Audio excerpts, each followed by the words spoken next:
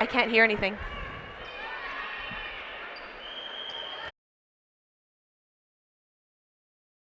All right, welcome everyone to the Dodgeball World Championships. My name is Kendall Stelmack, and I'm being joined by... All right, so we are about to watch a match here between Australia and Malaysia, women's foam. Yep, we've got Australia. We've got Australia on the left side, and we've got Malaysia on the right-hand side of your screen here. Now, Malaysia, they're a well-known country, aren't they? Oh, absolutely. They've made the finals, what, the last 3 World Championships now? All right, so it looks like Malaysia now with 4 balls. They still have 6 players on the line. Australia still with 6 players. That's a hit straight from number 44 on the Malaysia team. Yeah, first out of the match is going to be on them to throw once again. Yep. Malaysia doing a good job of that ball control, making sure their shots are really precise. 2 balls from Australia being sent over now, no hits made. Great job just getting out of the way of that. Not letting Australia get that first foot off. That's another 2 hits from Malaysia. That's the risk of throwing a double team. The other team gets one right back. Yeah, that's good teamwork by the Malaysian team. Like, very good court awareness. They all know they're all calling safe right at the same time. Great jump by number 8 on the Australia team. Just a little dodge, but she managed to keep it down just in case that ball went high. Had it up, perfect block. Well, she dodged, but she would have been a perfect block. That was a great hit from the Australian team. That was number 72, I believe, taking out a player from Malaysia. Malaysia finally down to 5 players now.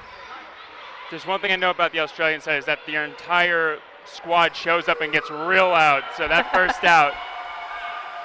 Ooh.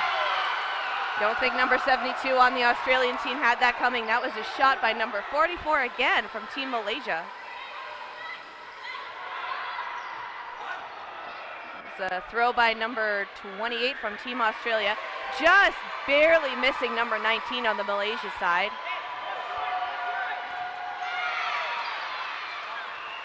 Refs calling that a hit. Australia was not sure about that one. The refs are confirming that that was a hit. Yeah, last one in for the Australian side is Ellsworthy. All right. 4 balls has to, 3 balls now.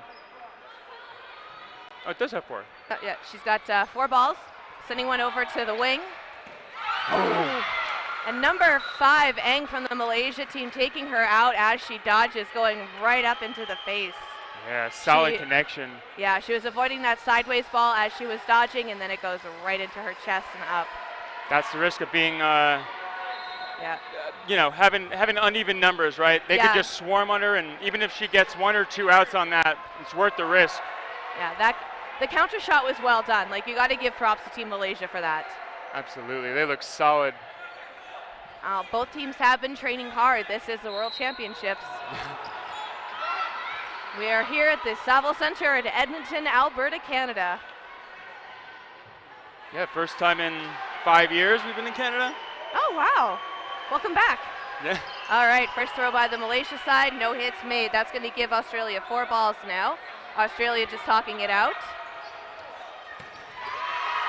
Oh, Australia. All right, so countered by number 5 on the Malaysia side, but taking out number 15. I believe that was either 62 or number 42 on the Australian side. They take out a player of Team Malaysia, so it's 1-for-1 trade-off. There's another. Malaysia gets out both corners for the Australian side. Yeah. And Malaysia now with 5 players still. They're only going to send 1 ball over, so they still have 3 balls. Someone's wearing red knee pads. It almost looks like a ball. Ooh, that was a hit on number 24 from the Australian side. Well done. I want to say that was number 42 for Australia. 42 is Young, Captain Young.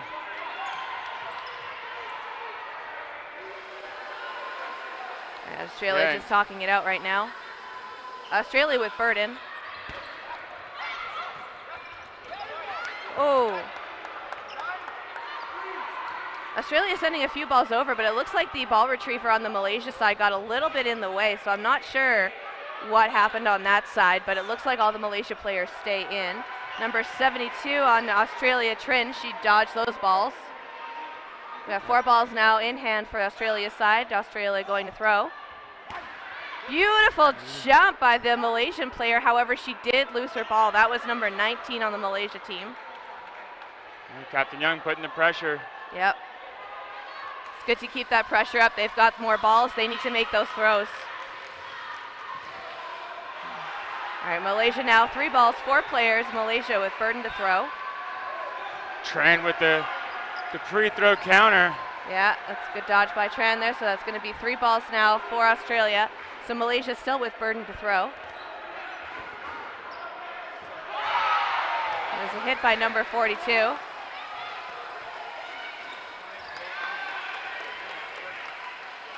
Malaysian side excited they got out the captain on that one. Yeah, we still have 2 players left on the Australian side now. Number 5 on the Malaysia team on the wing, almost blocking that ball into her teammate, but luckily she didn't. That saves it. We still have 4 players on the Malaysia side now. Malaysia with burden, sending one over at Tran. Tran dodging it. Yeah, Tran with that counter, Trin getting out of the way. Yep.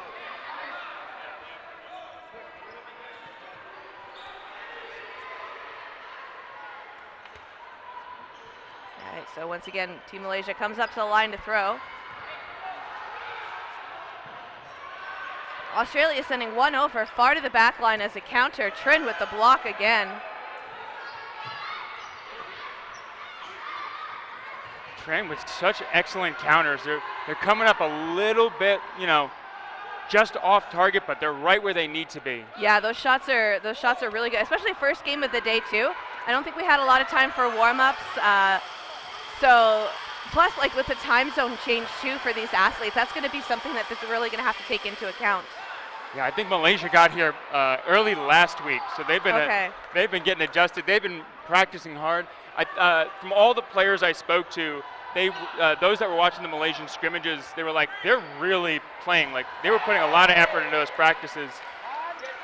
I did get a chance to sit in on some of the Australia practices. However, it wasn't foam, so I'm not sure how these teams are doing. But I did get to see some cloth to understand those rules. That was a hit from Tran there. Number 5 blocks it, goes straight up. None of her teammates go to catch it. No one was going to die for that one. That was a smart move. Another low block by number 44 on the Malaysia side. I don't know if you caught it, but Trin gave a little like, come at me, like a little hand wave. She's feeling confident out there. Her blocks are looking excellent. 3 balls at once. That was amazing. Trin is not afraid to get up to the line right now, even with 4 Malaysian players just staring her down. Yeah, looking great out there. Absolutely. Wide shot there, number 5 dodging it. 2 balls being sent over. Trin going down. Make sure she's holding her ball. No hits made at all. Takes out number 44 from Team Malaysia. All right, so we still got Trin in from the Australian side. That is number 72 on the right-hand side of your court, left hand. It's still early for me too, sorry. I love the spot that Trin is taking. She knows this rush is going to come, and she's putting the ball right where they're going to run into it if they decide to charge. Yeah, absolutely. She is smart playing that corner. She is hugging it well. She definitely has her court awareness there. She knows what she is doing. She's got 3 players left on the Malaysia side. No hits made. There's a tap. Ref's calling that a hit. Nope, looks like she's staying in. Okay. That one was a hit. That was it. That was Cheng. So it takes out Cheng on Team Malaysia. This started as what, a 5v1? Yeah.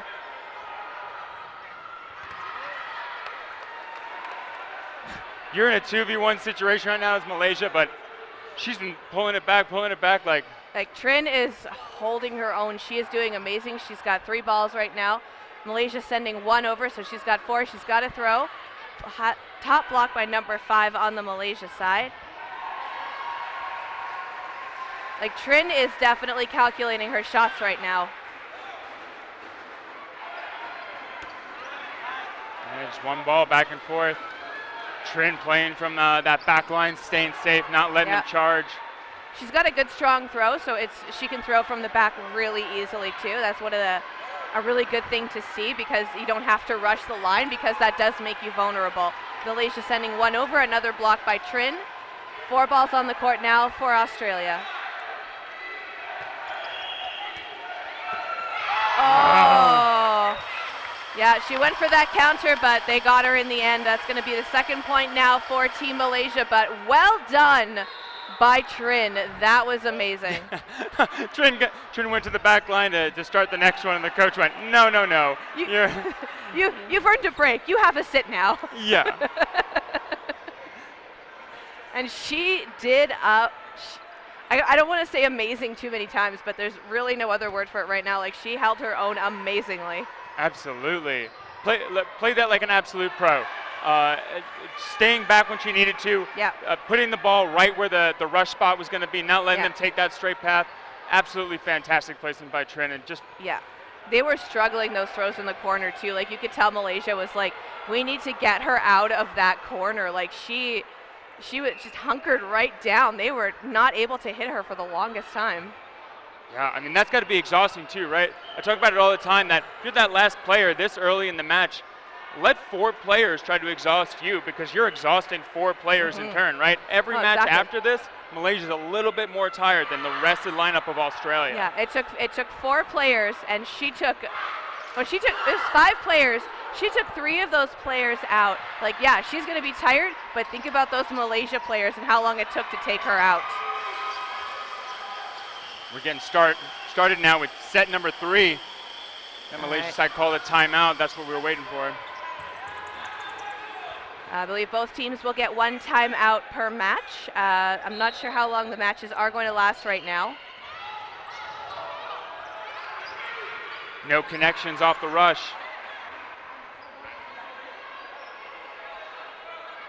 So we've got 9 minutes left in that first half.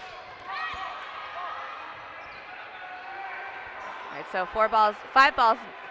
1, 2, 3, 4. No, 4 balls. It's those knee pads. And the catch brings back the captain.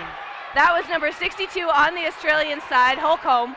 That was just the perfect catch. Down on her knees, just brings it right in. That's Vice Captain Holcomb bringing back the captain Young. Ref calling a line call on number 19, Lau, from the Malaysian side. She went to slide dodge, and her foot just went out very slightly.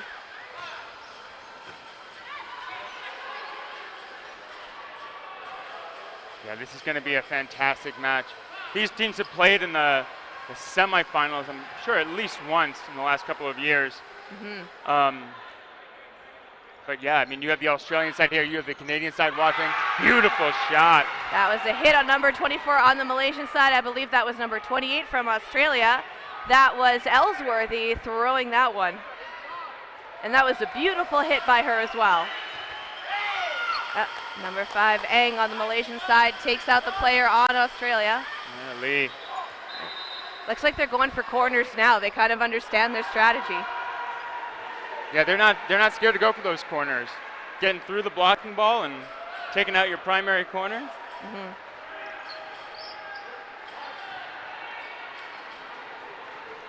All right, so just a reminder to the folks at home, we do have the Beercade player of the match for every game that we are going to be streaming. So make sure to get those votes in.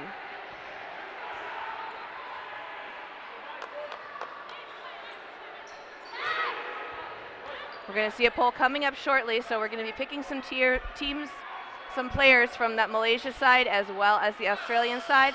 We're going to take a vote on that, and then the Beercade player of the match will be announced at the end. Malaysia throwing 1 ball over. Malaysia with 3 players, 3 balls now. Australia, they still have a line of 5 players with 3 balls, so Australia has the advantage right now. Blocked by number 5, number 52, going for the catch. That was, 62. There's the first match. Australia's got the front foot. 4 balls now from Malaysia. Malaysia sending one straight to the corner, just over number 8. That is Tran on the Australia side. And that is a cloth ball making its way on.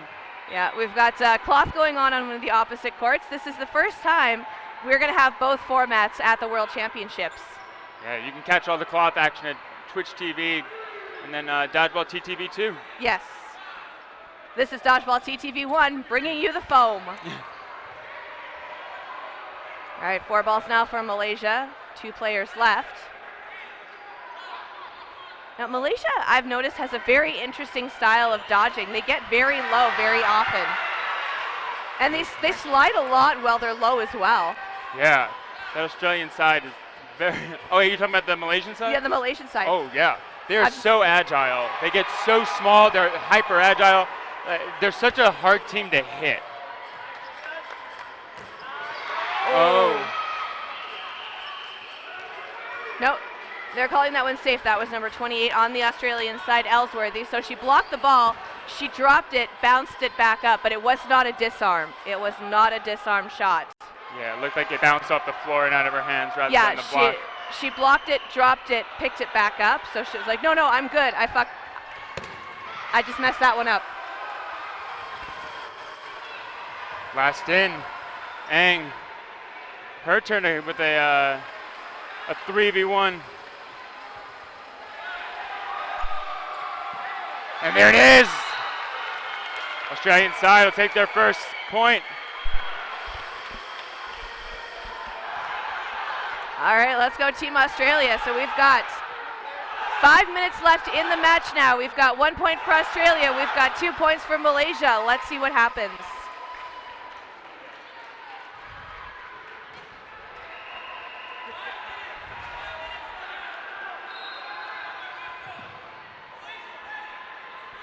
All right, so both teams are lining up right now. Beautiful hit, beautiful throw, and a hit right off of that rush from Team Australia. That was number 42, Ellsworthy, that did it, I believe. Yeah. No, that was Young, sorry. Oh, nope, not getting that one.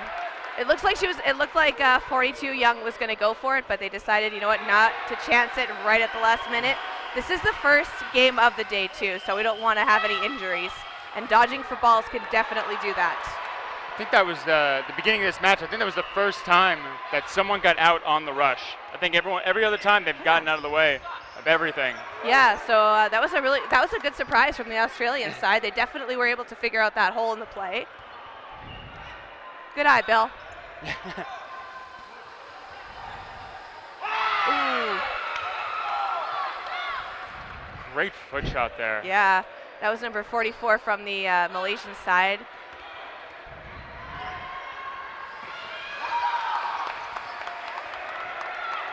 It's a hit. We have the Australian player walking off.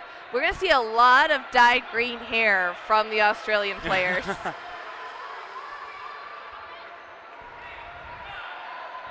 Lee on that left side for Australia. And Jackson. 5 players left for Malaysia now with 3 balls. So Malaysia with Burton to throw, throwing at Lee again. Oh, Jackson, pardon me. Yeah. They're definitely starting to favor that corner. Beautiful shot by Lee. Yes! That's going to be another player out for Malaysia now. 3 players left. You could tell she was just waiting for that moment.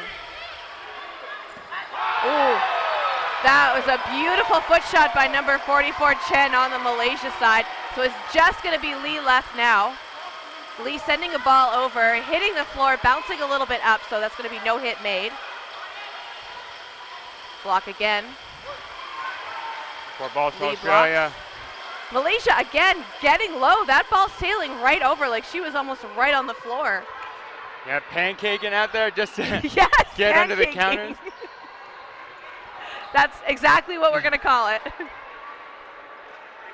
All right, now, so we've got 3 players left. Yeah, Australia taking the hit on that one, but you know what? Australia's been really good about it. We're seeing a lot of great sportsmanship right now. This is the first game of the day. Their teams are still trying to understand each other.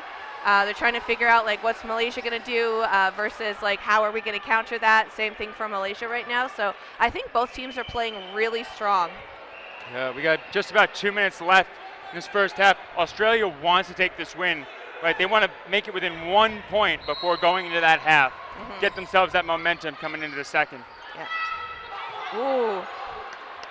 I forgot that, Australia's one loud side, they cheer, but the Malaysian side, they have like a uniform cheer. They're a unit. The way the ball retrievers even work together with them. Oh, it's fantastic. I've said it before, I'll say it again. A ball retriever is like the spot on that team that like is underappreciated. A good ball retriever can absolutely save you on the court.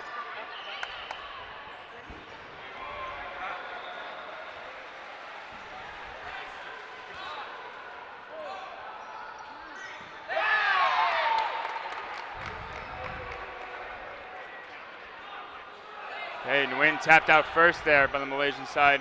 Yep. That was a hit from Malaysia, but Australia counters, takes out number 24 on the Malaysia side, so that was a 1-for-1 exchange. We still have 5 players left on the Malaysian side right now, 4 players left on the Australian side. Beautiful dodge by the Australian team just now, sending one straight through the middle, right back at Malaysia as they retreat to the line. Tran is so good, like her shots are fantastic, just bullets. Gorgeous block by the Malaysia players. That was number 19.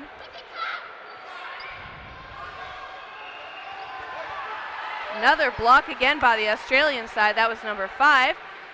Hannah Jackson. 45 seconds. Yep. And then we get to no block in this first half. So we're still got 1 point to Malaysia's 3 points for the Australian side. Australia with 4 balls, 4 players. Sending one over right through the middle. Beautiful dodge by number 6. Number 44 on the Malaysian side sent that over straight across, and number 6, Lee, dodges it. Great recovery on those.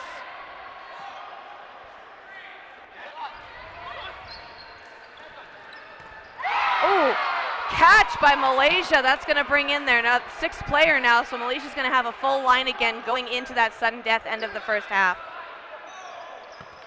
Beautiful shot. But Australia takes out number 15 just in the nick of time. We have no time left. Sudden death is being called.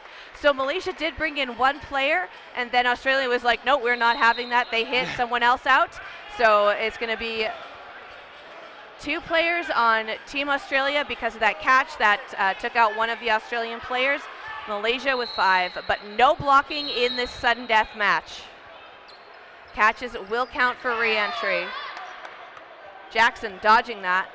Yeah, great job just getting out of the way of 2.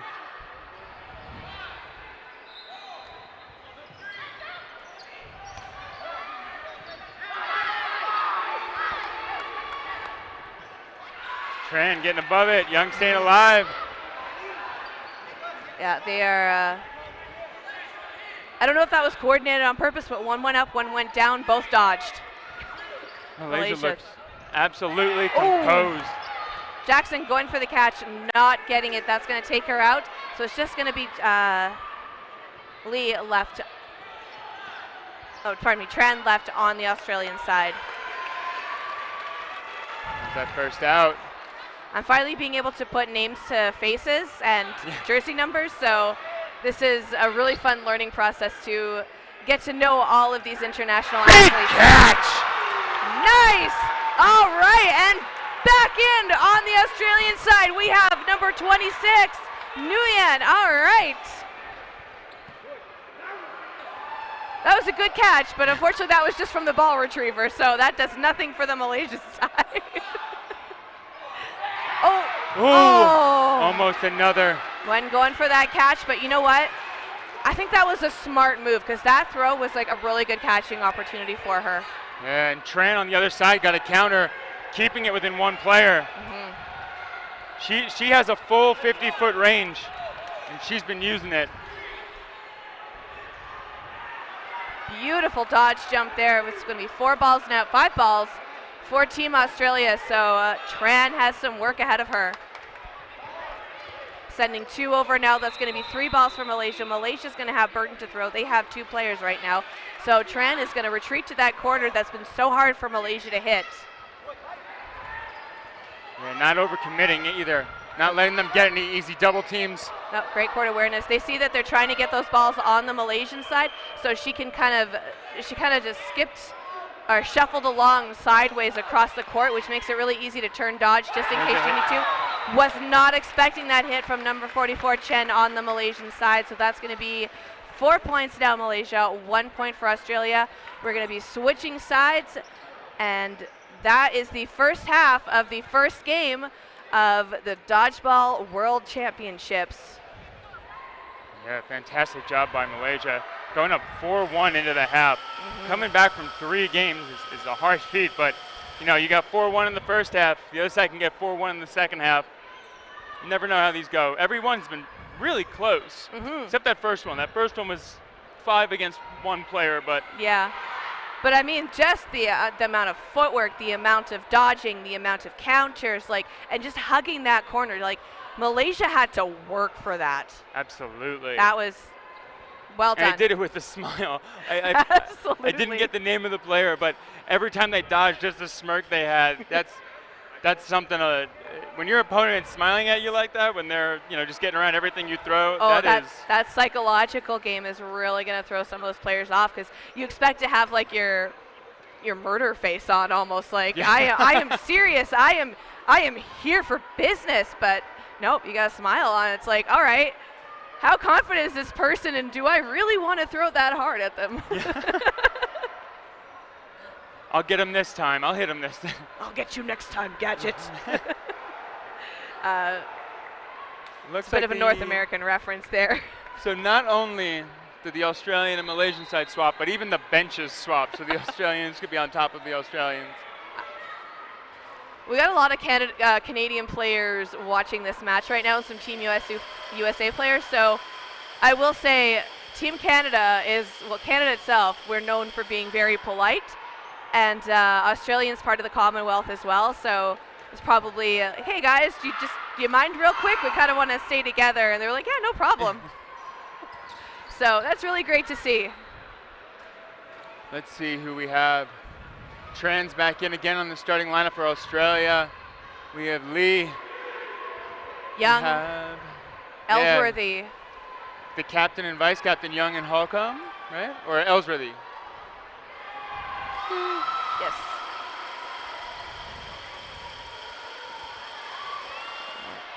Yeah. So we do have some noisemakers in the background. I'm not sure who brought those, but that's going to be fun. If you hear like a rattling noise. Italian side? That's Team Mexico playing right now. Oh, Mexico. Thank you. No problem. Damn.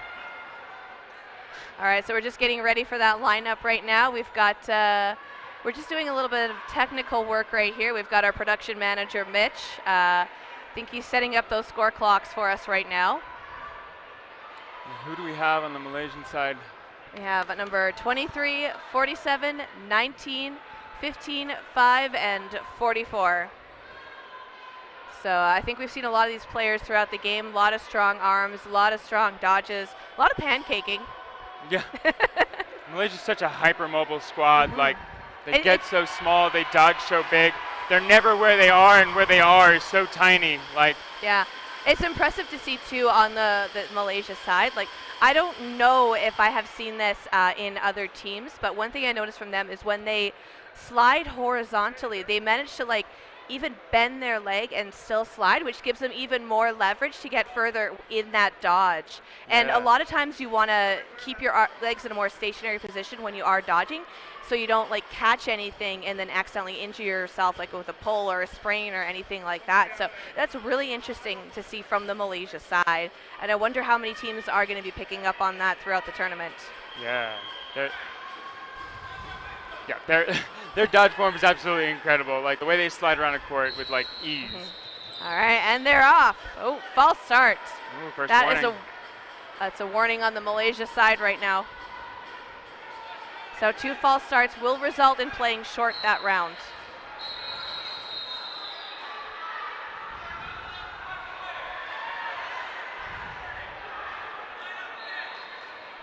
Oh, I don't think you're allowed to put your foot behind the player on the start.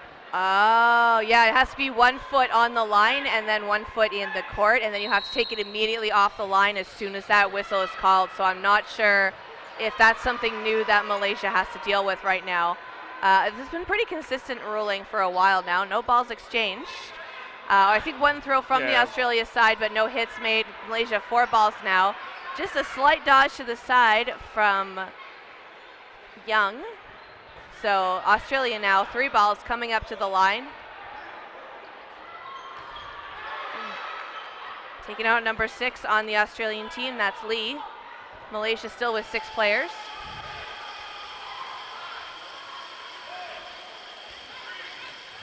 All right. That's 1. Yeah, that's a hit from Australia. That's going to take out one of the Malaysian players. I think that hit was made by number 8, Tran. Beautiful dodge by number 28 on the Australian side. That's Ellsworthy. She gets lots of air in her dodges when she goes vertical.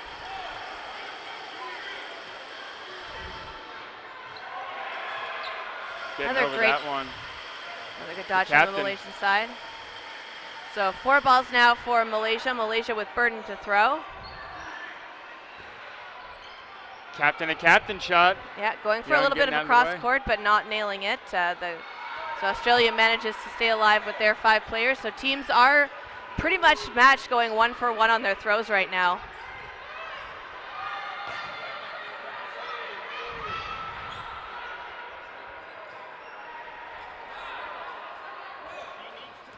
All right, so we've got another one right there.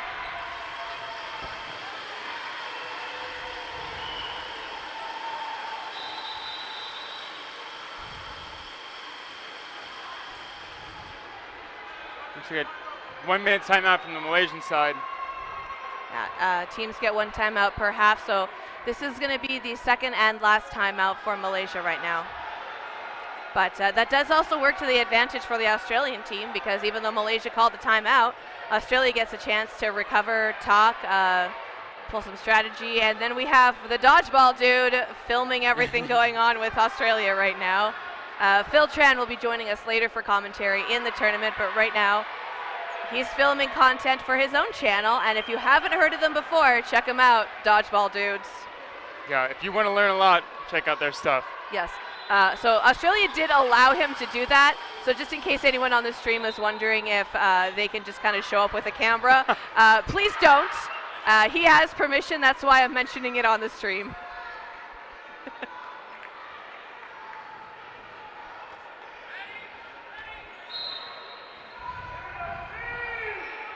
See what Australia does on the start here.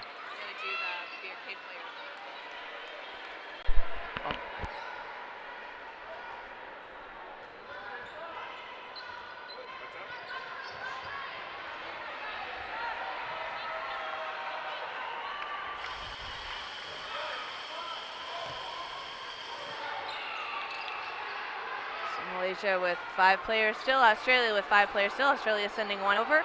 No hits made on the Australian side.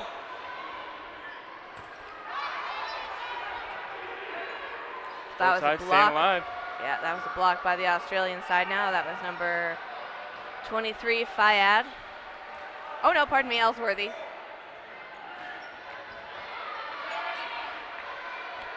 The way her angle on the jersey was, I thought it was a 3 instead of an 8, so I misread that one, but that was Ellsworthy with the block. And that was a hit on number 16 on team, 15 on Team Malaysia. Ooh, beautiful counter though, getting the vice captain. That was Chang, I think, who ended the last half. That cross court. Another hit from Team Australia. All right. So Malaysia just kind of giving the calm down, we need to chill out a little bit hand signal. Or at least that's what I understand it as. And a random green ball from the team, from the game on the other court, flies over.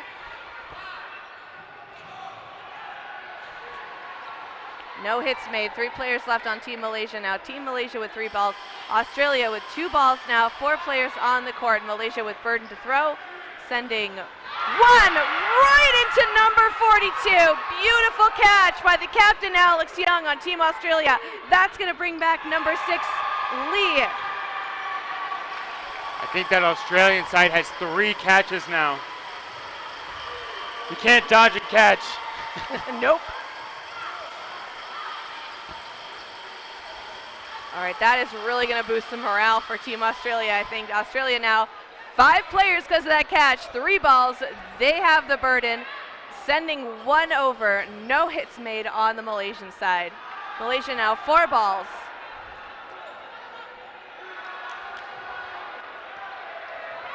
Blocked by number 8.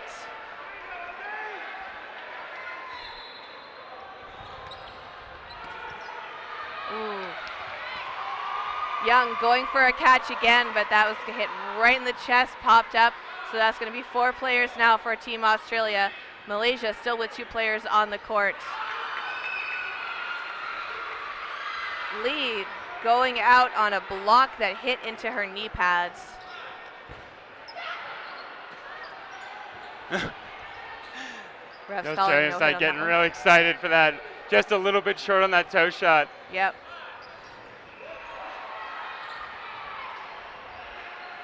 Yeah, so we have 2 referees. So we have 1 team. We have 1 ref who's going to be watching the throws, 1 ref who is going to be watching the counters on the team throwed. So all eyes on the court right now. Malaysia coming up. No hits made. Beautiful slide dodge by number 26 on Team Australia. That was Nguyen.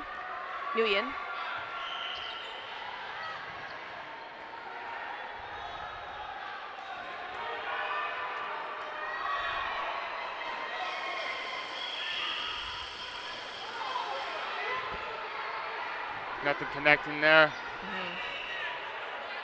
Australia wants to win this fast. They don't want to let too much time pass them. They have 3 games to come back from.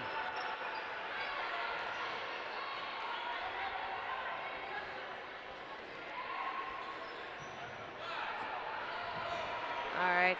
Not sure how much time is left in this game. We do have 3 players left on the Australian side. We've got 2 players left on the Malaysian side still. Australia with 3 balls. They're going to have burden to throw. They are coming up to the line right now. No shots made. Australia is sending 2 balls over. Malaysia is good. So Malaysia is going to have 5 balls now. So they've got 2 in hand. The ball retriever's holding it for them. Beautiful dodge again by Nguyen. 14 minutes left in this second half. And Tran doing a fantastic job of getting them out of that hole, being down 5 balls against 1. So I'm kind of wondering right now if that left-hand side of the court, because it seems to be working the same way for Team Malaysia that it was working for Team Australia. So if that's going to be that magic corner for the tournament that we're going to see on the stream. And once we say it, it's going to stop being that, right? Yeah, I jinxed it. I'm sorry. Commentator curse. Beautiful shot from Ellsworthy. Disarming Tang. Absolutely. So it's going to be 2-on-1 now. We still have 1 player from Team Malaysia left.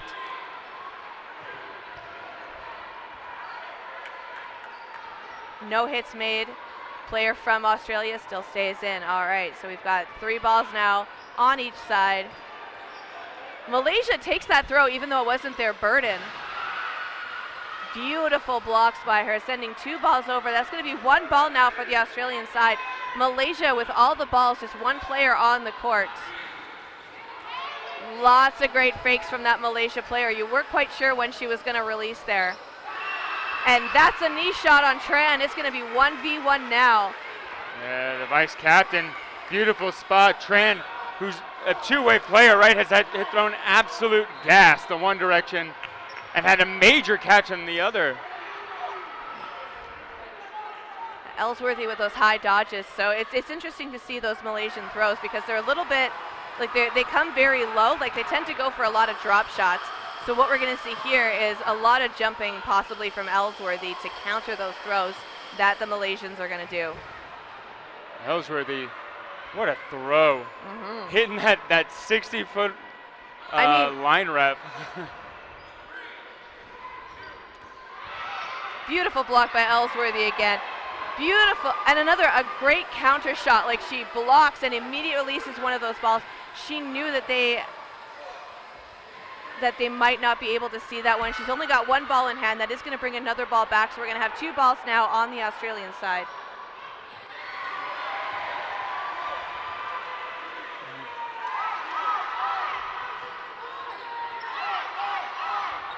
Blocked by Team Malaysia.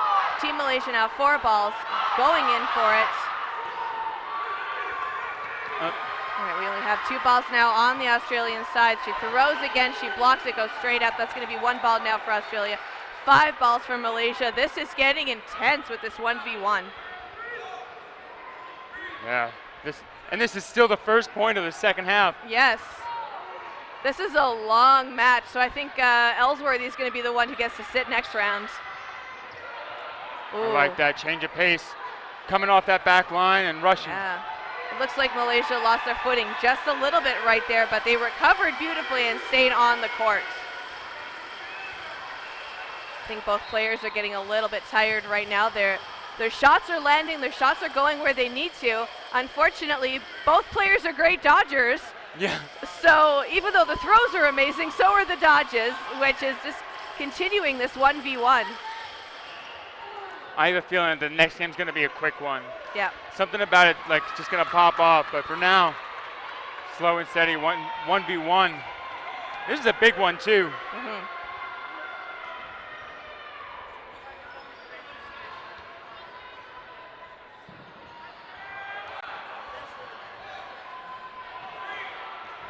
All right, so we're going to see 3 balls being held by Ellsworthy. Sending one of those balls over. That's going to be 4 balls now for the side. If anyone at home is looking for a really fun exercise to do, go play dodgeball 1v1 with your friend. It's one of the most exhausting things you can do. Especially with the size of courts. No hits made again. 4 balls now for Malaysia. 2 balls now for Australia. It's mostly been an exchange of 2 balls at a time. Malaysia with burden to throw with those 4 balls. It's interesting to see how... That's a hit! Gets through. Ellsworthy takes out that Malaysian player. That's going to be their second point of the game now. Even though it's not a game-winning point, they are cheering. I mean, that puts them in arm's reach, right? Yeah. They only need to win 1 in the next, 10 minutes that we have left here. And then they can, as long as they win with 5 seconds left, there will be a no block. They could tie it. 9 minutes left. They're in a good spot now, right? Yeah. Being 3 behind is tough. Being 2 behind is doable. Yeah, I think the way that both teams are playing too, it's making it really easy for them to kind of figure out which player's weaknesses, and then they're kind of just changing up their lines accordingly as well. Let's see how this goes.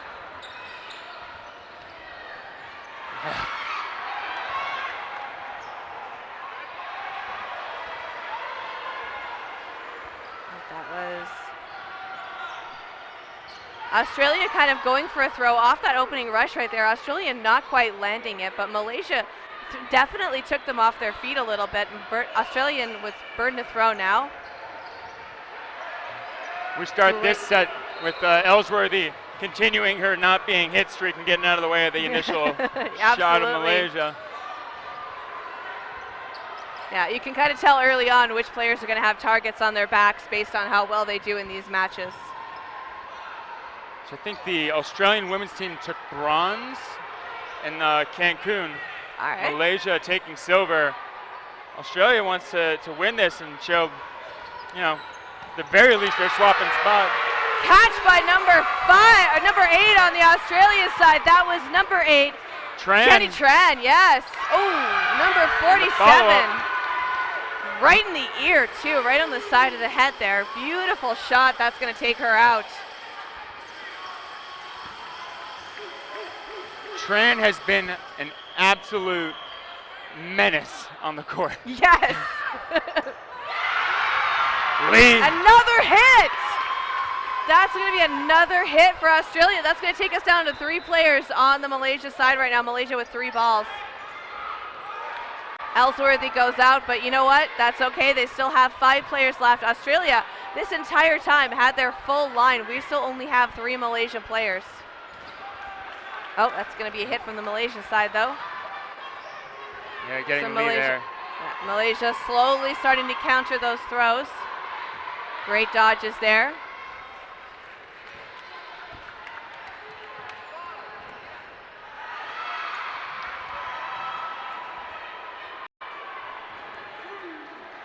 All right, so Australia now 4 players. They only have 2 balls. Malaysia 4 balls. Burden to throw.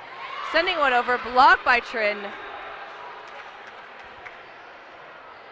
Fayad. Oh yeah, putting the pressure. We have Leah, we have Cheng, we have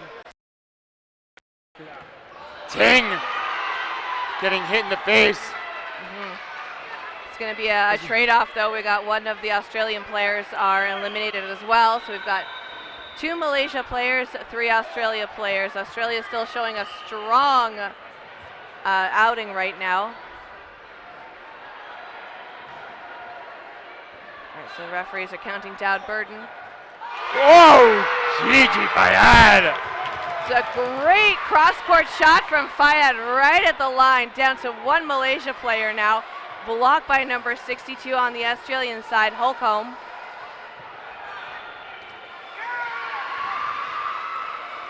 Oh, that was a block. Tran staying alive. Yeah, so have number 23 on the Malaysia side left.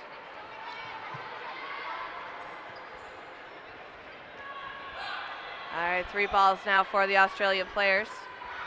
Ooh, saves the disarm. Yeah, that was a very close call, but that was very well done on the Malaysian side. Just went right down, pops, just snatches it back so quickly. That's going to take out Fayad, so it's going to be 2v1 now. Yeah. So it's getting down to a lot of those players trading off. Like, we're seeing that a lot in these matches. Great job by Trent there, not committing too much to the throw, making sure to stay safe.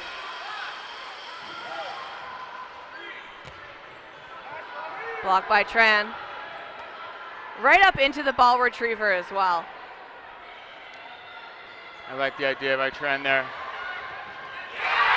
There we go! That's a hit, that's gonna be that 3rd point. Holcomb and Tran dedicate both the high-low. Yep. About 4 minutes left in this first half right now. Or second half, pardon me. We've got 4 minutes left, so it's almost a tie. So we're going to see what happens in those 4 minutes. If they can tie it up, we're going to see overtime, or how's that going to work, Bill? Yeah, so we'll go to, as long as there's some time on the clock, we'll go to a no block to start. Okay. And if it's tied after no block, we'll do a 4-minute regulation match, and after that it'll go to overtime, no block. All right, so that's how we're going to see this match play out if Australia ties it up. Fantastic counter by Lee, always looking composed. Throw going down, blocked by the Malaysia side. Malaysia just getting that ball right down there, bringing it back up, keeping it for their team. We're going to see 5 players now on the Malaysia side, 5 on the Australia side. So teams are pretty evenly matched again. We're seeing a little bit of 1-for-1. All right, so another ball being sent over. That's going to be 4 balls now. Malaysia with Burden to throw. All right. Hit on Ellsworthy right in the knees. We're tied at 4.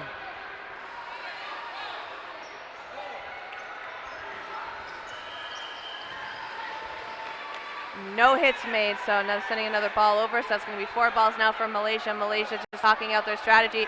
Ball retriever trying to get that ball for them, because having those balls is a huge advantage. No hits made. Through 2 balls exchanged both sides. Players still staying in. Those ball retrievers are working for it. 4v4. 4v4. Australia trying to get their 4th point. Yep. Australia trying to work that magic.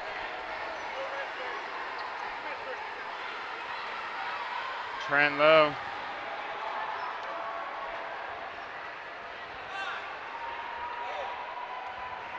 Four balls now for Malaysia. Sending 2 over straight towards the corners. Lee not giving them anything. Yeah, the way the lineups are, they're just going like straight across shots right now. I think that they're trying to do that to their advantage. Australia still with a lot of cross courts we're seeing. 2 minutes. Yep. All right, so Malaysia with burden to throw. They've got 5 balls.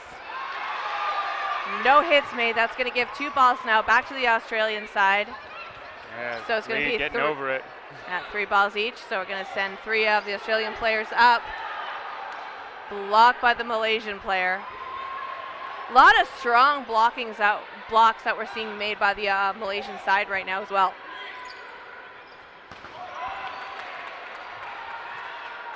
Fayad playing both corners. You may think it's easy going corner to corner, but playing 2 different corners is such a different beast. The way these Malaysian players move really fast too, like I almost thought that one of those was a hit, but she just dodged it really quick. Oh, was that a line call? Yeah, GG. Fayad stepped on the line. Blocked straight up and into the commentary booth. Oh. Ball needs to go over back to the Australian side. Production manager got a little bit distracted, so we're going to give that ball back to them. Pop fly going right into the commentary table. Luckily, our equipment is safe though. Tran. Lee wanted that cross court. About 20 seconds left. We're hearing the ref shout right now. So it's going to go into that sudden death match. So if Australia gets the point in this sudden death, we are going to see a tiebreaker match. Tran. A line out on the Australian side. That right line. Lee with a beautiful throw, but a block by the Malaysian side. Taking out number 47. That's how it's done. Sudden death. No ball. All right. Any player here blocks the ball, they're out immediately. And they can catch it though. They can. Yes, catching is allowed in sudden death. Blocking is not allowed. So if Australia scores the point, that's where we're going to see that sudden death. The refs are just reiterating, yelling out, no blocking. Yeah, so if Australia wins this, we go straight to overtime. That's regulation. Ball's gliding in the air, both dead. Yep. So you see 2 players still left on the Australian side. We've got number 62 and we've got number 6. Lee staying alive. And that's a hit on Malaysia. 2 players down now. Yeah. So it's going to be a 2v2 situation. Seems every time Ting gets out, it's from that left corner. It's the magic corner.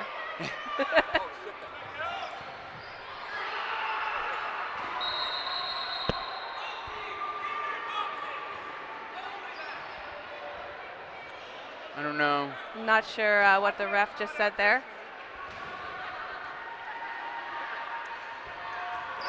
Big hit, and then we're going to overtime. Our first game of the day, and we're going into overtime, Bill. 4 minutes of regulation. Australia coming back. 3 points in a row. Wow, those were such fast and quick hits too. Like Australia was really like, you know what? Let's just end it. Yeah. But we do. Caught him up at that front line and. Fantastic work.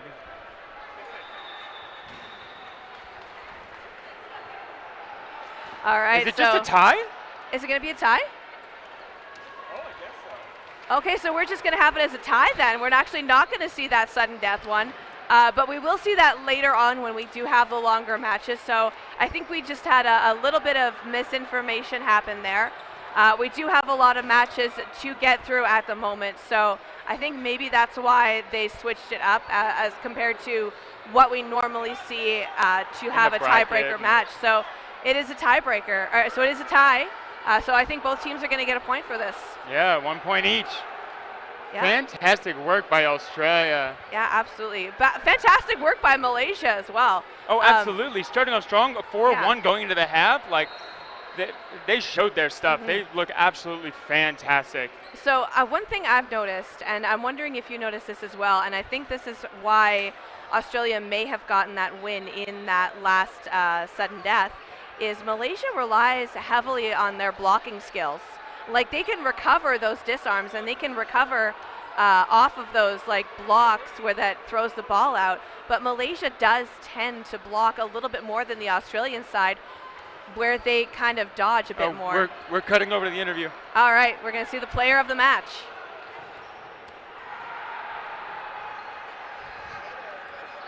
Jason coming at you with Jenny Tran. Just got done playing. Sweaty, exhausted, high pressure situation. First match of the day, what was it like out there for you? It was a shaky start, but then as it got together, the hype was just, and then all the plays that were happening, everything's just so good. The kind of feeling I look forward to every time. This is amazing. The energy here is great. You guys tied it up last minute, 4-4. I heard you got some amazing catches. What's it like going into this match against Malaysia, who is a very fierce competitor every year? Going into the match, what were you thinking about them? And then coming out of the match, how are you feeling? So I think as the Australian squad, we just worry about ourselves. We make sure that our game's neat. We just know the knowledge of the other team, but don't worry too much about what they do. So yeah, it's just like coming with a blank slate, anything can happen. Anything can happen. And then now, after facing Malaysia right now, and if you face them again in elimination games, kind of like any strategy, any thoughts there about, or any changes you would make? We'll probably figure a little out more like their priority targets, who we should be getting out first, and yeah, see what works best for us in that game and move forward. Amazing. Short and sweet. Anyone at home you want to give a shout out to? Shout out to Nikki Nguyen and Marty Badcop. Awesome. And now one more thing. The other game. Oh, one more? And Vanessa and Jimmy. It feels like you were going to get in trouble if you didn't say that. Now, what game today, what's another match this week that you're really looking forward to? USA and Canada, all the big teams. But I'm also looking forward to like an Austria, maybe not for us, maybe not our pool, but the European teams are more cloth-based that they now have. Now they got foam. Yeah. All right. Well, it'll be exciting. I really cannot wait for the women's USA versus Australia match because that last one in Cancun was just epic. So go do your thing. Thank you so much. And thank you, everybody. We've got games coming up, and we'll tell you all about it.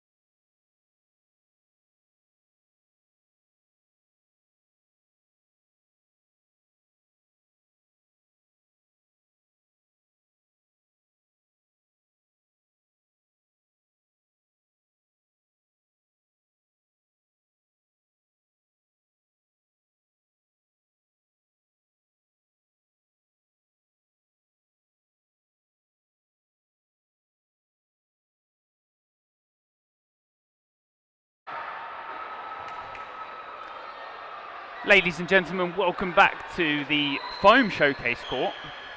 My name's Greg Whitehouse, and I'm joined here by Bill Fisher. And I'm looking forward to this one. Yeah, oh, this is what I've been waiting for. Is it the haka? The haka. I haven't seen this. Yeah.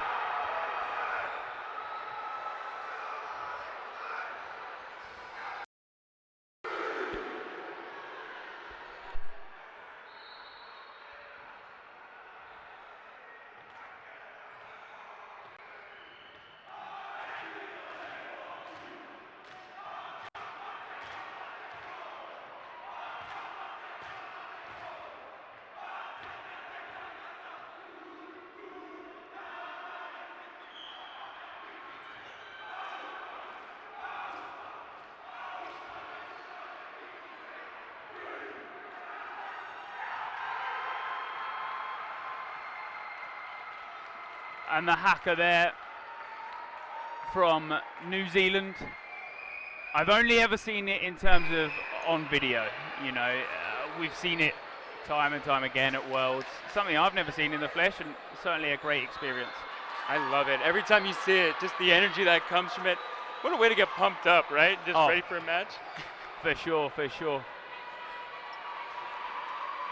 Looking forward to some foam gameplay here. Not super huge in the European side of things, but certainly growing.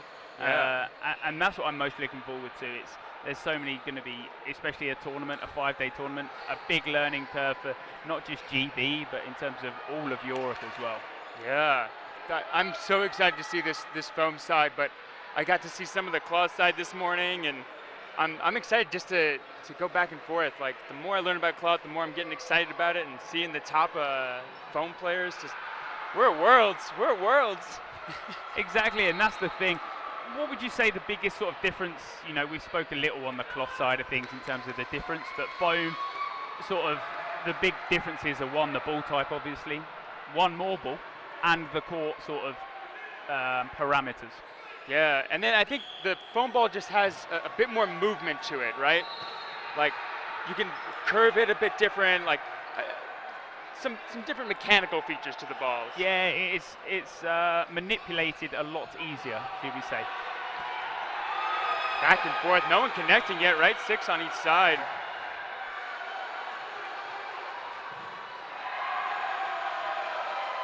Let's see, who do you think is going to get the first out? Oh, Australia do get the first out from backcourt. It's that quick whip, and it's the release that you can get with a foam ball, that you can release it so much quicker. Yeah, Chang went corner to corner there. Tapped out. Yeah, McLaughlin, someone that we saw a little from the cloth side way back when. Now obviously back in the foam squad. I wonder if there'll be a squad one day where it's back and forth ball type, right? Like, you got to be good at both to take the world teams. And certainly out here, we've seen some teams sort of cross over foam and cloth, but most teams have got sort of separate squads for both divisions. Yeah, the Ireland squad notably, right, has one on both. Yeah, they don't take a break on day one. They're in men's foam, mixed foam, men's cloth, mixed foam, so they take no break on day one. 10 players play across all divisions. That's like 10 hours straight. Yeah. This is 5 days. Now that's something there that is very different. If that ball pops up across court and you caught that, that wouldn't be a catch, right? Yeah, for cloth, but not for foam. Yeah, not for foam. Yep. Yeah. Is this New Zealand side up 4 against 3? Yeah. There with the shot, getting over on the New Zealand side.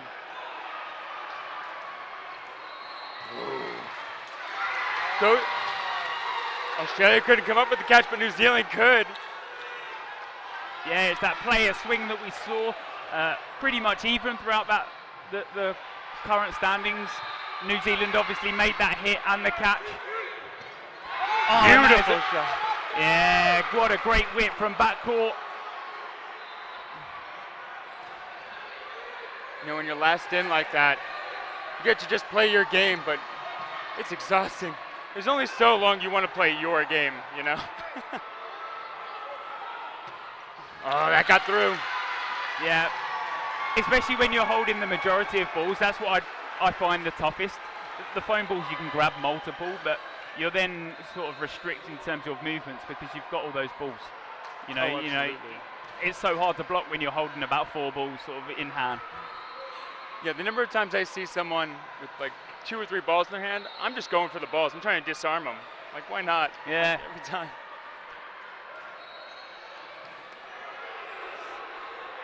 But New Zealand take that first set. They take 1 set point. Also a difference between the foam and cloth. Cloth, if you win the set, you get 2 set points. If you take the draw, then obviously both take 1.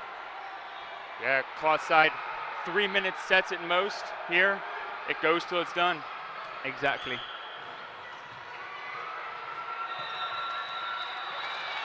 A lot of outs on the rush. I think it took till set 4 in the Malaysia versus Australian women's match for like someone to get out on the rush. So here getting 2 outs right off the bat Is that something that happens a lot? Do you use the ball that you're taking sort of to play aggressive, or is it sort of a mix of tactics that we see across the board? Yeah, you'll see different teams. I feel like the teams that are really good off the rush, it's definitely a skill. If you have the faster player, you want to be in that aggressive spot. It's the closest you're ever going to be to an opponent, right? Like, this is 20 feet, and everything after that's 30. Like, that's your high-value shot. You want to take some high-value targets on that rush. Plenty of pump fakes across the board. Oh. The save was up there, but it wasn't taken. Definitely in the loud hall, it's hard to sort of, when someone's shouting in your ear, go for the catch. It's hard to hear that because sort of, you know, we've got so many crowds across each court. It's amazing. Everyone will scream like up, right? There's 4 players on the court. Who's going to look up? You got the people on the other side. It's one of those things like the second you're a spectator, you forget that up just isn't enough. But you're in that position like, no, I got like 9 jobs to do. I can't be looking up right now. McLaughlin looks to go for the catch, but then last second decides to duck out of it. Yeah, Chan not letting that cross guard get away for free. Putting that pressure right back on.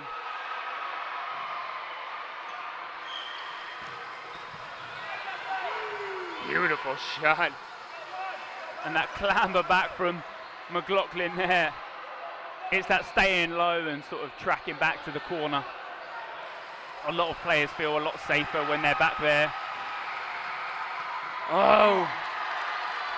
Almost gets his hands around it. He pops it up. He sort of takes the momentum out of it, but then can't quite sort of position his body to then go for the catch. Yeah, it felt like just a little bit too far out. But here we go. Yeah, double running counter. Chan throws the first counter first and takes off the leg of New Zealand. Good set. That's one of those moves, right? You know which of your players is going to take that first shot, force the move, and if you can, that second player is looking to throw it to dodge rather than both of you throwing on the initial rush, and Australia executed that perfectly there, tied this up at 1 apiece.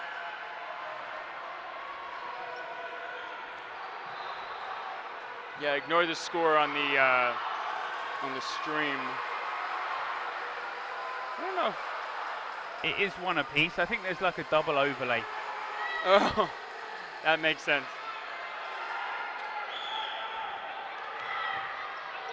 Ooh, 1 ball left out. And can that ball be grabbed at any point, or is there a certain point where you then can grab it?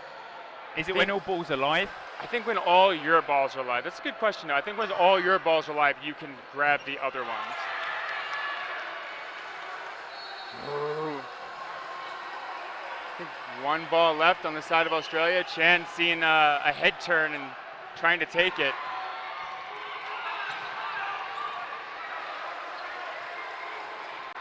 And already 3 down on the side of New Zealand. Yeah, some early hits, and obviously leaving that ball in the center is probably not the smartest thing. Getting Chan out. He's been dominant in that corner. Getting him off the court has to be a bit of a relief. And especially when you're 3 players up from the start, you can afford to be super aggressive in that format.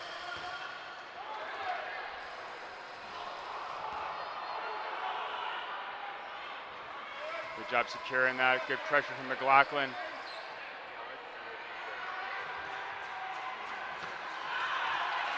Bang. So what a shot. So the scoreboard currently not working, so that's why I believe there is that double overlay. But the score is 1 apiece here. And the time should be on that little board all the way over there, but I do not have my binoculars with me.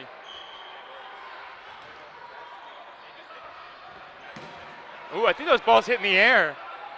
And so if balls hit in the air, then they just become dead. Yeah, both balls are dead immediately. No one can get out by them. Okay. Tang getting over that. He wanted to take that. He plays the super aggressive play. Like you said, when you're up 3 players, you can afford to be aggressive and take the 1-for-1 trade because you're going to end up winning the set. Yep. Ooh, I think he's okay. Yeah, that hit the ground.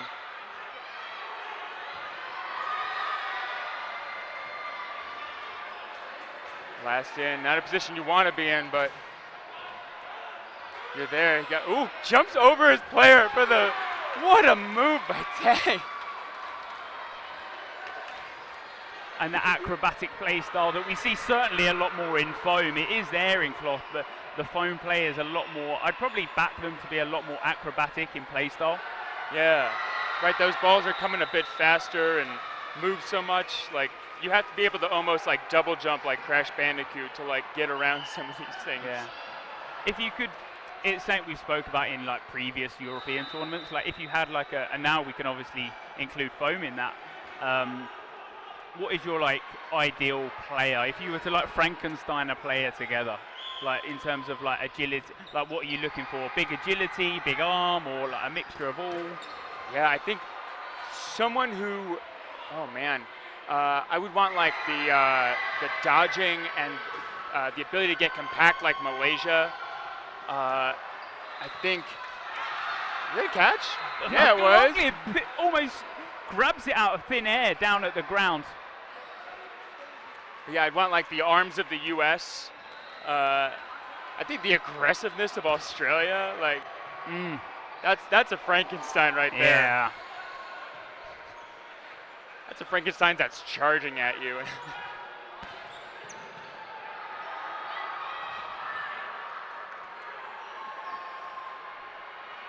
And New Zealand are 4 players down in this set. What?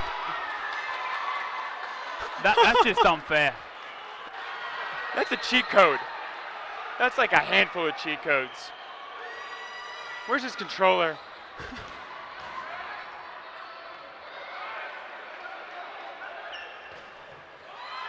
McLaughlin with the eyes. Yeah, eyes up at all points, and he's taken that save.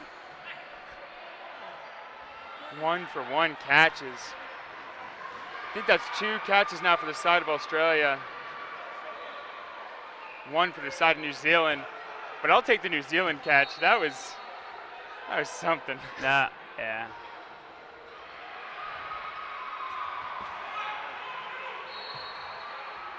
I don't even know how I didn't notice this. 6 on the side of Australia right now. They've played a very good set. You know, they've been calm and collected, even though that catch was picked up by New Zealand. It's you know, recovering from that. What do you now need to do to make sure you've then got 6 on court again? Absolutely. But then just also like how aggressive they've been, and you know, they've been like 15 feet up the court consistently. I haven't had to look at the back line very much on the Australian side. But a good throw there from Chan, high up court, nice bit of pressure, just forcing New Zealand back, and the single ball takes out New Zealand. They go up 3-1. Yeah, fantastic work by this Australian side. They just look so confident. Like, it's one thing to like have those arms, but to be confident with it and think you're gonna hit those shots is something else, right?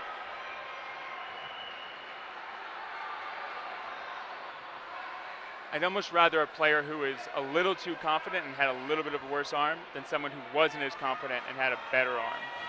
they're going to take those shots a little bit more efficiently, I'd say.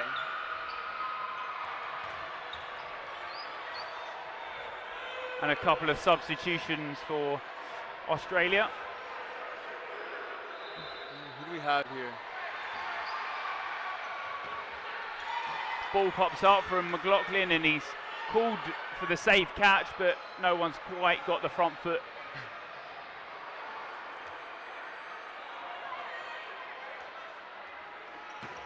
So I feel like in foam, the transition play is like fundamental to how good you do. Is that the same in cloth, or is it more at the line is what's important in cloth? It's very aggressive. Obviously, we have that larger neutral zone, so you can afford to play so much higher. Everyone has their own play style. You'll see that from team to team, but a lot of the aggressive teams will happily just hang around, you know, centre court. It's some tactics sort of like coerce across both, and it's always nice to see that when you're watching foam, you're like, okay, that, you know, is included somewhat in cloth.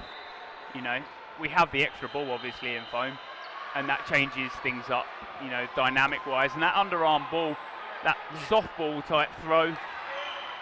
Yeah, that windmill.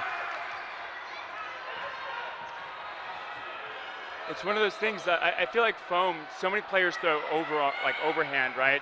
That just having that underhand, the ball comes from such a different trajectory than most people are used to. It's like facing a lefty. And so a lefty underhand is just, you know, something most people haven't practiced against.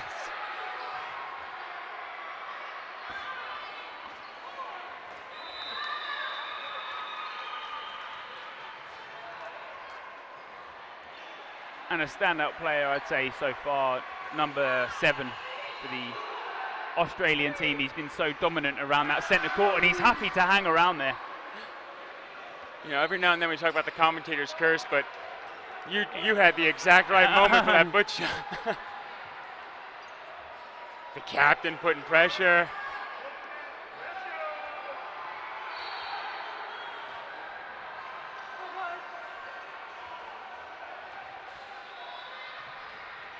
Getting under. Nice block, staying alive on that side. Yeah. Lueng there on that left side.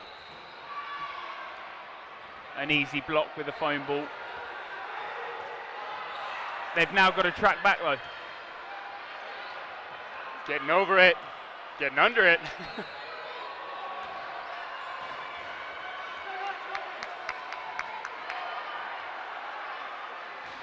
But no set timer in foam, so you can certainly wear out players in terms of like stamina wise. Yeah, we saw that this previous match. We had Trin on the Australian women's side had a 4v1 that just lasted maybe 8 minutes. And so while she's getting exhausted, right, playing that one, she's exhausting 4 players in return, right, and gassing them at a different rate than herself. But across the board, gassing a team like Malaysia, who's so dodge heavy and was throwing at their lines, so they'd have to run into a ball if they wanted to get her down. It's a different kind of exhausting that comes like wearing this team down and getting through. Yeah, it finally does end the set. 4-1. Do you know if the cloth side's allowing ties to happen? Yeah, you can tie. You can tie in round robin. Yeah. Yeah. Is that something you don't normally do, or? I'm never sure.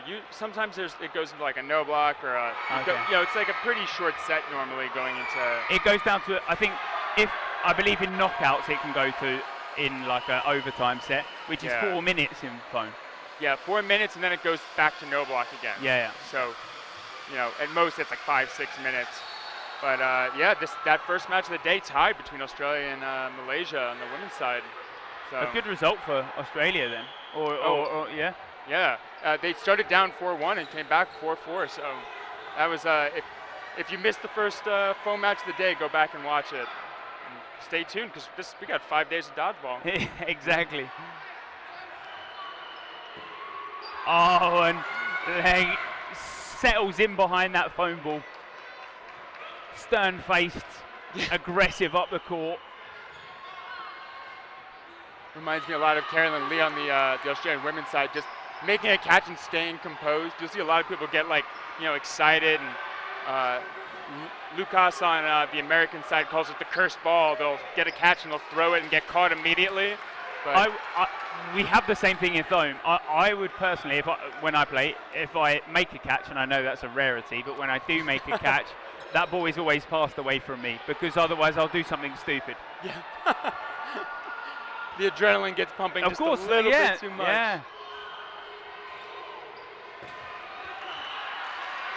A single ball from McLaughlin from backcourt, a player that stays very low.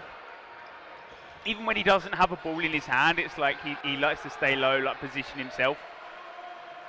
Yeah, McLaughlin did fantastic there. Also, just the change of target, right? The guy in his corner in front of him, his man was the one that took it. He got he sold it forward. The guy dodged, we couldn't even counter him, and took the shadow to his left. Fantastic spot by him, but getting out after that.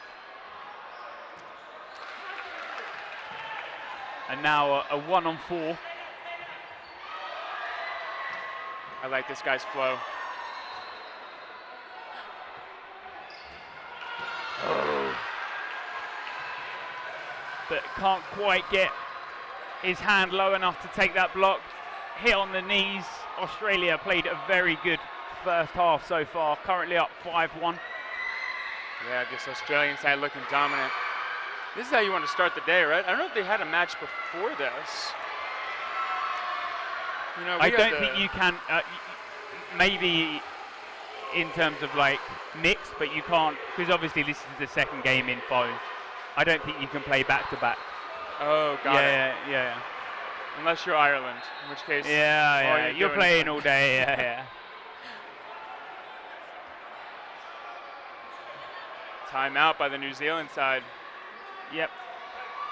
Timeout can be called at any point in the game, right? You can call it mid-set. Yes. Which I find so bizarre. Like, if they're running towards you, can you go timeout? No. Usually, like, the play has to kind of resolve, and then you can call the timeout. Okay. So it's more of like you're all backcourt. You're like, okay, we need a timeout because we've probably been playing for 8 minutes. Yeah. Right. Like, you're not really going to get the ref's attention until everything kind of resolves anyway, and not a lot of I think I've seen it once or twice where like mid-action has happened, but I don't think it's ever really been intentional so much as just kind of a. Is it a bit like sportsmanship that you wouldn't call it like mid-aggressive play because? Oh yeah, for sure, right? Like you don't know what's going to happen, and I feel like anytime you call that timeout like mid-play, someone like stops their arm really janky. Right, and like someone's gonna get hurt almost trying to like stop that ball. Yeah, Meanwhile, we all signed up to get hit. Like, just throw. Tang and Needham high up court.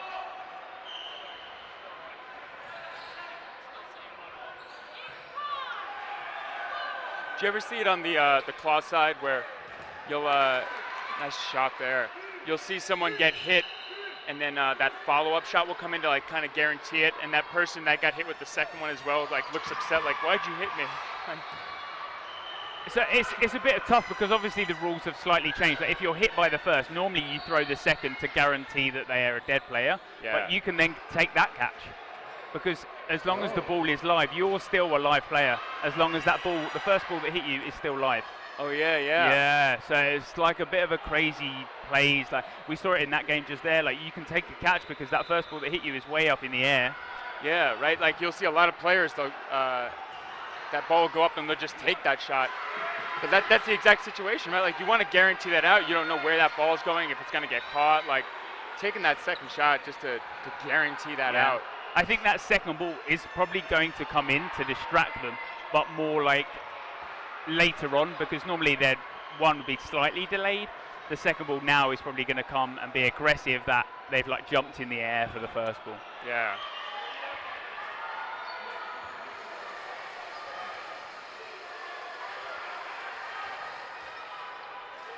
Four on the side of Australia. But Meaden happy to stay high up court, just play his game. Yeah, you don't want to gas yourself right now, right? You're up now 6-1. Yeah. played smart dodgeball, and they've played really smart dodgeball, Australia. Like you said, you've got such a nice roster and a larger roster that you can happily go, okay, right, you know, we're up at this point. Obviously, we don't want the comeback to happen. We're now at the half, 6-1 to Australia, but you just want to make sure that everyone's eyes in dodgeball, because if you're not bringing someone on and then you get injuries and you need to bring that player on, you know, mentally and physically, they might not be in that game. Yeah, right, like this is definitely one of those ones too, right, where you try to bring on someone just like see how they're going to do, right, those bubble players, and let them get that feel and see what they're capable of on this world stage for the first time. Yeah, and the big thing here is for a lot of maybe younger players or newer players, it's a completely different court. And that sounds so weird because, well, it's the same courts that you play back at home, but it's not. You know, you're being watched by these people at home that are probably judging your every move. You know, you've got your team here, you've got maybe your family here. There's so much pressure for you to do well in every aspect. Yeah. So I think it's, you know, a lot of people say that when you put on an international kit, you know, you become almost a different player. Yeah, right. There's two guys that look almost identical staring at you with headsets on the side. Just, it's got to be a little freaky. You get hit hard enough and you think you're seeing double. And yeah, that's it. Yeah.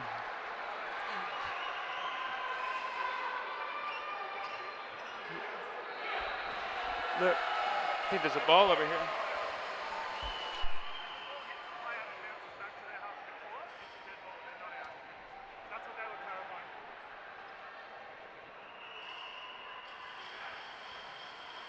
So both teams swap sides. So wait, what was the clarification that? I think he was just saying that because it's like a cloth rule that if the ball bounced over, you could catch it. But he was just saying that it is a dead ball when it crosses the half. Got it. Yes, that makes sense now. Yeah, that's still one of those rules I'm getting used to. Just. We had it back in the day in the American leagues, way before my time. But like, I think my very first Seattle event had that, and so seeing it come back in like the cloth format, almost a blast of the past for me. Even though it's been that way for years for you guys. And we're getting started with this second half here. I want to see what adjustments this New Zealand side makes. All right, like. You're playing I guess they didn't medal last year, the Australian side. They lost in the semifinal, took fourth. But you're playing such a good team. This is one of the ones that New Zealand is really going to like set their bar against, right? Like if they're going to make adjustments, now's the time to do it and learn a lot from it. Are New Zealand normally high up the rankings in terms of like, are they up there in terms of they could be medaling, but they're not quite, you know, winning in certain games, or have they been sort of maybe? I think they were in that 8th place slot. Yeah, I think they were in that 8th place, like 5 through 8 last year.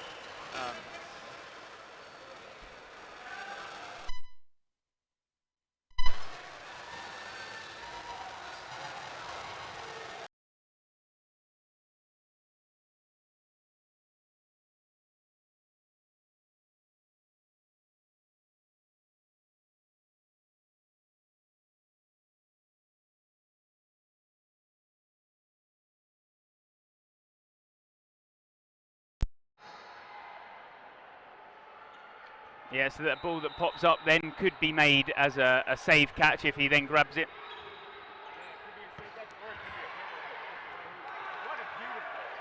Yeah, takes out Anderson. That's a good throw from Australia there, just making sure that they're making those hits and they're being clinical within the single balls they're throwing. Underhand windmill? Yeah, and it was almost that fake with the overarm into the sort of underarm. We were talking a bit about it yesterday, and it's something that you said the Canadian women do quite a lot. Ooh!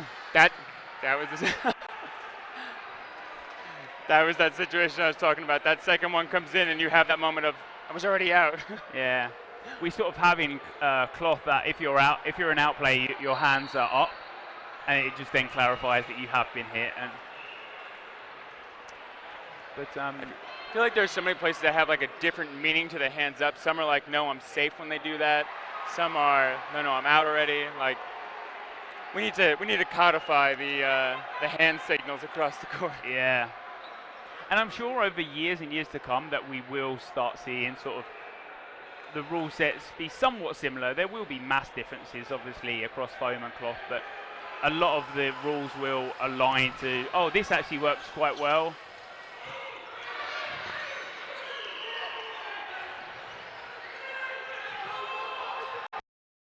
Out there.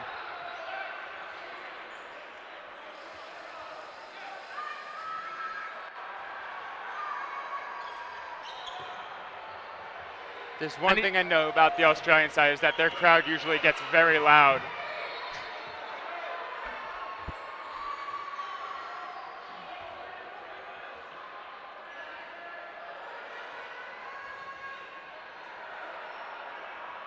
What do you think you're doing right now? If you're in Australia's situation, what do you want to be doing right now? You just play the timeout. You know, you can happily get majority of balls and wait for majority of balls. Sort of, I guess with 6, you know, you might not always get majority. It might be 3 apiece. But in terms of it's your time to throw, you're happily just going to come up, throw one. You know, in other aspects, you could play super aggressive, and you know, if you start getting up by a certain amount of players, taking 1-for-1 trades each time is perfect because you're going to end the set with more players. So, yeah, I'm also right. Like, you're up 7-1, but at the same time, like, I think the points are the first tiebreaker, right? And so, like, that's such a struggle in terms of like, do we want to spend the effort here and to really push every single point? Like, do we want to make sure we're playing well? Like, everyone's going to have a different take on it, especially at different parts of the week, right? But you got to be thinking holistically almost.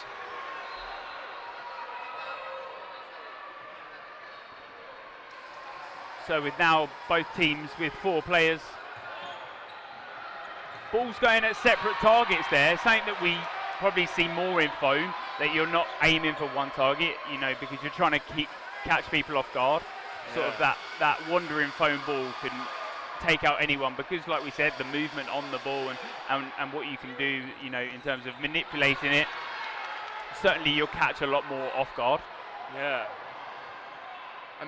It's definitely one of those efficiencies, right? Like you can take those like double singles almost, right? Like trying to get 2 people out and simplify something, especially, you know, if you know you're going to get through a blocker, just can make the game simpler at times.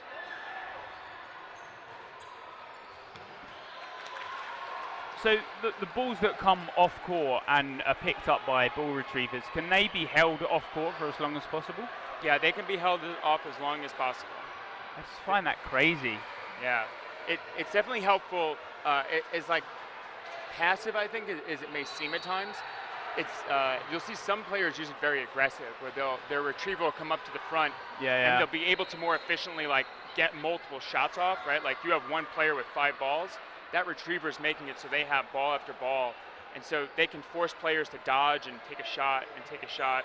It's easier to take 5 shots in a row than take 5 dodges in a row, I'll tell you that. No, 100% agree. I guess when you sort of explain it like that. But yeah, it can definitely, you know, be different. But you'll see some players, they prefer to have the ball on the court, and they'll set those balls up. Like Malaysia, for instance, will set the ball up in front of their feet to get the toe shot out of the picture. And then when they fold up and they're up, like they have a bigger wall in front of them, rather than keep the ball off the court, right? Like that's just further defense for them. Yeah, it makes sense. Oh, and close to the catch.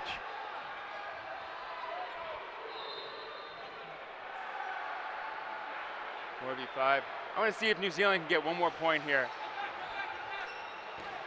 What is the biggest scoreline difference in foam? Do you know that? Is that? I wouldn't be surprised if that was USA Norway last year, in Cancun. My understanding was USA had to make sure that if they lost to Malaysia in round robin, that they would still beat them by points. And so, you know, it's one of the unfortunate parts of, like, you know, points being part of the tiebreaker is sometimes you just got to go hard, a bit unfortunately. But it was like 23-1.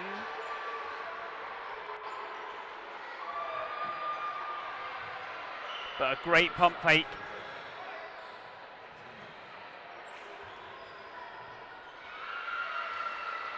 We got 12 minutes left. Yep. When it comes to under 10 minutes, we'll be looking at getting the Beercade player of the match. Ooh. That face shot there. Tries to get his hand out of the way, but unfortunately just gets clipped. He's sort of in that second mind of, and he's hit there by a great underarm and a great overarm throw. Great timing from the Australians. Look very, very dominant in this match so far. 9-1 up. Yeah, that confidence mixed with that aggression and that precision is so deadly, right? Like, there's dodgeball and then there's team dodgeball, right? And man, is Australia like on the same page, right? In everything they do.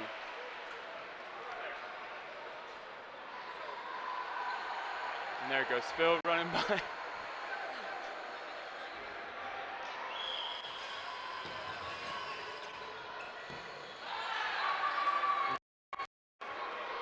And that sensible from Australians 3 gets whipped back.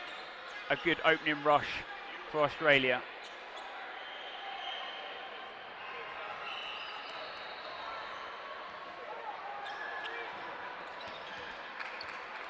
Do you have, so something sort of, some teams do but some teams don't. In terms of like calling, normally in like across Europe we have like the caller calls from the left. In sort of here we're seeing it, Australia, they all huddle towards. Would you have like a main caller that doesn't always have a ball in their hand? Yeah, I think it's definitely preference. Usually, you know, you have that one shot caller who is your primary, and you have your fallback. But yeah, usually like it kind of like works itself out over time. Where like that one person it tends to be the shot caller. But I think it also helps like having that solid game plan going in, right? Like the situations, like try to plan for everything. Like even some of the charge plays that Australia ran early on, right? The two on one, right? The cadence of that and the format and who was going to throw, like they've got that down so pat. I wouldn't be surprised if, you know, it didn't matter who the shot caller was almost. Yeah, New Zealand, their heads sort of at the half. They didn't go into the second half, you know, heads held high, looking to try and claim back.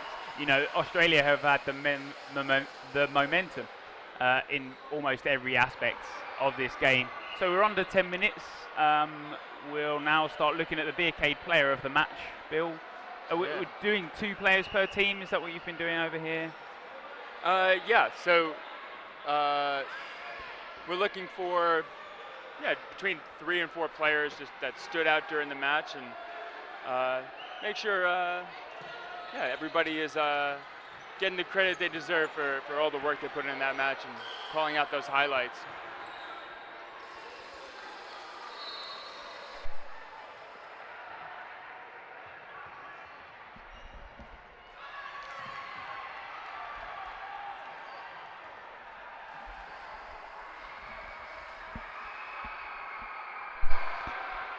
In terms of Australia, someone like McLaughlin. Yeah, McLaughlin was absolutely right in that first half, right? Like set the pace like entirely, right? Like dodging everything and being pretty foundational for those points. And then Chan as well, right? That dominant left corner. The number 7 guy that was high. Number 3 on Australia. Okay, yeah.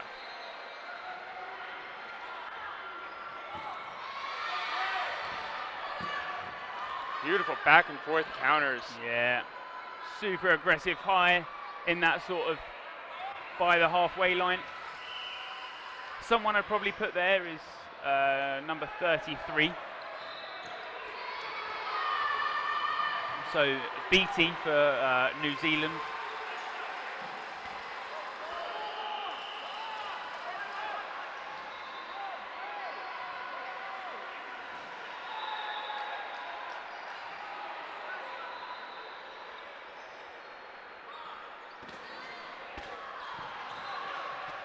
Oh, trying to go for that ground catch.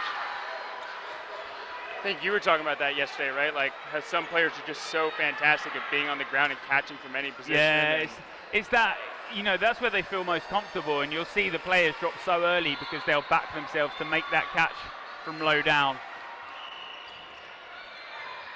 The ball goes slightly high from...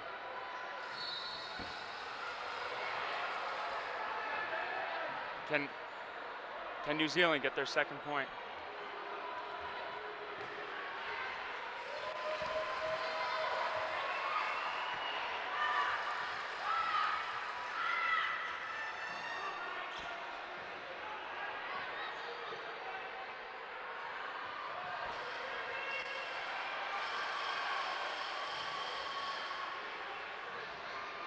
So as this game starts winding down, 6 minutes left of the second half. Australia up 10-1. Yeah, neither player wants to take that full line, let the other one charge him down here. There we go. New Zealand will take their second. In the back of number 14.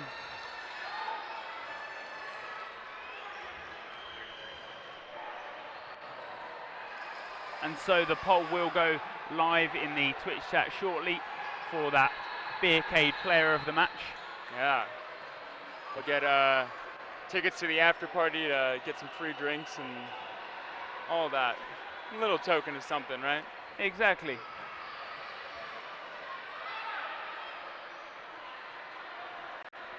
Wonder if New Zealand could take another.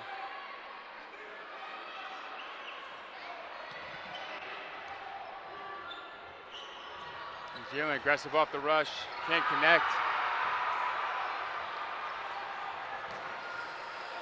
And now almost mathematically impossible for New Zealand to draw this back unless they absolutely fire home every set. You in never know. 30 seconds, yeah.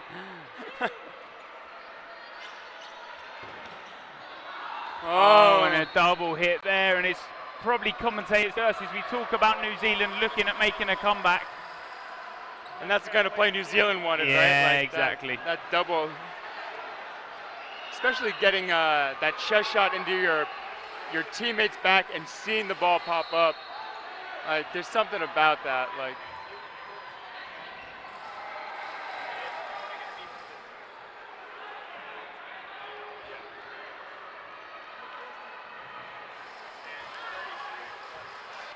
another out there.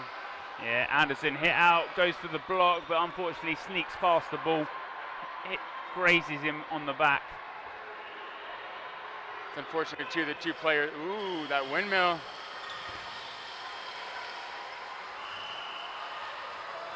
And it's that manipulation of the ball that we were talking about when, you know, when you're whipping that windmill through the underarm, it sort of like stays low but then creeps up at the last second. Yeah. Also, like, the number of ways you can like get under that windmill throw. You can put spin on it. You can. It's. Anybody that adds that to their arsenal scares me.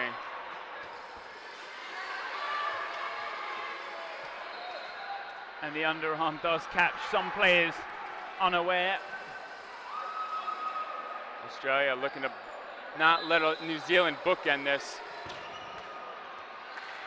But Davidson is hit out. Jumps high, heads low, but can't quite find the block on that second throw.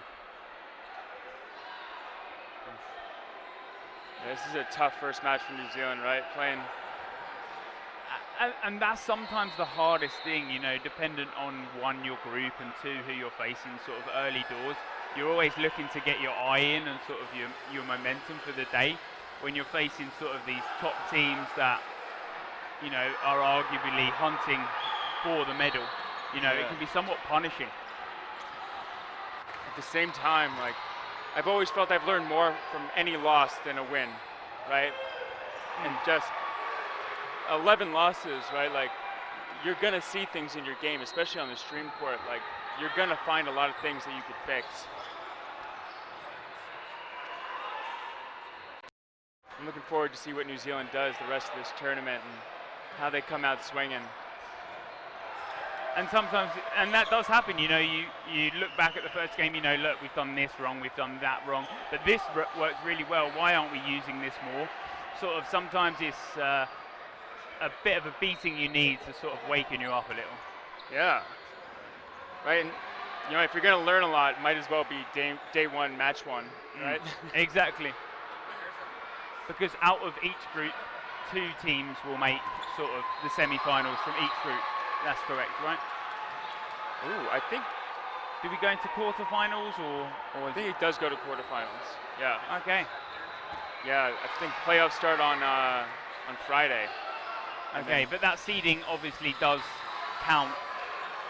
You know, you're looking for that better seeding. You know, even if you're losing one game, as long as you're picking up wins and you're not getting absolutely thrashed in those games you're losing, you know, that can help in your seeding later on. And New Zealand yet again unlucky. Australia, we thought, might play a little defensive at the half. Yeah, New Zealand's going to take the timeout now. Let's see what kind of adjustment they make here. Right, like, you can tell, right, like, they're going into this next match. Like, they can't win, but they're trying to make an adjustment, see what they can change, see how effective it is, right? Like, this is a long tournament. Already this New Zealand team looks like a step up from Cancun, right? Like, they look like they're like right there. At the same time, like, this Australian squad is a veteran squad, right? Like, so. And it's that experience that you draw from, even when you're, you know, introducing these new players and that new younger play style. It's that experience that you've seen time and time again that you sort of start working around. Yeah. Right, like, this huddle is going to come back home with them with some kind of learning, right?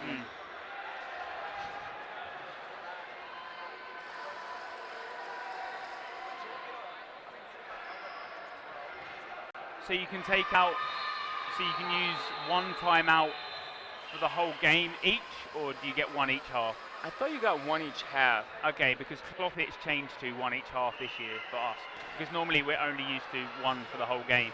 Obviously, a 40-minute game is a lot. It's only 10 minutes longer, but that added 10 minutes can add so much more dynamics into the game. So that extra timeout that you can draw upon is very, very good.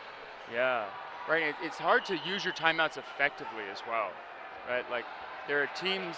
There was one notable time where I saw a team take a timeout while they had they were winning, they were up a lot, they had this momentum going, they took a timeout, but it also gave the other team that timeout to make that adjustment. And since then, I've always been very hyper aware of what the situations before calling those timeouts. They are so vital, and I don't think players really appreciate just how important they are. And it's a big thing to stop a lot of momentum in games, you know, especially if you're getting punished early on. It's that, okay, look, let's take that minute, let's, you know, assess what we've been doing wrong. Why are we getting punished so early on? It's good. Oh, and the ball pops up with a spin on it. Now, is that a catch if that happens? Yeah. Yeah. So off the ball is live. So that's why you can block it into your player. Tries to knock that back in. Beautiful catch.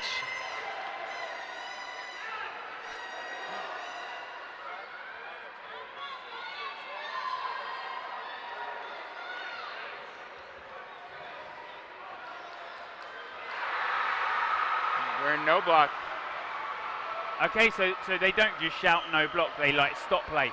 Yeah, everyone has to go to the back line and resets. Yeah, so one of the important features of that is that each team will start with 3 balls, no matter how many balls the other side started with. So you'll see a lot of balls just start flying at the end of regulation. Yeah, which we've seen here already. One catch obviously gets made. Yeah, in this no block, I think that's 3 catches apiece now for Australia and New Zealand. 2 of them in this set alone. And now it's you start relying a lot more on your agility.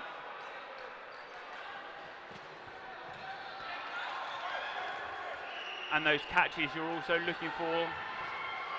And the restraint. Yeah. Right, like because number it's of so, you know, you're training your whole body into blocking. It's now, no, hold up, you can't block. Yeah. There are some matches, right, where you're guaranteed almost 2 no block sets.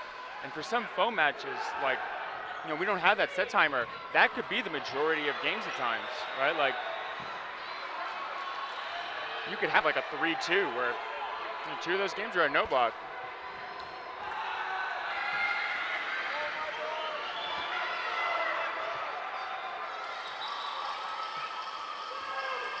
And so, coming up just a little bit wide.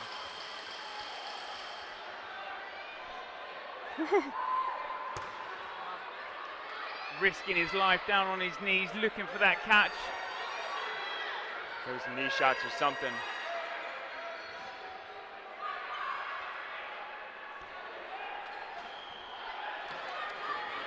This is going to be big. And so unfortunate. Tran does take that on the 1v1 no block. The final result of that game, 13-2 to Australia against New Zealand, and a very good game for Australia. Showed a lot of dominance across the board. Yeah, Australia looks deep in their roster, right? Like they swapped out some of those, you know, their starting roster after some time, and still that Australian roster looks solid out.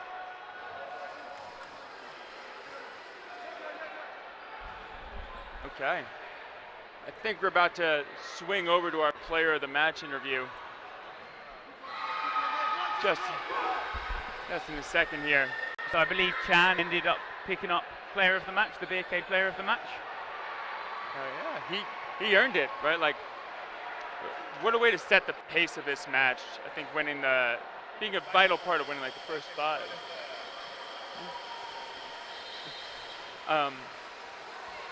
Yeah, that first half he was, like you said, so dominant. But we'll head over to that player interview. Yeah.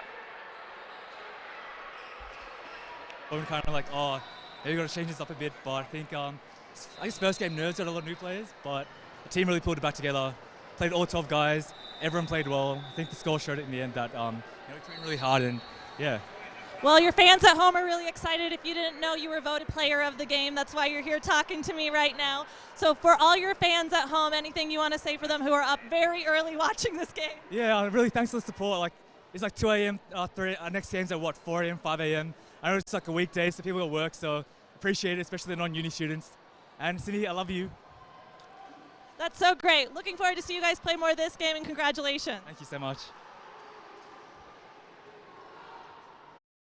Some messages from Chan back home to the Aussies watching early in the morning. But a great game that we just saw. Thank you very much, Bill.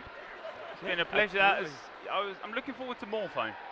Absolutely. I'm looking to see Cloth. I got to see some of the morning matches, and okay. There's something about seeing it in person, right? Just like, it's like, ooh, yeah, I do like Cloth. Yeah, give me one. So I'm going to pop over to the Cloth stream now, I think, and I'll get to experience my first Cloth match. Exactly. Well, thank you very much. Later.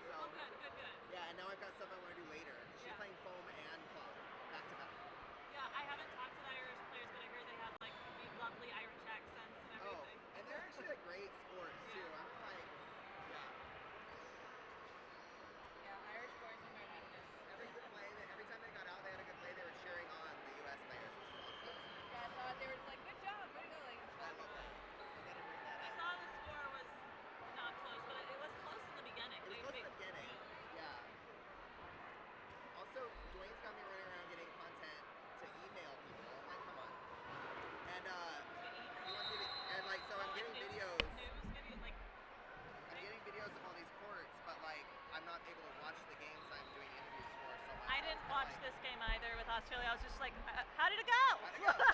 You tell me. Yeah. Anyone say hi to anyone at home? Oh, dodgeball, huh? Yeah. Oh, I was also encourage people to go to our Instagram as well. I was trying to like plug this, like to watch the Dodgeball TV Instagram because there's some updates there too. Oh, cool. And I've been doing I'm going to do other interviews on the WDF one. That makes sense. I can figure this out. Good luck. Bye.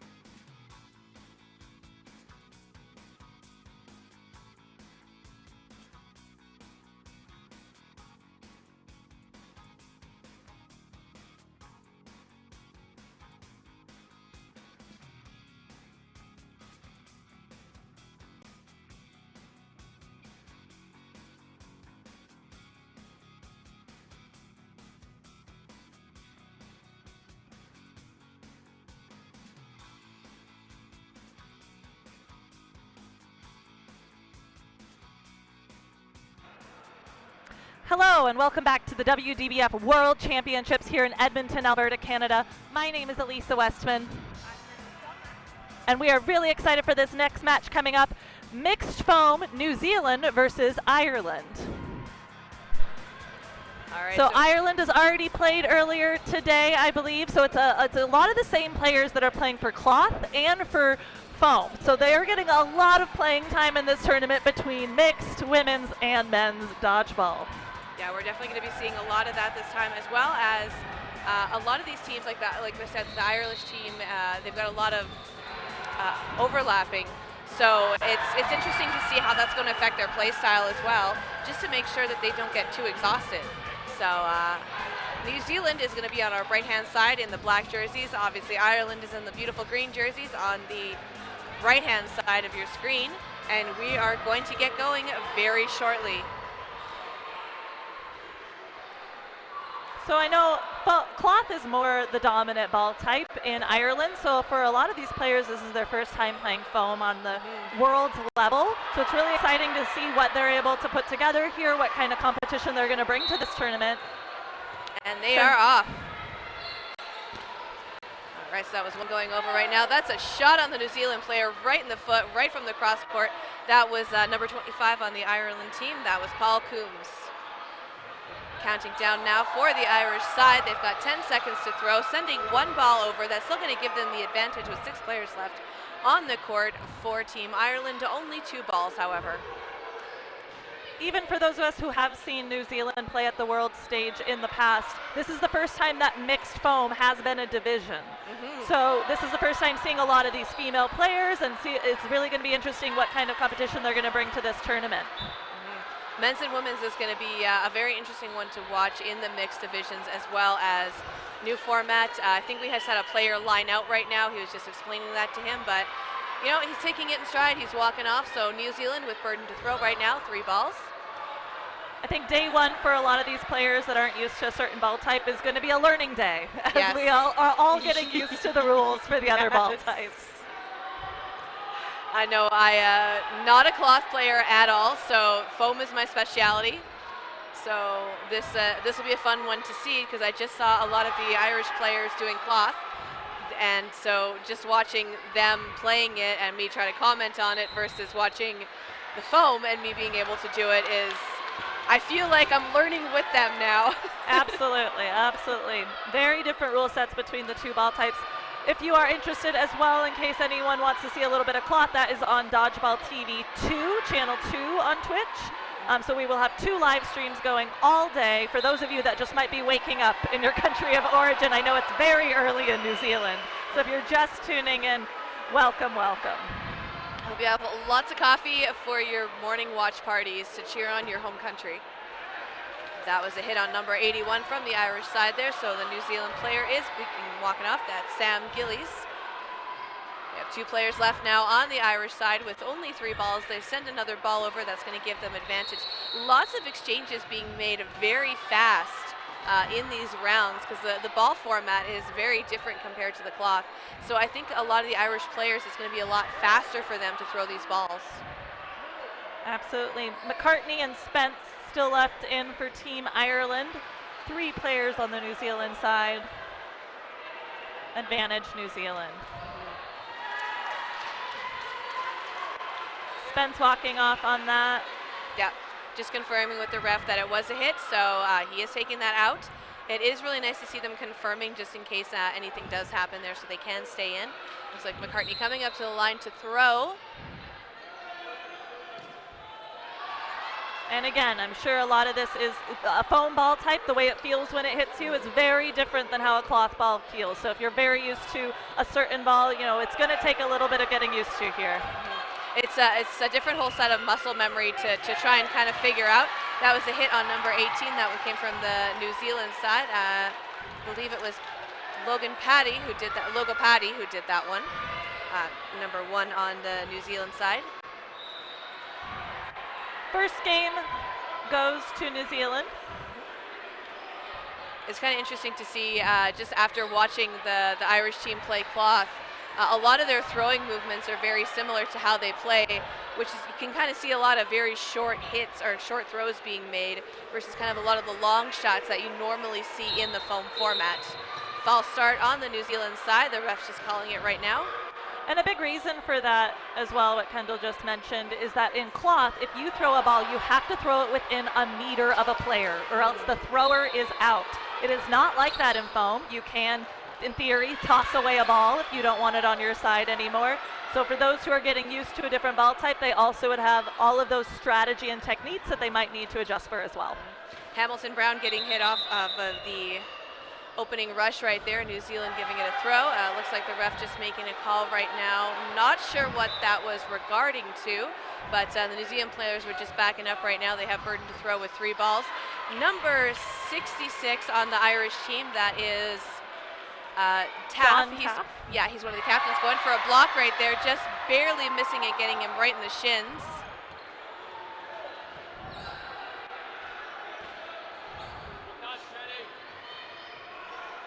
All right, so we've got 4 balls now for the Irish side. Ireland with advantage to throw. It looks like we have 3 of the women's players and 1 of the male players left on the court. Blocked by the New Zealand player.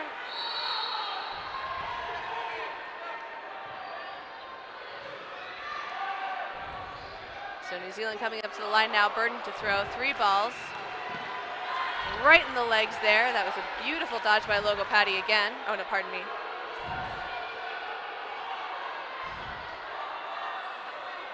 It's a great dodge by the New Zealand player. That was number... Catch by the New Zealand team. That was beautifully done. It was a long throw there.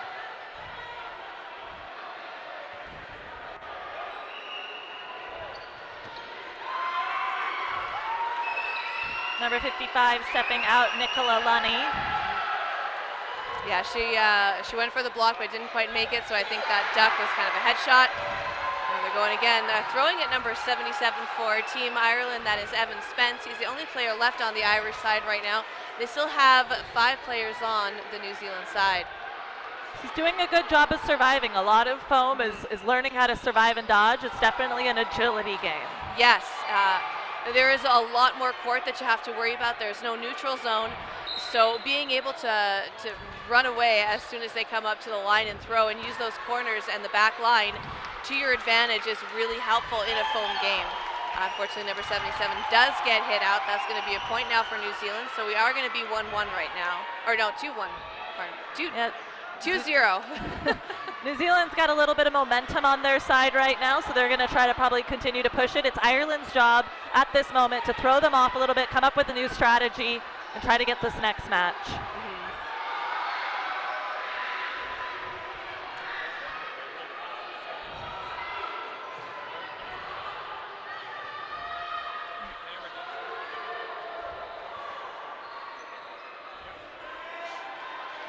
So they're lining up, and they are off again. This is going to be the third match of the first half of this round.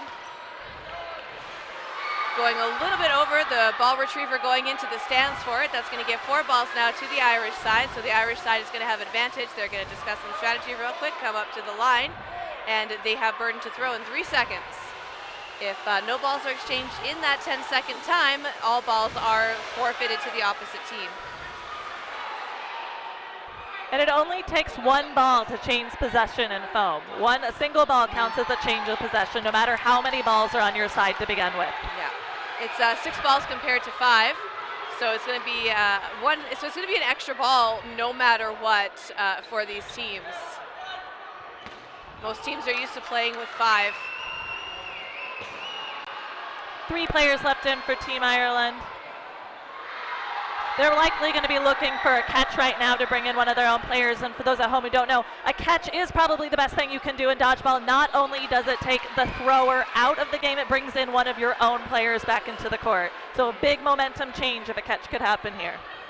Yeah, even going off of that, a catch that is made off of a hit is probably like the absolute golden thing you can do in this game, because not only does it get a kill, it keeps your player alive, and you get a catch out of it, which makes a revival. So you save one, kill one, and revive another.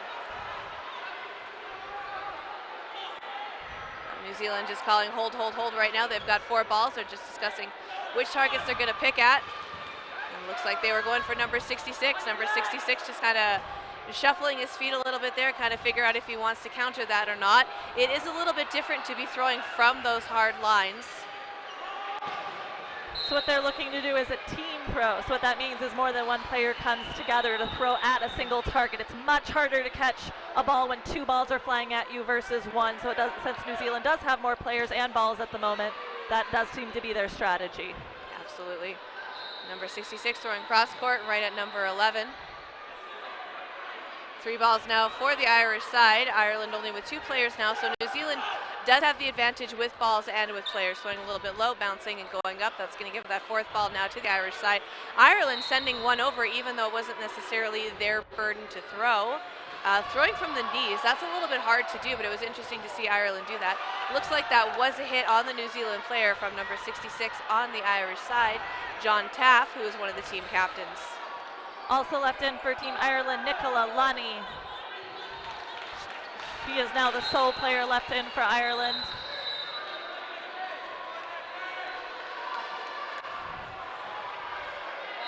Taking her time, playing it smart. And stepping off on that throw. 3rd match goes to Team New Zealand.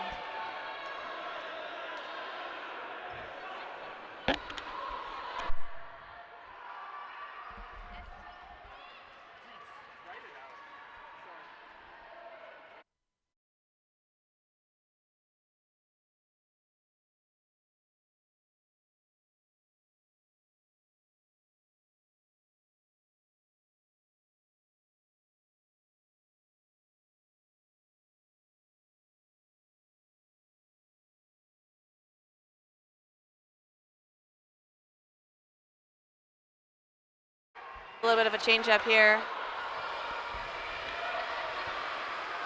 Ireland now with 6 players on the court. 66 with ball in the middle. 66 went for that catch, not quite making it, unfortunately, but he doesn't get a hit as well. It just goes slightly over his shoulders, but he was reaching it for it. That's one of the things you do see in cloth or foam a little bit differently, is you do see a lot of reaches for those catches being made.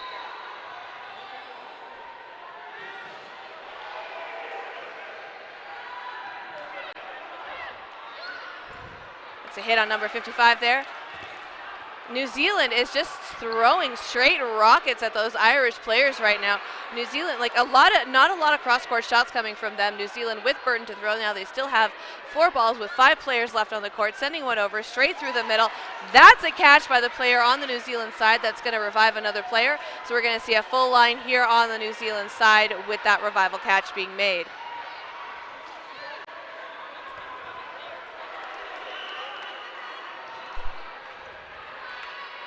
Was I mute?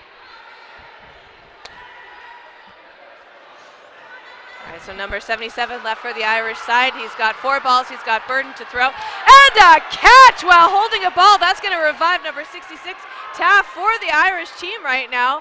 So that's going to be 4 balls for them. They have burden to throw. New Zealand playing very aggressively at the moment. They have momentum. They have possession. They are looking to close out this game.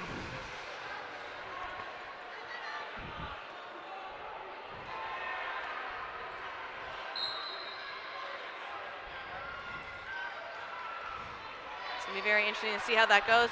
Ireland with the burden right now. 4 balls, 2 players throwing straight cross court at the wing, number 16 on the New Zealand side. And that was Villarosa that they had picked as their target for that game.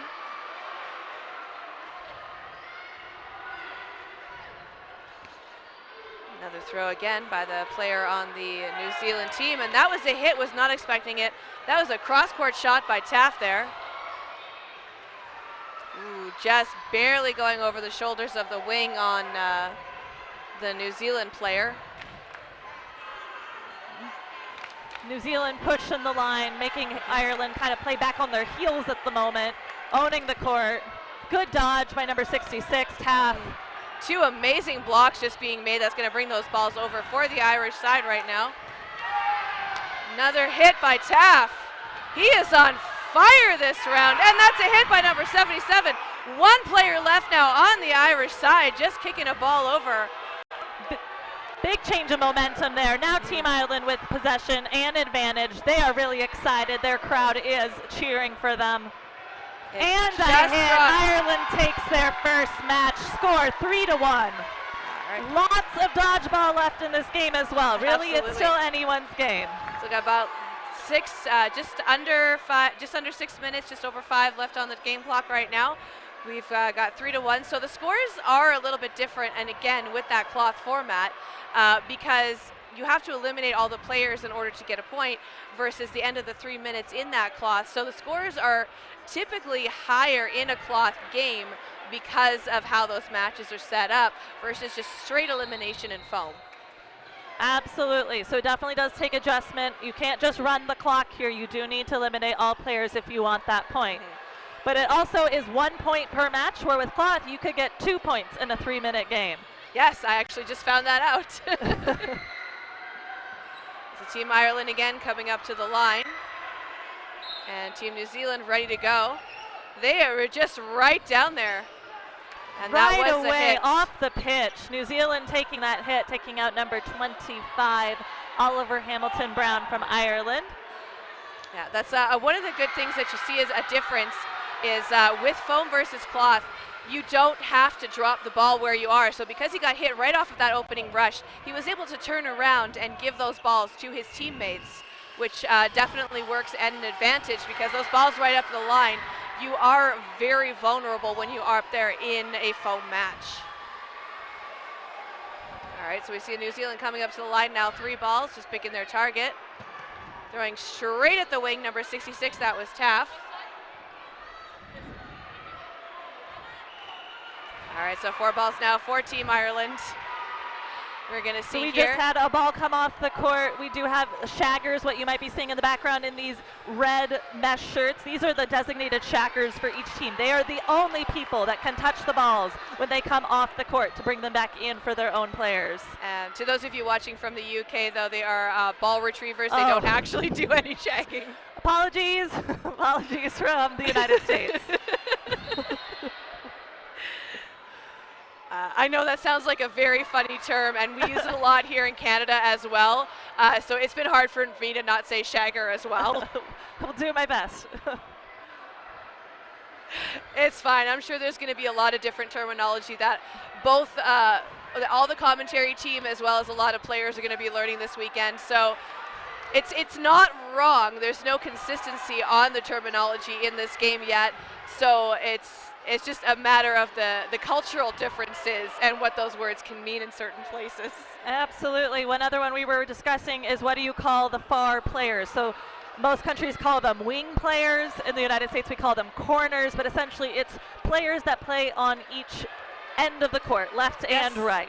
And I know this is like a weirdly specific one, but in Canada, we call them guards sometimes. Yep. So I've been trying to say corners and wings a lot. If I do slip up and say guard, that's what I mean, folks. All right, so we're going to see here now 4 balls from the Irish side. They've got 3 players left on the court. New Zealand has 4 balls left right now. They're just sending 1 over. A little bit of a windmill shot right there. So advantage is going to go to New Zealand right now. They've got 3 balls. A lot of pump fakes from the New Zealand side. They're just trying to psych out some of the players. Block by number 77 straight up in the air. Looks like number 35 on the Irish side was going for a cross-court counter. Didn't quite get it.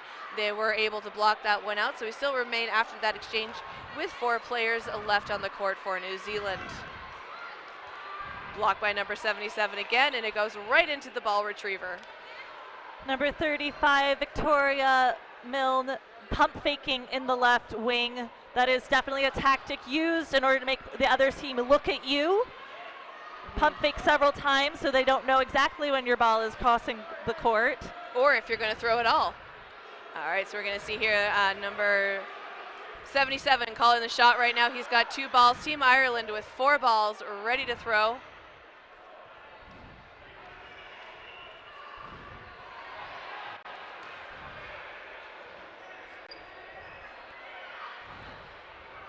Still have 3 players left on the Irish side, 4 players still left on the New Zealand side. A lot of balls being exchanged back and forth, but no players being eliminated yet. This round is going taking a little bit of time right now. Beautiful jump by the player on the New Zealand side. Number 77 blocks it again with those 2 balls, goes straight into the crowds. Good job on the ball retriever getting that back. New Zealand calling the shot right now with 3 balls. They have burden to throw.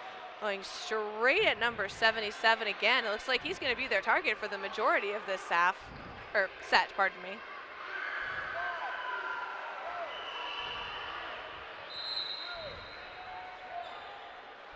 Ref just counting it down right now. Looks like we were checking for time on the game clock, and it's about 37 seconds left in this first half. New Zealand 3 points, Ireland 1 point. Catch by player on the New Zealand team. Beautifully done. That was on the far hand side of the court right there. She was the corner who caught that ball. And apologies for us not saying a lot of names for New Zealand. We can't see their numbers. They're only on the back side of their jerseys.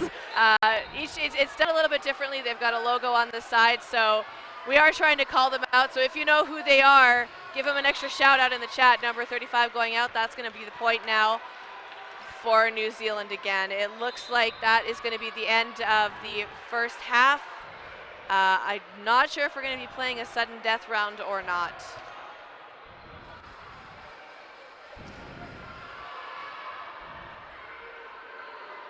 All right, so we're going to be starting this round in the sudden death because the game clock did go. So the balls are now going to start with the teams. In sudden death, there is no blocking allowed. Catches will count for re-entry. So that's going to be a little bit different for these teams to learn. I'm sure the ref will be shouting it out very loudly for them that it is no blocking. And again, that is not something that happens with cloth. So for the people that are cloth dominant players, this is a completely different type of game, type of strategy, even for those of us who play a lot of foam. No blocking is tricky because it is your instinct to want to put up a ball that's in your hand to block it. So only catches and hits that can get anyone out. So many players, even at the competitive level in Canada and USA with foam, sometimes they just get really into it and they're in that headspace, they're in the moment, and they see that shot coming, they will block, completely forgetting that it is sudden death. So even the most elite athletes who know the rules by heart will still do that sometimes, which we do not fault them for at all, obviously. It does happen. But it does make no blocking games very exciting. It is very fast-paced. It is all dodging. Yes. So a little bit more hesitancy from these teams now because they can't block the ball. So they're just kind of like, well, do we really want to come up to the line or do we just want to stay right back here? So we just exchanged 2 balls over. Both players have 3 balls each. Burden now is on the Ireland side. No hits being made yet. All right, so Ireland now 4 balls coming up to the line, picking their targets. New Zealand throwing a couple balls over actually while Ireland coming up to the line. Even though that is going to give more balls now to the Ireland side. They've got 5 now, so they've got 1 ball left on the New Zealand side. Ireland with burden to throw. New Zealand sending their last ball over, taking out that wing on the far side of the court from the stream here for New Zealand. So full line still on the Ireland side, 4 balls now. Big jump by number 11 on the Irish side, taking out number 25, or pardon me, from the New Zealand side, taking out number 25 on the Irish team. That's going to be 5 players now, 5 balls. Every player on Team Ireland has a ball right now. This is definitely a different mindset for New Zealand. They are thinking catch forward. You can see Chanel Robertson in the corner. She is on her knees. She is squaring up for a catch because there is no blocking. It's a different mindset here, either looking to dodge or catch. And it's a good strategy that she's taken in that moment. Absolutely. Catches are going to be those things that really come in handy, although the foam, like the style of the ball is a little bit different. So they are a little bit harder to catch, especially because they are more squeezy. So it is it's somewhat harder where the catch goes in order to make sure you get that full grip on it. But Ireland now still with burden to throw, refs counting it down. They're just picking out their targets. They've got 5 players, 4 balls, throwing them all over. Ireland retreating to the back line, just bending down. That throw from the New Zealand player, the wing on the left-hand side of the court there, on the closest to the camera we can see. They threw it straight over and they just retreated perfectly. Great dodge by number 77 on Team Ireland in the wing there. Ireland playing pretty aggressively here, as they should. They have ball possession and they've been hitting. So they are really pushing the line, putting New Zealand back on their heels, wanting to take this match point. Absolutely, they're doing a great job. Ireland being very hesitant about a lot of their catches right now, but they are being very aggressive with their throws. They've been maintaining a lot of ball control for this sudden death as well. And like you mentioned, catching a foam ball is very different than catching a cloth ball. It is so light that it very easily can pop right off your chest. So they're just, I think they're playing it a little bit smarter. As you can just see right now, one of the players on the New Zealand side, they were just hit out, and instead of passing to a teammate, they just kind of placed the ball down and went off. But in foam, you can pass to a teammate. You can throw the ball out. The only thing you cannot do is interact with a dead ball, with a ball once you are a dead player. Or eliminated player, I should say. All right, so we still got a few players left on the Ireland side right now. They've got 4 balls. New Zealand down to 3 players. Oh, that's a disarm. Accidental block and a disarm, so that's going to eliminate the Irish player. And that's a catch from the New Zealand side, so that is going to be the 5th point now for New Zealand. Catching out number 32 from Team Ireland, Paul Coombs. Catch made by Thomas Logopati from New Zealand. So we're going to see a team switching sides, and then we are going to go into our second half of this game. So a big shout out to our sponsors in the meantime. We've got FKA, Communications and Marketing, Quality Foods, and the Edmonton Transit Service as well.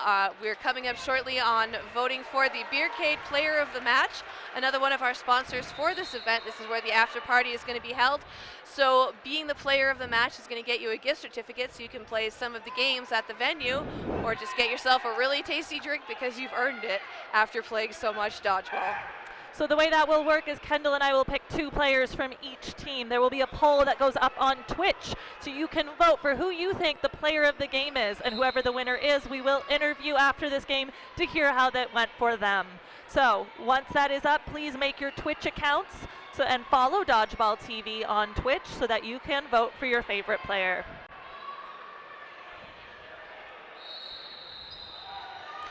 So Kendall, tell me, right now we're 1-5, advantage New Zealand. If you're Ireland, what are you going to do here? What strategy do you think they should take to try to slow down New Zealand and their momentum at the moment? I think it comes down to play style, to be perfectly honest. I think they need to stagger a lot more of their players. I think a lot of the throws that I'm seeing are those big overhead claw throws. I think a lot of the momentum that comes out of those throws that's going to make them connect a lot more for Team Ireland is a bit more of a whipping motion with the ball. There is more of an extension that comes out of your arm when you are throwing foam. So I think that they're going to have to learn how to change that up. But again, a lot of that muscle memory in the difference between playing a certain format for so many years, playing a brand new format is going to be a really hard transition period for them. So I think a lot of their corners are going to start to take a lot more counters.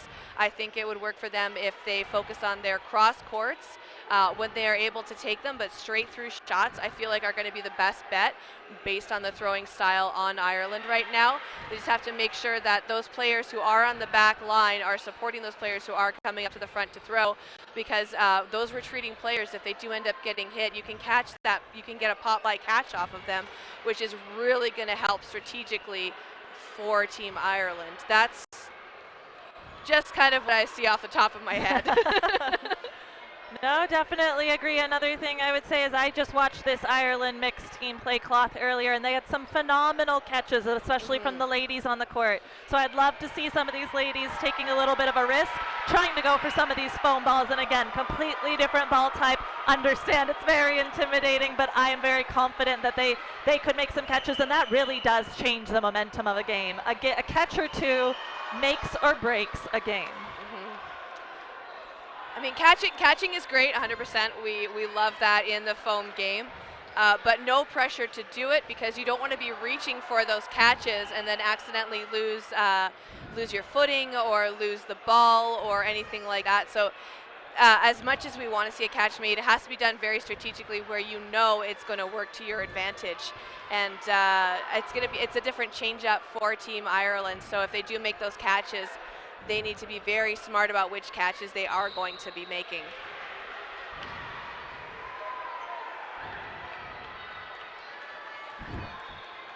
All right, we're getting ready to start right now, coming into the second half, and they are off. Team New Zealand gets to those balls first.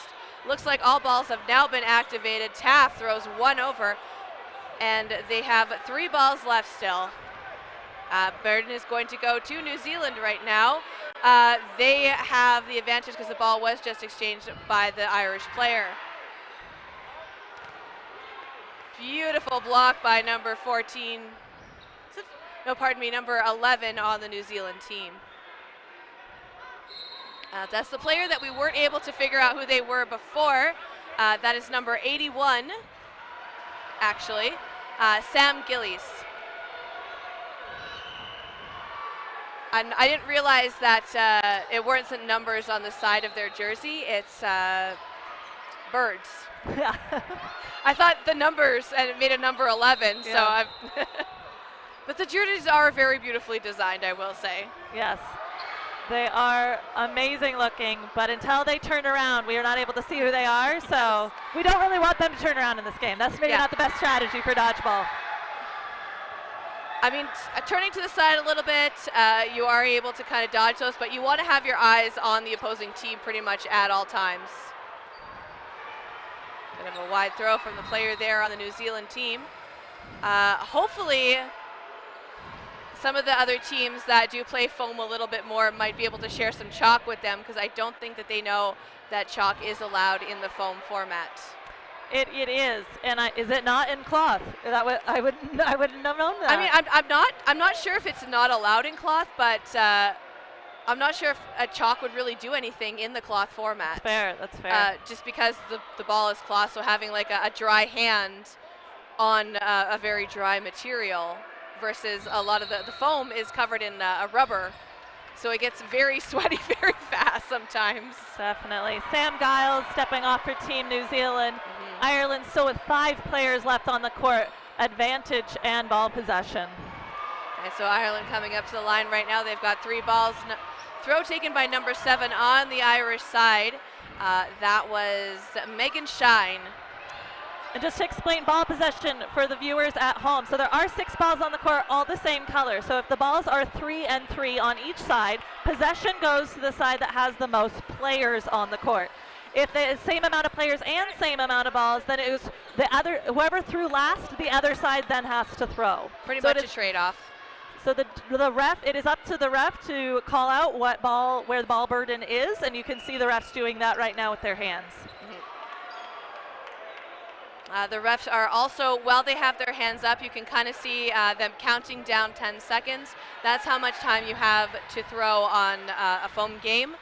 Otherwise, if you do not throw in that 10 seconds, only one ball needs to be sent over. But if that ball does not get sent over in that 10-second count, all balls are forfeited to the opposing team. All right, so we see now Ireland coming up to the line here. Ireland, 3 balls, but Ireland still with burden to throw as the ref's hand is up right now. He's counting it down. They have 5 players. New Zealand with 4 players. That's why burden is going to go to the Irish team. A little bit of a low throw from number 32 on the Irish team right now. That was Paul Coombs. Interesting strategy on that one. Looks like number 77 was just eliminated from the Irish side. So 4 players now, 4 balls. New Zealand with the advantage. Starting to give a throw. Beautiful overhand shot by the New Zealand player. Blocked by the New Zealand player. That was Logo Paddy, who is the wing furthest up. Oh, line violation though. So those who don't know at home, lines are lava. So if they step on or over the line, they are out. Yes. The only time you're ever allowed to step over a line in dodgeball foam is during the opening rush for the balls. You can go over the center. However, if you go over the sidelines during that rush, you're out. All right, Team Ireland coming up to the line now, 3 balls. Blocked by the wing on that side. That's a player from New Zealand, I believe. That one's actually number 11. I can see it on his shorts. And that is Jordan Strong. Isaac Anderson for New Zealand taking out middle player for Team Ireland. Nice throw. Blocked by Strong again. Strong just barely avoids that one. Number 22 getting hit out on the Irish side. That was... And another hit by Anderson, number 8 for Team New Zealand. Very accurate throws by him in the last game. Yeah, New Zealand does have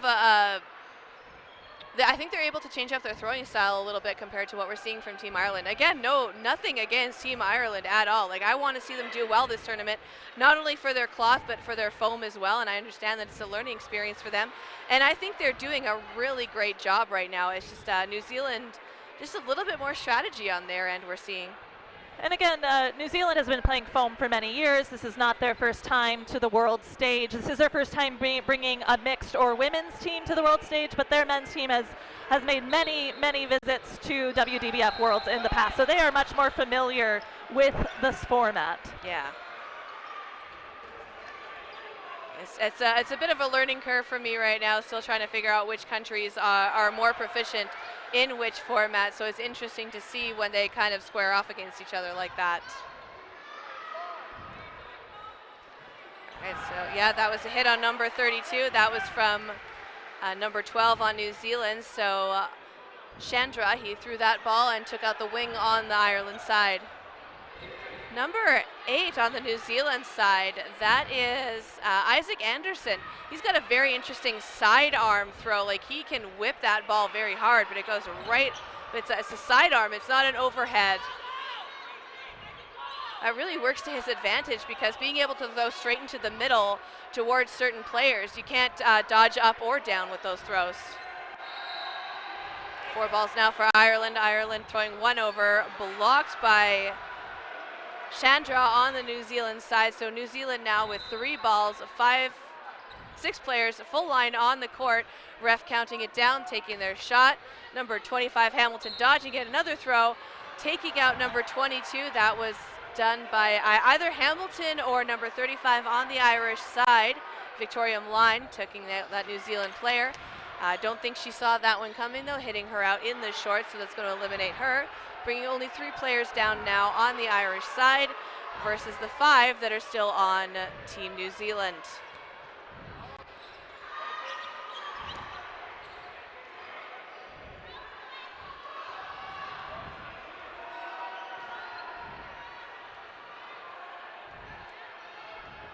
player advantage to New Zealand at the moment, but ball possession is on Team Ireland.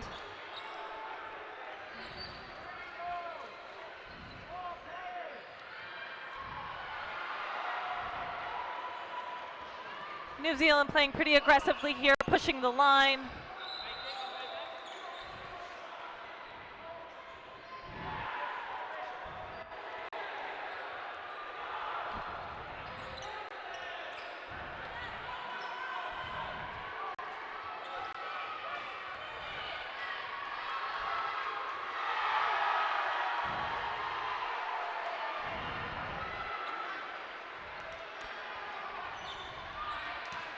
Nice hit by Team New Zealand, taking out number 18 on the Irish side, and that is game point going to New Zealand. All right, so we're going to see New Zealand leading 7-1.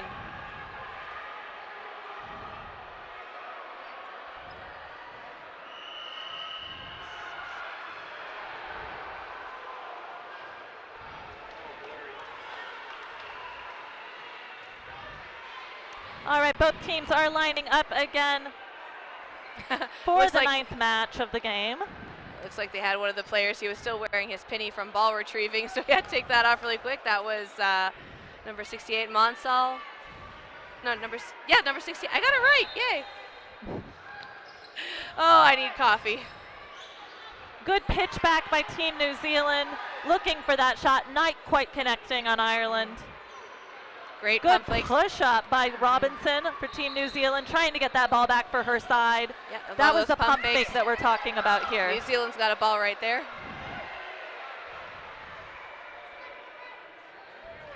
right, so it looks like New Zealand with 5 balls now, sending only 1 over. Another one sent by Robinson.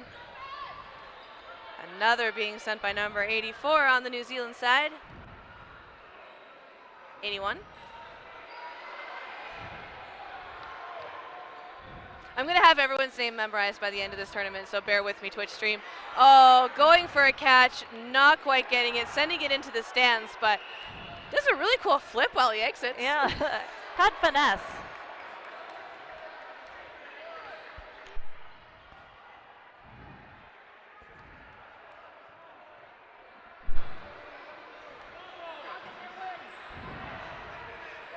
All right, so New Zealand with 4 balls coming up to the line, taking their shots. Don't think number 55 on the Irish side saw that coming. New Zealand takes her out.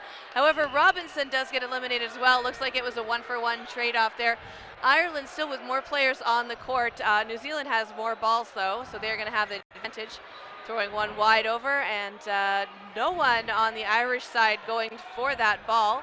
So it's going to roll back over now to the New Zealand side, which is going to continue to give New Zealand the advantage. Throw by Strong there, going a little bit short, popping up and hitting number 81 in the face right now, so no players eliminated. New Zealand about to throw again. With a forward in the left corner, looking for a snipe, not quite connecting, but good dodge as well.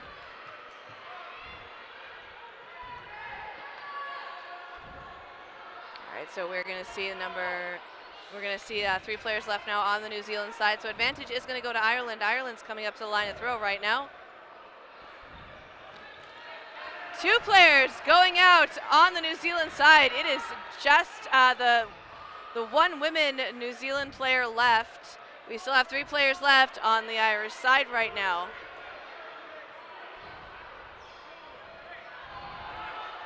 And that's Darcy Graham. Staying alive. Yes. Sorry, that's Brianna Gold. I did not see the 0 in front of her jersey. I mistook that for a different number. So that's Brianna Gold still left on the New Zealand side right now. We still have 3 players left on the Irish side. Ireland now 3 balls left. They have Burden to throw. Ref calling no hit, managing to block and dodge both of those balls. She's doing a great job of staying alive. This is a big part of the game, is just surviving and taking out one of the Irish players as well. Crowd is on her side at the moment. Her team is cheering her on, seeing if she can close this out with this 2v1. Yeah, going to dive for that catch there, but him not quite getting it. great block by number 66. She had a beautiful jump there. That was number 6 on John Taff on the Irish side that threw at her. And that's a hit on that. She's calling herself out. Very well done.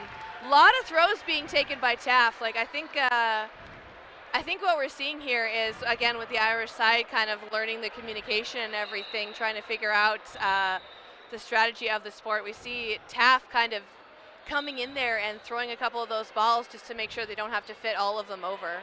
So good job on him for that today. Shortly we'll be putting up the poll for player of the game. So please do take a look. We have 2 players for each team, 1 male, 1 female player that has had some outstanding moments in this match. If you would like to have us hear from one of your favorite players, do vote for them now, and we'll be having a player interview following this match.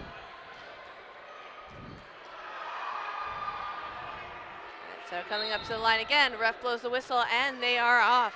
New Zealand coming in quick again, eliminating a player each. So it looks like Hamilton's being taken out on the Irish side, or Hamilton Brown, pardon me, and then another player from the New Zealand side. So that was a good trade off of that opening rush. All right, so we see here now Ireland coming up to the line to throw. Taft throwing one over, but number 13 on the New Zealand side, that was Chanel Robinson taking that block, done very well. So 4 balls now for New Zealand, throwing them over. Looks like no balls were connected. That's a hit from Taft on the player from New Zealand. So well done, Taft. Just less than 6 minutes left on the clock for this match. Still a lot of energy and momentum on the New Zealand side. You can tell that they are really excited for this game.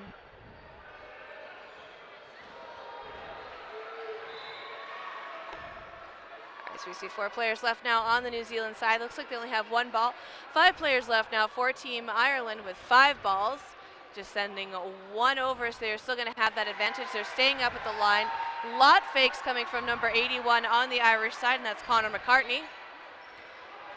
A throw by number 18 from the Irish team. That was Jenny McCartney. Number 13, Robinson for New Zealand, doing a great job of holding her corner or holding her wing. She is pump faking and making the Irish team look at her. Robinson going for a cross-court shot on Taff as he was up at the line. So she threw from her corner. Beautifully done. Looks like she was trying to catch him off guard, trying to get that snipe in as he had just thrown his ball away.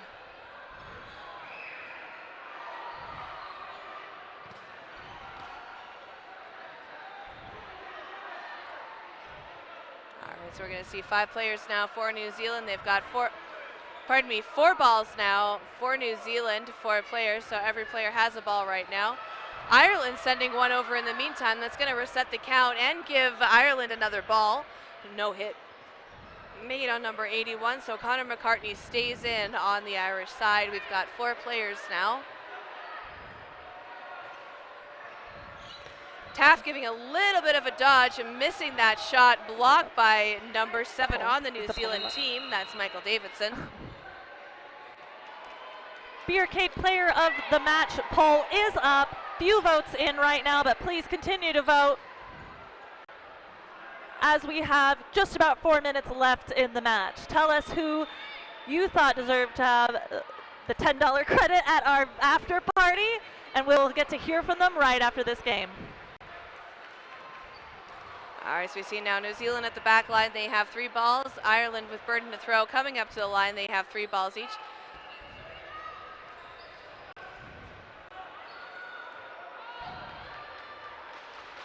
All right, so 4 balls now, 4 players on the New Zealand side.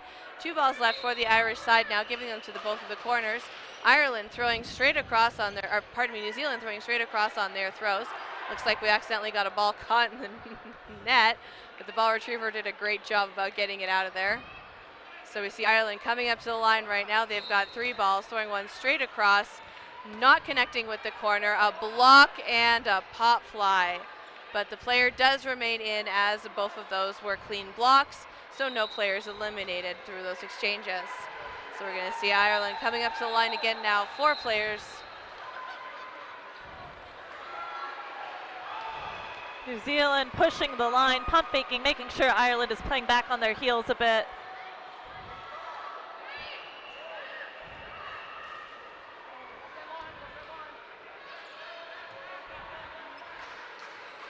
All right, so we're going to see New Zealand retreating a little bit right now. Ireland coming up to the line. Ireland still with 4 players.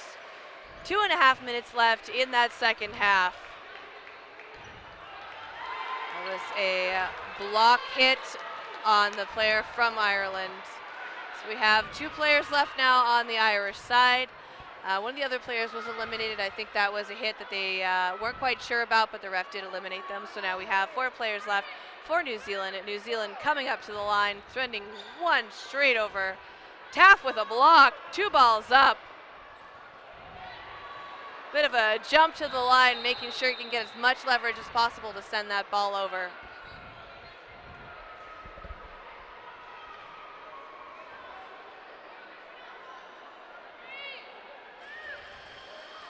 New Zealand coming up to the line to throw again. No shots made. That one went a little bit high. Balls tend to do that in foam a little bit, so no harm, no foul. Another ball being sent over by Robinson. Cross-court shot by Taff again. So we're just kind of exchanging 1 for 1 right now.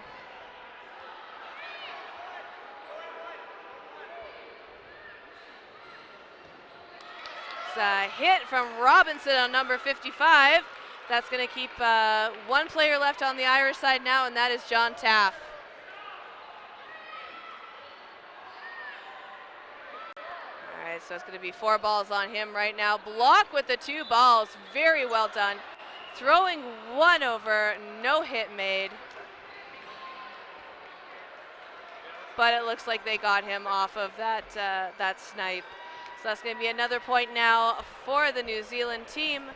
We have 37 seconds left in this match. I think this is going to be a sudden death eliminator, or we're just going to end it here. Yeah, we are going to go into sudden death. That was the end of the second half. So we're going to see sudden death here again, which is a reminder, no blocking. Catches will count for re-entry. No blocking. Russ really wanted to make sure that the teams hear this. It's very important to remember. Absolutely. No blocking. So that's end of the second half, going into sudden death. New Zealand leading 8 points, Ireland with just 2. Ireland did put up a really great fight. We saw a lot of great throws. Again, this is new to them. They're learning, and they managed to score some points on a team that has been playing a very long time in this format. So very well done, Ireland.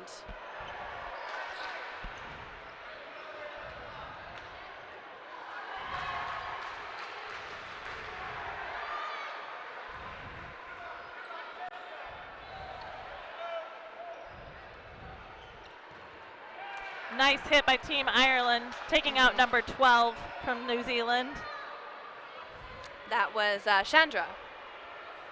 Monish Chandra. All right, so Ireland coming up again to the line. They have ball control. They're sending 2 over. Looks like New Zealand is now going to have 4 balls, so they're going to have advantage. We're going to see them coming up to the line very shortly. They're just kind of crouching down, picking their targets, and counting it down. 2 hits made. Good throw by Robinson again on Team New Zealand.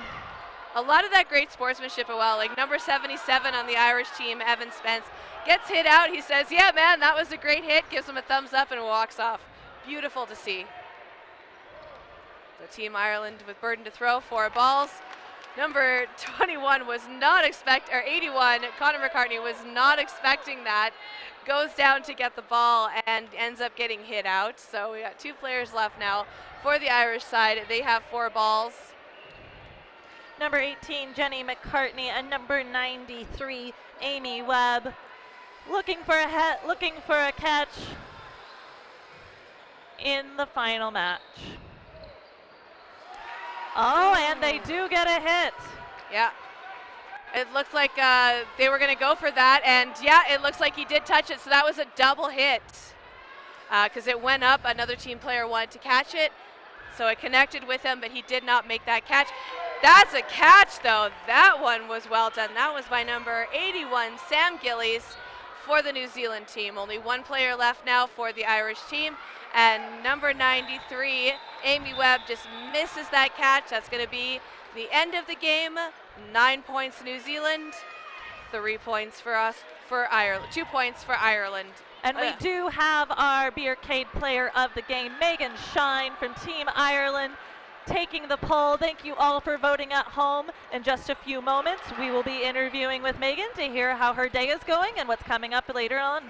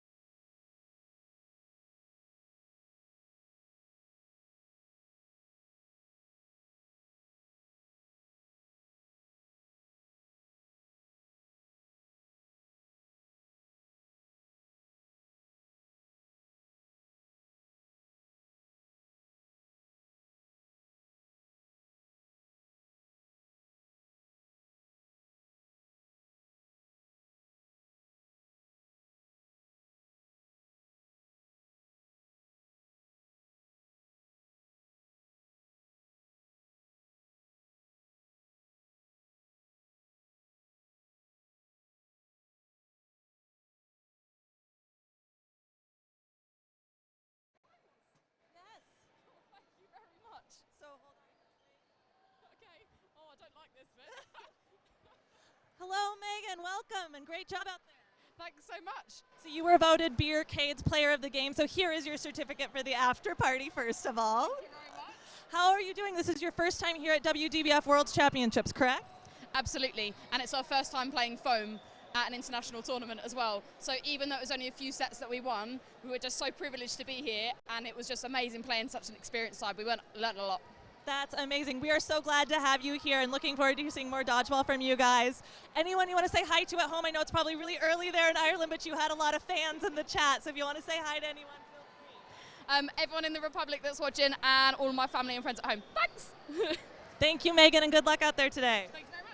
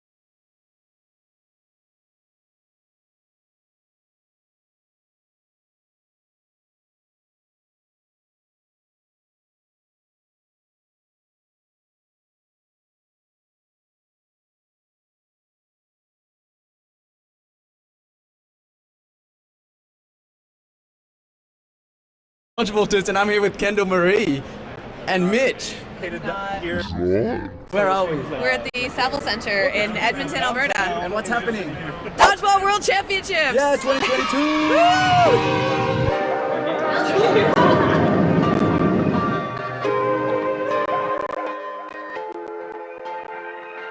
I'm very nervous for this coming week. Like, who am I? I'm Phil Tran. I'm a dodgeball dude. And I want to know more about dodgeball. Look at this guy! Yes? I am Phil from the Dodgeball Dudes. Hello!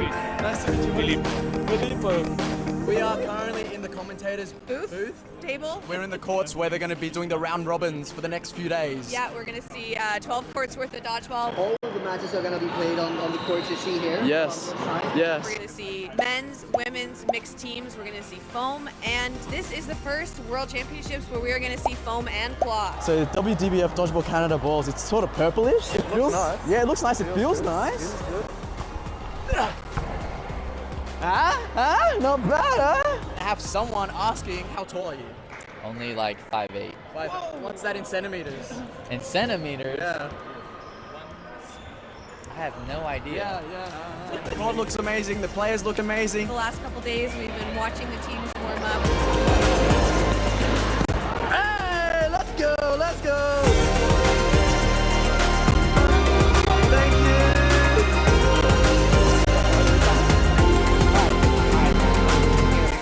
Here.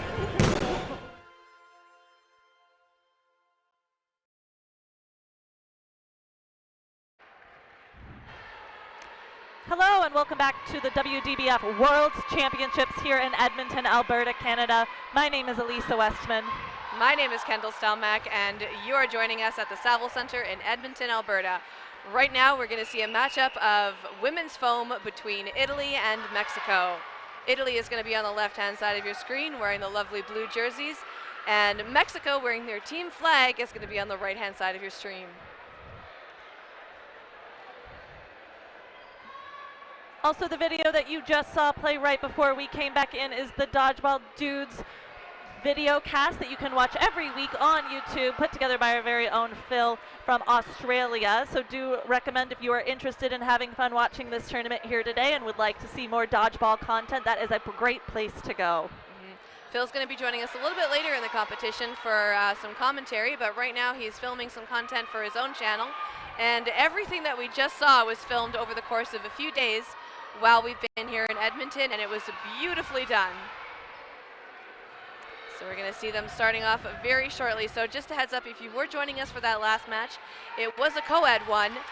This one is a women's game, so we're going to see women starting on the yellow line that is taped down onto the court right now, in case anyone was wondering. And they're off. And again, lines are lava. If they do step on or over that yellow back line or any of the white lines on the side, the player is out. So they do have to be cognizant if they are also playing mixed and used to playing a little bit bigger of a court. They have to know that they have to stay within the yellow line.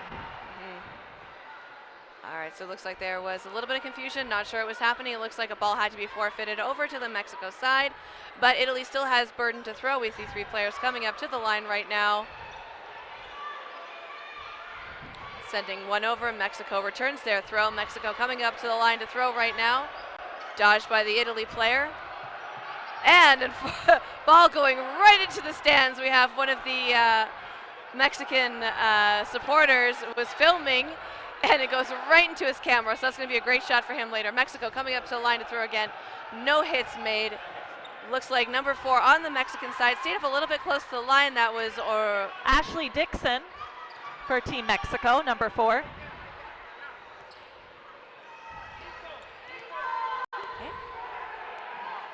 Just bear with me one moment here. Number 10 pushing the line for Team Mexico, doing a good job playing aggressively. Mexico with ball possession at the moment.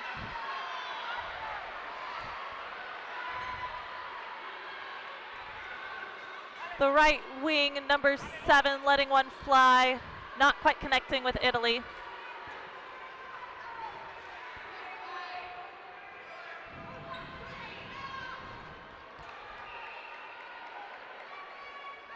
right, so we're gonna.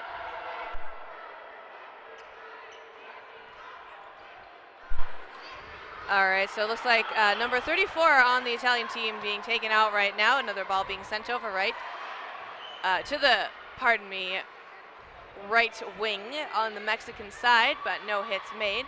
We still have 4 players on the Mexican side right now, 5 players for Team Italy, and that was Dixon again taking out that player. Dixon taking out number 1 on Team Mexico, or pardon me, number 1 on Team Mexico being taken out.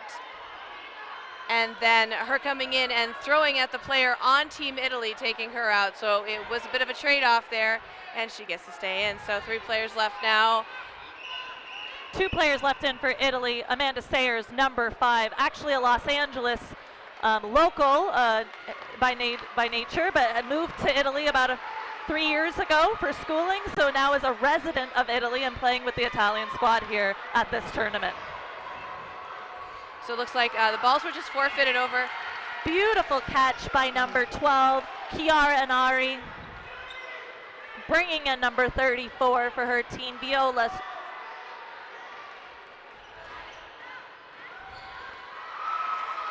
Oh, and unfortunately she lines out.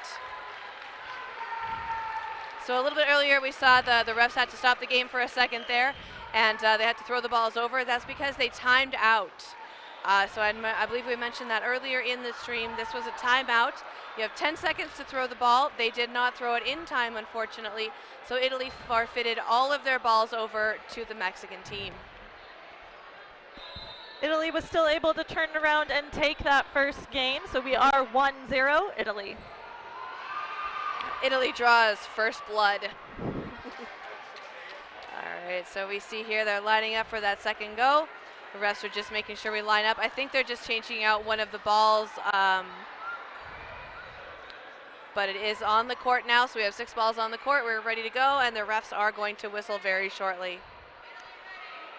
Sometimes these foam balls can get punctures in them, so if there's a puncture in a ball, it is important to change it out, make sure that it is fresh and all of the balls are equal. Want to make sure everything as equal as possible for this competition. So it looks like there was a hit on that opening rush. One of the players for Team Mexico, Huerta, was taken out. So they have 5 players left now for Team Mexico. Still all 6 players left on the Team Italy side. Ball going over, no hits made. Ball rolling back, looked like Dixon was going for it, did not make it. Number 6, captain of the Mexico team, was just recently hit out. You can see her walking off. All right, so we still see Team Italy coming up to the line. Team Italy again in those blue jerseys. If you couldn't tell, the flags are also on the screen, so it's really great to see that a lot of players coming out to support, a lot of those flags being shown off. Amazingly well done. All right, so we are going to see now that Mexico coming up to the line to throw 4 balls. Dixon taking out number 6, Baldini on the Italian side. Beautiful shot, very well done. All right, so a little bit more we're going to see here now is the 5 players that are left on the Mexican side. Looks like we've got one of them going down, ready to get a catch. Italy coming up to the line. They're about to throw. 4 players left for Italy, sending 2 balls over, no hits made. That's going to be a straight exchange now, so we're going to go turn for turn here. We are going to see Mexico returning fire very shortly. All 4 players have 4 balls each. And they make a connection. Absolutely, that was a hit by number 10 on the Mexican team. Beautifully done, taking out a player of Team Italy. So we have 4 players now, so Team Mexico will have the advantage with 3 balls, 4 players on the court. So they do have the advantage with players. Looks like Dixon going for a catch. Unfortunately, not able to get it. That's going to take it down to 2 players now for Team Mexico. 3 players on Team Italy's side. Italy with burden to throw with 3 balls. Looks like a hit was on number 17, Fumagalli. 2v2. Ball right near the line, real exciting. Either side could really get this ball at the moment, but it is on Mexico's side. Yeah, number 40, Moreno, coming up to the line. It looks like she's trying to get that ball. She does have a ball in hand. She is getting those blocks, and she is going to retrieve that ball at the line so she can get that cross-court throw, but Italy catches it. That was number 5 on Italy, Amanda Sayers. Amanda Sayers, number 5 for Team Italy. I know her.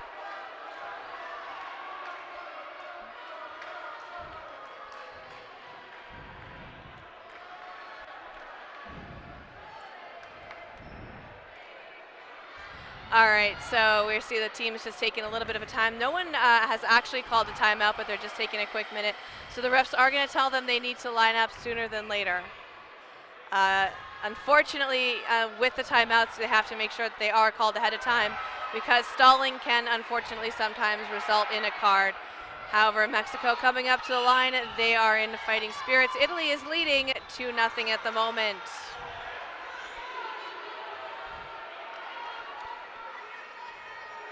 All right, so we're going to see here Italy sending one ball over. You see the Dixon on the Mexico side saying hold, hold, because they have 4 balls now coming up to the line. Throwing at the Italian wing, no hits. Catch by number 2 from Team Italy. 12. That was Siaran. Hit on 31 on Pisu from Dixon. Dixon has been going hard this first half.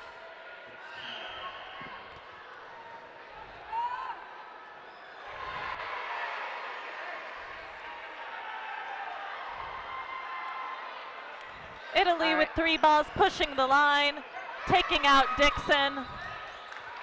Number 6 with that throw, Baldini. She's been a favorite target, Dixon on the Mexican team. Dixon is no newbie to the world stage. I do believe this is at least her 3rd time coming to the WDBF Worlds for Team Mexico, so she is probably going to be a target for teams that have seen her play before. Welcome back and good luck. All right, so we're going to see 2 players now on the Mexican side. They have 3 balls, so Team Italy with the advantage right now. They have 5 players on the court, 3 balls in hand. Sending almost all of their balls over, actually. So now Team Mexico has 5 balls. So it's going to be 2 players, 2 balls each for the players. So we're going to see what happens here. Throwing at number 12 again. Sayers getting 1 ball back for her side, pushing the line with number 12.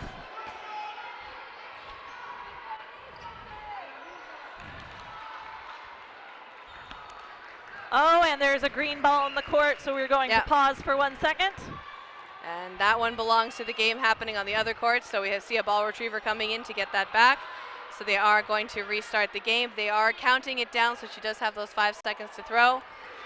And that was Baldini coming in again and getting that hit on the Mexican player. Kathleen Martinez going for the catch, not quite making it, so that does bring our score 3-0 Italy. Team Mexico calling a timeout. Seems like a good idea at the moment to try to slow down Italy's momentum. Yeah. Come up with maybe a new strategy. Yeah, Italy has had some great momentum this entire time. Lots of cheering in the stands from Team Mexico as well, though. We see a lot of pride in the supporters, spectators. I think we have like, pardon me, a mom and dad in the crowd. They're coming cheering out, wearing some Team Mexico jerseys. The pride is definitely here. Absolutely. It's really nice to see that, especially like just with everything going on in the world right now. I know the travel is a lot difficult for a lot of countries. So it's really nice to see those who are able to come out and support those teams, be support players. So you're not just kind of with your team stranded in a strange city. You do have that support system. And it is Canada, so we are known for being very friendly. So hopefully these teams feel very welcome here. Definitely, definitely. You know, it's been 3 years since we've had a WDBF Worlds Championships due to the pandemic. And I think everyone is really excited to come back and compete again and see some of their friends they haven't seen in a long time. Absolutely. And we get to see some great sports being played right now. That was a hit from Italy. That was on number 6 on the Mexican team.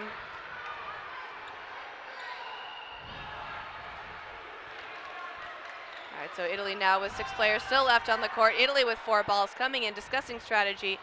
5 players on the Mexican side right now. We see Italy coming straight up to the line. Lots of very hard throws. Number 31 on the Italian side. That was Stefania Pisu coming in and making sure that she staying up at the line, keeping them to the back even when Team Mexico had that advantage. Right wing for Italy, Baldini, number 6, pushing the line, taking a throw. She's been playing quite aggressively on this right wing, and it's been paying off for her. She's had several connections here in this game.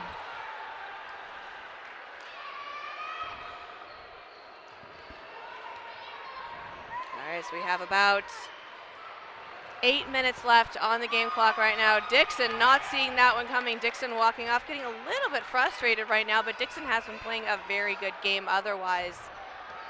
Big catch by number 12, Chiara Arani, bringing in one of her players, but getting out another throw. Yeah, she was definitely a target for that one.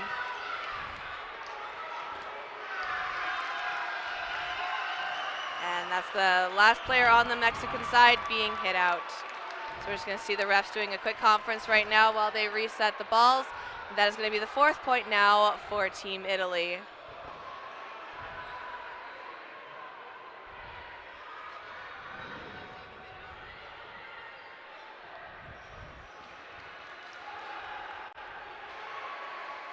All right, so coming up to the line again, we have Team Mexico versus Team Italy. Italy leading 4-0 right now. This is a women's foam dodgeball. Ref spots blow the whistle, and there they go. All right, coming up to the line. Italy, very strong. Beautiful block by number 6 on the Mexican side. Italy has been coming off very strong off the opening rush every time lately. As soon as that ball gets activated, the middle player sends one right over, but that was blocked by Italy, or Mexico, which I think has been throwing them off a lot. Number 55 throws a number 17 on the Italian team, gets it, and that is Margherita Fumagalli. Fumagalli, pardon me. Big catch! Catch by number 40 on Team Mexico. That was Moreno. Beautiful catch made by Moreno, just perfectly, putting up in both arms. So we still have 4 players left for the Team Italy side. Someone just had to tie up a shoe real quick. 4 players on his side. Moreno being hit out.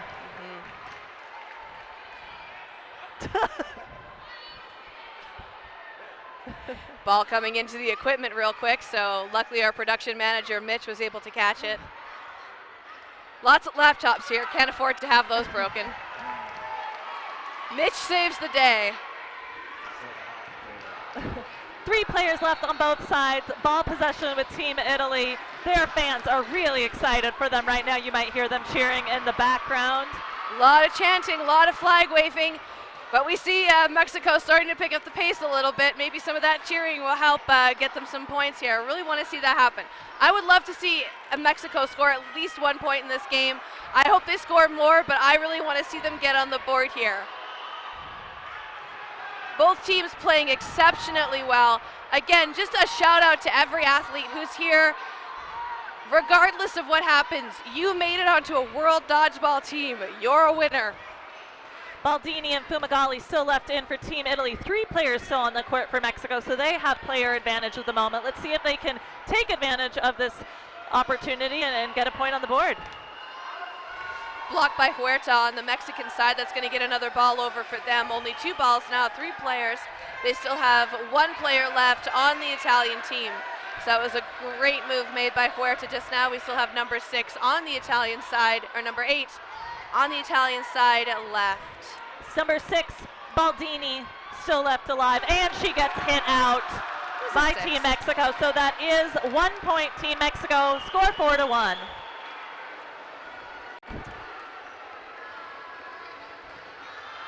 All right, so there you go. I said it. I want to see Mexico score at least a point. I want them on the board. They got on the board. They heard me.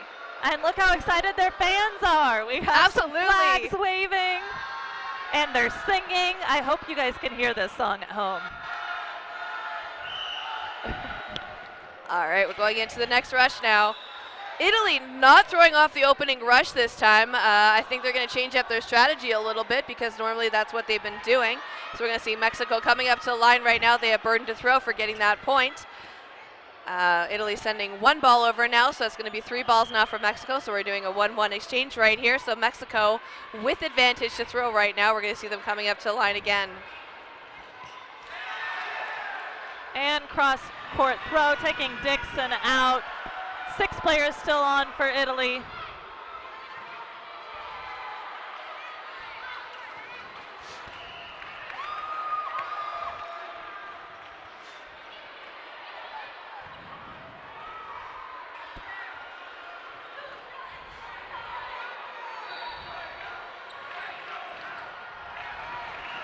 Team Mexico pushing the line. Their fans are cheering for them at the moment, looking for that snipe. And you see number 12 try to huddle their team back together.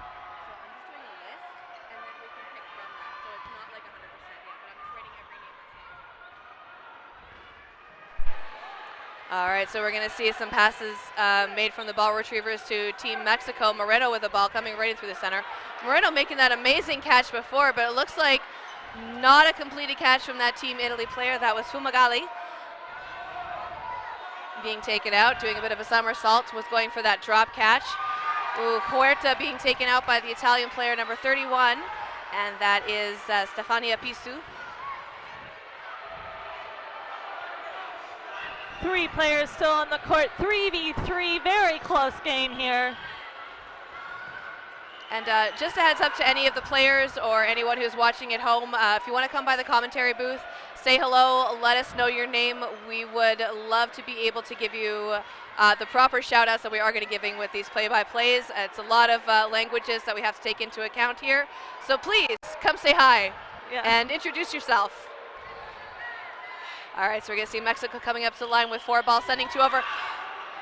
Number 6 on the Mexican side getting a disarm. Very well done. That's the captain of the Mexico team. So 2 players left now, 4 balls for the Italian side. 2 players left on the Mexican side, sending a cross-court shot over. Huerta catching that out of midair, even though she's not even, or pardon me, Moreno catching that in midair, even though she wasn't even playing. It was beautifully done.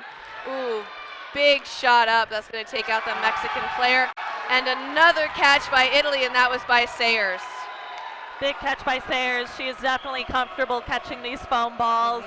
It's definitely her bread and butter. Yeah, absolutely. And it's funny that you mentioned the bread and butter, because a lot of the training that I have had as a dodgeball athlete, even though I'm not a very good one of the things that we learn is the catching area is called the bread basket.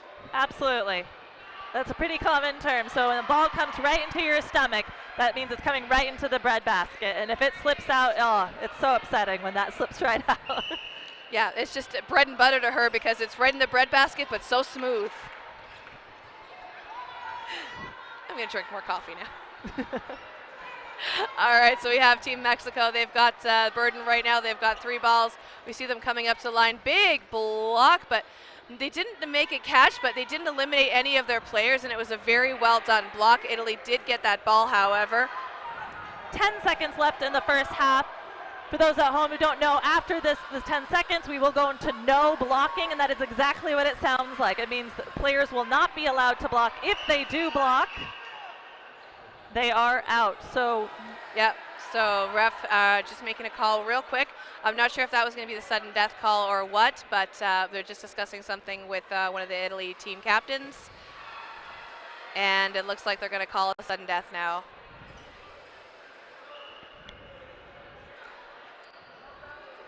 So no blocking is a very big strategy change from the game that you've just been watching for 20 minutes. Yes. A lot of the instincts that go along with dodgeball is if you have a ball in your hand and something's coming at you, to put it up to protect yourself, to stay alive. However, with no blocking, that is not allowed. So it is only catches and hits. So it becomes much more of an agility game. Players play a little bit more hesitant, maybe play a little further back, because they do want to stay alive. Not to mention, we still see the full side from Mexico. We see only 5 players on the Italian side. So if they were to make a catch in this sudden death match, that would actually revive a player for the team, for Team Italy. However, Team Mexico just takes out an Italian player, and that was number 31 on Team Italy, Stefania Pisu. We are just getting word that there is still 1 minute left and normal play before going into no blocking. So we are updating the clock right now. Thank you for letting us know. So there is going to be blocking allowed in this one. Moreno, pardon me, going for the catch, not quite getting it. Moreno has been definitely getting a lot of catches this game. For Team Mexico, she's been doing a really great job. We have 3 players left now on Team Italy. So we see Team Mexico coming up to the line, just sending 1 ball over. Very strategic at this point. We are getting close to the sudden death point of the game because we do have less than a minute now, about 50 seconds. So we're going to see very careful throws being made. I don't think they're going to send as many balls over, but Italy did just send 2 towards Team Mexico. I think Team Mexico is going to try and keep ball control, and they're going to hang on to as many as they can and just send 1 ball over at a time. Looks like player removed on the Team Mexico side. Team Italy coming in, no hits made. All right, so we see Team Mexico now. Only 1 player left in for Team Italy. Looking for a catch. You can see she dropped her ball. She's got her head up. That was a hit. One of the balls that Team Mexico sent over dropped down, hit her right in the ankle. I don't think she 100% noticed it. The refs did, so that is going to be that point for Team Mexico. And now we're going to start the round in sudden death because we do not have enough time to start another round in regulation play. The game clock is done. So the balls are actually going to start on the line with the players now, and this is that no blocking that we let you know about before.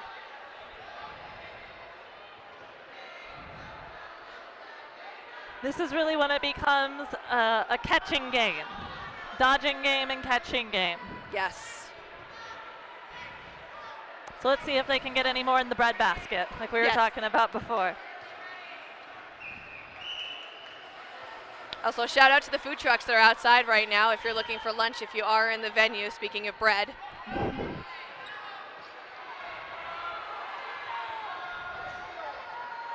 right, so team's going to play a little bit more strategically this time. Looks like we're only going to send 1 over at a time.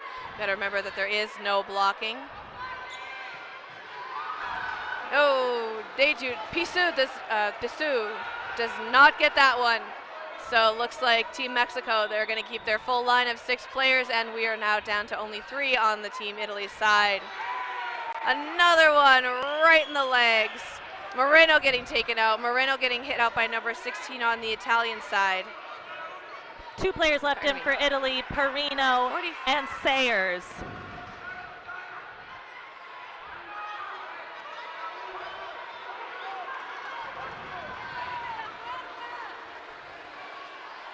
Good jump by number 15, Perino, staying alive, waiting for a ball to come in hand. 4 balls now for Team Italy. Team Italy is going to coming up to the line, starting to throw. Oh, Perino not a catch. Perino getting hit out. Sayers did collect a catch on that one, bringing in number 6, Baldini. Yeah, Perino was going for a catch. She had 2 balls in hand. She didn't connect it. Luckily, her teammate did get a catch, so it was a 1-1 trade, which not bad at all. Really, it's very much a gamble when you have balls in hand and you go for a catch playing. Sayers' last one left in for Italy again. Let's see if she can get another catch to bring in another player. She is looking for it. She has dropped her balls and squaring up for a catch. She knows that with this big disadvantage of count, she needs to bring in another player to close this out. Just confirming, she did drop down a little bit there. I think she was going to try and go for a catch. One of the balls did come up right in front of her. She was just confirming with the referee that no, it was not a hit. It was a floor ball, so we are good there. She stays in, and Team Mexico is just trying to assassinate now. Beautiful throw from the back court there, going down, dodging those balls. I think she was trying to go for a catch, didn't end up seeing any of those balls as being catchable. She's got 2 balls on the court. Taking out number 10 on Team Mexico. Very well done. Sayers is going to stay in now. 5 balls. She has advantage just based on the amount of balls that she has. There are still 2 players left on the Mexican side. 2v1. Sayers has done a great job of bringing down the player count. Calling that an ankle shot, 1v1. So that How was exciting. Was Kathleen Martinez being eliminated by Sayers. We still have number 1 for Team Mexico. I believe that is... And Amanda Sayers Castillo. closes out that game, bringing another point to the Italian squad. And you can see how excited they are on the floor, cheering her on. As mentioned before, Sayers is a Los Angeles native, relocated to Italy, and has clearly made a lot of friends and family in the new country.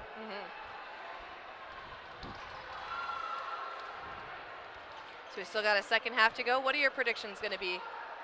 I think Mexico's got to make a little bit of a change up here. You know, Italy's got a lot of momentum. They just closed out a very exciting game. So they've got to stop Italy in their tracks. They're going to have to maybe change up their lineup, play a little bit more aggressively potentially to change things up a little bit and hopefully get a few more points on the board. It is only 2-6. There's a lot of dodgeball left. We've definitely seen games come back closer than this. Absolutely. I think Team Italy's been playing very well. I think Team Mexico is doing a great job also. I think now Team Mexico kind of has a better understanding of what's been going on as well, so they're probably going to try and adjust their play accordingly. You only have so much time in a timeout during the game, so I think they're going to use this half break to their advantage to try and change up a lot of their strategies, and I think that's going to start working for them.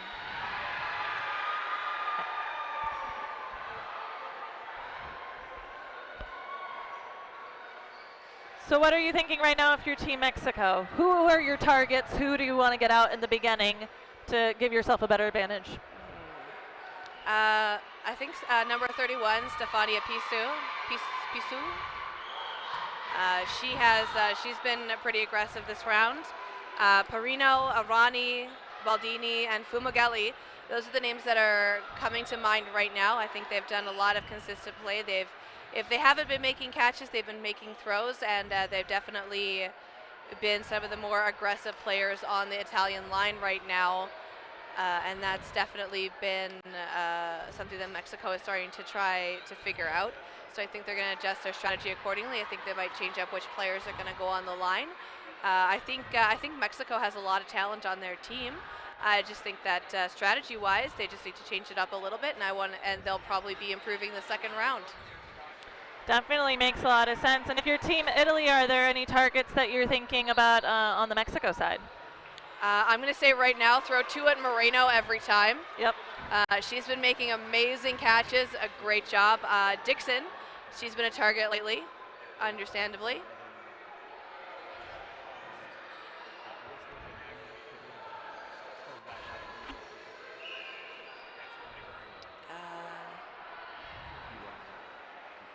I think there's a lot of players on the Mexico side. Like, we're not really expecting a lot out of them, but they might be sleeper hits in the second round.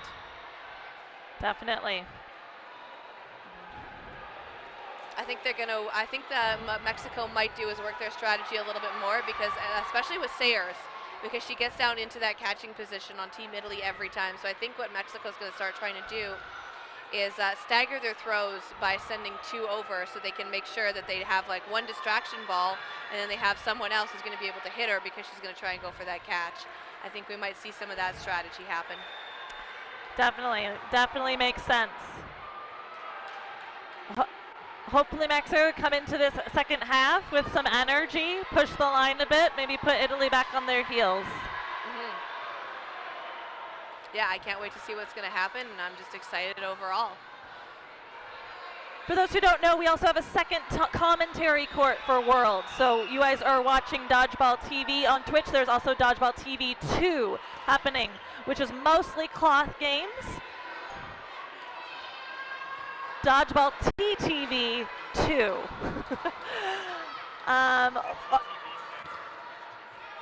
What's happening over there at the moment is men's cloth, France versus Mexico.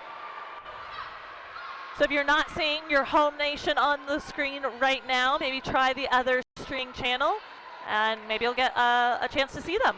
Yeah, I think we're gonna try and get at least one, at least every country to have one streamed game. I'm not sure which format or which team it's gonna be, but I think we're definitely gonna try and make sure that everyone gets their camera time. And if you're curious about the schedule and what teams will be on the stream coming up, do check out Dodgeball TTV's Instagram. The schedule has been posted there. There's also online. And you should get a chance to see some of your favorite players. And that looks like that was a hit on number 4 on the Italian team. Went down, she went for a catch, but she ended up touching it before it hit the floor and going in between her legs. So that's going to be an elimination there. So 4 players left now on the Mexican side. Mexico with ball advantage right now. They have 3 balls, 4 players. Team Italy with 3 players left on the court right now, sending one cross court. Looks like they're going for Pistu again.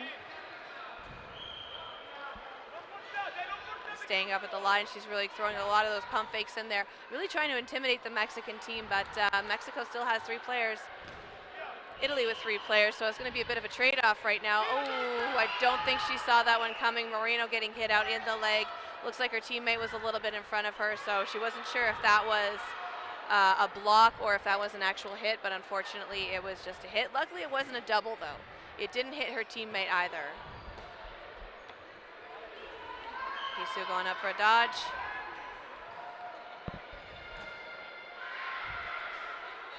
Two players left on for Mexico.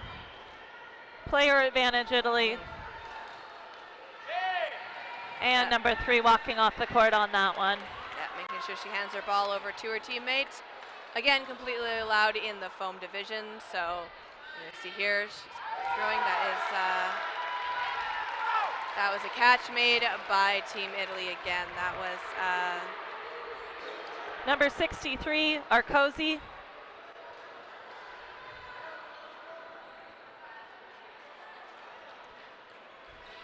Coming up in a little while, we will have nominations and a poll for the Beercade Player of the Game. We'll have 2 players from each team on a poll, so choose who you guys think deserves to be nominated and win Player of the Game. They will get a $10 gift certificate to be used at our after party here in Edmonton, and we will do a player interview with them following the match. So if you want to hear from one of your favorite players on the court right now, let us know, and hopefully we'll get to talk to them right after. Absolutely. Beercade being one of the sponsors of our tournament. We also have sponsoring done by FKA Communications, Quality Fast Foods, and the Edmonton Transit Service. All right, both teams coming up to the line again, 6 and 6. We have 16 minutes left in the second half, and they are off. Looks like we have a false start on Team Italy. So unfortunately, they were a little bit too quick to run for those balls. The referee is going to call it. So they're going to try running for them again and make sure that that doesn't happen. If they do get a second false start, that is actually going to be their line playing short. But it did not happen. Balls will get activated. And a catch by Moreno off of her teammate. Beautifully done. That's known as a ricochet catch, exactly what it sounds like. Bounces off one player. Ball is still alive until it hits the ground. So she was able to collect that ball mid-air and save her teammate. Yeah, she did get that catch. Unfortunately, there was a second ball going straight for her teammate. So she does get eliminated. However, that catch will still eliminate a player on the Italian team. Although we did see another elimination just happen. 4 balls now for Team Mexico coming up to the line. 5 players left for Team Italy. Sayers coming in hot. Going for a catch, but not quite getting it. But, you know, good job anyways. All right, so we've got 2 balls now for Team Italy, changing up who their wings are now that Sayers has been taken out. So we have Team Mexico coming up to the line, and that's going to be a hit. And, oh, unfortunately, number 15 on the side was not watching, and she got hit out. And that was Ilaria Parino. All right, so we see 2 players left now. Arcosi going for a swing, not quite connecting. 2 players left in for Italy, 3 Mexico. Let's see if they can make this player advantage work in their favor.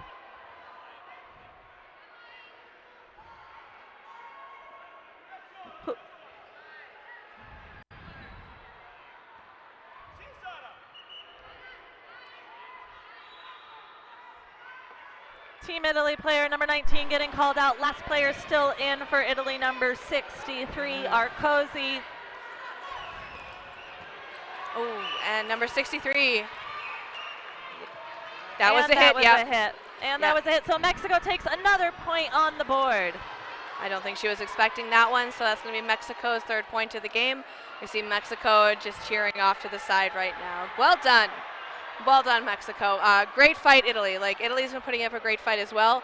We're kind of starting to see a little bit more confidence from the Mexican side. I think they're kind of understanding how Italy does it, so we're going to see some fierceness out of the Mexican team now.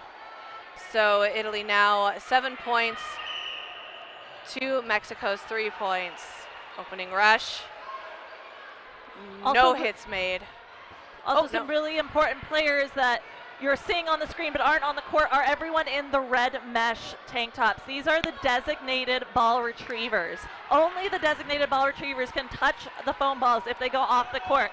And the speed and agility and the ability to get these balls into the player's hands as quickly as possible really does give a team an advantage.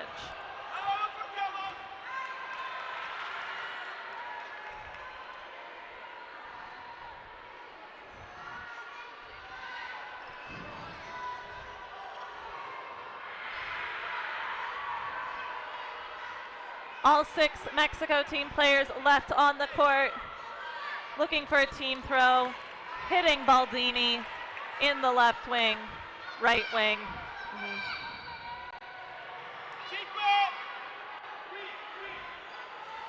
5 balls on Team Italy's side, only 1 on Mexico, and they see a hit.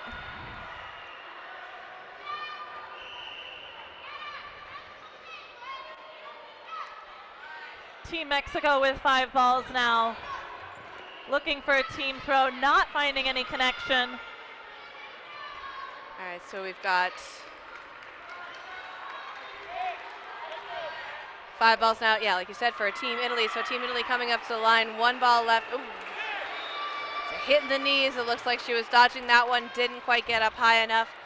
Right in the knee pads, but that is going to give the advantage now to Team Mexico. They still have 4 players on the court. Dixon sending just 1 ball over. Moreno looking for that catch again, but not quite getting it, making sure she has a fast retreat on that one. Moreno on the wing right now, number 40 for Team Mexico. Not to mention we're going to see the Team Italy throwing again. Number 3 right in catching position for Team Mexico. Like, she sees that coming and she's going for it. They are really trying to make sure they get those catches now. We see a block from the Team Italy player going a little bit over her head, going right down to the floor. So very well done. And several balls fly, but none finding a player.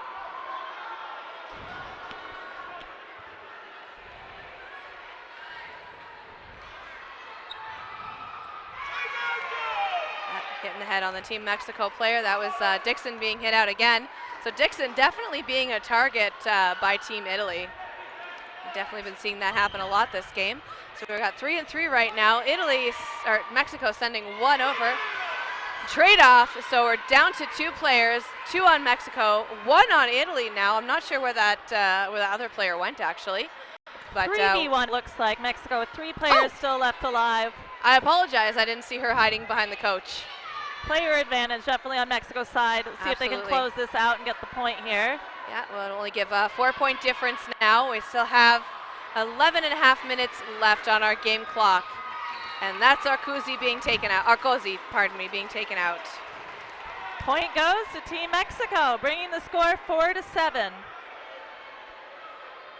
Just about 11.5 minutes left on the clock. Still a lot of dodgeball left. So much can still happen here. Those who are curious at home about that headshot, face shots do count. They are completely legal in this league. At the world's level, it is highly competitive. And unfortunately, face shots do still happen, but they are considered an out. Yeah, it's only if it's done intentionally from like a very short distance where a headshot will normally get you a yellow card. Other than that, it is part of the game. Almost closing out that catch for Ashley Dixon.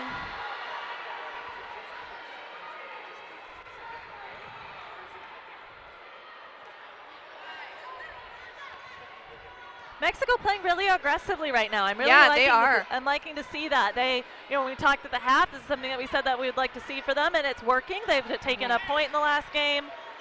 They're pushing the line. Yeah, I feel like they're playing a lot more aggressively. They are still losing some of their players, but with some of the moves that they do, they are being more aggressive. And it's really good to see that aggressiveness because it's definitely throwing off a little bit of the Team Italy game when you do see that confidence on the court from those players. So well done. Absolutely. All right, dodges by Team Italy, so we're going to see Team Mexico. They still have 3 balls, so Team Mexico with the advantage now. Looks like they have 4 balls. Throwing at number 14 on the Team Mexico side. Oh, unfortunately not getting that one. But she does throw, Rani, she does throw her ball back to her teammates. So we're going to see the ball advantage now for Team Italy. Team Mexico is doing a really good job here. Getting nice and low to avoid those throws. Looks like they were going to go for the balls. 2 balls now for Team Mexico. Team Italy with 4 balls, 4 players. Italy with the advantage. Just discussing some strategy real quick before they come up to the line.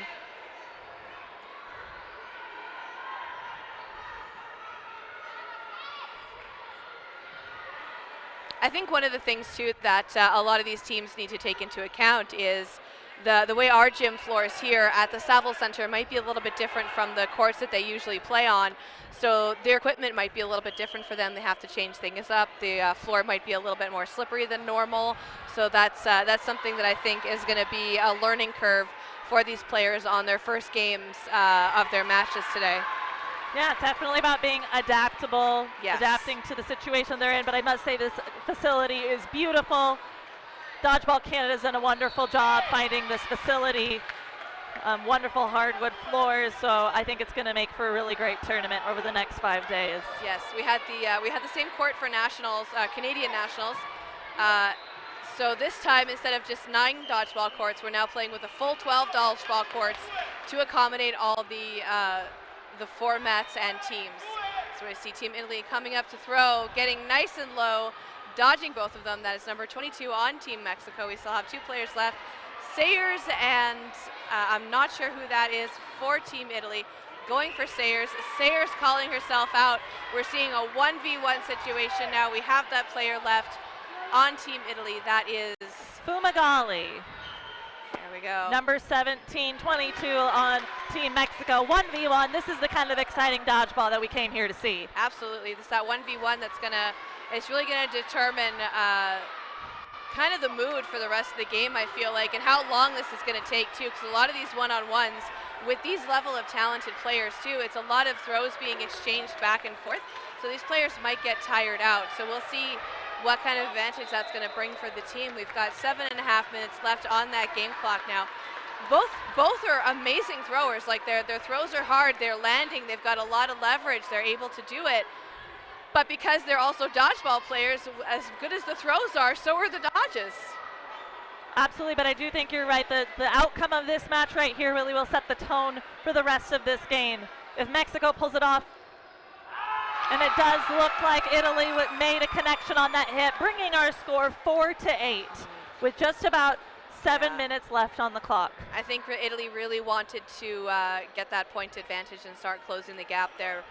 They're still, so they're about 4 points behind now. They would have been only 2 points behind had they have gotten that 5th point. But, you know, there's still time. There's 7 minutes left, so we'll see some aggressiveness from Italy. I think they're just taking a moment to chat it out right now. I think they're kind of probably saying the same things that we are, to be perfectly honest. So we will see what happens. But again, win or lose, both teams are doing amazing here, and I can't wait to see how they do throughout the rest of the tournament, and the ref is just letting them know, like, you guys got to get lined up. I don't think they officially called a timeout yet, though, so we don't want to get them in trouble for kind of stalling the game because the clock was not stopped.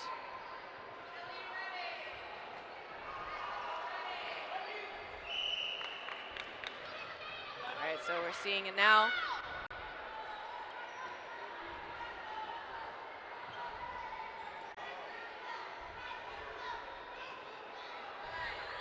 We're seeing Team Mexico go. Ooh, that looks like that was a catch by Irani again, number 12 for Team Italy. Team Mexico now down to only just 4 players. Ooh, looks like number 3 was a target. They were going for her. Moreno's still in though. Moreno's been having some great catches this game. All right, so we're gonna see now Team Italy coming up to the line again. Oh, Sayers not quite making that catch, going down.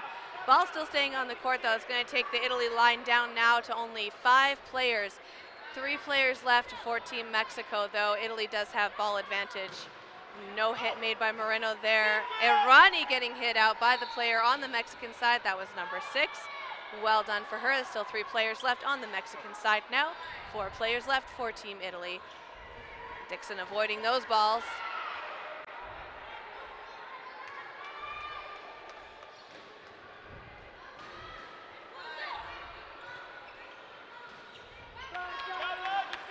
See Italy coming up to the line now, 4 players being very aggressive. Italy with 4 balls each.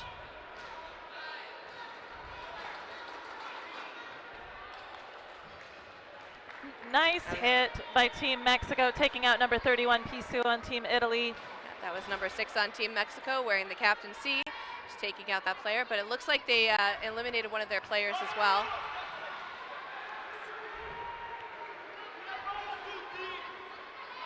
Oh. No. Okay, so we see the Team Italy player going for it. That ball was on the line, so Team Italy did have a right to grab for it. And no hit by Team Italy on Dixon there. Dixon going for the block, coming straight up to the line. We still have 3 players left now for Team Italy.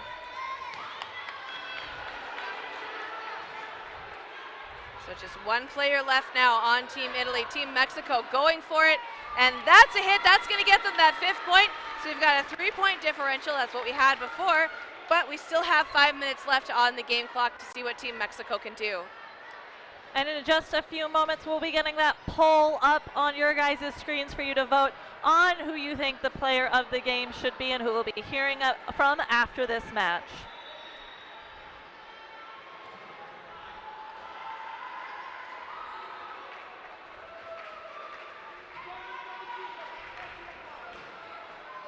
All right, so we see the teams lining up again.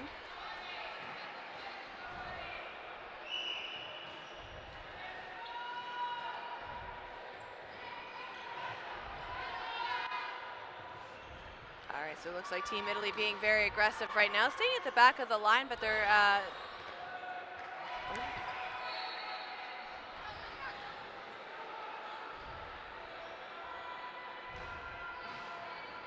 so the ref confirming that was no hit on the player on Team Italy. I think there was a little bit of confusion going on. Nothing was done there, so we're going to see more attempts being made by Team Mexico. I think they're going to have more throws during this round.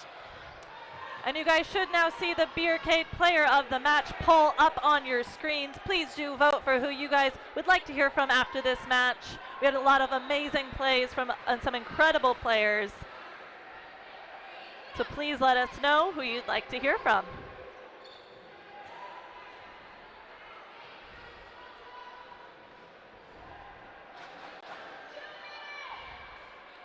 So Team Italy coming up to the line now. Team Italy with advantage. They've got 4 balls now.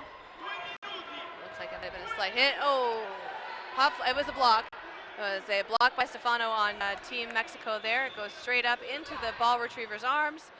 We are good.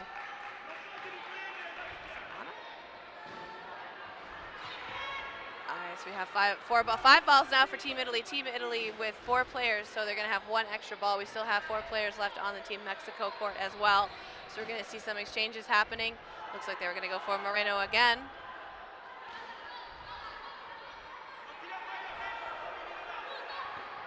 Catch by Sayers. One more time.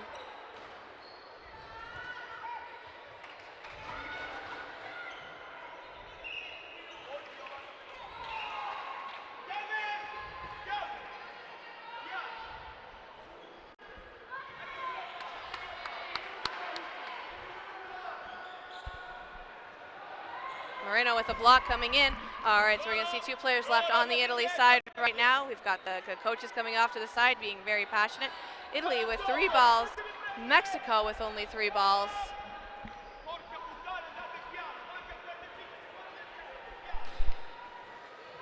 All right, so 4 balls now. Team Italy coming up to the line. Team Mexico with 3 balls. A block from Moreno one more time. Looks like she's going to be their target. They still only have 3 balls, so it's going to be 3 players now for Team Mexico. Team Mexico coming up to the line, taking their shot. No hits made. No hits made again. Mexico sending 2 balls over, and now Italy is going to have 5 balls. Italy with advantage, 4 balls. They have burden to throw. Italy coming right up to the line, throwing straight across and taking out the player on Team Mexico. No hit made by that throw from Team Mexico on the Team Italy player. It bounced up into her, but it was floor first. And that's the end of the second half, so we are going to see that sudden death. So, no blocking, catches are allowed.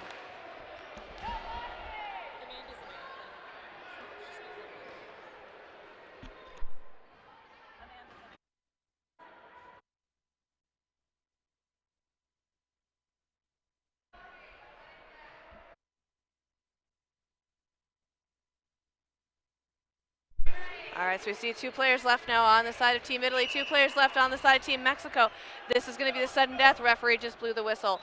No blocking, catches will count for re-entry of players. That's a hit from Moreno. All right, Moreno coming in again. Nice hard throw. And that's a line out. So that's going to be the point. So 6 points now for Mexico, 8 points for Italy. Italy is going to take this one. Mexico got that point on a line out. Well done, Mexico, though. They put up a really hard fight. They were really going for it at the end. I think that was amazing. And coming up shortly, we're going to have Elisa giving you the interview with the player of the game.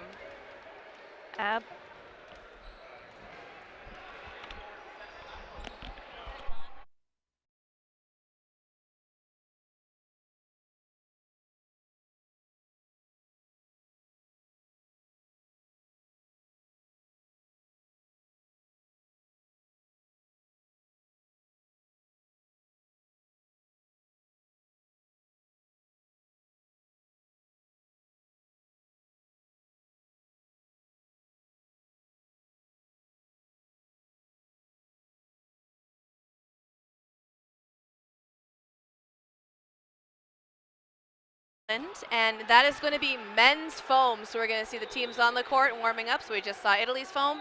We're going to see Italy's men's foam now. Going to you, Elisa.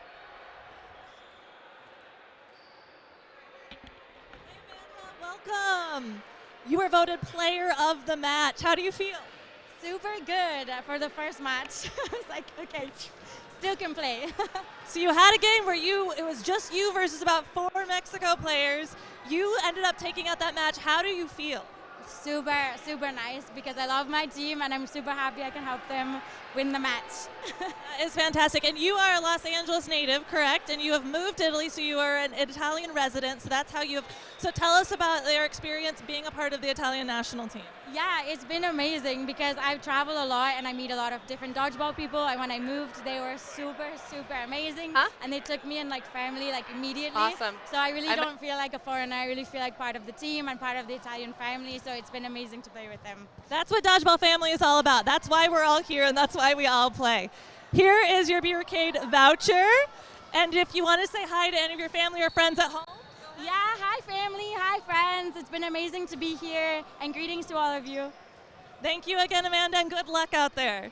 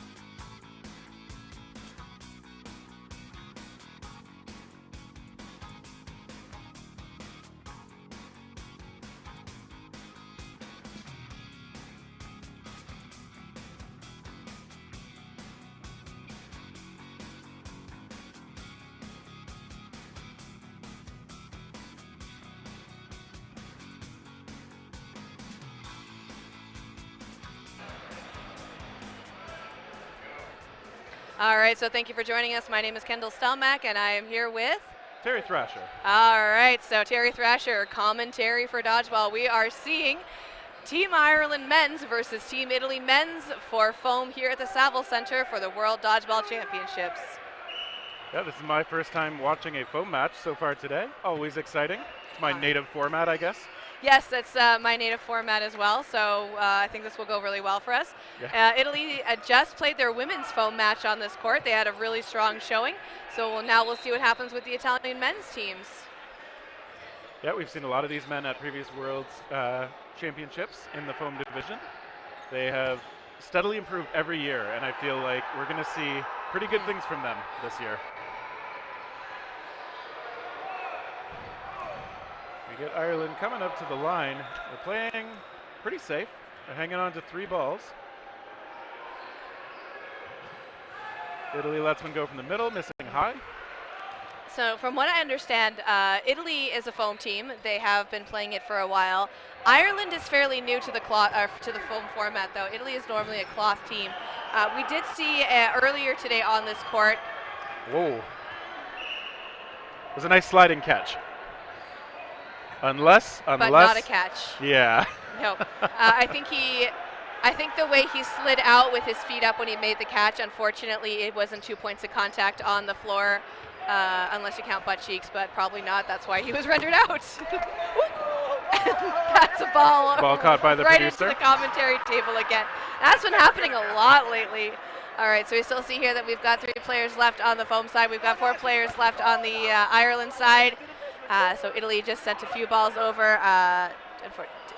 Ireland doesn't rush up for those balls on their side, but we're still seeing Ireland now with 4 balls, sending 2 of those balls over right straight across to the corners.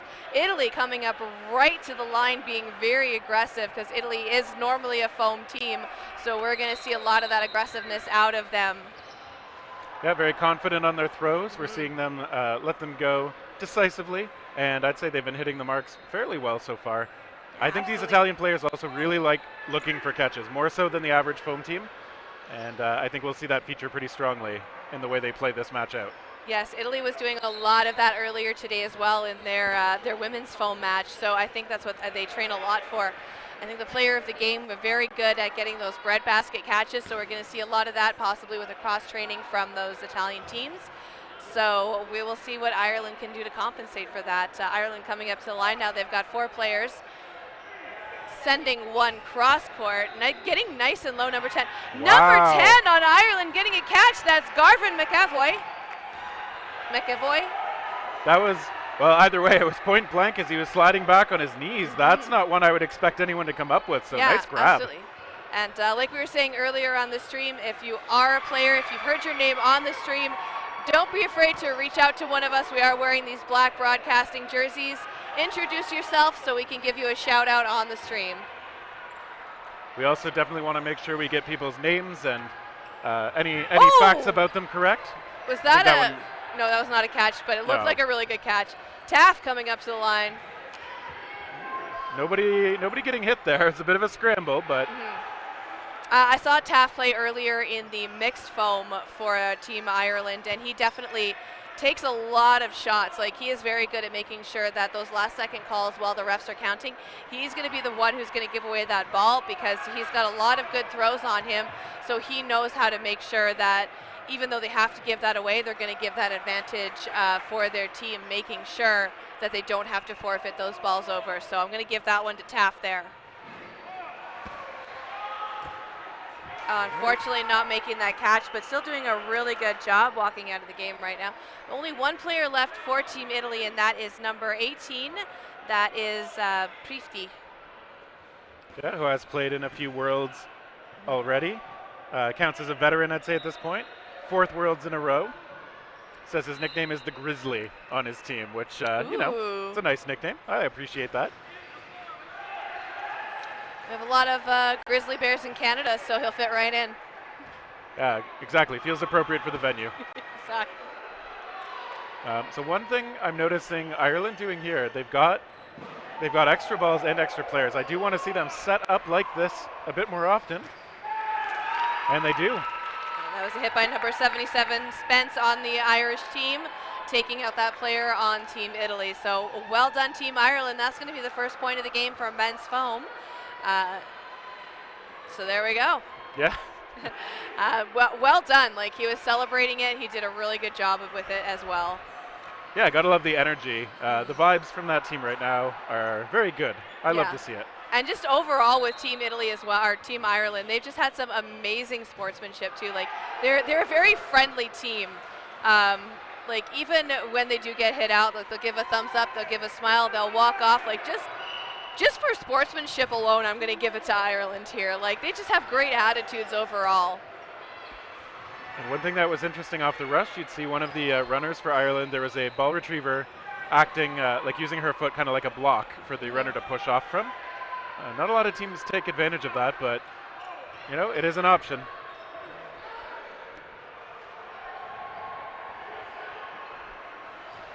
All right, Italy gathered up and talking. They come up to the line. They send one toward the middle. A counter shot does find the mark. Caretta hit out. They still have 4 players left on the Italian side right now. They've got 4 balls each. All right, so it looks like that's going to be no hit for them, and that ball's rolling right back over. It is still inside the court boundary, so they're not going to get that one, but the Italian team is going to get that for their team. They are going to retrieve it. There are some Team Italy players out there who have their jerseys reversed. I'm not sure where the pennies went, but they are the ball retrievers. They are not players for Team Italy right now. In case any of you at home were wondering why the jerseys were inside out. Yeah, it's important to have the ball retrievers be visually distinct from the rest. We see on the Ireland side they're wearing the pennies, which definitely a strong contrast to their green jerseys here. So we're seeing really hard throw by some of the Team Italy players. That's number 13, Sebastiano Manuzzi. He was coaching, actually, the women's Italian team, so I think he's been playing this for a really long time. Got a lot of knowledge in the game as well. Yeah, able to find the mark onto Hamilton Brown, who did try to jump. Needed to go a bit higher to get over that one. Okay, so we're going to see here another couple throws by the players. Manuzzi really willing to just step up to the line and take that shot toward the back by himself. Had some coverage from his corners, but not able to connect that time. Yes, we do hear a little bit of yelling. I think there's something going on in one of the other courts. Should be very interesting. Well, let's focus on the Italy side of what's going on right now. Oh, number 33 on the Italian side. That was it 33? I'm not sure. I do see a 33. I'm not seeing a player on the roster, so I guess we'll have to figure out who he is a bit later. Yeah, our info might be slightly out of date. We'll see if we can get that cleaned up. Ooh, nice attempt by Spence there. Lots of last-minute things can happen when with international teams like this, so the roster might not be as updated as we want it to be, but when we do find out who he is, we will let you know. Yeah, exactly. Trying to pay our respects appropriately to the athletes, of course. Yeah, I mean, you do something good, you want credit for it, and we're going to try and give you as much credit as possible. All right, so we've got 3 players left now on the Team Ireland side. That was a beautiful block made by the Irish player. Both I countries. This is going to be hard to not get really into it and say the wrong things. So it's green versus blue right now, and it looks like number 3 on the Italian team, that was Carrera. He was going for it. Number 10 on the Italian team, McAvoy, really going for that one as well. Going for number 13 on Team Italy. So we're going to see the refs counting down right now. They have ball advantage. All right, so Team Italy now with only 3 players left on the court. Oh, pardon me, 4 players left. They have 5 balls now, so Team Italy with the advantage. Oh, one going right down and taking out number 32. I believe that is Paul Coombs, the captain on the Irish team. However, it does eliminate one of the players from Team Italy as well. 2 players left now on the Team Ireland side. So we're going to see here Team Italy coming up to the line, trying to play very aggressively, although the burden was on Team Ireland. Team Italy likes to get up to that center line and play very aggressively with their pump fakes on their wings. Beautiful jump by McEvoy there. Oh, Carrera not quite getting that one and getting taken out. I don't think he saw it coming, just a tap on the hand. But they still have 3 players left for Italy, so it's not that huge of a loss yet. We're still only in the second set of the first half of this game. So 4 balls now for Team Italy. All right, they're sending 2 into the corner on McEvoy. I think he's been maybe the standout player for the Irish side so far. But he is now alone on the court. Last player left. Ooh, that was a beautiful throw at the ankles of number 13 there. Was really trying to take Manuzzi out. Still got 2 to deal with on the Italian side, so McEvoy trying to extend this lead for Ireland, but Italy with the advantage right now. And they get him just on the hip, calling himself out. Yeah. Honestly, that flew past him so fast, I would have not guessed it if he hadn't have called himself out. But that's what I was saying earlier about that sportsmanship for Team Ireland. Like a lot of honesty. Not that any of the other teams haven't been honest, but it is something really nice to see, especially with those really close call hits. Yeah, it's very noticeable when players are calling themselves out on those. And, you know, there's a good chance the refs saw it too, but at the same time, when the players do it, it's easy to respect that move. Yeah, there's a lot that the refs have to be watching, a lot that the refs have to look for. So if you are going to be an honest player and take yourself out, it makes play calling for the refs go actually a lot easier, because then they don't have to stop and chat or second guess or anything like that. So it works out really well. Catch for Team Italy. Wow. Catch again for Team Italy. That beautifully made. That was Manuzzi and Carrera. No, 13 and 3, just catching machines right now. Yeah, we see them looking for those catches a few times, and it pays off. I think they do get Manuzzi, though, finally, who's been the most aggressive and probably hardest thrower on the Italian side so far. Absolutely. Ooh, number 66 on the Italian team going for a catch. That was Marco Camerani. But unfortunately not quite making that. He does manage to exit the court without injury, because it looks like he lost his footing a little bit there, so we're going to see another throw. Luckily that block didn't go into any of the teammates. That was number 21 on Team Italy, and Nicolo Iba.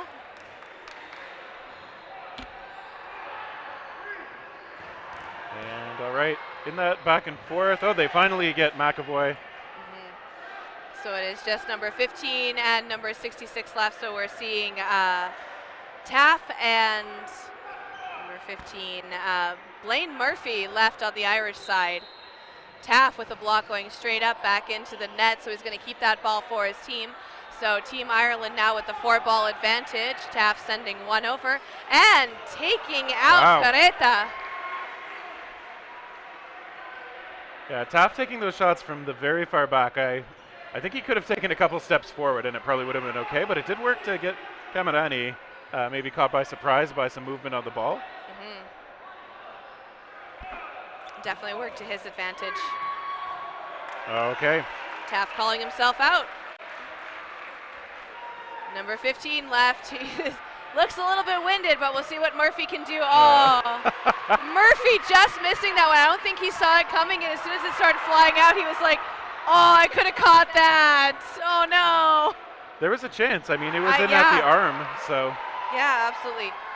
It could be a little bit too, like, I'm not sure how long the players have been here for, so the time difference with those flights and everything, there might be a bit of jet lag going on as well. Like, it's still day one, so hopefully at the end of this, teams come back to the hotel, they have a nice long rest, and they're ready to go tomorrow. I know some teams from overseas ended up getting here last week, trying to give themselves lots of time to adjust to like the city, to their accommodations, to the time zone difference, as they take out Manuzzi with who made a fancy move but couldn't quite get away from that last ball. I wonder how many of the teams that have never had it went for Tim Hortons. It's like a Canadian staple almost. It's, yeah. All right, so we're going to see here now. Team Italy with 4 balls throwing. Number 33 dodging it.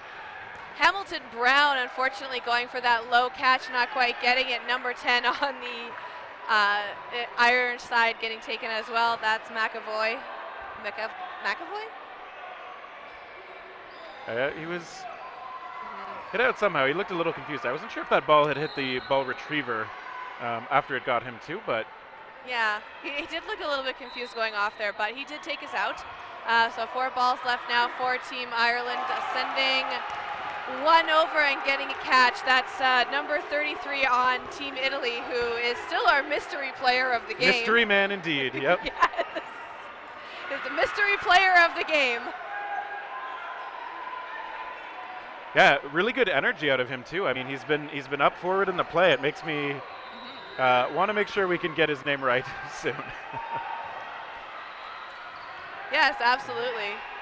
All right, Spence hit out on the far corner for Ireland. He wasn't quite able to make himself small enough. Now Ireland with 2 in hand each, but only 2 players. Murphy lets one go toward the corner and misses. Taff with a block with 2 balls there. That's going to give 4 balls now for Team Ireland. Team Ireland with the advantage to throw. 5 players still left on the Italian side, but we are seeing Manzuni there. He is playing very aggressively, coming up to the line. Like, he is just pushing Team Ireland, and he looks like he's going to go straight for Taff. Or just a lot of pump fakes. It looks like that was the wing. That was Iba on the wing for Team Italy. He threw that straight at McAvoy, but looks like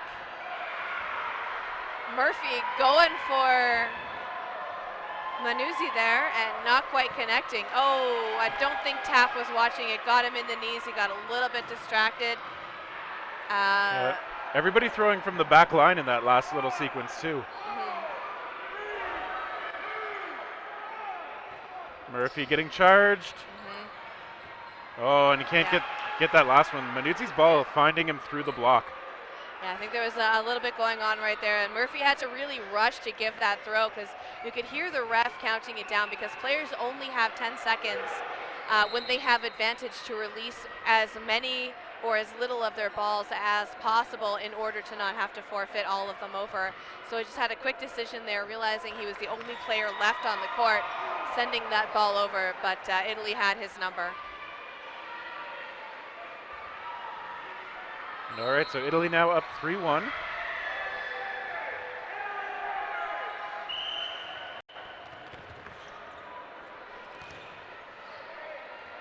Blocked by Murphy. Italy got to those balls fast, they activated them, and the next thing you know, they were throwing at Murphy.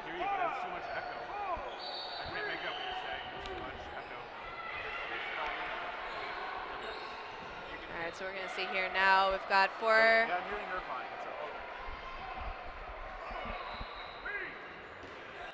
Oh, beautiful catch by Taff there. That was just right in the breadbasket. Beautifully done. He saw that coming, and he was just kneeling down too. That was so well done. Well, and we see him just staying square to the ball, just ready, not turning away. He still did the right thing there, even though that one pops up out of the reach of any teammates to help. McAvoy tagged out as well. Ooh, that was a hit by McAvoy and then an out as well, so it looks like it eliminated a Team Italy player. But both hits were valid, so it was a bit of a trade-off. We only have Spence now left on the side for Team Ireland.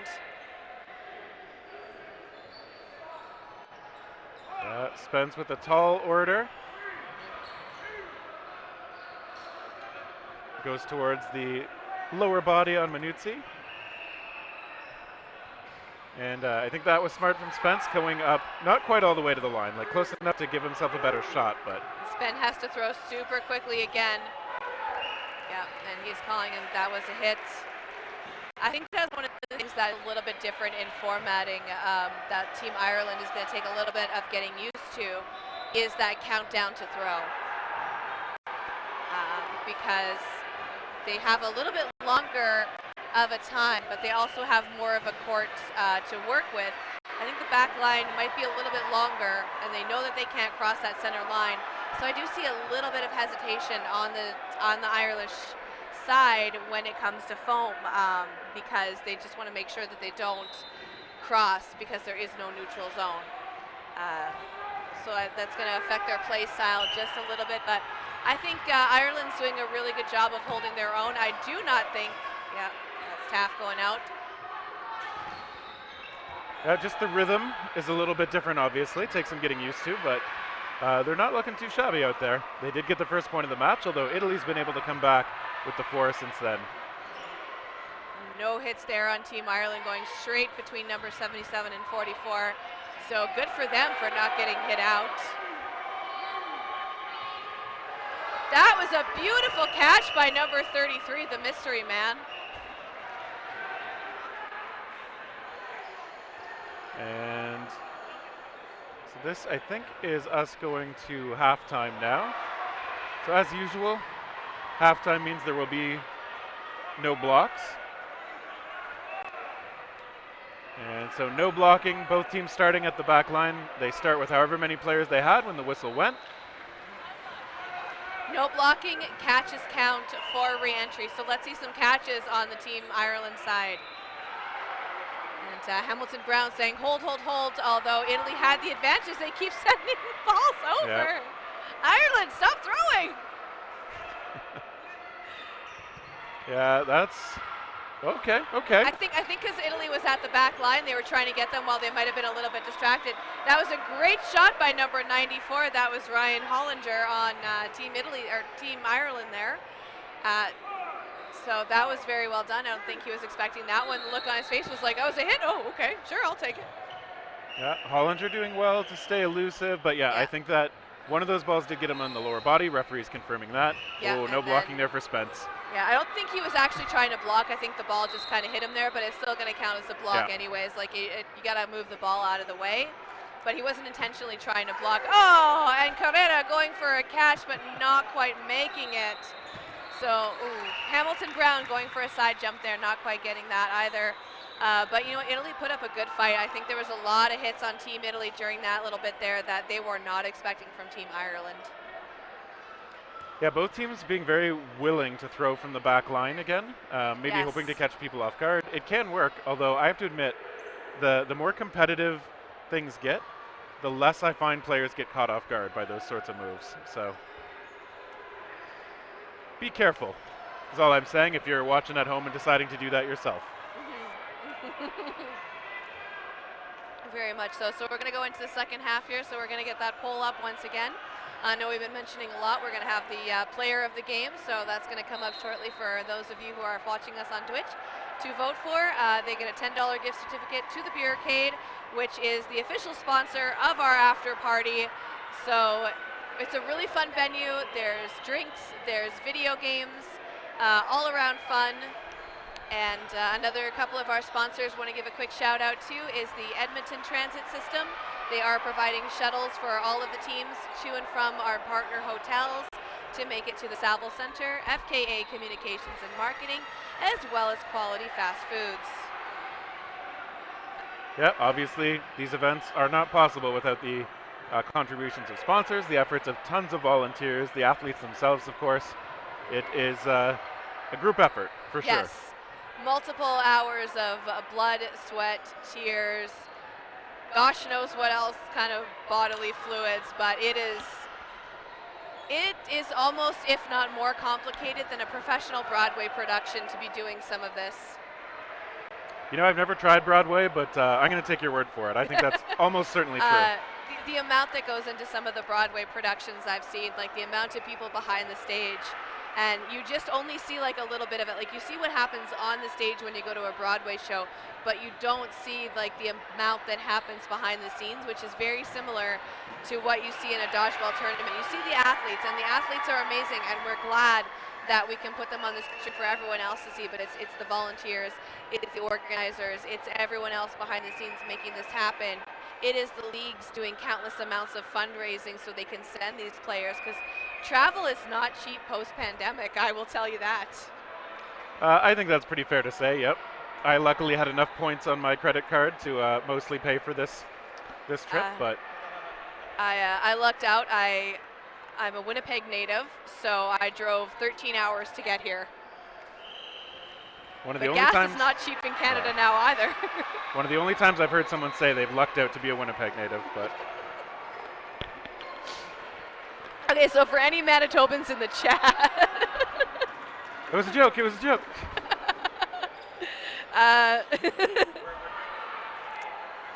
Good old Ontario-Manitoba rivalry we've got going on here, Terry. Really? No. I feel like, you know, it exists in the dodgeball court, but between us, you know, Oh, there's no. no rivalry. No.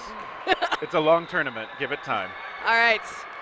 Well, I think at some point we're going to have the commentary team play a dodgeball match, so we'll see what happens. Yeah, I brought my gear. Did you, Terry? I did not. You may have a leg up on me in that case. We'll do it with cloth balls, though. We'll see how that goes. Oh, okay, well then I'm done. I mean, I might be can't too. But hold. All right, so we're coming in here again. Ireland 1 point, Team Italy with 5 points. Team Italy with the advantage. Team Italy did actually just change their lineup. A lot of those players that has their jerseys inside out, we're seeing them play right now. Still don't know who that mystery man was on Team Italy. I have a last name at least. It appears to be Melandri, which, okay. You know, that is the only detail we have. Still an air of mystery to this man, but he is not currently on the court. No, he's taking some well-deserved rest, I'd say. Yeah. So we're seeing some different players here from Team Italy. So Team Italy with a little bit of a bigger lineup than Team Ireland. Team Ireland's just playing with the same people straight through. Ireland. It is interesting. There's a much shorter bench on the Ireland side. The tournament is long, so yes, they will build a lot of chemistry. They'll have to, but their physical conditioning and their mental kind of stamina will be tested as the tournament goes on. Yeah, absolutely. So you see Taff kind of out on the sideline now. He's ball retrieving for his team. I think he needs a bit of a break after that first half.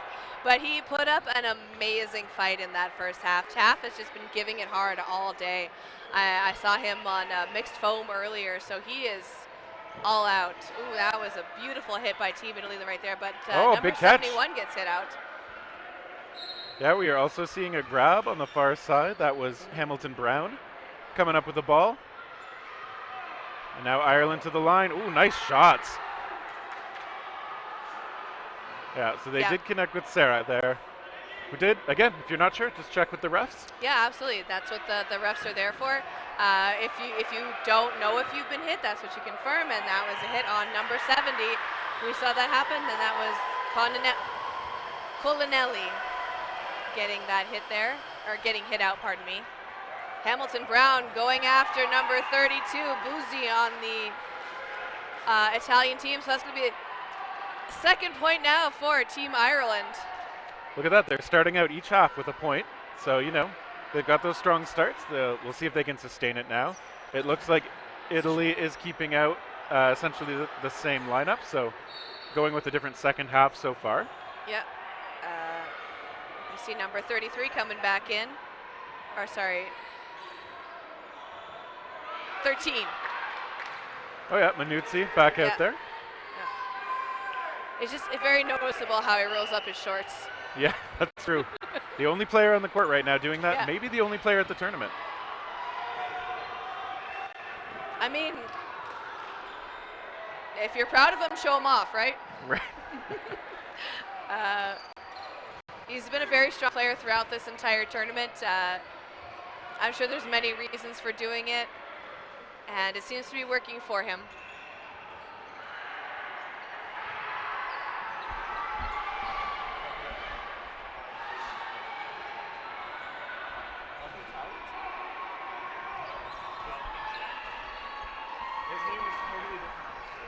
All right, so we're seeing Team Italy here now that they have 5 players. They have 3 balls, so Team Italy with the advantage.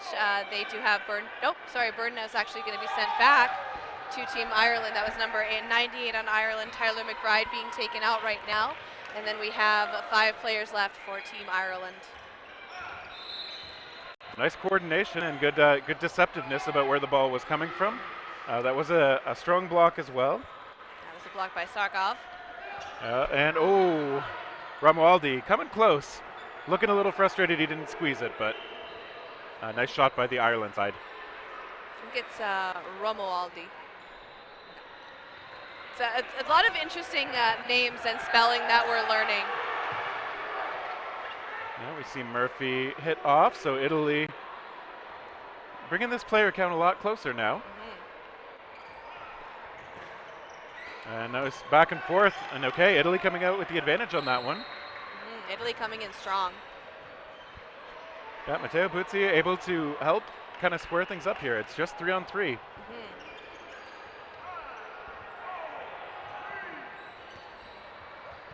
And all right, those return shots coming close. McAvoy checking in. Yeah, I think he did get tagged on the way. Yeah, it looks like that was a hit by Colinelli there. So with just 2 per side. Nice cross court, perfect. That was a beautiful shot by Colinelli. Like the Irish player was not even expecting that. He was just looking straight across, and that cross court shot just right up into him while he was holding those balls out to jump dodge. Yeah, so Tommaso Colinelli, his first international experience. We see him running all the way into that throw, putting a lot on it, finishing out the point to give Italy its momentum back. They are up 6-2. So we're going to see the lineup again here. And they're off. All right, so no throws made off the initial opening rush, but that was a beautiful block made by number 15 on the Irish side. That was Blaine Murphy. Yep, Prifty electing to just delay a little bit before letting go of that shot. And that counter shot finding McAvoy perfectly, and that one popped up. Oh! All right, so we saw a close call. Those balls popping up. If Hamilton Brown had been able to get to it, he might have been able to secure the catch, but momentum going backward. All set in that scramble. We're down to a 3-on-3.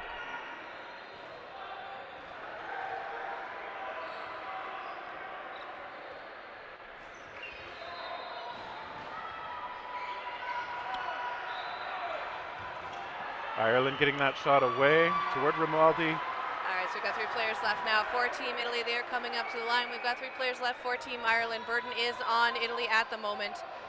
Almost accidentally taking out a Team Mexico player. She's watching from the back there. All right, so we're going to see here Team Italy coming up to the line again. It looks like an exchange 1-for-1. It looks like that ball is going to stay on the Team Ireland side now, so they have 4 balls with advantage. Colinelli coming up to the line. He's really pushing it, even though Ireland has the advantage at the moment. Throwing at number 67 on Team Italy. That is Thomas Romualdi. Yeah, Colinelli only 17 years old, so competing at a very high level at a pretty young age. Doing really well so far, putting that pressure on the defensive side. So to play on the international stage, is there an age limit? Like, did he have to get essentially a permission slip signed by his parents in order to do this? I'm not sure what the details are. And actually, Thomas Romualdi, his teammate out there right now, is only 16 years old. Holy! There are Sargov is listed as being 18, Martino Gardini 16 as well on this Italian side, so bringing the youth as well as some veteran experience. Yeah. It's a very well-rounded team just based on the experience and the athleticism overall. I can see why Team Italy's been doing so well this tournament.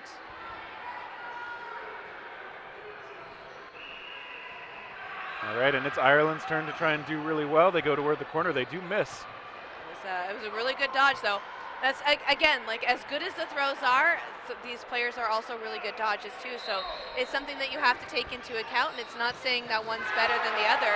It's just the level of athleticism is at the highest that it can be right now, because this is the World Championships. Romualdi with just a great catch. Didn't even look like he reacted emotionally to it in any way. I love it. Stone face at age 16.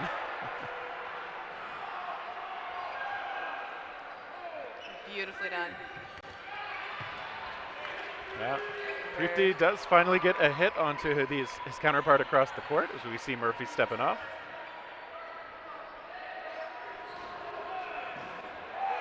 Wow, good finish from Team Italy.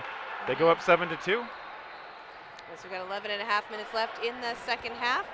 Team Ireland 2 points, Team Italy 7 points. And I think we just saw a timeout called by, looked like Shine acting as the coach for the Irish side. She has signaled to the ref to, and timeout is made official. So Ireland's going to just take a moment. They're going to talk some strategy. They're going to... Yeah, both teams probably talking out with their coaching staff, their players who are acting in ball retrieval or taking a rest. Obviously, it's a good time to regroup. Ireland, of course, hoping to get a bit of that momentum back for themselves. Yeah. So far, they've been able to secure the first point of each half, but nothing else beyond that. So we know they have it in them. Absolutely. Again, this is a new format for Team Ireland compared to Team Italy as well. So it's just it's something that they have to take into account. So a lot of making sure that they change up their strategy, a lot of figuring up, like, you know, maybe we change up how we throw, maybe we change up who our wings are, maybe we change up, you know, how we hold the ball for blocks. Like, a lot of that muscle memory in cloth is very different to how throws are normally made in foam. So I think a lot of those heavy windups aren't necessarily needed. It's a lot more foot planting with foam in order to bring that foot back, do a little bit of a jump, making, or like just being lighter on your feet. But like with foam, it's a little bit more to the ground with how some of those throws that are made. But Italy is very light on their feet in comparison based on the difference in skill from the change in formats for our traditionally cloth team, which is Team Ireland. Oh, disarm.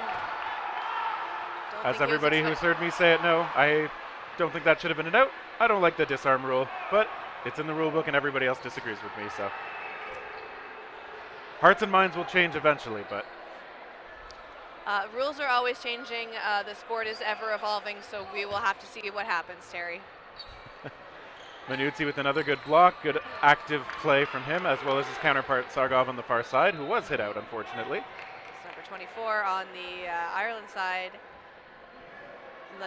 Labdiri, he got that shot on the Italian player. I don't think we've really seen him enter the game with moves before, but well done by him, so I just want to give that a shout out. All right, so we're seeing the Italian side coming up now. They're working on a little bit of strategy, coming up to the line, making sure they get those throws in. Ooh, Taff almost going out. Taff really hugging that corner.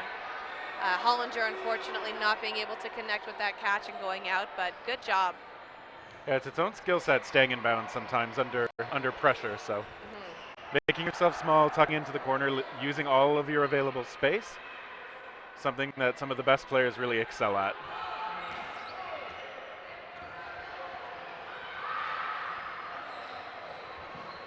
So we're going to see a couple more movements here from the Italian team right now. They have advantage with their 4 players. Ireland down to only 3 players. Taff almost taken out Manuzzi, but not quite. Yeah, he was waiting for a ball from the retrievers, taking some time for them to dig them out of wherever they'd landed off court, but he's eventually gets a couple in hand, and they use them to attack toward Colinelli again.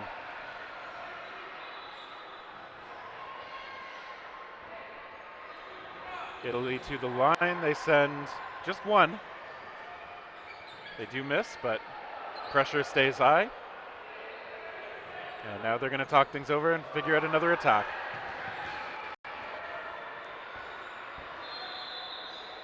As they come to the line, it is Sarah who lets go. It does miss. McAvoy returning toward Manuzzi and misses. Colinelli still showing that pressure really well up on the far side for the Italian squad. Italians coming up to the line right now. They've got 4 balls. They've got the advantage. We're still on this match right now, so Ireland's been putting up a really good fight. Oh, not getting the catch. Ireland takes out number 70 on the Italian team.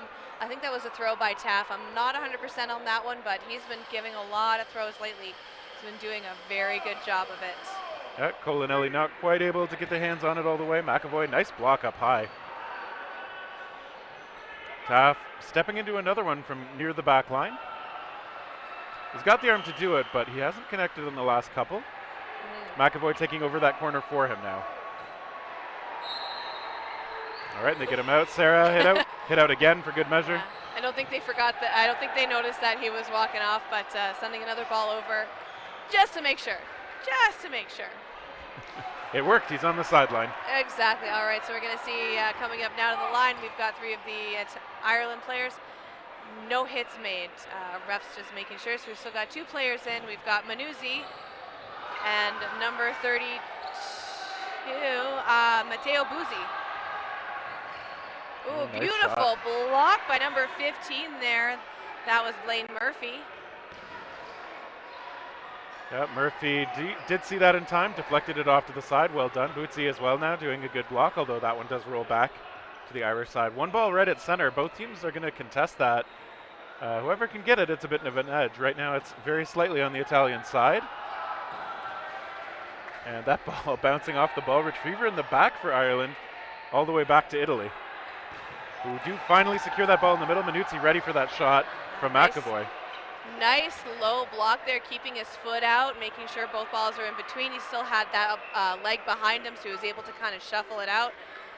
Throw by the Irish team there, going right into the ball retriever, but that was a good catch by him. Yeah, we did see Murphy kind of massaging his finger, his thumb specifically, a little bit after letting that go, so maybe a bit of a jam or some soreness there. I could imagine that. There's a lot of physicality that goes into this sport. And Ireland's been playing hard all day, and we're still only like halfway done, so they need to take it easy. But luckily, I think the hotel that they are staying at has a hot tub, so maybe take a rest in the hot tub and loosen up some of those joints.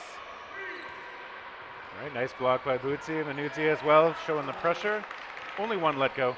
I think this is smart from Italy. If they want to kind of give themselves the best chance possible for the win, they've got a 5-point edge with just a few minutes left, so there's no need to play too aggressively here, whereas Ireland, if they want to make it closer and at least improve that plus-minus, probably going to have to be the aggressive side themselves. This is the men's foam division. Italy versus Ireland, less than 6 minutes left in the second half. Italy is leading 7 to Ireland's 2. Yeah, Italy looking fairly strong in this match. Ireland's got some fight. We've seen a lot of it from McAvoy here. But he is under siege at the moment, coming close on Bootsy. Beautiful jumps by number 10 on the Irish side. That's Garvin McAvoy. Yeah, he's shown great survivability out there, and he's got a nice kind of sidearm delivery onto those throws. He's super jumpy. He is jumpy. He is very jumpy. That's a technical term. Yeah. Dodgeball lexicon. Jumpy. Throw by Manuzzi coming in a little bit short, bouncing up, so McAvoy's going to get that. So McAvoy with advantage now. He's got 4 balls, so he needs to throw. He's got that 10-second count. Blocked by Boozy. So this has been going on for a while. It's just a little bit of back and forth. They are gunning for him, but he, again, it's that jumpiness. He's able to do it. He's managing to keep his peripherals open, and he's got both eyes on each of those players, so he's managing to stay alive. Yep, the Italians doing the smart thing, spreading out a little bit so that they can take those shots from wider angles, make it harder for McAvoy to see them both and react. Yeah, they're coming in, they're spreading out, they're trying to make sure that they get that advantage. Almost taking out Manuzzi there. Boozy throwing, getting low, taking out Boozy, and Manuzzi's coming in. All right, yeah, it's down to a one-on-one. McAvoy making this work for him, but he still has, I believe Manuzzi acting as the captain. Both teams, they see throws coming at the same time. Yeah, we're starting to hear some cheering from the Italian side now. We're not hearing anything from the Irish side because all of the Irish players are on the court helping out the men's team right now. But I have a break coming up, so I'll put a butt in the stand and I'll cheer for them. There you go. I'll cheer for everyone, but why not? All right, Manuzzi showing that he was willing to look for a catch there. A little bit of one-on-one action going on now. Blocked by Manuzzi. Yep, both players pretty confident blockers, and they've had to be because obviously some of these shots are right onto them. Oh, absolutely. McAvoy getting another block in again, so we're pretty much just trading off. Down to 3 minutes. This has been a very long round for both players. They're probably getting very winded at this point. McAvoy had no ball there. He was in the catching pose, but he was just getting attacked. Like Manuzzi just throwing shots like an automated weapon at him. Like not even tired at all. Just hit. And now they're calling a timeout. I'm sure both players don't mind that call was made. No, not at all. Someone was going to have to make it, so it was going to be Team Italy this time. We've got 2.5 minutes left going on for this set, for this half of the game. So both players just kind of need to take a minute. They kind of need to breathe, maybe get some water, rethink some life choices. I'm not sure what's going through their minds right now. One of the things that I think can be helpful is when you're in a one-on-one situation, I think it's really good to when you get a moment to think about it, like what is the way that I hope to win this one-on-one? Some players are going to try to, you know, catch the opponent on a back paddle. Some players think they're going to look for a chance to draw in a ball that they can catch. Some players, and I feel like Manuzzi might be one of them, are just confident enough in their throw. They're just like, I'm gonna try to find a window where I can just tee off on my opponent here. But it always pays off to know how you want to actually close this point out. Absolutely. So we're going to start resetting, and the refs are going. The game clock has restarted. But Manuzzi with a catch! Holy! Well, and that break boiled down to another like 3 seconds of play after. Wow! Wow, I think he just needed a minute to rest his arm, and just bam, straight back down. And then you look at it though, and they go over to that side. They give him a high five. Like, great sportsmanship from Ireland. But that catch was amazing. So we're going to see here 2.5 minutes left on the game clock now, coming up to the end of this game.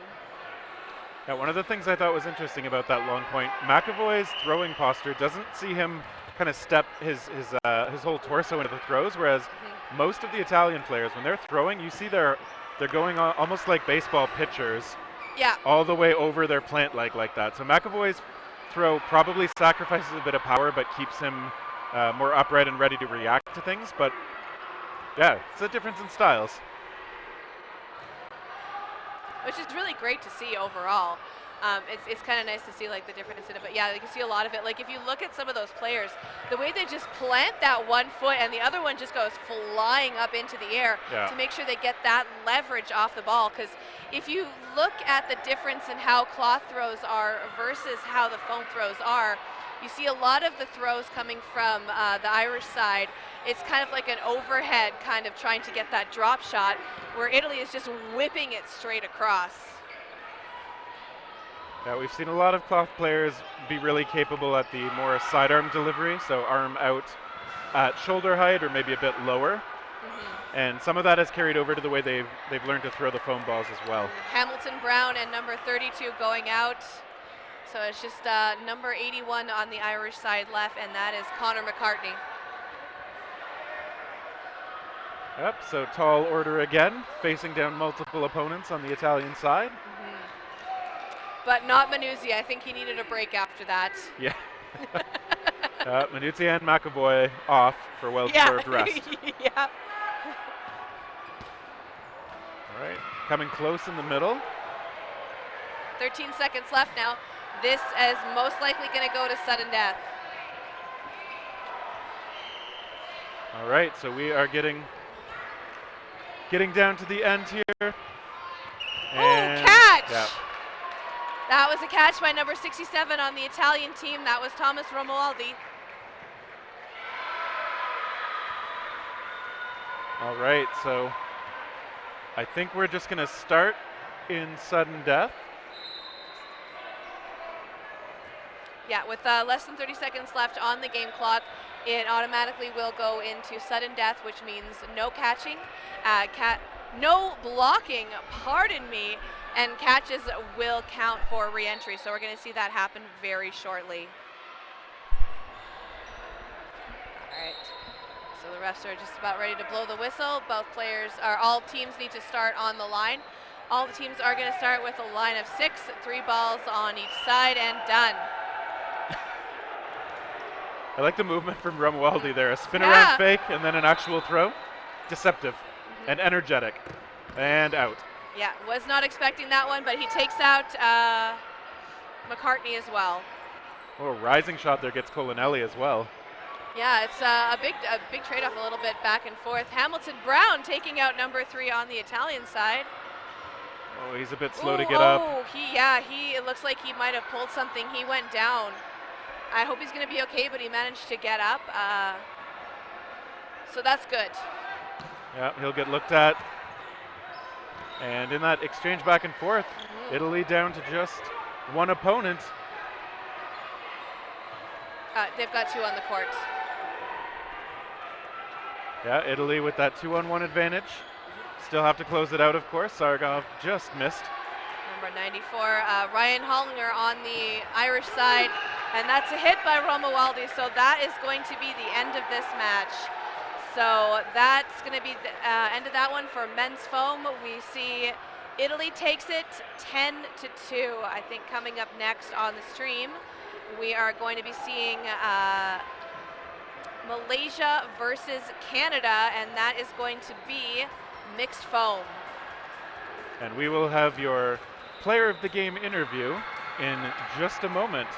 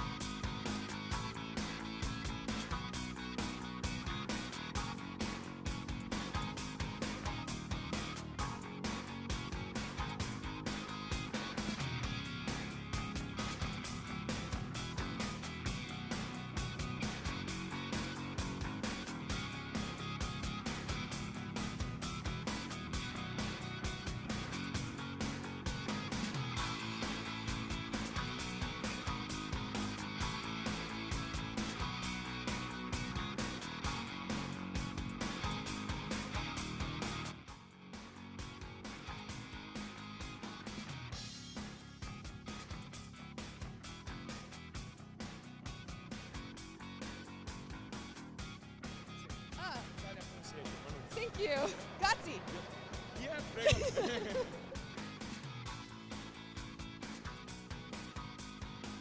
All right, so we are here with number 13 for Team Italy men's foam. They just won their game, and your name is Manuzzi. Yeah. Manuzzi. All right, so we are going to give you this $10 gift certificate. This is for the after party, so you can go play some games, have some drinks. I'm sure you've earned the drinks. Fantastic. How did the game go for you? Yeah, very good. It's a nice game. We start perhaps slowly, but we increase the level set by set, and it's amazing. You had a lot of strong throws, like that one-on-one match. What were you thinking before you made that catch? Yeah, once upon a time, my friend that now doesn't play dodgeball do the same things, a pump fake and a slide to do the catch. So I remember this and I say I can try it the same, and it's a good choice. Okay. And anyone you want to say hi to at home? I want to say hi to my parents that surely are watching the interview and also the game. So ciao Leonora, ciao Carlo, you are fantastic. Grazie for the interview, and we will see you out there on the court. Thank you again. Okay, thank you, and prego. Thank you.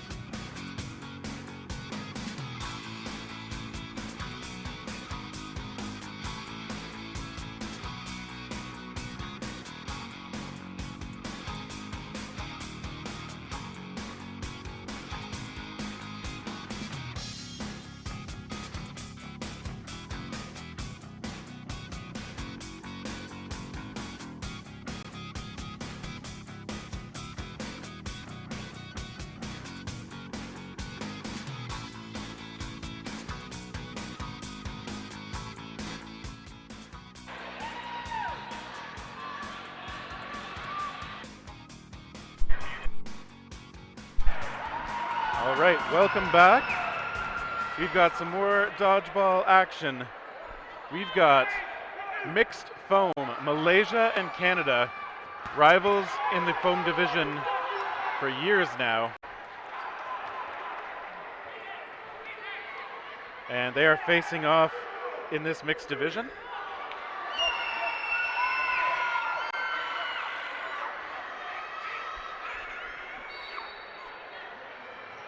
All right, Malaysia to the line. They are attacking. Kopet takes the block. You see some pressure coming out from Mac in the middle. And ooh, that one spiking out of his hand, maybe lost his grip a little bit. That is a tough break, of course. Canadian side to the line. That one's sailing a bit high.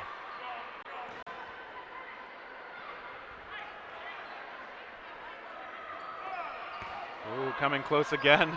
We see the Canadian players, in this case that was Paris Chaudouin, willing to go low to their knees and look for possible catch while making themselves a small target at the same time. That shot does find the mark. And so Malaysia down to 5. Still facing off 4 on Canada. Canadians trying to put on some pressure.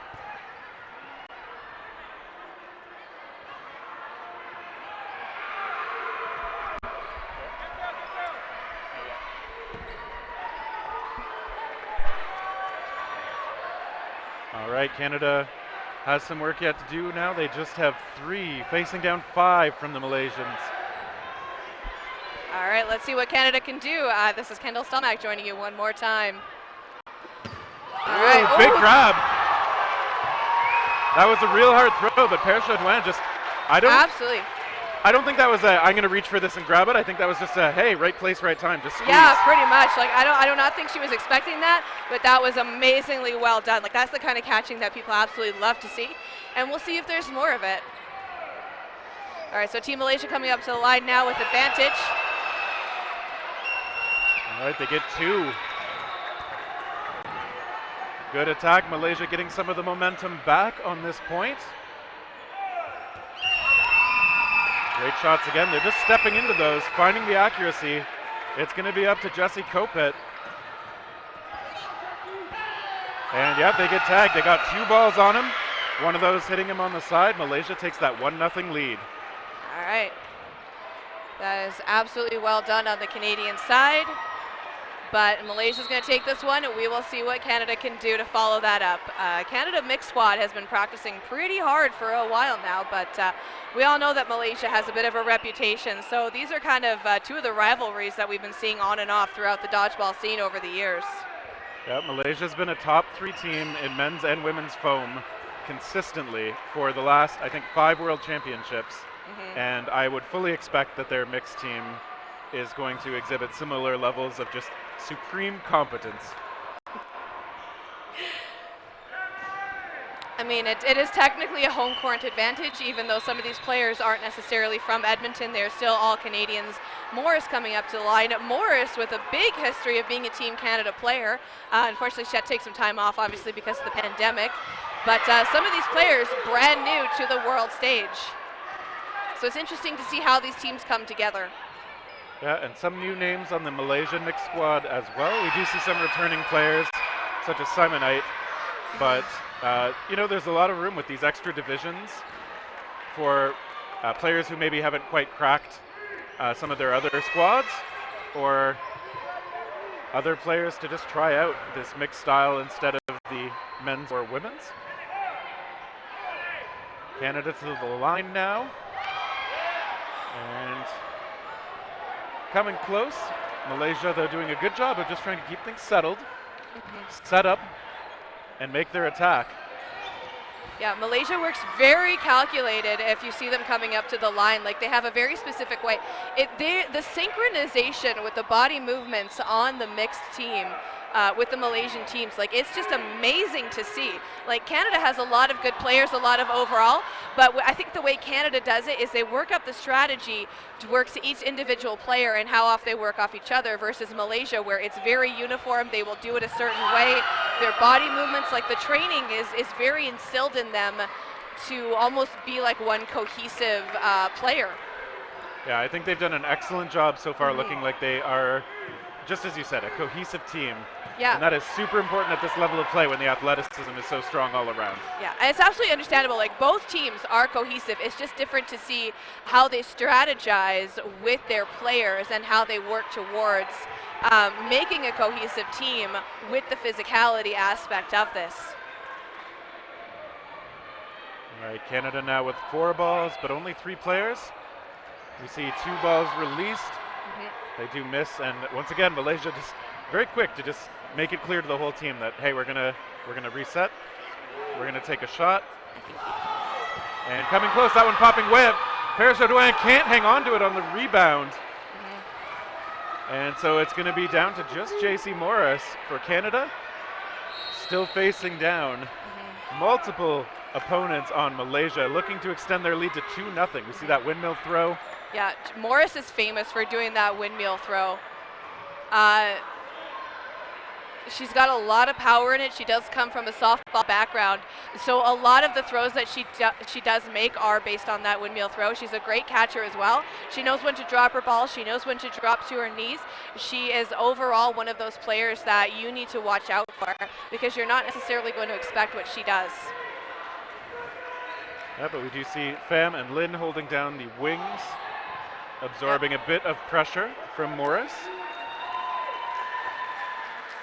And now 3 to the line. They'll let go of 2, and they close out that point. Yeah, that's it's going to be a hit. It's going to be another point for Malaysia. But you know what? JC made him work for it. Like, Morris just overall, like, she understands the court. She was moving all over the place. So with Malaysia, I think with a lot of their strategy too, is they're not necessarily expecting the players to be moving around the court as much as Morris was doing. At the same time, I would imagine a lot of these players have chances to scout each other, given that there's enough video these days of like league matches and national championships and things like that. So thank you, Dodgeball TTV, for that, right? Yeah. Thank you, Mitch and Dodgeball TTV. Yeah. Producer Mitch doing most of the work here. He is going to smack us later. All right, so you see Morris coming up again. Beautiful shot by Morris on that Team Malaysia player. I don't even think that they saw that coming. They were just looking up like, did that actually hit me? Canada quick off the rush that time, but that was a block and a disarm. Yep, so good, accurate shots again coming out of Malaysia. I mean, they do lose a player, but they do keep 2 of their balls for the Canadian side, which definitely is a bonus. Kopet still in there off the block. Look at this, Malaysian players communicating, running the play calls side to side, even though they're on defense. I love the proactive communication from them. Big shot, trying to go from that back corner to corner space. It's good to take those once in a while. Obviously, you don't want to overdo it.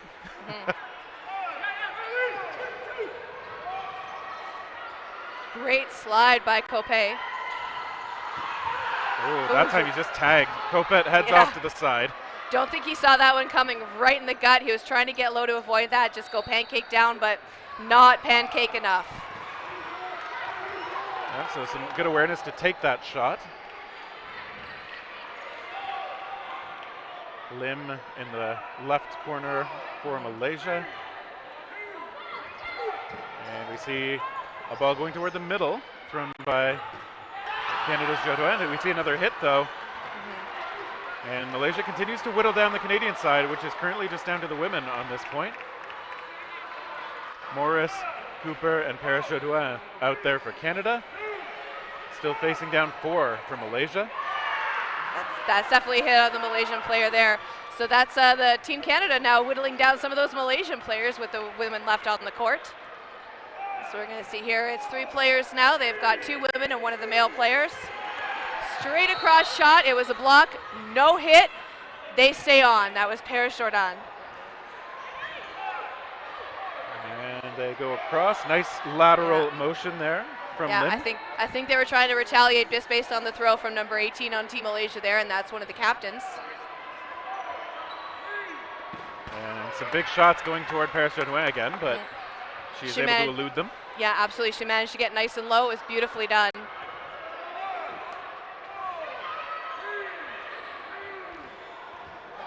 All right, and they return 2 shots toward Lim, who is able to slide under those. Yeah, a lot of are very similar with what she was doing earlier. We see that on the Malaysia side.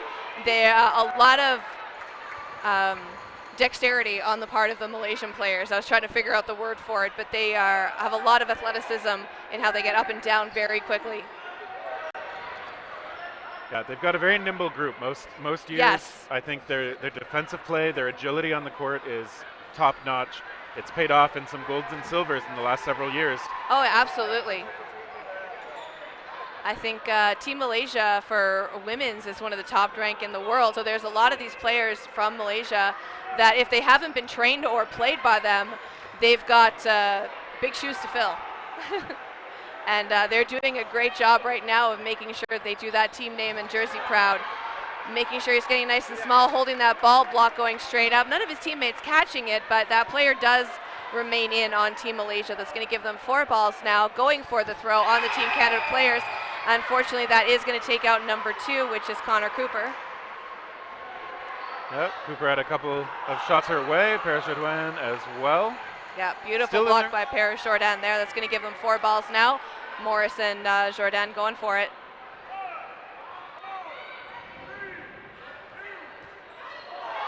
And again, they look toward Lim, who does a really good job of just folding himself up behind that blocking ball. Yeah, just getting really low, holding that ball up there. He's doing it. All right, I like the staggered timing on those shots from Malaysia. Just first shot gets the player to move, second shot tries to follow to where she's going. Good idea, didn't quite find the mark that time. Canada running low on the shot clock, but Morris maybe looking at her hands, maybe that one's slipping a little bit compared to what she wanted to do perhaps. I think one of the things that we might want to see is Canada changing up their targets. Oh, well, that'll be a shot on Jourdain. Yeah, so now it's just Morris again. One more time, the last remaining Canadian. Yeah, let's see what Morris can do.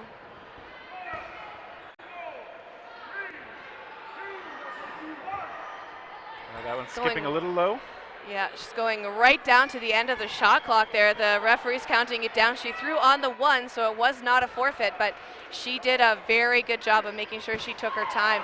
Probably a lot to have to regroup and figure out how to play by yourself versus having to play with team members. So a lot of strategy that she has to rework on the fly, and you really only have that 10 seconds in between that shot clock.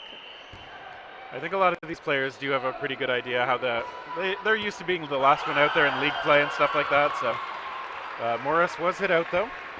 Malaysia extending that lead to 3-0. And timeout called by the Canadian coaching staff.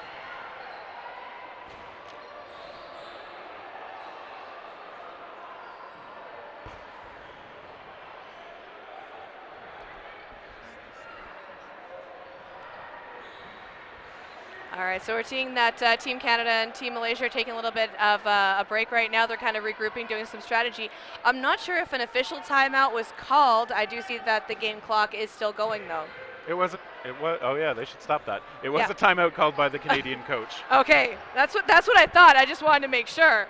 So we just want to make sure that the game clock gets stopped and reset.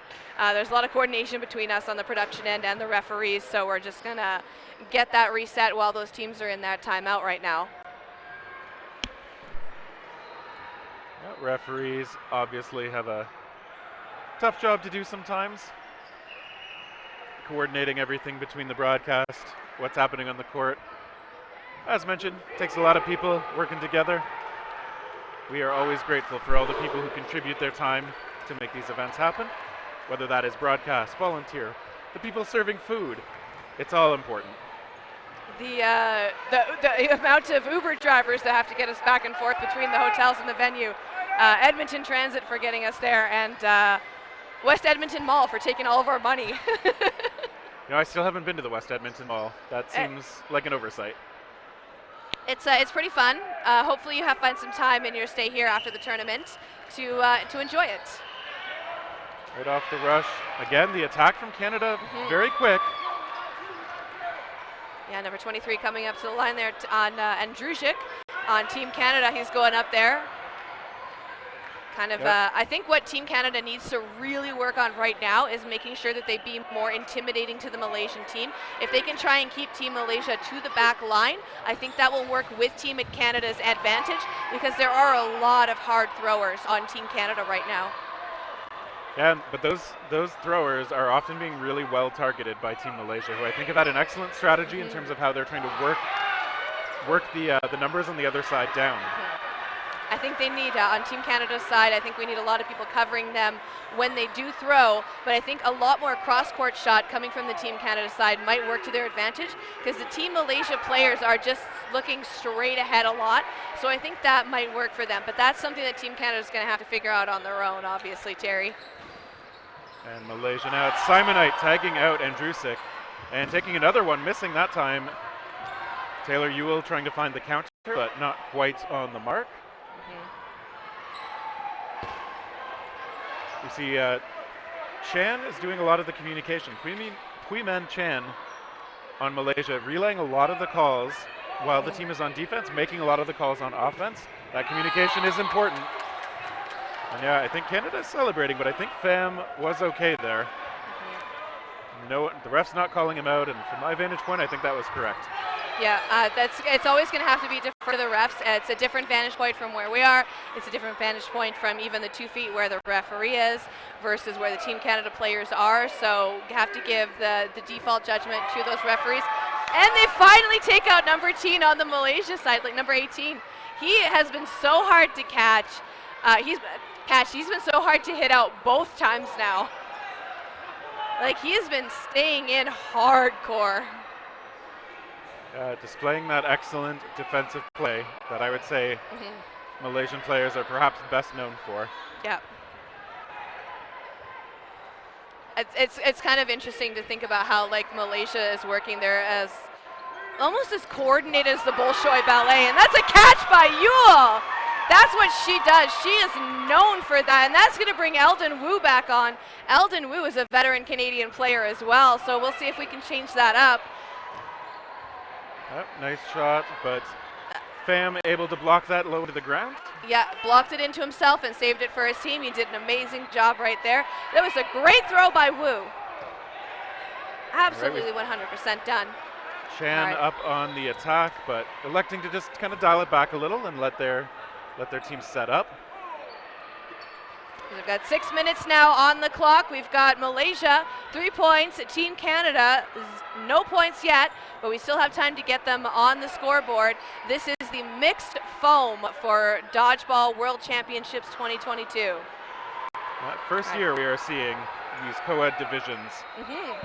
Another new wrinkle. Nice. As we see Cooper hit out on a nice shot. Yeah, Connor from Cooper Malaysia. hit out. Almost going right into our camera, but thank you to the coach for Team Canada catching that. Take your life and your equipment into your hands when you're part of the broadcast team. We catch strays sometimes, it happens. And Malaysia lets one go from the right side. We see that one coming from Pham.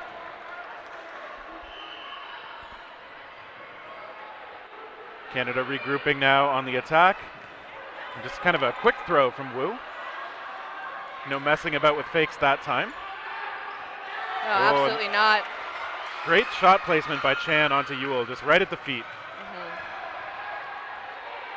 Canada down to just 2. Wu and Leaf out there together. Bit of a wide shot there from Leaf.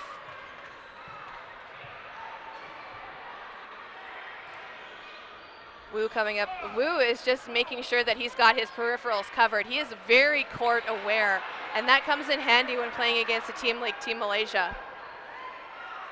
Yeah, good peripheral vision, one of those underrated kind of physical skills that you want to get. They do graze Leaf as she tried to clear that ball. Yeah, she went high. I think the Malaysian team is starting to notice that there's a lot more jumping on the Team Canada side, so they are definitely compensating for that with a lot of their throws. Yeah, I think Malaysia is also an excellent team at this, noticing what's happening during a match, adjusting as they go. If they get an advantage like this, it's so hard to claw it back because they're adapting so well to what their opponents do all the time. Beautiful block by number 66 on Team Malaysia there. so it's just number 12 and number 66 from Team Malaysia up at the line. Throwing both at Wu.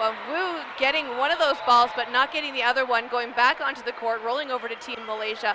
That's going to give Team Malaysia the burden to throw again at Wu. So Wu's going to get into that corner. He's going to get nice and small, nice and low. Wu is great at managing to avoid a lot of those shots. You can never really tell which angle he's going to be jumping from. He's a very mobile player, does a lot of that lateral motion. That's how he tries to help throw off where the aim from his opponents are going. Yeah, some of those balls coming off the back wall hard enough that they threaten to go back to the other side. This one able to be retrieved on the Canadian side by Nicole Gomes. And it's very, it's hard to do that, especially when you're the only player on the court, making sure that you want to come up to that line and get that ball. Yes, you will have the ball advantage, but you're also putting yourself in a more vulnerable position. So it's very much a gamble on those shots. Yeah, you got to know when it's worth it.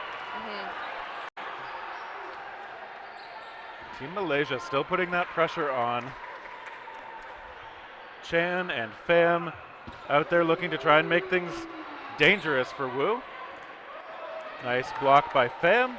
Again getting low, and a good strong block down into the ground and off to the side.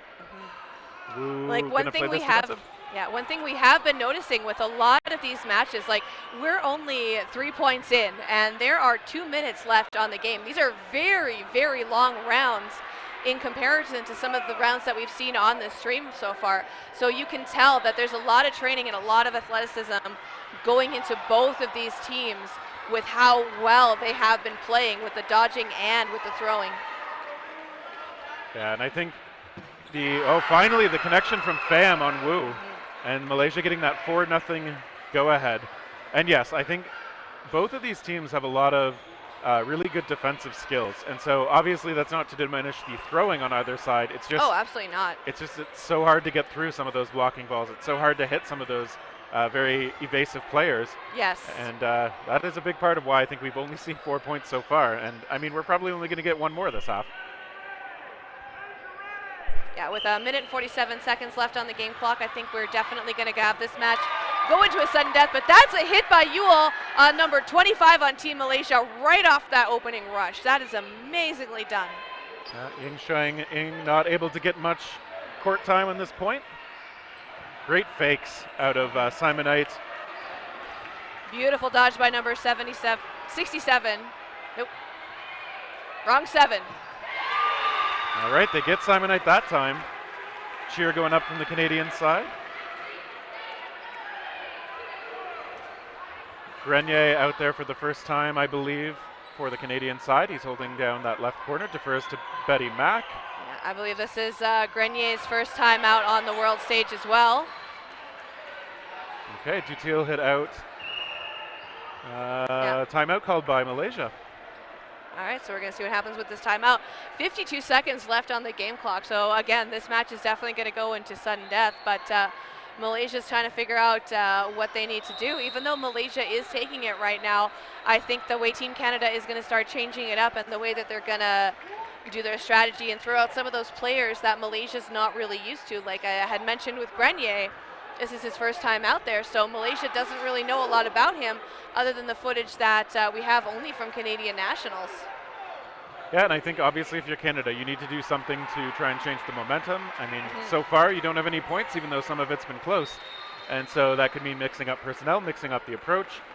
We believe that pretty much all the teams at this level have the talent to beat anybody else, but execution matters an awful lot. Absolutely.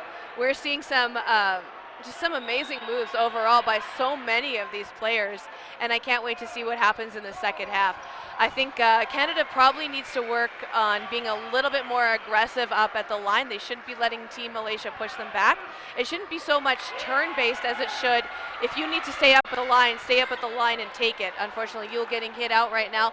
Still only 3 players left on the Team Malaysia side. Well, and they were able to get out Shan, who has done so much damage. And Canada thought they had a hit onto Lim, but I think he got that ball out. It was pretty in front of him. Okay, the refs are saying it's an outage. He doesn't look impressed. No, I mean, it is what it is. they're just going to have to deal with it. And now we're going to go in sudden death. So this is going to be the end of that one. They're going to have to throw one of those balls over. Each team does start with an even number of balls, 3 apiece, starting on the back line. Yeah, 3 balls each side. No blocking. Catches will count for re-entry. This is Team Canada versus Malaysia, mixed foam. All right, and that's the whistle. So remember, no blocking. We're going to see a lot of that. That was not a hit. It went a little bit low, went to the floor before it hit Grenier. Grenier stays in. 3 balls now, 4 players on Team Canada. Kope comes up to the line, making a lot of those pump fakes. Cross court, making a disarm on number 40 from Malaysia. Way to go, Kope. And that's a hit from Grenier. That's Canada's first point of the game, and now we're going to go into the second half with Canada on the board. So a lot of that momentum that we just saw from Team Canada, if they can keep that up, I think it's going to go really well.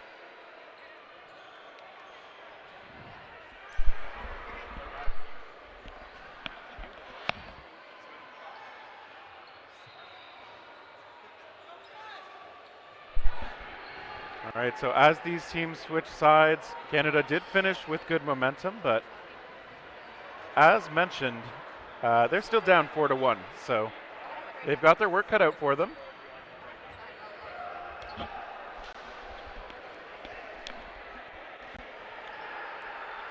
All right, so what do we think is going to happen in this second half, Terry? Well, I honestly don't think Malaysia needs to change up too much. They have done a pretty excellent job of keeping their players alive. They've often had the player advantage. Their defensive play has drawn out shots from Canada that I think have been less threatening than they could be. So, I mean, Malaysia might tweak a few things with their target selection, but I mean, it's hard to say that there's anything they need to do all that differently. Whereas Canada, at the very least, I would imagine are going to keep out the same lineup they just had since they secured the first point. Yeah. Pretty sensible way to try and build some momentum. I think a lot of what Team Canada just did in that little second half with the sudden death is a lot of those throws they were not expecting from, like a lot of those throws that the Team Canada players took, they were not expected. Malaysia was not looking, and they were trying to make sure that they caught them off guard. So I think if Canada works on keeping them off guard, they are going to do much better. It's easier said than done, though, because obviously once you've tackled, or once you've taken those shots when players maybe weren't paying as much attention, I mean, they're going to pay a lot more attention in future moments like that. So those are those things, those are the kinds of tricks or moves that you can only use periodically, let's say. Otherwise, I don't know if you've ever done this, but I know when I've played against less experienced players, a lot of times I'll feign not looking. Yeah. See if I can draw an easy shot in from them and look for a catch or at least getting an extra ball. I don't know if it's something that I do intentionally, but when I play dodgeball against people who don't know me, I feign incompetence, and then I actually manage to connect 1 or 2 hits, and then they have my number, and it's all over. Not saying I'm any good or anything like that, not at this level, but you find what works for you. Exactly. And I find playing dumb works for me, and it makes the game a little bit more fun too sometimes.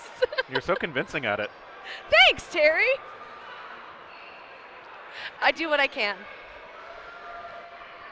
Yeah, and we are doing this match still between Canada, who are keeping out indeed the same lineup.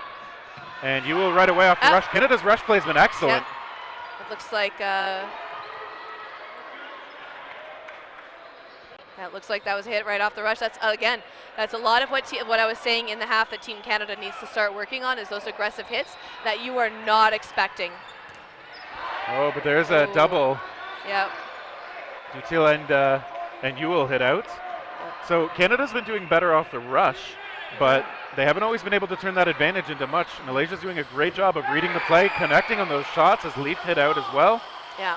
A lot of those far court shots, like even with Malaysia staying at the back and Canada coming up to the line, it makes it easier for Malaysia to dodge, but then they're also able to throw from that back end as well, because Canada's not necessarily retreating as much. I know I said a little bit something different earlier, but I think I'm kind of noticing the strategy that Malaysia is taking.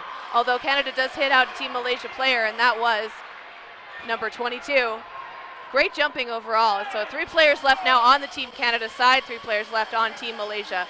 3 balls now for Team Canada, 3 for Malaysia. Malaysia with burden, Team Canada just through. We're going to see what happens. This is a familiar 3 out on the court still for Malaysia. Pham, Lim, and Chan have done an excellent job, although this time they give up a catch. Yeah, that was a catch by Kopei, so that's going to bring in number 77, Dutil.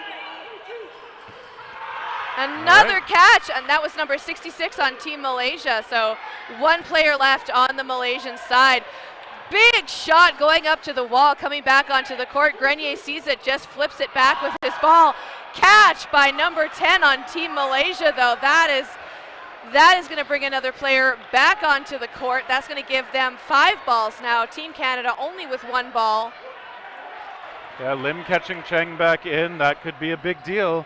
Canada had started to build the momentum, but yeah, huge catch by just staying low and squeezing the ball. It was a low catch, but it was a very, very well done catch on Team Malaysia's part. That's a lot of what that getting low is, those drop shots from some of the taller players that you see on Team Canada. That's going to be right in the breadbasket for Team Malaysia with those catches, especially with how low they get. All right, that return shot from Lim coming really close. The Malaysian bench thinking they got the hit, but no call from the refs, so. It does look like the player did remove themselves from play, so we have just Dutil and Grenier left. All right, so 2 on 2. Yep. We have number 10, Lin, on the Malaysian side. Lim, pardon me. Ooh, that was a beautiful shot from Malaysia. Just sailed right across court. I don't think Grenier was expecting that at all.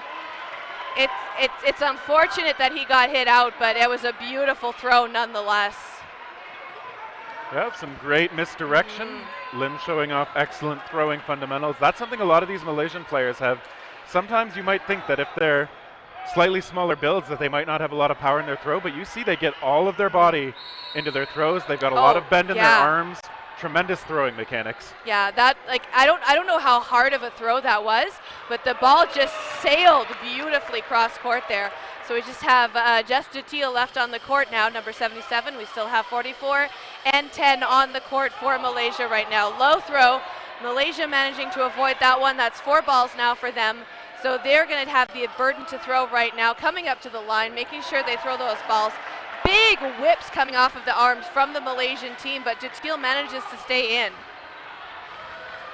All right, a bit of a lull again. It is on Malaysia to throw as those balls come back in from the retrievers. We'll see if they stagger the timing again. Oh, they just send one, and it's a hit onto the arm of Dutil. Malaysia up 5-1. Very promising lead if you are the Malaysian side.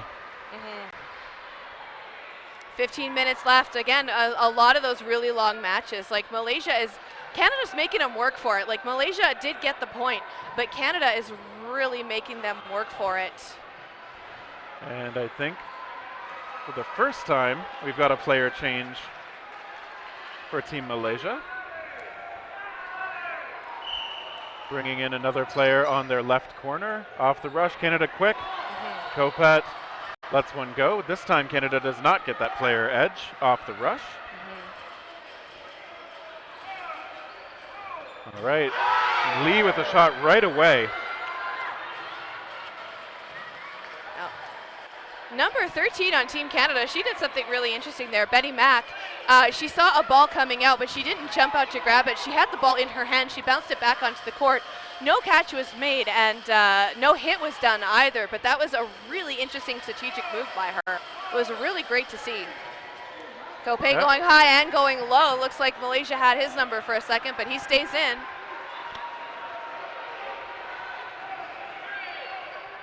All right, Canada on the attack. They do miss on a shot over toward the opposing left corner. Got that ball excellent coming back communication. over now. Yep. Nice shot, Lee does miss that one, popping Ball up way out of play. Straight up and right into me. You'll be fine. Oh yeah. It's just but a flesh wound. Right, the call again. Chan making the play, also making the shot. Honestly, I almost worry about the equipment more than I worry about myself sometimes. But we still got a really good lineup on Team Canada going right now. All right, another hit by Canada. They managed to Yeah, that's going to bring Team Malaysia down to 4 players. Yeah, Simonite on the sideline, and Malaysia, though, right up to the line. No, not hitting that time. Yamei Cheng just a little off on the aim. Yeah. Kopet had let that one go, does miss. And okay, it's on Canada. Malaysia looking ready. We see that communication again. Yeah, right through number 66. I think she would actually be one of my first targets if I was Canada, because she seems to be the glue some of the time. I mean, I'm sure, as usual, and they find her on a backcourt shot by Grenier. She seems to do so much of the communication work on this team that I would want to remove that dimension as quickly as possible. Absolutely. Another nice cross court, this one from Lee.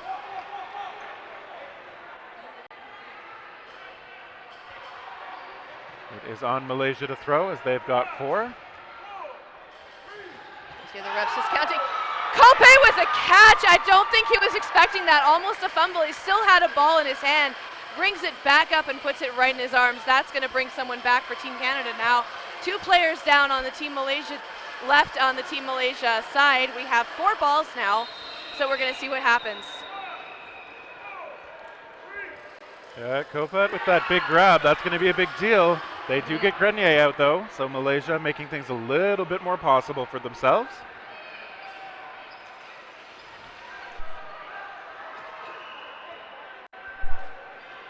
We've still got Cheng out there with Ing. Up to the line. Ooh, there's a hit. And that was it. I don't think she was expecting that one. She just kind of stopped in mid-momentum right there, dropped the balls and walked off. So it's just number 44 left. Number 44 going for a catch, not quite making it. So that is going to be another point now for Team Canada. That's 2-5. We only got a 3-point difference. 11 minutes, 45 seconds left on that game clock. Will Canada do it?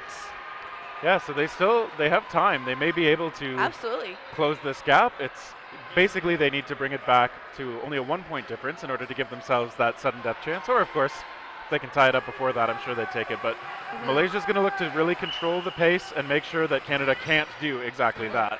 I mean, just based on what I've been watching today from Team Canada, or Team Malaysia, pardon me, alone, they are almost as coordinated as the Bolshoi Ballet.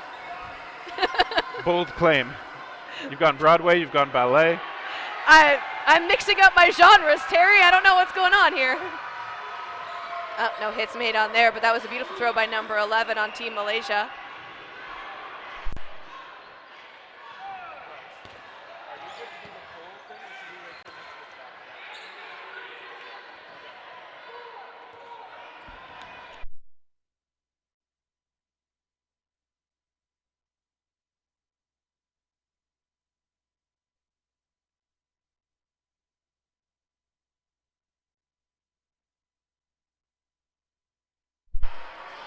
And as these teams are talking things out, looking to get that momentum back on each side. I mean, oh, that shot, wow, again, just finding the mark on Sheng. Yeah. Sorry, that was Ing. That was hit out. Yeah, it was Ing. Malaysia up now. So we're going to see what Team Canada does. It looks like Team Canada kind of finally found their stride in their lineup. It looks like they're doing a really good job. As we are in that second half here, we have 10 minutes left on the game. We are going to be putting up that poll for the Beercade player of that game, so we're going to take a vote very shortly.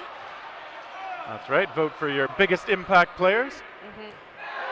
And I know that it is home court advantage with Team Canada right now, but let's just remember that the amount of athleticism from all of these teams is noteworthy. So Team Canada will be back. They will be playing again, hopefully on this stream, so we can vote for them as well. So let's make sure that the player who deserves it the most gets it.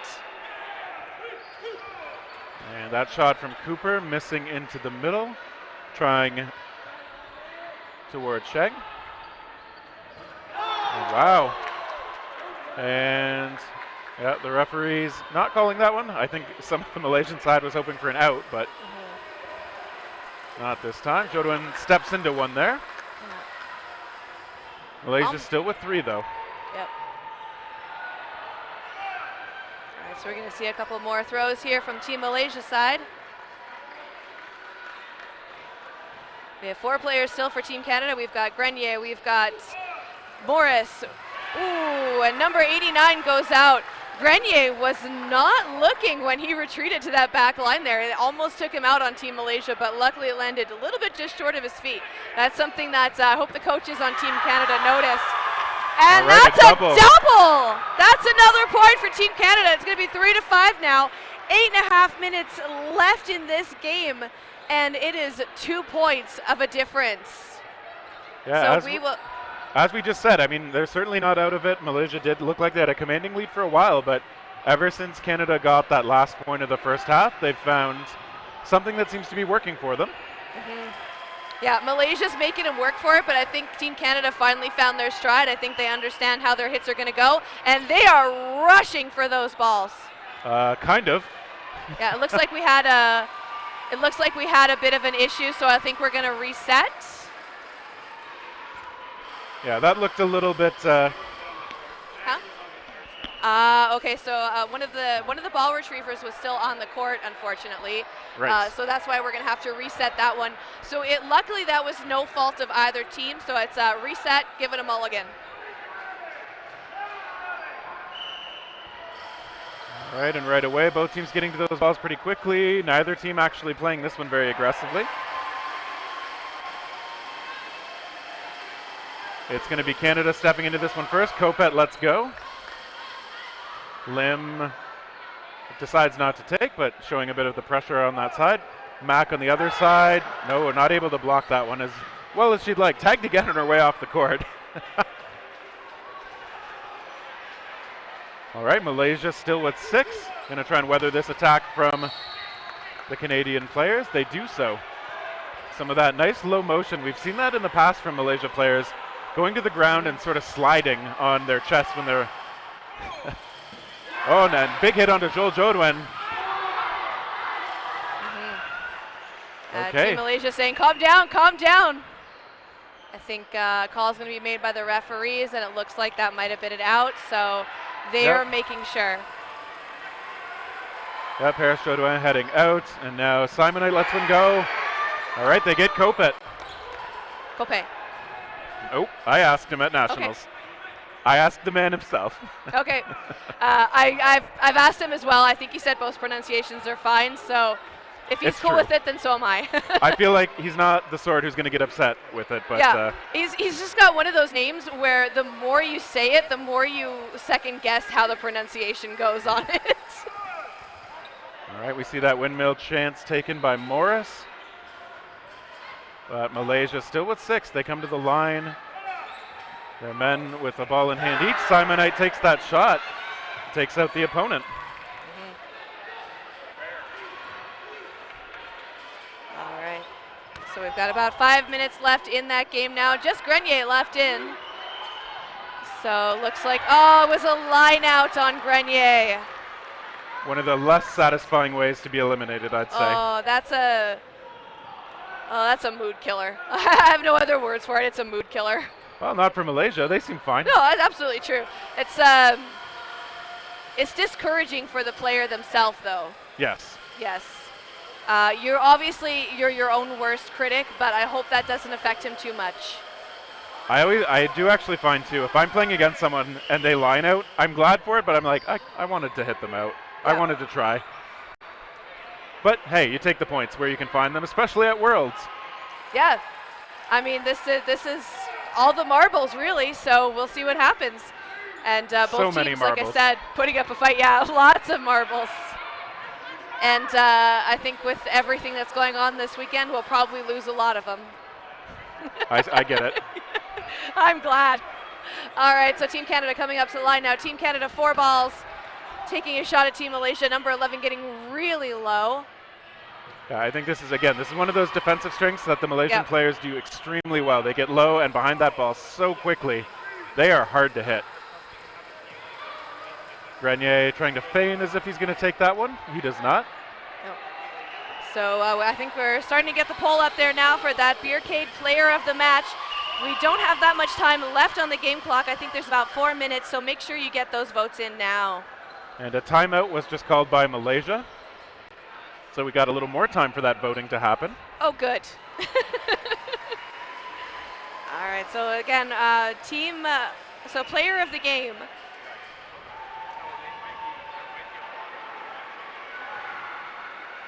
It's a good old-fashioned $10 gift certificate. We've been seeing a lot of that to those Beercade player of the matches. And we're just overall seeing some great dodgeball today. What do you think, Terry? I agree. Yeah. You know Very what? nuanced thinking. You know, I mean, I know the chat, we've been hearing a lot for both teams, but I just want to say, and I don't think I will be able to not say it enough this weekend, is you've made it onto a world's team. If you are one of the athletes here, that is the highest achievement you can do, so you're already a winner. But having a medal would be a really nice thing as well. Well, yeah, I mean, unfortunately, if you lose matches at Worlds, you are also a loser in one specific sense. Everyone's a winner for working hard at doing everything that they have done. And still, ooh, nice shot. Yeah, still absolutely. highly worthy of respect. As you said, making it here is very tough, especially some of these countries with very deep dodgeball playing populations. You know you've got to be good in order to make these national teams. I know that I'm not sure the history behind the prowess of Team Malaysia, but I know a lot of the reason why we have so many dodgeball players in Canada is it's really cold here, and dodgeball is an indoor sport. It contributes. Oh, big catch. We see a huge grab out of Kai Xuan Cheng. That means Malaysia is back up to 6 bodies. And a return catch made. Okay, let's see. Now there's the talk about maybe whether the back line on the catch. Yeah, I think the refs just need a moment. We've got some Team Italy players coming in, and they're helping out with the line reffing. I think that's definitely a bonus for this tournament because it's so many people are hugging those corners right now. We really need to make sure that the most accurate call is made. And I'm very grateful to some of the players who are doing that extra responsibility of line reffing. Yes, obviously not in the matches they're playing in, but I've seen, as you said, we see some of the Italian players contributing that way. I saw some of the American women doing the same earlier as well.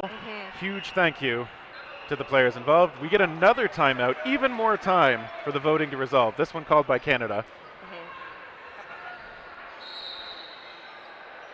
And so we see those coaching staffs coming on out, talking things over with their teams. Yeah, I think they're just going to take a moment. They're going to figure a few things out, and then we're going to see what happens after this. Yeah, we have about 3 minutes remaining in the half. So Malaysia obviously in a good position, but Canada realistically just needs to try and capture 2 points within this 3 minutes, which I'd say is it's doable, of course, but again, those blocking and dodging skills that we've mentioned so often from Malaysia would make that a very tall order. Canada will be looking to try and force a tie in some fashion, give themselves a chance at some points. Plus minus and everything matters a lot in the standings. Yes. I think that it's going to get really tight. We've got 3 minutes left, so a point a minute for Team Canada ideally. If not, we'll see what happens. Team Malaysia now 5 players left on the court. Team Canada 4 players. Team Canada with 4 balls in that timeout. Throwing at least 2 of those balls over. 2 balls remain on the Canada side now, being given by those middle players to the wings. Team Canada going close to the back line. Malaysia coming up there. Malaysia getting that one of those balls over. That's going to give them advantage now. They have 4 players on the court, 5 players on the court, 4 balls in hand. And you notice one of the things they're doing, Malaysia keeping those 4 balls in the hands of just 2 players. I think what that signals to me, they're happy to throw 1, keep 3 on defense. I mean, the time is on their side. They don't need to press anything. They need to make Canada connect on some difficult shots. Yeah, they're going to make this is just good, smart play. Yeah, they're going to make Team Canada work for it. They're going to try and tire them out, and they're going to make sure that those next sets are going to go in Malaysia's favor because they have a 3-point lead, so they want to make sure that Canada doesn't catch them off guard.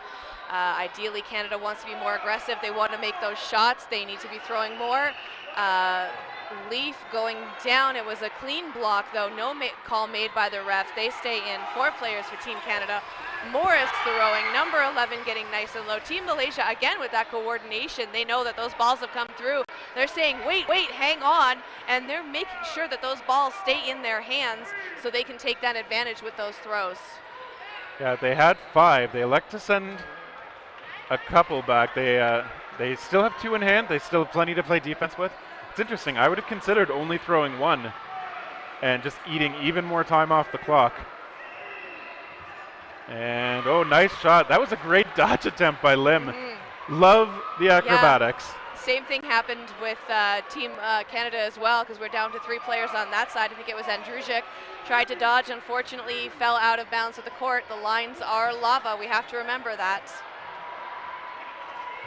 All right, so we're seeing 4 balls now with 3 women players left on the Canadian side. We're seeing 3, 13, and 6. For Canada, we have number 47, number 25, number 11, and number 44 left for Team Malaysia. Yeah, so Malaysia gets, they Morris get 2 going hits. out. Malaysia taking another one out. Number 11 on Team Malaysia is really going for it. Yeah, that is Evan Jiazan Lee, who came in midway through this match roughly and has been performing quite well ever since. Yeah, ref calling no hit on Leaf. She wasn't sure 100% there, but just making sure you defer to the ref and check, so she's going to stay in to keep fighting as Malaysia goes for it, and that one is going to be a hit this time, so that is going to be another point for Team Malaysia. We are seeing less than 10 minutes left on that game clock, so this round is going to go straight to sudden death. Sudden death, no blocking, catches count for re-entry. So less than 10 minutes is technically true, but oh, less than 10 seconds. I've been on the stream since 9:30 today with Cloth and Foam, so after this I'm going for a very well-deserved lunch break, and we're going to hear some new voices. That's right. We need to make sure that you are fed and hydrated and get a bit of a break. Got to make sure the talent stays hydrated and well. That's for the medal matches. All right, and now again some new bodies. Sharvin out there for the first time on the Malaysian side. He is the one to let that one go.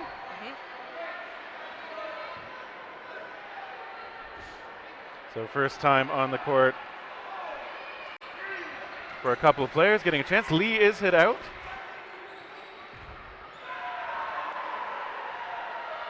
Team Malaysia just needs to kind of ride the clock down until time expires officially here. Canada will be playing for morale more than anything else, and a little bit of plus minus. To the line, we see a shot 89 released. getting taken out. That was a beautiful shot by the number 8 on Team Canada there.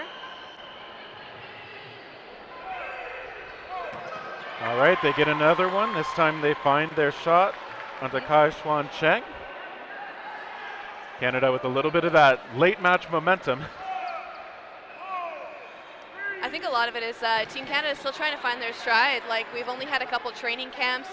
The teams were announced in June, just before our Canadian Nationals. So they've only had so many training camps for them to get together. Balls collide in mid-air. Both balls are rendered dead. That is not something you often see, but those balls going straight through. That was beautifully done. So we got 3 players left now on the side of Team Malaysia.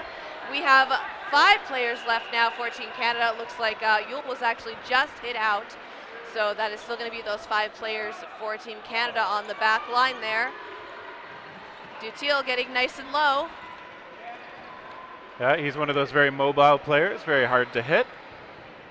Had some experience on the national team in 2019.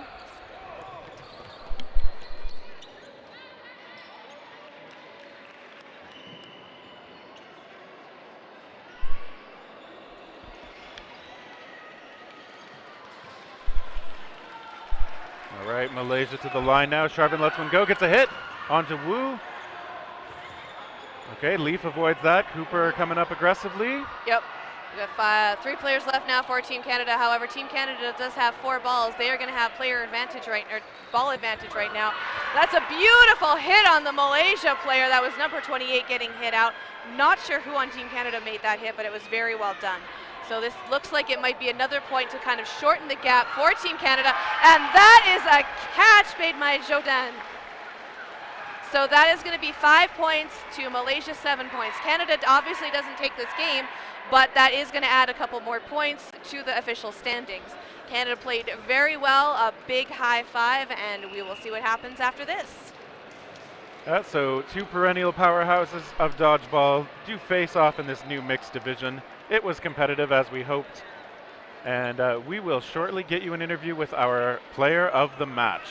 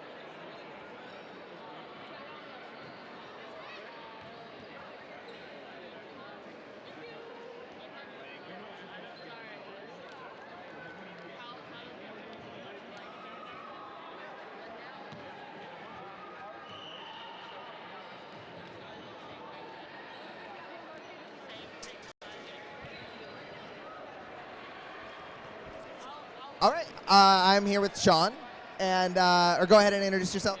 I'm Sean. I'm from Malaysia. This is my second time representing Malaysia. Yeah, I'm 26. When was the first time? Mexico year, 2019. 2019 in Mexico. So Canada and Malaysia have like this long competitive thing. That was a really good game, but you've never played each other in mixed. Was there a different strategy going into it, or what was kind of like the thought going into Canada mixed? Yeah, definitely a different strategy. Guys have to be more patient, then girls have to keep up with the girls and guys spacing. Yeah, just be patient, I guess. Be patient. Was there anything different? So you played men's foam. Are you playing mixed and men's foam this time as well? Just mixed.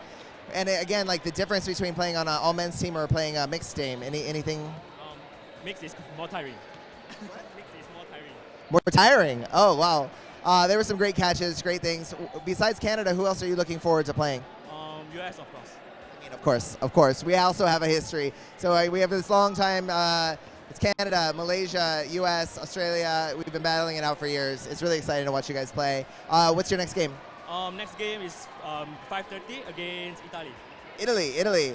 They've been like doing great. It's up and down. Who knows? Because some of these people have never played foam before. Some of these people have never played cloth before, and I think I'm getting them mixed up. But you're our Beercade player interview, so you get a free drink there, sponsored by Beercade. Anyone else you want to say goodbye or hi to at home? My family, of course. Hi, mommy, hi, baba. Yeah, just that's all. Hi, mommy, hi, baba. All right. Well, that's it. Good to see you. Keep it up. Thank you, guys.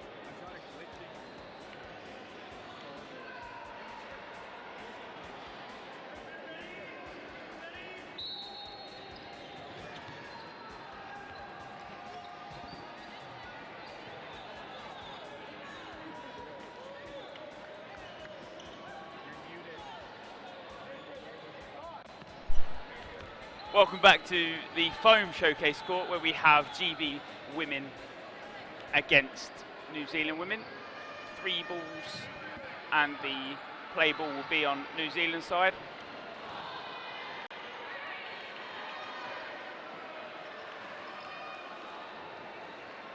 GB do release 2 from that, but no target is found.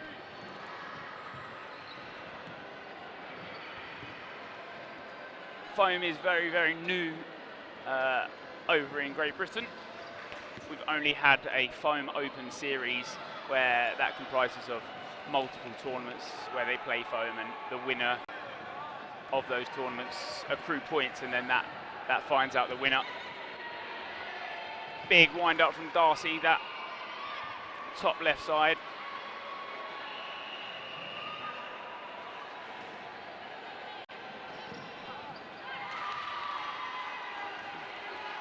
Callahan also heads to the outbox.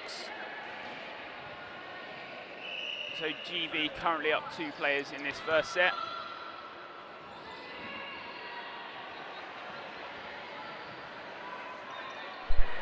Hello Terry, how are we doing? Hello. Yeah, I'm doing well. How are you? Not too bad at all. We were just explaining that foam is very, very new in Great Britain. We normally play the variant of the cloth ball type. Yeah, so this is the most exposure you've probably had, like yourself and some of these folks, in a while. I mean, I know Great Britain did have a team in men's foam in Worlds 2019. Indeed. So the foam that we had played before, sort of, it was really in our country, was UDC. So right. We went to UDC as the British Bulldogs, but that's a good arm from GB, and that takes out Chung from New Zealand. But yes, it was. We had a UDC team that then went to Worlds. Yeah. So some exposure, but I think this is another level. Indeed. New Zealand. Yeah. Sorry. Go ahead. No. I was just saying to have sort of a mixed men and women's team to something that is completely. And from what I hear, been playing very well. I've not seen much of GB foam. I've been predominantly on the cloth side. But from what I've heard, GB foam have been doing very well. Well, they seem to be starting this match off fairly well, taking the first one over in New Zealand. I believe this is the first time New Zealand has brought a women's team to Worlds as well. They have had a men's team for at least a couple of years in the past, but at least in recent memory, this might be their first women's team. Okay, interesting. Is it fairly well set up over in New Zealand, or do you not know much about? I will admit I don't know very much beyond the little bits I got from talking to some of their male members at past tournaments. So, yeah, I'm not sure. Like they seem confident out there, but my knowledge of a lot of things about New Zealand is sadly weak. So many countries. Exactly, and there's a lot to learn. For sure, we saw Chung hit out. And New Zealand still facing down. 6 from Great Britain.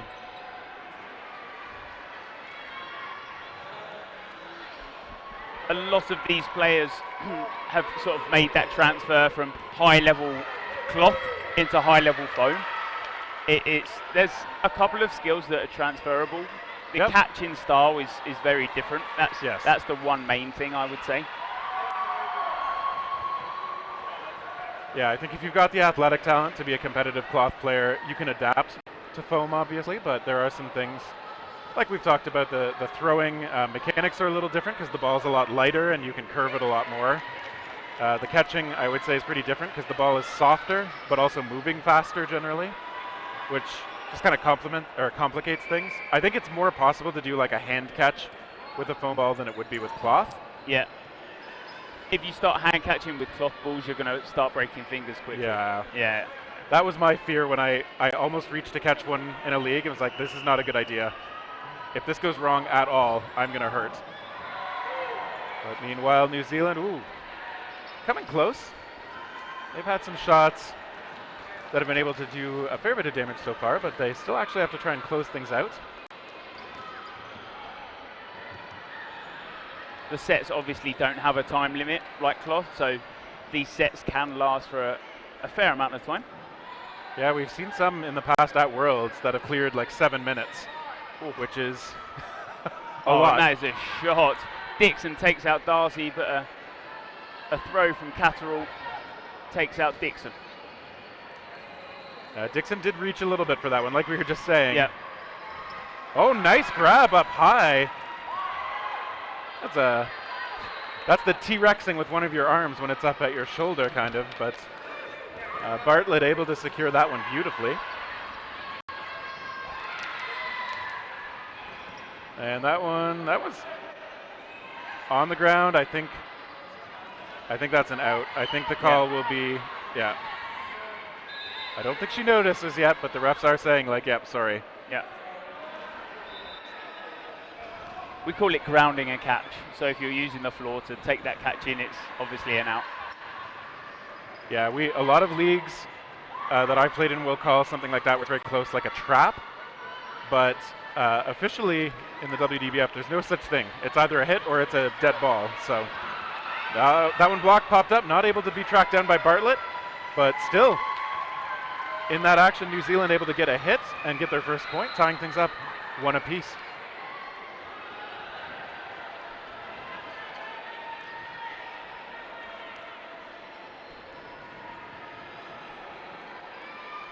A very stark difference in the jerseys here. We've got very white jerseys against very black jerseys. Yeah. Not that it's hard to keep track of who is who in dodgeball, but I kind of like the ease of it in this one. Indeed, the GBs with the fairly Great Britain flag across fade out, bottom right. The New Zealand flag. I like the New Zealand kit. Sorry, not the flag. I like the flag as well, but the kit it has their national bird on. Is that correct? Oh.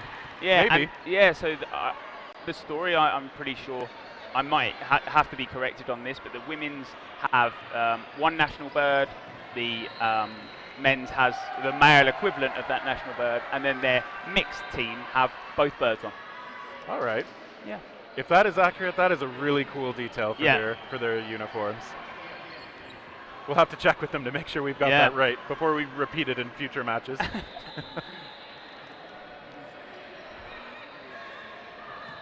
Right, plenty of pump fakes, and unfortunately Barrington is hit out on that one. Yeah, but that is the first casualty on Great Britain, so they are still in good shape. But New Zealand with the extra ball, they're getting this set up. Chung and others let go. And Bonsignori whips that ball in, taking out New Zealand, but Darcy's also taken out in the crossfire. So from a couple of throws, Great Britain now down 1 player. Yeah, quite the exchange back and forth between these teams. Some big smiles as the outs happen too, which is always nice to see. All right, a 1-for-1. Bartlett hit out.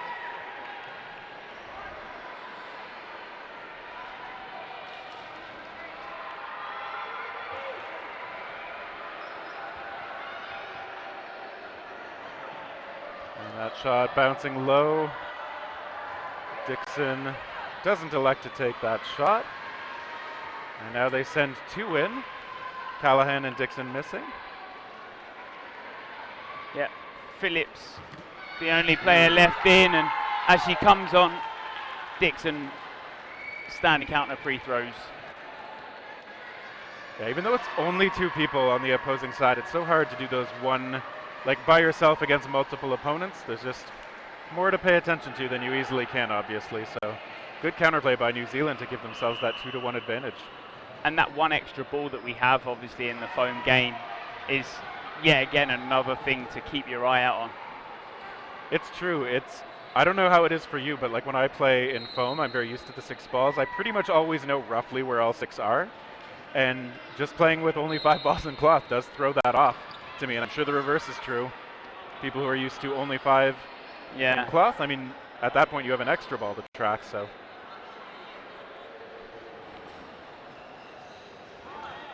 To the line, though, we see just 1 coming in from the New Zealand side. Great Britain gets to regroup. And they send just one that skips short. This is also what I always find interesting, how cloth players will choose to, like what they'll choose to do on offense, how many they elect to throw. There is that extra ball to change the math a little bit. Ooh, nice shot.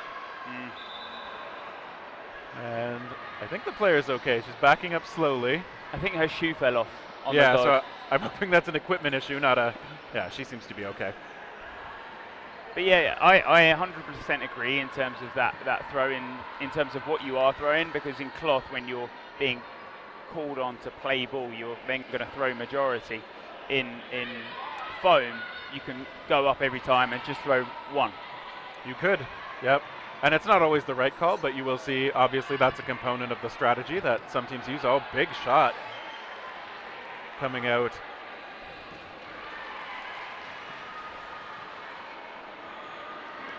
Great Britain still with 6, threatening to take control of this point. That one popping up out of play. Callahan caught up at the vulnerable space, tagged out on a good patient throw.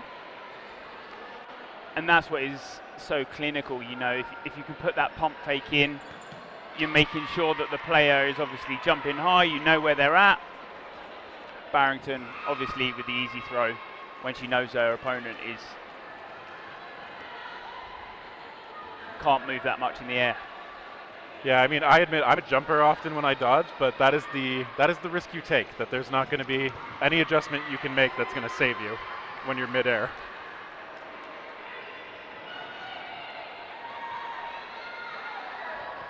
Chung alone now for New Zealand. Nice throw, but well blocked. Yeah, Smith there for GB.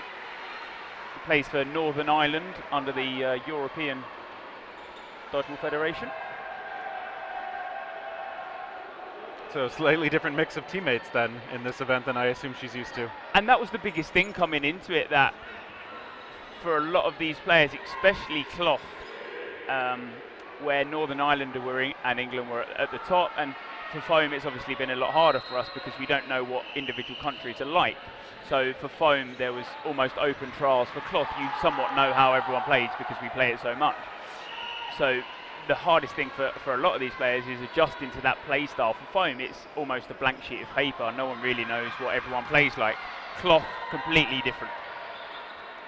Yeah, so it'll be interesting, of course. They'll have a chance to build their own type of chemistry. Wow, Chung really selling out on those dodges. Huge smiles on the GB player, and Chung smiling now as well. I love the effort all around. All right, second ball coming in high, getting above the blocker. Great Britain tying things up at 2.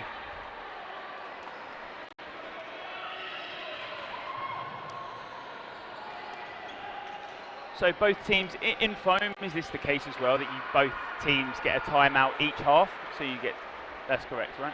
Yep, exactly. So often you'll see teams that want to stall the momentum of the other team if they've perhaps secured a couple of points in a row. I think that's probably the most frequent time you'll see timeouts called. There's also in long one-on-ones. We saw one earlier between Ireland and Italy in a foam men's match where the players were out there for a minute and a half, 2 minutes, just throwing at each other. Like, it's exhausting. And so one of the teams finally spent one of their timeouts to give, I mean, both players the break, but something to be concerned, or to be aware of. It is a resource to be used. Just have to find the right moment to use it. New Zealand running low on shot time, but okay, they get a couple of throws away. Now they take out Barrington, but gives 4 balls to the side of Great Britain.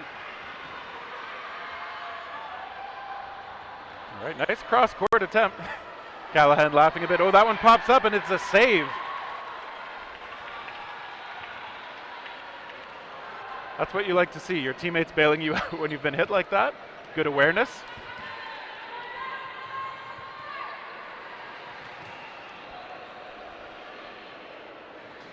And that, I think, is such a great thing that comes from sort of that cloth, because the balls bounce so much, they're often popped up in the air, and the awareness that a lot of cloth players has is very good. So when you're obviously looking to go into foam, it's that save and catch that you're looking to make in terms of your reaction. That's a good point. I would imagine the balls in the cloth format are more likely to pop up and so it's probably a more frequent thing that you have to deal with. Oh, nice little cheeky underhand throw. I'm always a fan of players who have that underhand available to them. Mine is not tournament worthy, let's just say that. But it's something that we see sort of outside of, it's hard to say because we haven't seen much European foam dodgeball. We've seen obviously Italy have been there in terms of under that federation, but in Europe we don't play softball, and that's really where it originates from. Yeah, I think an awful lot of the Canadian players who can throw, and probably this is true of the Americans too, who can throw those good windmills, it's because they've trained as softball players.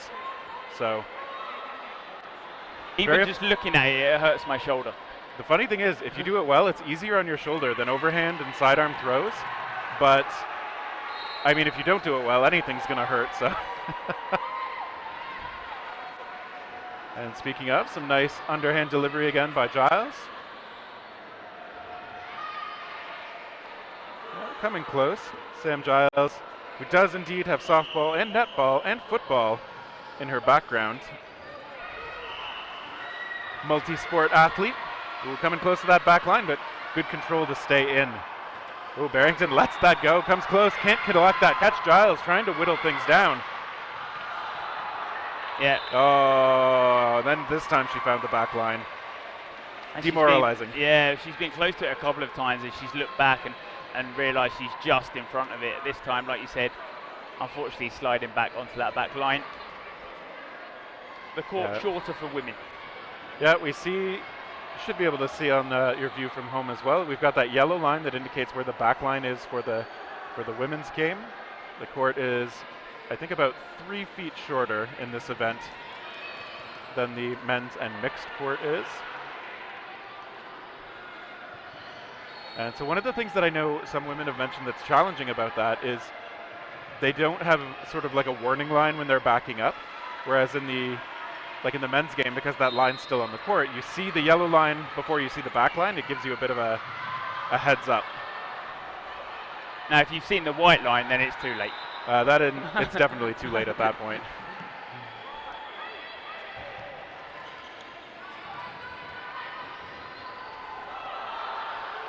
All right, some throws just kind of into the mess here. So far, no damage done by either side.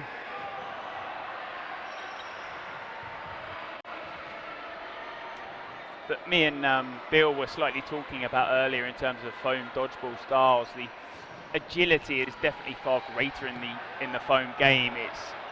It's almost like it's bred into them that they will be jumping and flying about. It's almost like you are pre-dodging the throw. Right. Yeah, I think there is often that idea of creating motion as your opponents are close to their release point to make it more difficult for them to aim their shots. And this is, again, where I'm curious, the athletes who cross over between the two styles, like if we end up seeing some of those practices, you know, does it make sense to bring it to the other format? I don't know. Some things might stay particular to cloth or foam. I think, yeah, you're right. I think there's more pre-throw motion in the foam game. Oh, big grab. Yeah. Gedling, I believe that was, taking that in. Holly Gedling. Sounds so solid when that ball hits sometimes, and players just, like it's just right there in their hands after they've had it collide with them. It's that stick sound. It's like the firm stick sound, yeah. I'm not sure if it's like a good a sound in foam, but certainly in cloth, like the best sound is when two balls collide at like high pace. It sounds really different than the two foam balls hitting in midair, but I do find it satisfying too. Okay, that one popping back over to GB. Oh, there's a 1-for-1. And that's something that the foam players have to try and avoid, obviously, where they transition from cloth, where that ball pops over back to your side, you're almost looking for a catch in cloth, because that's an out. In foam, it means nothing. That's true. That's one of those little differences in the rule book that it can be pretty significant in the moment. But just as you say, the so-called block attack is something that doesn't exist in the foam game. And Giles lets a big throw go from near the back line. Another one coming out as well. I think that last hit being said was not an out. Yeah, I think the referee is saying that the time expired before that ball was released, so the player who was hit will not be eliminated. And now they're going to no blocking. That is correct. This is the no blocking portion. Everything else is basically the same. And from what we saw earlier, this is where it can get a lot more hectic. It's throw at the targets, you know, because obviously a blocking will get you out. Exactly. I think a lot of players will elect to take shots that they might not when their opponents could block. It can be a little more frenetic. Giles, a nice throw, but also really nice air time. Gedlin getting over that one, and a sidestep of that ball as well. New Zealand pretty eager to throw here. Giles elects to put their ball down and does get hit. Maybe just looking for the catch, also losing a teammate on the far side. It's down to just Bartlett. But there are 4 left on Great Britain.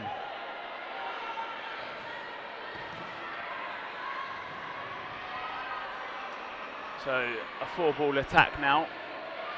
I assume at least 2 will come out here. Oh, it's even more.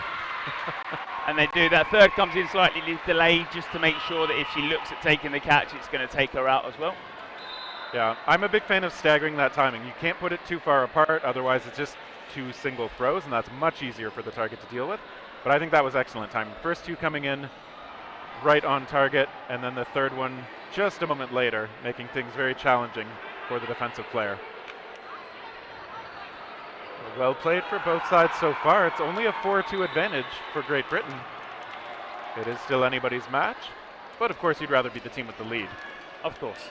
And it's that momentum that you want to start off on when it comes into that second half. You know, GB took those last couple of sets in the first half, and straight away you take that break, you come straight back into the second half looking at taking that lead. And that's often one of the things that can be hard in these long matches, when you do have some momentum and then you have to sit for a couple of minutes while halftime resolves itself. Sometimes it can be hard to keep the energy as you get back out there. Not for these players, I trust. Not for these players.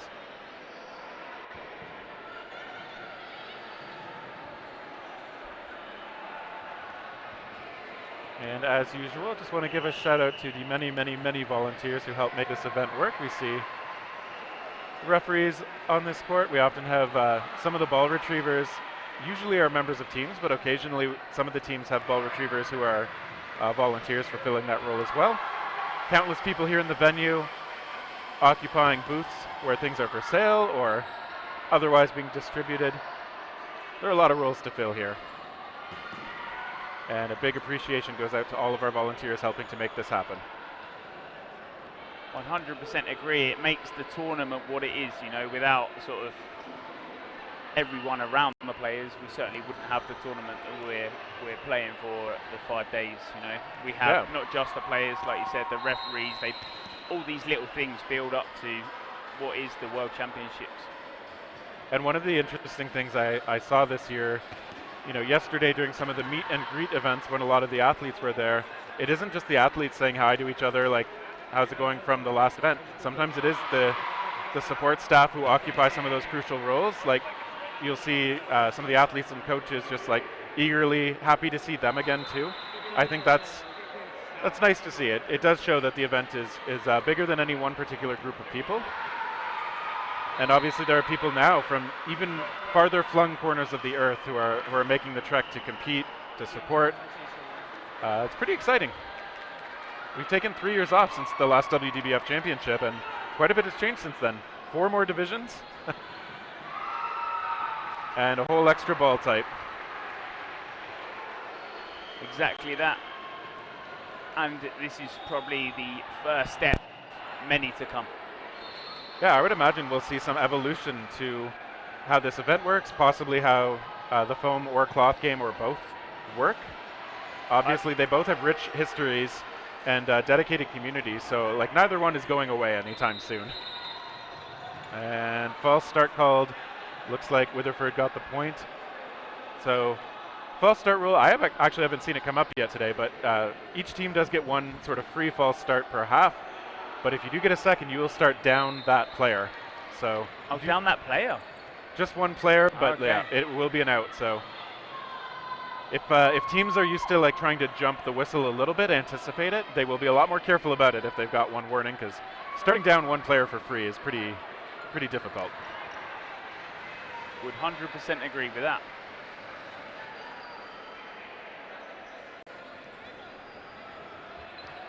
All right, some good fakes. What I can imagine will happen in terms of future tournaments to come, Terry, is qualifiers for the Worlds. I think especially with maybe Europe, where we have so many teams. We have 17 at last Euros. So it's true. To this point, the World Championships have, you see a 1-for-1 there, nice. To this point, the World Championships have essentially any country can enter a team. But as things grow, it might be that that's not a super viable way to run a tournament anymore. So qualifiers might become a necessary part of the infrastructure.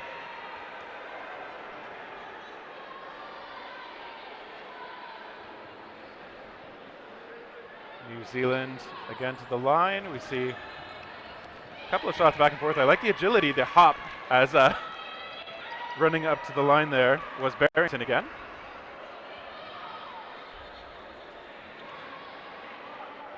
And she is just a distraction this time. Ooh, Gedling, I think, hit by that one. Barrington with a bit of cover. Gedling, I think, decides to try and go low and pick that catch up that's close to her leg. Unfortunately, this time around doesn't pick that out. A couple of shots invested.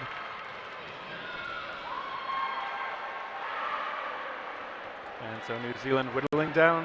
The Great Britain side just a little bit more. Nice block. Okay, Darcy hit out low that time. Right in the feet as she was coming up. Almost tripped over it. Difficult position for her to be in. Great shot out of New Zealand. All right, they send 2 over to Chung. Managed to get her on the graze. And now New Zealand up 1 player in this set. Giles has had a lot of those shots, just very high velocity and very good placement, knocking the GB side down to just Barrington. Wow, huge grab. Ties things up, 2 players each. And a good player to bring in, Bonsignori for Team GB. We've seen her arm and how quick it can be with that foam ball in hand. All right, Giles looking for the attack, but well blocked. All right, Barrington as well. A block. It can be hard when you're just scooping up a ball to get it in a blocking position, but well done on her part. A lot easier to block with 2 balls in hand, foam balls in hand, rather than cloth balls. Yeah, it's pretty hard to hang on to 2 cloth balls and block with them. Yeah. I've tried. It wasn't a great idea.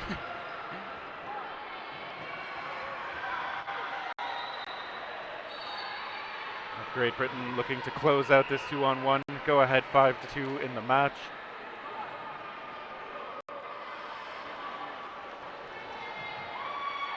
That delayed ball comes in from Bonsignori, but she taps under it nice and low. Gets that ball just high enough that if it is looking to hit her, she gets the block off first. And they're going to spread out again and just throw 1 this time. Good block. Barrington keeping alive. Some good pressure from Bonsignori on the other side, covering her teammate. All right, a good preemptive shot as well. It's one of the ways you can spend that extra ball. Still gets another one in from the retriever on the side. And okay, good low dodge and block.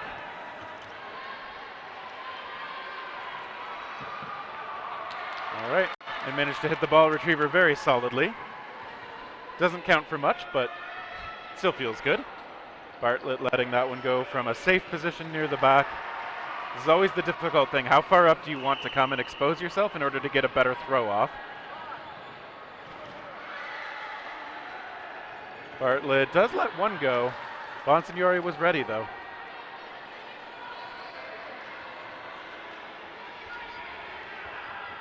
And only stamina is in the way of this one, because obviously we have no set timer in foam. Yeah, the stamina matters a lot. Bonsignori was hit out there, so we're down to a 1-on-1. Barrington letting that one go, coming close. And so close to her foot there.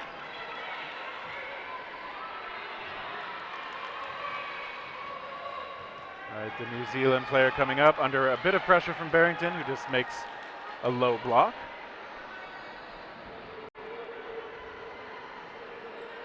And it will now be on Barrington to release one ball. All right, good defense from both players. Those shots are coming in pretty close, though. All right, Bartlett. That one is blocked back to her side.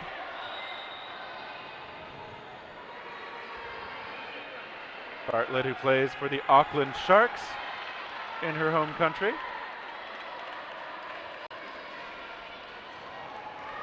Barrington, okay, reads that well with the good defensive play, takes a shot, coming close.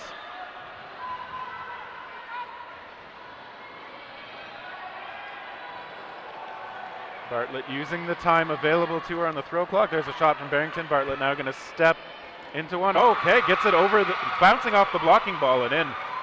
Barrington looking tired, calling her own number to take a well-deserved break. And that is sometimes the toughest part, because this set goes on for so long, when it's a one-on-one for so long, that when you do, someone has to lose it, and when you lose that set, it's so heartbreaking because you've played everything out. Yeah, if you were out on the court giving your all for 2, 3, 4 solid minutes there, it feels like you're invested.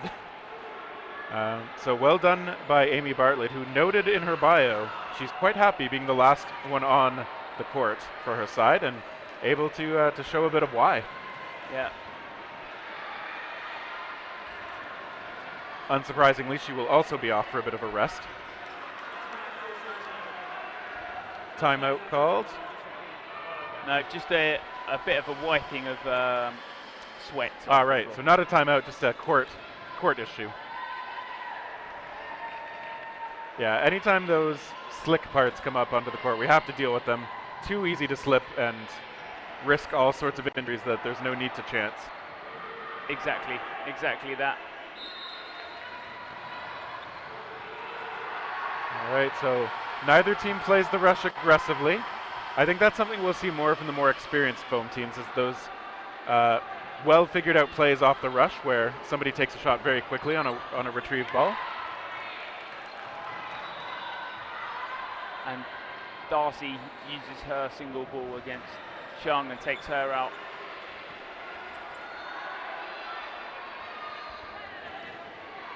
Now the valid attempt rule, it's not really something that's fully covered in foam, right? Or it just has to be within touching distance of the player. Yeah, it is different than I think the explicitly laid out rule in the cloth game. So if you are taking a throw, it does have to look like you are making an attempt, and I think it's essentially up to the discretion of the officials. But if it really looks like you're just delivering the ball to the other side without making an effort to hit the other players, maybe because you're worried about a catch or something like that, you can be penalized and called out for that. But it is less strict than the cloth one. Okay, there is an attempt, hoping that their opponents weren't looking. And it's that trying to catch off guard, that backcourt sniper that we see a lot of. All right, that third ball eventually does come in and find the mark on Callahan.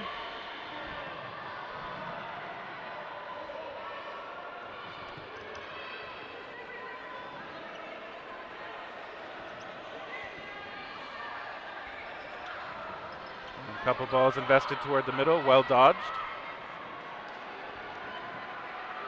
But a good shout from Day in the middle there, just making sure that GB are holding the 4 balls.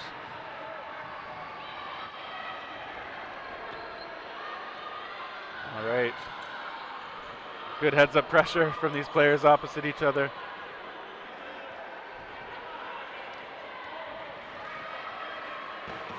Okay, a couple balls missing.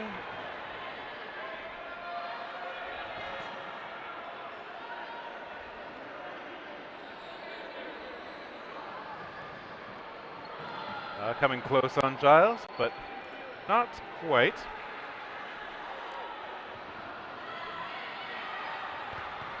And a big shot again, stepped into, but well blocked by Darcy. Yeah. And Bonsignori yet again on that low style dodge, gets under the way of 2 balls. GB yet again with 4. All right, and they are able to find Giles that time.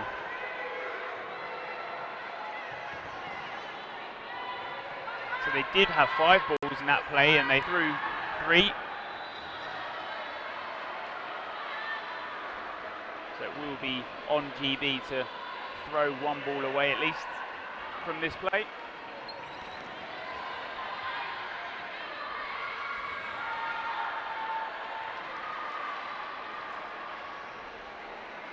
And that play ball is determined by a several list of things. Correct, Terry? That is players on court, and then it goes down to who threw last, is it? Yeah, it starts off with who has the most balls. If that's tied, who has the most players. If that's tied, whoever threw last doesn't have to throw next. So it's one of those things that I find if you're reffing or playing, it takes a little bit of like running through that in your head, just like, okay, there's 4 balls over there, okay. But, all right, just checking in with the ref. Yeah, I think that ball did get her off the block, but when in doubt, just check with the referees. That's their job to make a choice and move the game along.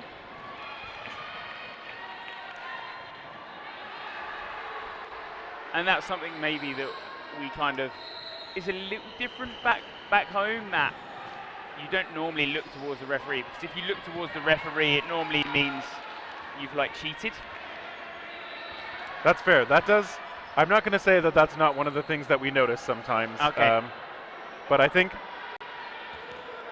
like for myself as a fairly experienced and I'm going to say honest player, there are times that I legitimately am not sure what happened. Like I felt a ball, but don't know if it's one of the ones that bounced first. So when in doubt, I think it's worth checking in with the refs. Just try not to do it in a guilty cheating sort of way. 100%. I'll always agree on that. And we had a bit of a scenario at Euros that someone didn't think they'd been hit out. Everyone else did, and there was a lot of boos. And I'm not a fan of boos. I just think it's like a negative thing that happens around sports. Yeah, I'd rather find something to cheer about than boo about something, for sure. And meanwhile, GB hoping to cheer about their 5th point, try to restore that 2-point advantage. The pace has slowed down again a bit. The referee's talking. So in the 6-ball game, we did have 7 balls. That's a problem, yeah. So time is stopped just for that. It's funny, like it actually can take some time to notice that an extra ball has found its way in somehow. Whether it's popped in from another court, rolled out of the extra supply. Okay, that 3rd ball does finally find the mark. And like you said, it's that one hard thing to almost, realize that another ball is, because not the balls aren't always on court. Yeah, as you pointed out, this is another difference between foam and cloth. In foam, the ball retrievers can hold on to the balls, I'm not going to say indefinitely, but until they actually want to be held by one of the on-court players. So you may have to look around to find them. If you're playing as a ball retriever, you need to know when to put them back in play, because the answer is not necessarily right now.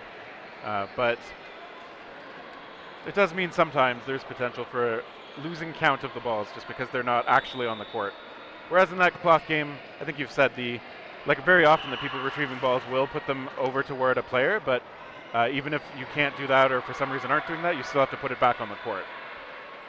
Yeah, the ball retriever's duty is to not just retrieve that, but to make sure all balls are on court and live.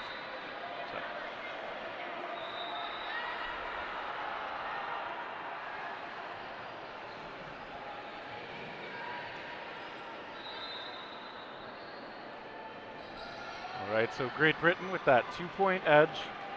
It's not a safe advantage yet, but again, you'd rather be the team with the lead. They've been that team for most of the match. New Zealand has shown a lot of fight.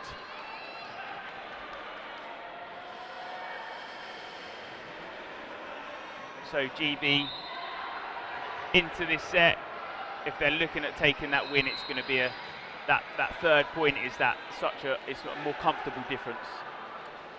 Well, yes, because even if they have the edge and time ends up expiring in the match, if you only have a 1-point lead, the other team could tie it up in that sudden death portion and force an overtime period.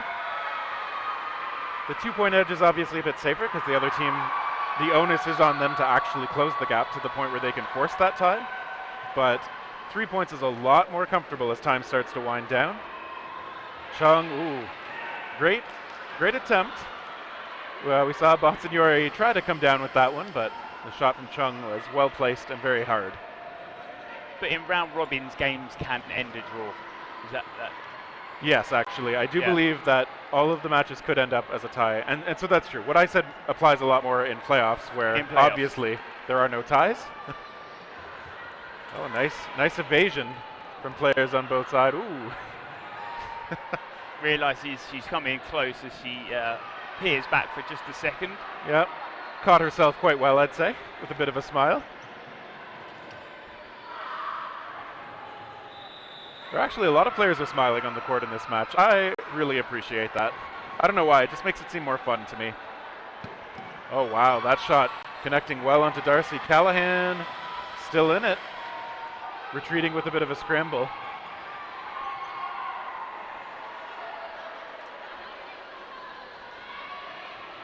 Now New Zealand 1 player up. The 2-ball attack from that bottom left side. Yeah, I think you'll see, so again, some of the more experienced foam teams will disguise where those balls are going. They'll take more cross-court shots more often. But what New Zealand did there is a good classic, straight ahead. 2 players on a single target basically across from them. And now we also see some classic back and forth. Those counter shots can do a lot of damage. So we see Emily Walker hit out. Yeah, Chung with a whip. It's almost that high throw that she derives all that power from. Yeah, we really see her step in and commit her whole body to the throws. They come out with some good velocity.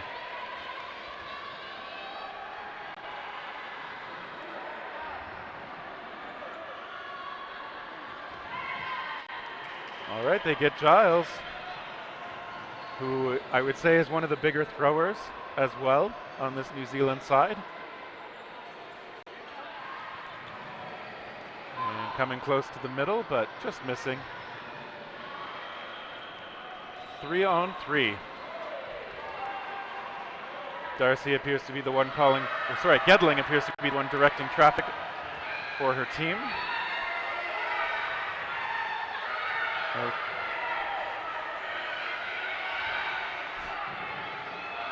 I think they're on the sidelines. They're saying there was a catch, and yeah, so there should be another player back in. All right, Chung out now. And that is actually one of the unfortunate things. If you don't realize you should bring a player back in, there's a window where the refs can say, sorry, too late. And you have to bring in whoever is next in the order. Whoever had been hit out first. You can't just bring in whoever you want. So that player's got to be ready to come back in. Which is always interesting, too, because after the intensity of being on court, sometimes you sort of check out a little bit. You can't afford to do that all the way. All right. Especially if you've gone out in annoyance. You know, like if you've done something maybe that you shouldn't have done, or is maybe a stupid play that you'd probably judge yourself for, it's like you head to the outbox and you're like, I'm done. Yeah. One of the many ways that your mental fortitude and your resilience are very important in these matches. All right, as we are back to 2-on-2. The GB side talking things over. Again, it looks like Gedling is the one making the play call. They send 2 over toward Bartlett, who won't get a chance for those solo player heroics this time.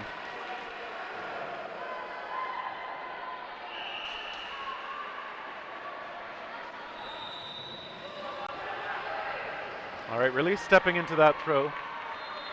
Yep. That block from Phillips.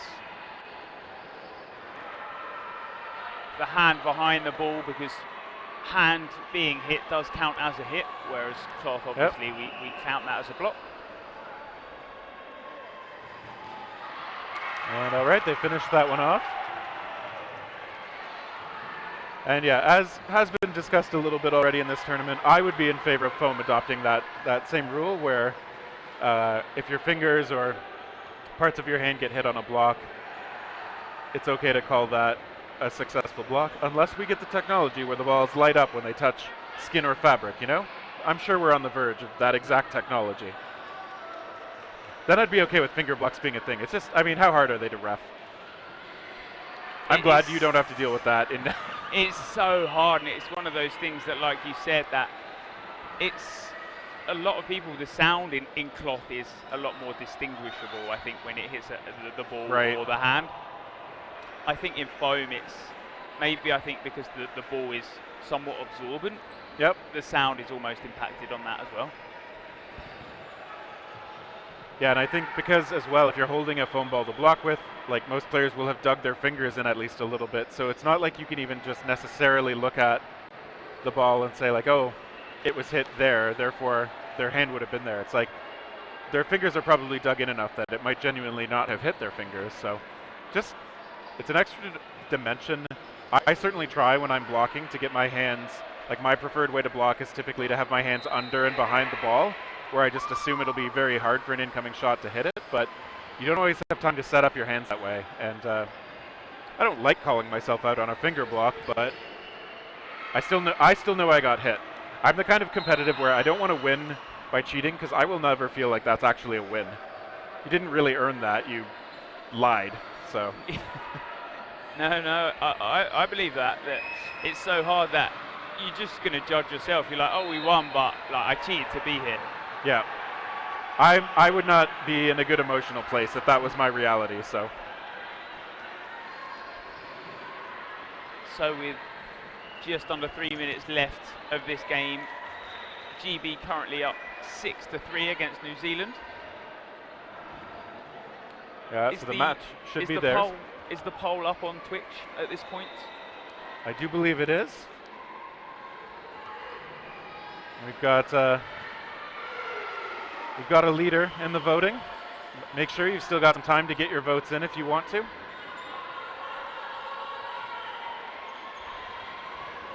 I think there's some pretty good candidates to choose from in this match.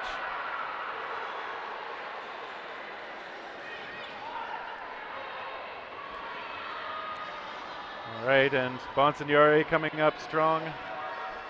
She's had some good pressure out of that corner position all match long. New Zealand sitting back defensively.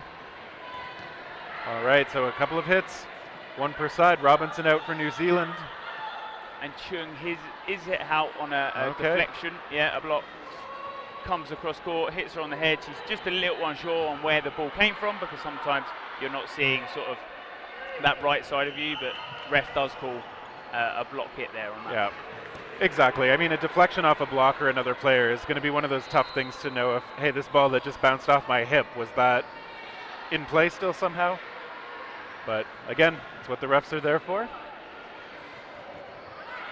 All right, we see that shot from the middle. Callahan,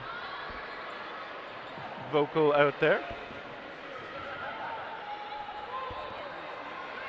And 2 balls sent towards Gedling.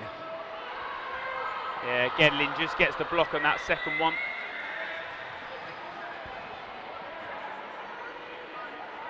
All right, no reason to rush for the GB side, and they do get a 1-for-1, Callahan and Gedling trading. It's not a terrible thing for New Zealand. I mean, they want to try and get a bit of that momentum. It's a lot easier if there's one less player on the other side. Oh, but now there's one less player on their own side as Bartlett is hit out again. And okay, looks like GB losing Day as well. Yeah, that underarm sort of windmill throw just catches her a little off guard. And I certainly would imagine that for some of the cloth players, they're not dealing with windmill throws.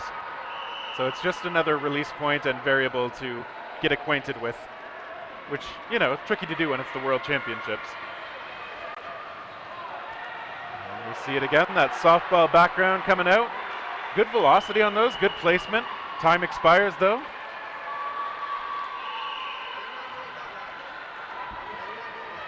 So we will play out this no blocking portion.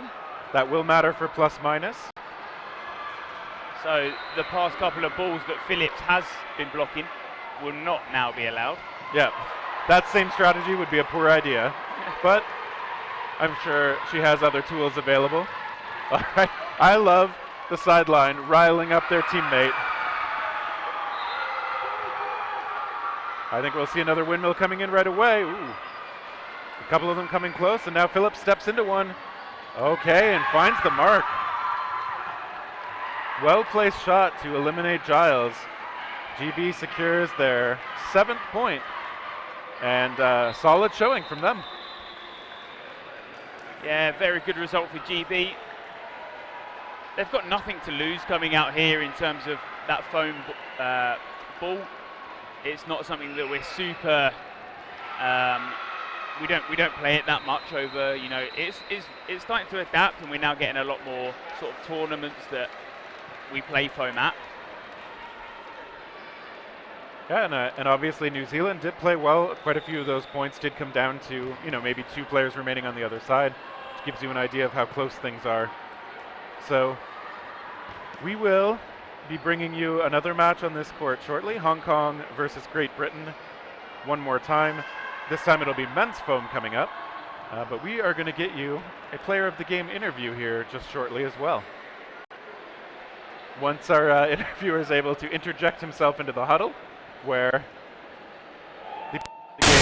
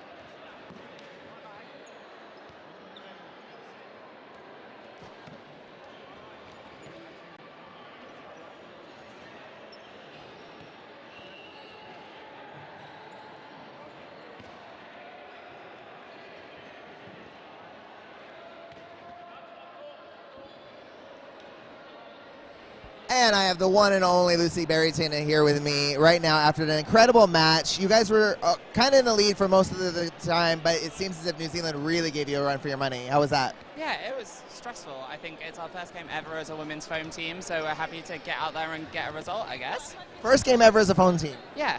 That's amazing. So you usually play cloth? Yeah, all of us normally play cloth. There's a few of us that have only trained foam over the last few months, but some of the girls are in cloth teams as well.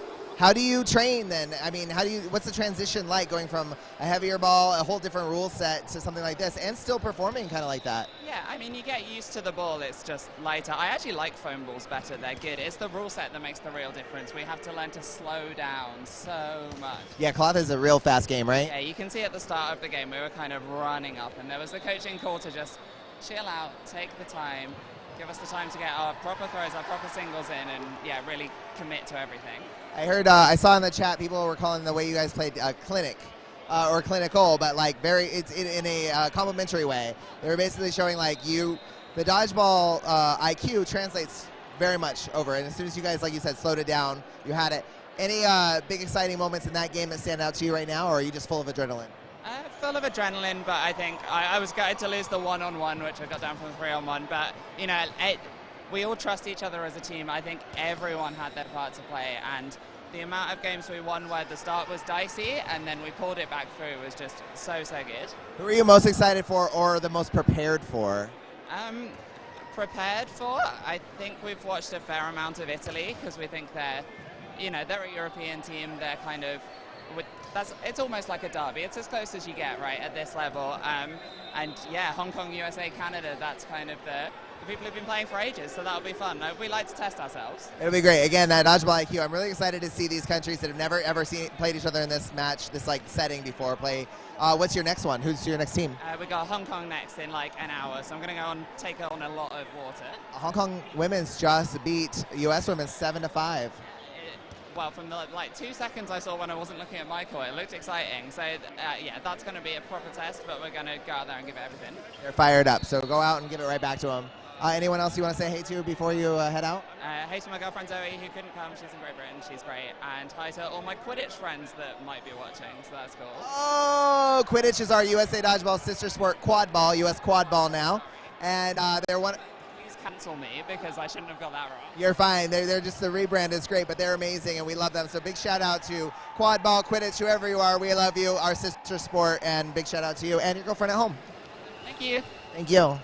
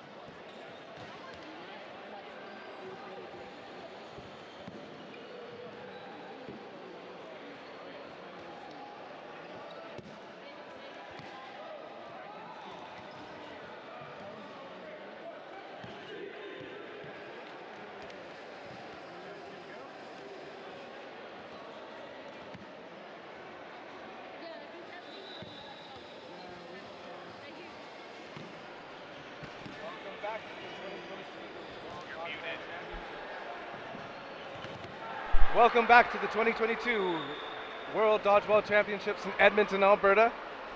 We're watching Great Britain and Hong Kong. I'm Benjamin Johnson. And I'm Greg Whitehouse. Well, Greg, this great British team I expect you'll know well. I do indeed. Yeah, you do? You do, good, wonderful. Where are we defining as being Great Britain, by the way? England, Northern Ireland, Scotland and Wales. Fantastic. And this is likely an amalgam of players from all over those regions? Indeed. An amalgamation of those four because they're under the organisation of British Dodgeball. So that's why we don't have individual England, Northern Ireland, Scotland and Wales.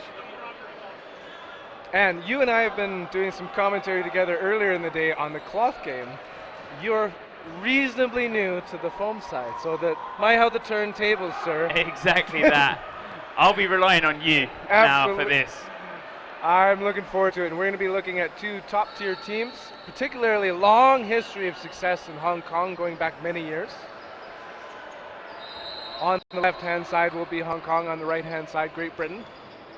Hong Kong, despite it being their women's that have just played, will probably be slightly pumped over the victory that their women just had. They beat USA 7-5. Incredible. Yeah. USA, of course, a powerhouse team and a long-time medaling team. Just gathering my notes.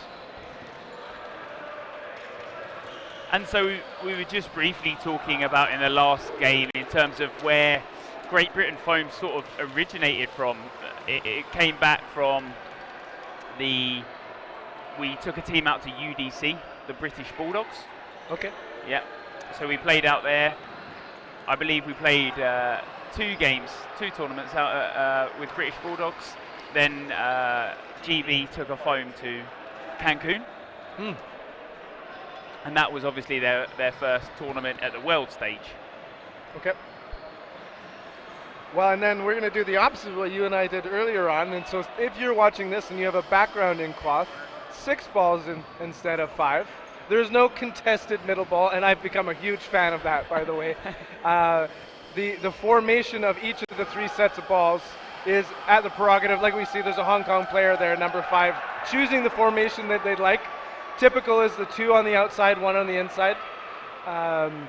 We'll be referring to 1 being on the inside, tossed back into the center. The activation line by the ball passing through that interior white line. So you are a fan of the middle contested ball? It's so fun. And one of the reasons I like the 5 balls instead of 6 is as we watch this, the burden will be determined between, well, it's sort of somewhat at the ref discretion to begin with, but the ball burden is the primary factor, but all else being equal, it'll be a player burden. And then if there's all else being equal there, it'll be the last to throw or the last to win. So we have to be looking out for these minute details throughout the whole match, whereas it was just so plain as day who has the ball burden in the cloth match. And we're lined up and ready to go. Here's that toss back. Pump fakes for days. And it's something that we didn't see much from the GB women, but certainly that opening rush, GB, they've sort of got that regime in. They know who they're popping back to. They know who's going to throw if they do decide that. They obviously decide to settle down a little. Mark Allen throws that single ball, and he throws the single there, and he gets the shot, target. big hit.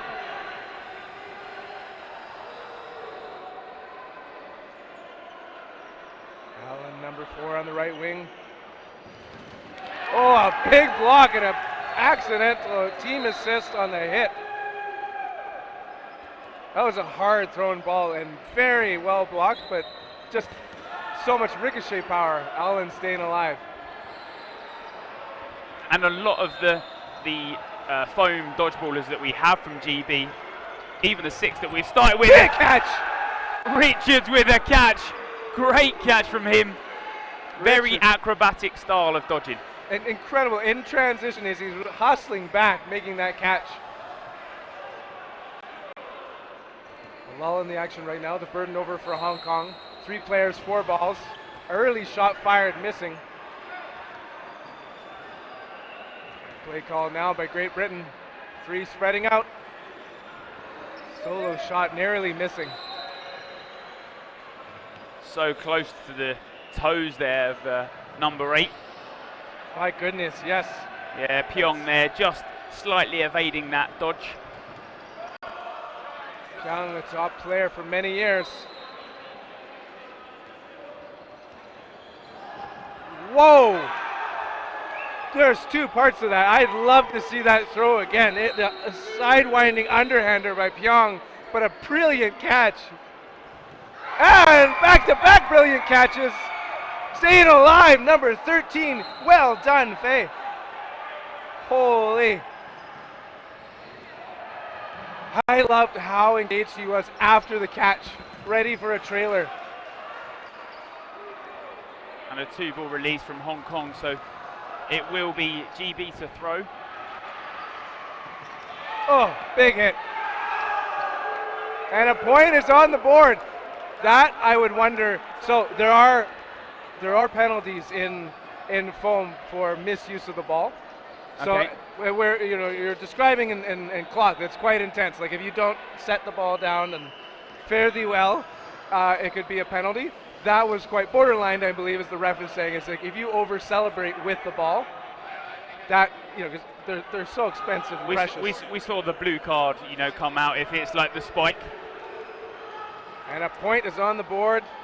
GB. Obviously super pumped after that, and that's why Mark Allen decides to throw the ball high. Referee just telling them to calm down a little. It was a smart move. Woodall, I know he's a passionate volunteer among Dodgeball Great Britain, but is he captain, coach? What's his role on the team? He's one of the coaches, and he is, I believe, co-captain with someone else. Okay. I'm not sure if it fully got confirmed in terms of that, but I love it whenever we see the patches and the yeah, Aidan Woodall. Yeah. Used to be England handball at one point, where he picked up the trait of throwing left-handed. Interesting. Yeah, because he broke his right arm. Wow. So he wanted to still play handball, so decided that he should throw left-handed. And so ambidextrous throwing. Whether that has transversed into foam or not, I'm yet to later see. becomes a superhero. Yeah, look at that. Tragic story arc with a great final ending. 4 players left for Hong Kong. They've got the ball advantage. There's heading to the line. Watch out for Pyong in the middle there. He's staying alive. Preemptive throw. No dice by Mark Allen. He's taken out this time. Unsuccessful block. Takes out Richards. 2 players left for GB. And so 2 players down now. Good hops by Woodall. He gets countered though. Captain has the arms out. Love that move. Well done by Ching. Good hops. 1v situation still. Some good dodging from Matt Wheel there.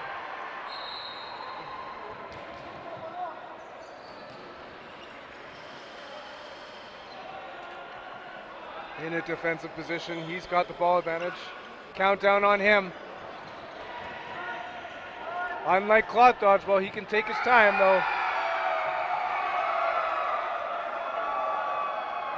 Hugh. And Hong Kong get just as pumped.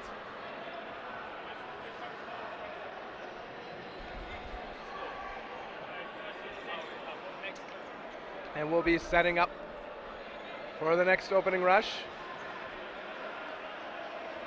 And for Hong Kong to, we've spoken about Hong Kong a little in terms of they've never been quite in the medal contention, but they've certainly been up there, maybe just off the mark. For them to look at getting those medals this time around. Good hit. That opening rush advantage for Hong Kong. Hin takes out his opposing center. 4 players heading to the line. Pump fakes and 1 shot fired, taking out number 5, Min Yu. Quiet in the action. GB's move. 4 balls, 5 players. Solo throw by Whittle. Goes a little wide. You can see some movement on it. And that's not even his dominant arm. That's his left hand there. The whip on that you see comes round.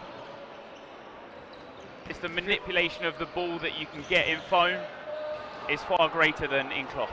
Absolutely. For you Princess Bride fans out there, there's a good reference that we could have said. You know, that's not even my main arm. Number 8 taken out. Goodbye, Pyong.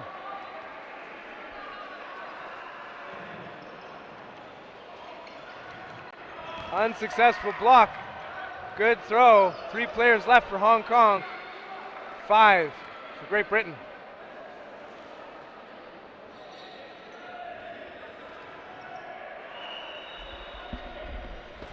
And that whip comes in from Jackie Luen.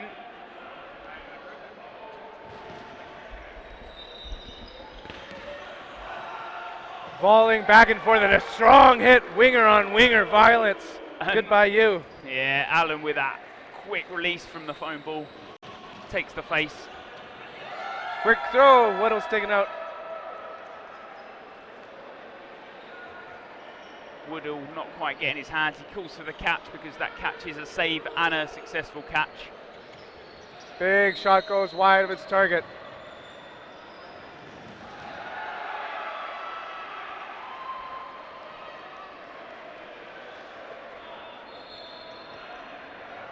Big pump fake. Nothing doing. 4 balls, 2 players. Now the play call coming out of Hugh. Huge ups by Allen. He climbed the ladder on that. Yeah, he's so used to that. It's his cloth play style as well, very high in the air, very acrobatic, high agility from Scotty Whitelaw. Yeah. Oh, I noticed late. Yeah, they switched up the wingers. I love the mobility of both teams. And a successful catch done by the ball retriever.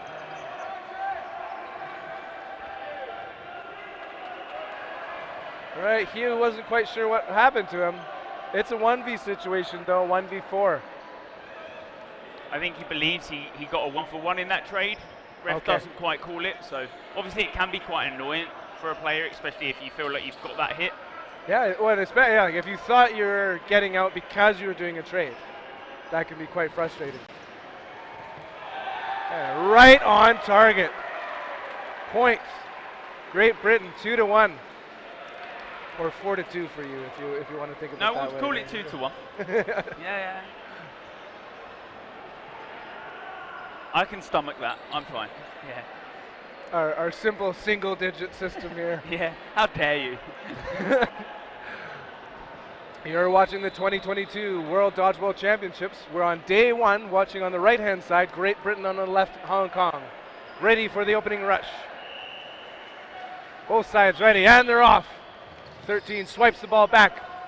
No firing. Oh, he does.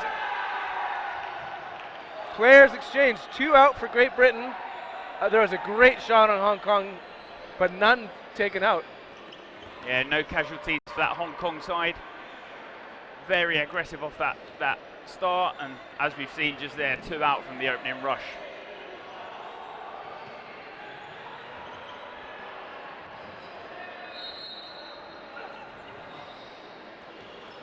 No action so far, but the countdown clock for the shot, 5 seconds, but they let it fire. 4 balls, 4 players for Great Britain. Woodall with the play call to his teammates.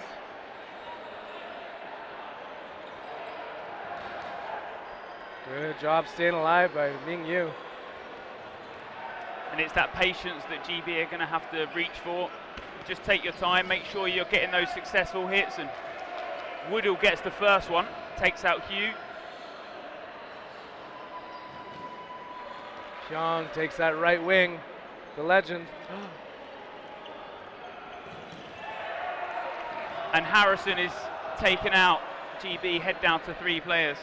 3 players left for Great Britain, 5 for Hong Kong. The advantage is theirs, but the ball advantage is over to Great Britain. There's going to be a reset with that extra ball. Players to the back line. Close enough, says Dan Smart. No, actually get to that line. And now we're ready to go. And a block from Hong Kong. A nice easy block, a simple block for that one. No huge power behind that throw. Speaking of huge power, but both balls go high on the opposing wingers. Or more to the point, both players did a great job of going low. Hong Kong with the ball advantage. Last to throw.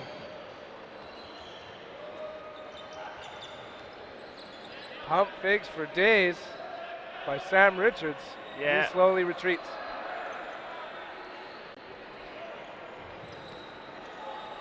And just a 1-ball release again from GB. Oh, Woodall looks for the catch. He's so close to getting it. One of the things you'll notice about the foam game is like there'll be quiet moments and then suddenly just back and forth eruption. No look throw and a catch. Yeah, that block catch. A successful one. Richards has his eyes open and Hong Kong can't apply that much pressure because they only have that 1 ball. Whitelaw sends it, but it misses his target. GB retreats to the back line for the play call while the retriever gets that 4th ball. 4 balls, 3 players. They're slowly heading to the line. Shot fired very precise, but a little bit low. Yeah, and where they were 4 players down, or 3 players down, that simple catch from Richards, the block-up catch, has changed that game around.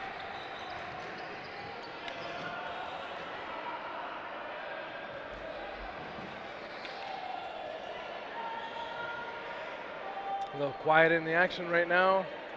Line judge giving some instructions to the ball retriever. No, to one of the players, number 13. Oh, okay, on court. Perfect throw. Well, Greg, I think that you could have had a loony on him and that target would have been hit. That was absolutely dead accurate. 3 seconds left in the shot clock. 4 balls, 2 players. They send it on the right winger and left winger number 5. GB have done very well to stay in this set. They were a couple players down, a couple of catches, and a couple of trades. Big hits. You know, you didn't need both of those, but it was. Here's some great sportsmanship of being very clear to you. Right? You got me. 2-2 game. Wow, is this an equal match so far?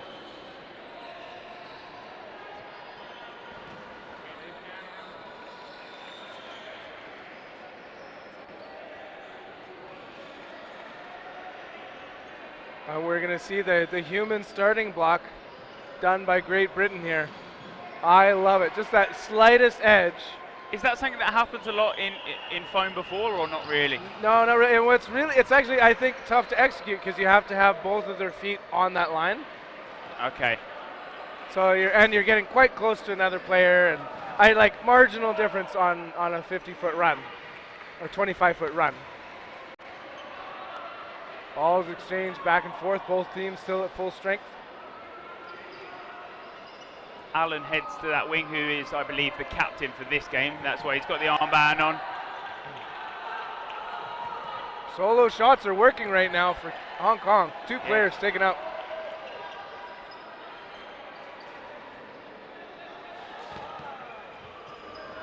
And the block from Whitelaw, and he can't make that catch back either. And forth. White clock on, yep. There's no, they can't cross that line though. Near catch. That's about as close as a catch gets. And they're taking out 1 for 1 each time, and they've done it so well. And if that's part of the strategy for Hong Kong, it's absolutely working. Yeah. 1 player remaining for Great Britain. Nathan David is. Referees are clarifying. You gone. Yeah. He thought he took that catch, but the ball he took that catch from.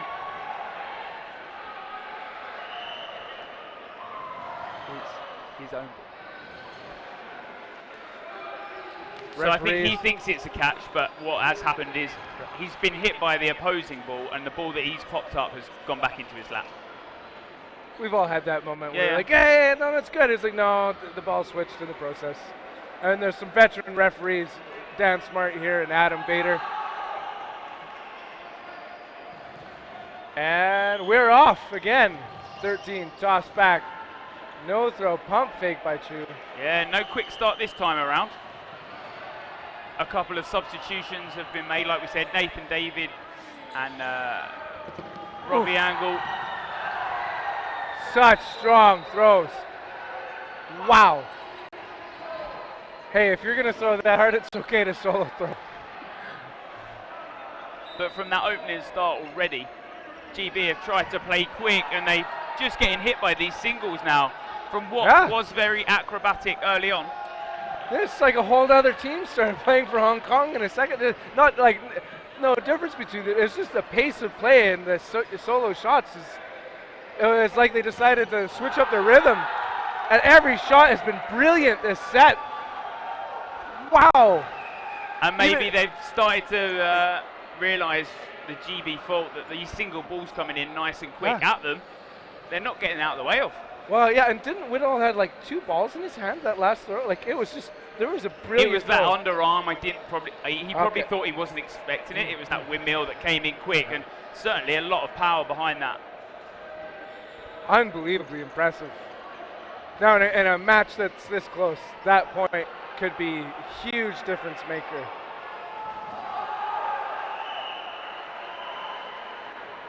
Team's taking a timeout. For GB, just a bit of a mental reset, making sure they're calming down, because those sets that they were winning, you know, they were super pumped about it. The adrenaline was running through. Now they've just got to make sure they're calming down and being sensible about the plays that they're trying to execute.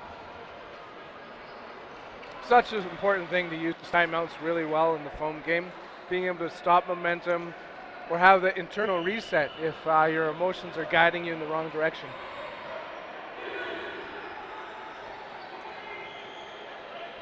Time to line it back. Here we go. Love the orange shoes, by the way. I'm not sure on that. I wouldn't tell him that because his head would grow 5 times the size. And I'm sure he'll listen back to that and he'll probably shout at me for it. But he's my coach, so. Yeah, we'll see a Twitch clip where it's just me complimenting on those shoes. And the toss back. Big rip by Pyong, the legendary dodgeball player. Refs are saying the ball was activated. Cole, sneaky throw, cross courts it on Pyong. Yeah, Ben Cole there, just with that no-look sort of cross-court snipe. Deception is a big part of the game. GB men come in together. They've got 4 balls and they spread it out. Pump fakes. A solo throw for themselves. Back and forth action with no eliminations. We're going to take a moment to get the sweat.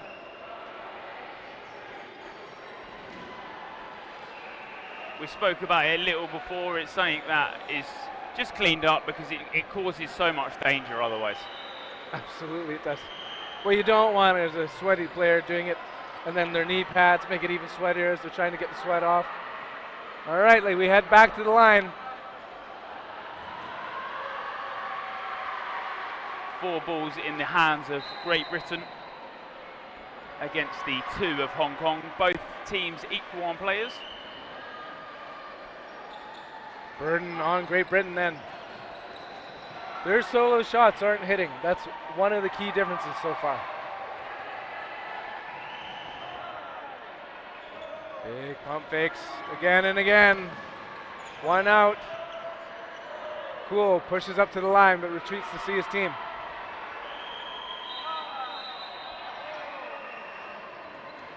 Big ups by you. He's staying alive. Their burden to throw. Back and forth, cross court miss. And they've given away 5 balls there. Cool tries to pressure down as Hong Kong are on the ground. You're looking at making that hit there. So we're seeing Skinner hold the ball on the right wing. Normally, again, in the foam game, it would be more of a center player running defense with the solo ball. Oh, so the player would have a ball in the middle. That's interesting. Yeah, partly I think is like the angles work well for them, and it tends to be a player that is more defensively oriented. That is one of your centers. Woo!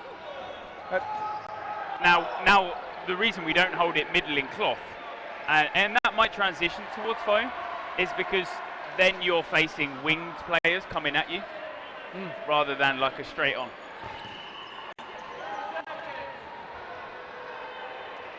So 30 seconds left in this first half. GB currently down 2 set points.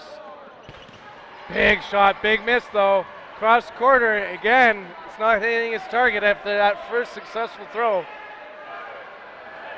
5 seconds left on the game clock. We're about to go into overtime. And those shots were active. They're determining, no, that shot was not live on number 5. Just a bit of discussion that they think, obviously, the Hong Kong players have distinguished that that ball bounced before it hits him. GB obviously fuming that they feel like they've got that better view on that.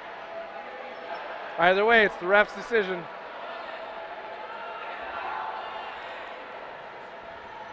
So if you're unfamiliar with the sudden death at each half, there is no clock. This can go as long as they desire right now. But there's also no blocking. Yeah. So one of the key defensive elements of the game has been taken away in the hopes of speeding it along. It can definitely mess with your head if you're playing, and then it's like, hey, I forgot it was sudden death, no blocking. I've got 2 balls. I'm good. Oops. It's happened at very dramatic moments in Canadian nationals. Referees are still discussing the situation with their coaches.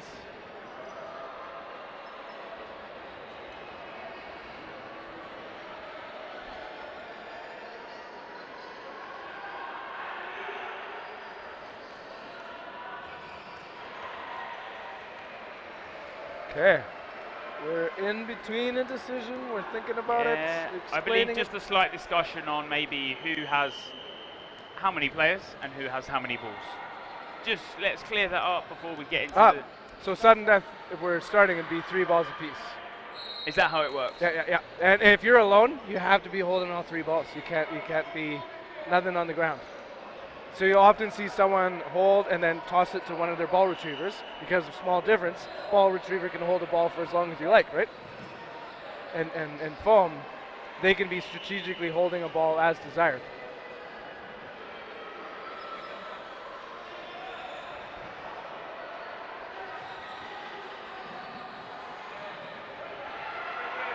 Okay, 5 is off the board. So just discussing, I think Hong Kong was probably slightly confused on how many players they had. Yeah. So they have 4 players, but I thought the player in question was number 5. But okay, so 4 players serving 4. Hey, you know what? This feels good. Even Stevens.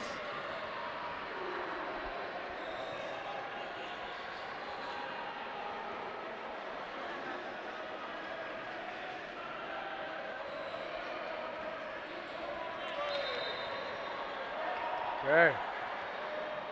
Sudden death, no blocking. Both teams ready, and they're off. And I believe Hong Kong do have the burden to start. They let it rip. Solo throw misses. Still a shot clock, so you can't take too much time. And there's the first one out for Hong Kong. GB really want to take this set now to at least be within touching distance at the half. Yeah. Good throws by GB, hitting their target yet again. 1v situation. 1v3, and a huge hit taking out Chan. And that's a good way to end a set there for GB. Great Britain. Yeah. So only 1 set down, 20 minutes now left to play in this second half. So a question for you, and I know we're watching a foam game. The equivalent of sudden death, is there a tiebreaker scenario like sudden death in cloth? Yeah, we have that. So it's a little more brutal. So we'll play a 3-minute overtime set. Okay. At the end of that set, if both teams are equal, it goes into what we call sudden death. But sudden death isn't no blocking. Sudden death is the first player out will lose. So, has there been any situations where you have to determine who died first? It obviously will change now because obviously it's whose ball dies first. Obviously, traditionally we have it's who is hit first, and then you're out until you catch the ball. Yeah. Okay. Now we have, if you're hit, you're still a live player until that ball that hit you is dead. So you've now got to distinguish that ball that is. Can you imagine this moment of your player gets hit, you see someone else get hit, balls go you knock the ball in the air, thus your team wins. Yeah. Like if you extend the life of the ball, that ends it. 100%. That would be such an unbelievable finish to a game, where it's like, boom, both players were hit, and then you see a player slide and just knock it in the air, game done. Yeah. That'd be that's a fascinating. We're hoping for that in the final. Is that what? Yeah, exactly. We're basically trying to foreshadow how the most exciting cloth match to ever finish would be. I mean, Euros after Euros, we see sudden death and. Okay. Yep. Yeah. So. And it's so heartbreaking. You've done a 3-day tournament. You've played everything. You've got to the final. You've played 30 minutes down to the wire. Yeah. It's heartbreaking. Oh, it is. you know, I try to remain unbiased as possible, coming from GB. But it is emotionally hard, I think, in terms of like when you, especially when you know the players, and you're like, they've done everything they can to win that, and they lose in the dying seconds.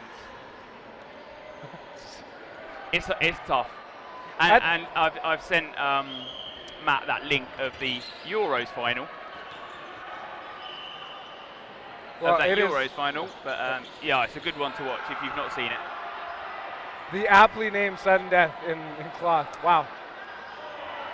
Pump fakes, solo throws back and forth, no eliminations.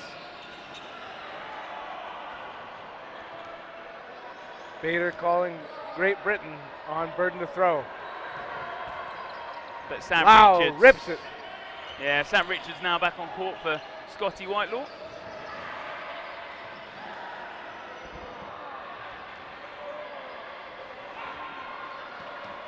Good hit. Pyong in the middle. Incredibly powerful and energetic throw. Does the play call for his team. Now did one of these players used to play for Malaysia? Is that right? I believe so. Pyong. Okay. I thought he was captain for Malaysia for the last couple of years. Obviously, people move. We had actually a Malaysia player go to Great Britain. Kirby, yeah. And he played last time out in foam in Cancun. Yeah. Cross quarter misses. And Good that movement. high leap throw, it catches the GB players off guard every time. It's because you don't expect someone to throw sort of mid-air dodge. Yeah. Just the peak athleticism going on. A lot of eliminations just now. 3 players left for Hong Kong. 3 for Great Britain, unless there's someone hiding. Oh, yeah. Thank you for pointing out my extra monitor there. Another sweat moment.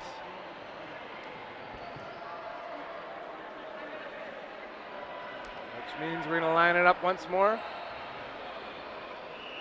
3 players for Hong Kong, but they've got 4 balls, which means when this resets, it'll be their burden.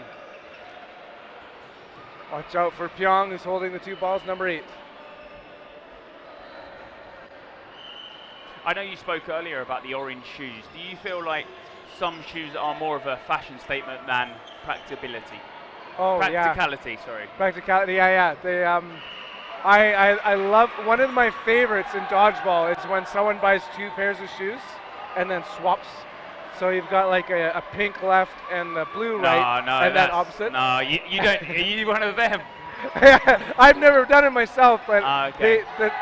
the swagger that some people can bring to dodgeball in this 1v3 situation is fantastic. Yeah. I do prefer when everyone's very coordinated. Yeah.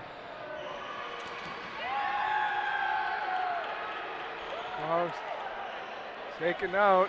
Whoa, there was a moment there where Hong Kong thought the game was over, but Skinner's still alive. I think they just think he gets a soft toss and a big hit. And every time they huddle in.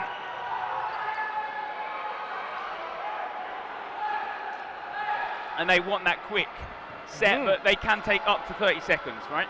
Absolutely. So yeah, that's the other thing to remember is when we were talking about cloth earlier, the clock is such a factor, time is such a huge factor in the game at so many levels, whereas overall with dodgeball for foam, it's really near the end, once you start to have a team leaning one way or another, that the clock starts to become advantageous for a team. Shot clock at 3 seconds. 2. They get it out just in time. Number 49, Richards, protecting his teammates, going in for the play call. Back and forth, they let it sail and take out Harrison. Yep. Gets the block, but it unfortunately doesn't quite head to the ground and become a dead ball. It grazes him instead, so. Boom! Whoa! There was no dodging that one once he was midair. Brilliant throw. Ball's up! The catch. Another hit. Eliminations left, right, and center. Lau is still alive thanks to Adam Bader's call. 4 players left for Hong Kong. They've got 3 balls. Advantage, Hong Kong. Perfect shots. What's that back line, Whittle? And Hong Kong wanted to be aggressive there. They wanted to try and close out that set. A couple of shouts from the back of the court as they're just told to just calm things down a little. Yep. So this is where bleeding out the clock can overall be helpful for them. High likelihood for them taking this set, so they might as well squeak out some extra minutes in the process.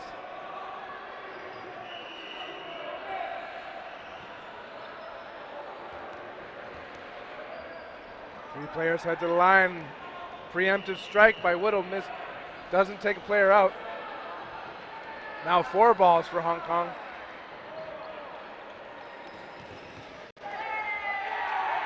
A lot of great honesty there. That was like narrowly clips him.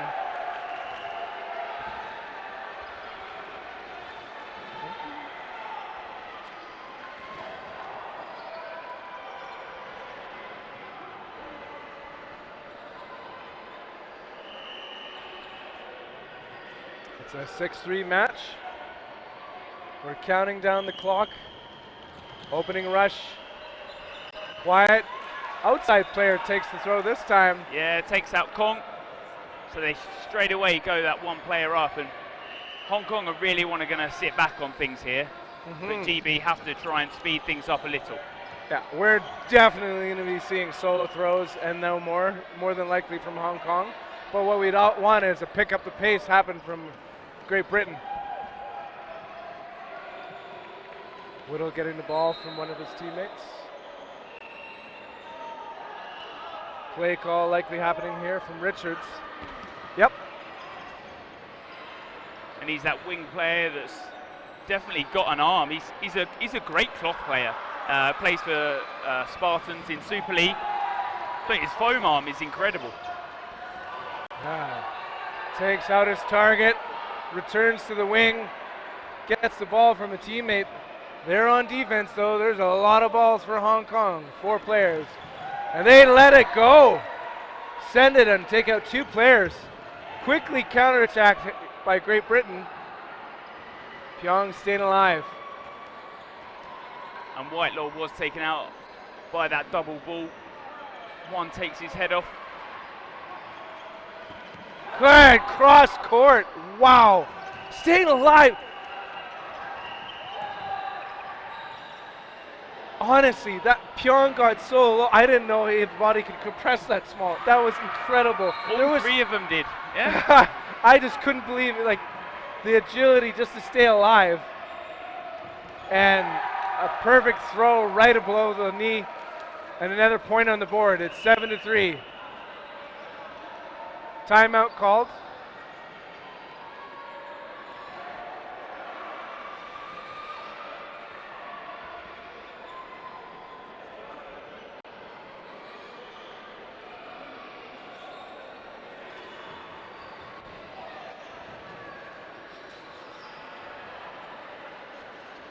Well, it's a decisive lead now.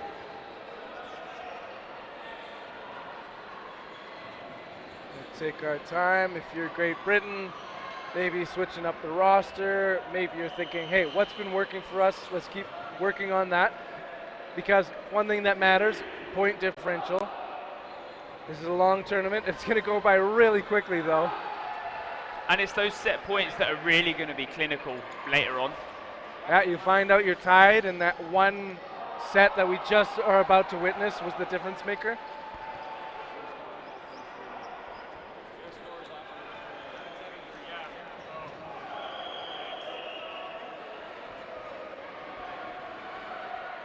And we're about to get underway again. Both sides ready, and we're off. Skinner, toss back. Goes low of its target, and he gets taken out in the process. That opening rush has been so clinical for Hong Kong every single time, and you can't do much about it. You've got to go pick those balls up. Yeah, well, maybe not. I've seen also some strategies where there's 3 balls put together, and they just send one person to run for them. And Wood will take that one, ball goes high. Then now the catch is complete, but he's also taken out shortly after. Player comes in. So obviously was a save in that situation, and then the catch is made. 4 players, 4 balls as they head to the line. Shooting on Whittle and taking him out. Counterattack, back and forth. And what looked very promising from GB in that first half, they maybe started to lose track of what their goal was. Hong Kong started to tear apart with the single balls, and now they've really settled into their stride. But some good blocks from Mark Allen. Allen's got some great blocks. The follow-up block being the most impressive. Oh! That would have been a legendary catch. That was a slap to the face. On that would have been insane. Like, he got hands on it, but it was just a slap out of nowhere. Allen rips one. You almost took that counter on him, but decided to hold back again, remembering that the clock is to the advantage of Team Hong Kong. So they hustle back to the back line.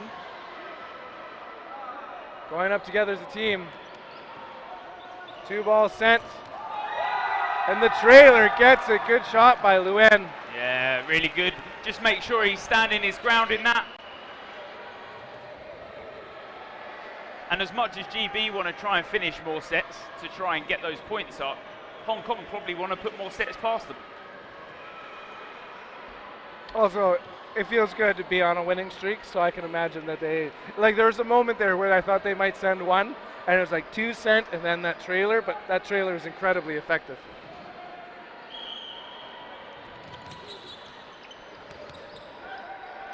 Balls up, one out, and it distracted eyes on that high ball. And that's it. Richards heads up because he looks for that catch that's been popped up. Unfortunately, when your eyes are up too long, Hong Kong are going to make sure they're punishing you for it. Great work on their part for doing that.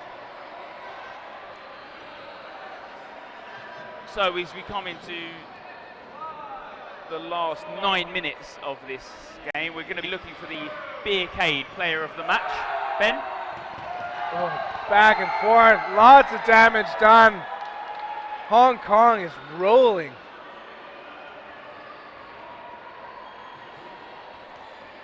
And as we take a moment here to think about who the top players of the match are,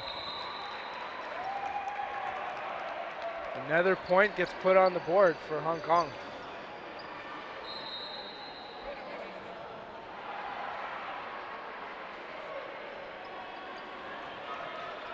So does overly fancy shoes disqualify someone from the Beercade player of the match? Sorry, say that again. Does overly fancy shoes disqualify someone from Beercade player of the match? How fancy do the shoes have to be before someone gets disqualified from it? Okay. I thought you were saying something completely different. Okay. They've got to have above 3 out of 10 shoes. Otherwise, it's just not in the ranks. You can't be going forward on that. Because you got to think Beercade style matters. Yeah, you might personally not enjoy it, but it's got to be the element of the game for that. Shot clock down to 3. Whittle taking on just blindsided on that throw. Big counterattack. And Hong Kong go wild after every throw. It's sort of that you're trying to get into their head. It's the mental side of things that you're trying to put past the other team. I can definitely advocate that mental side of the game is so strong because it's such a quick-paced game that whether you're using your endorphins or if you're kind of feeling that serotonin, it's the difference between having a pep in your step and just being a little bit frustrated and off. Big shot. Allen missing that one. 4 players left for Hong Kong.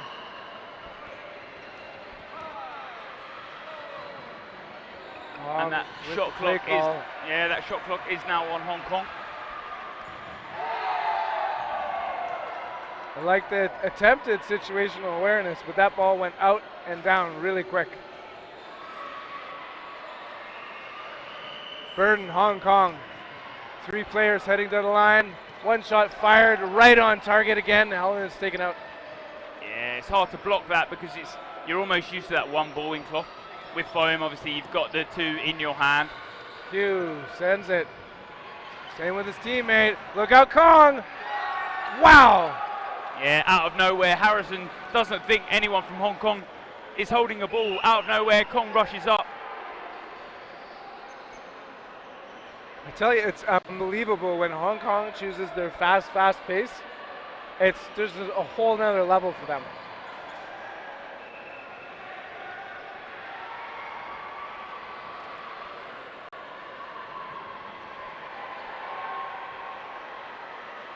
And so that Beercade player of the match is now live, so you can vote for that in the Twitch chat.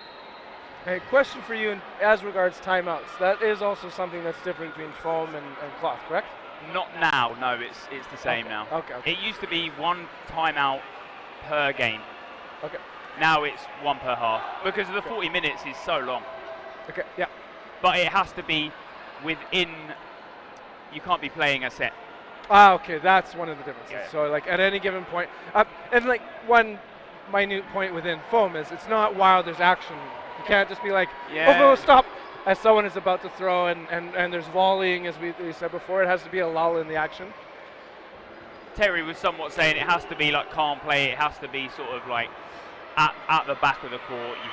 You're absolutely shattered. So it's apparently it can be called, but it's somewhat unsportsmanlike. Is that right or not really? Well, it's funny. It's like not necessarily. I would say in that you're essentially looking at the referee and saying you're calling timeout. When the referee is at a lull in the action, the referee can look for you and go, okay, now I'm agreeing to the timeout.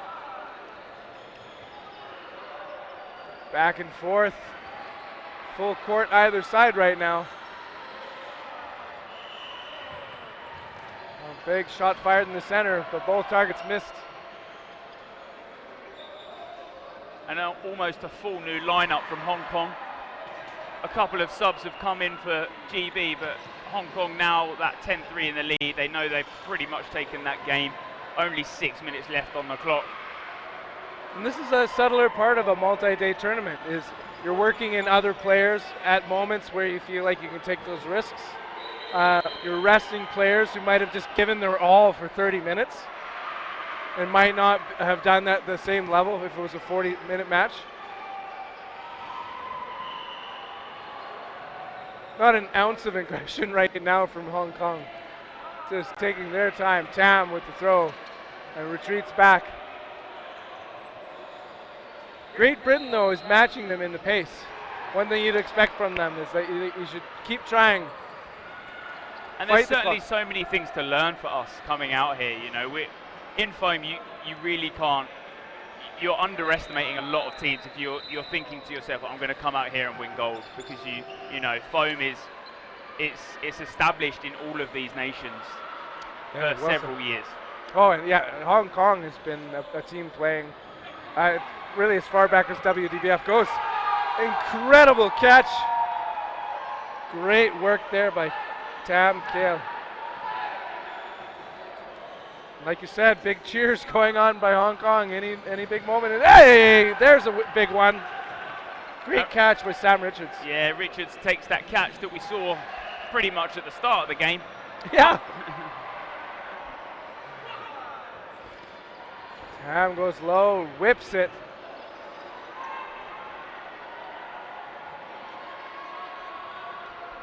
Quiet in the play. It's Great Britain's burden to throw. Hong Kong does an excellent job of going low anytime they need to. Those shoulders basically touch the ground. And that's it. GB yet to lose a player in this set. And now they'll really start to look for those one-for-one trades. The win and the draw is definitely a million miles away, but to get those sets back would be huge for them. All those sets would make such a difference later on.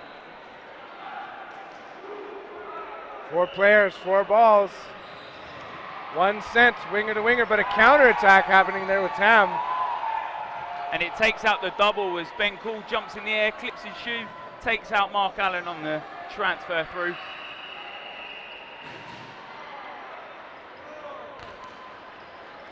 Now, does that number 12 have 2 different throws? Who is that? And Tam with a save catch. He's on that front foot and he's running forward. It's easy for him to pick that one up. And what was a 6-on-3 is now a 5 against 3 for Hong Kong. And you know what, if we're analyzing game tape afterwards, there's not been bad play by either team. It's just there's been these moments of brilliance coming out of Hong Kong, or this string of single throws that are just hit, hit, hit, hit. It's that micromanagement that they've done so well, Hong Kong. And that definitely makes the difference between a lot of the teams out here. You know, they've been playing phone for they know each decision to make and why they're making that decision. Victories in the margins. Player advantage Hong Kong, their burden to throw. Play call by Kenton Wong. Oh, a near catch. Oh, good try there, Matt Wheel. Shoe shot, taking out Lamb, but Richards taken out in the process. And a 1v2. Let's see some magic out of Tom Carlson. Yeah. Tom Carlton, the sole player left in, he's just come on for this set. So if he could take a 1v2, that would be great for him. Ball goes wild. His throw is accurate, but excellently blocked.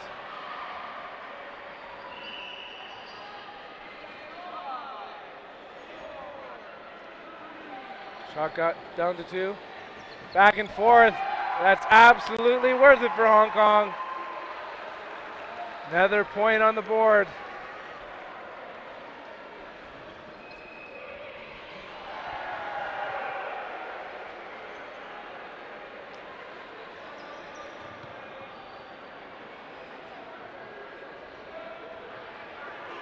And with 50 seconds left on the clock. Just enough for an actual match. That was very soon going into sudden death overtime. Mark Allen with that single ball. We've seen some great throws out of him this match. 3 GBs at the line, pump faking for days. 2 shots fired, no eliminations. Clock is counting down. And then we'll be heading into a no block. No blocking one more time.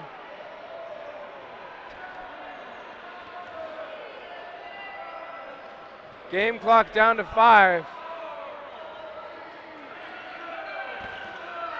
And no more seconds left in the game.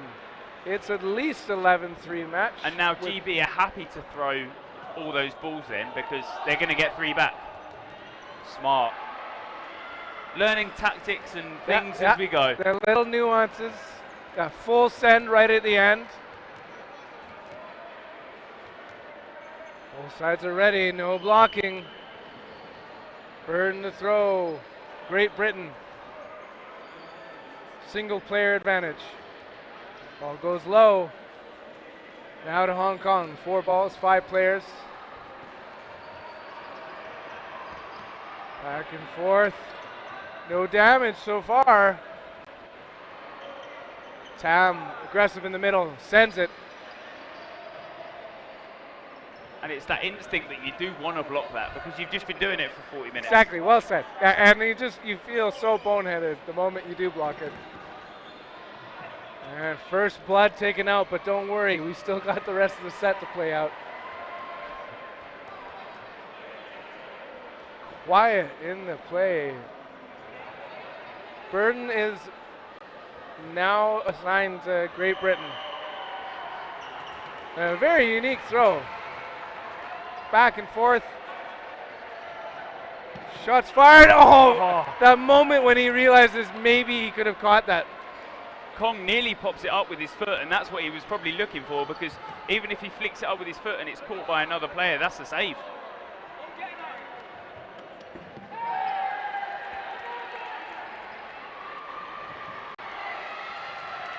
And Stan Richards hit out there as he lays down to the ground. One player remaining, and there we go. 12. What a game, what looked like a very close first half. Hong Kong started to micromanage their game a lot smarter. They went for those single ball hits and they were being very successful at that. Some great dodgeball from both sides. Truly was.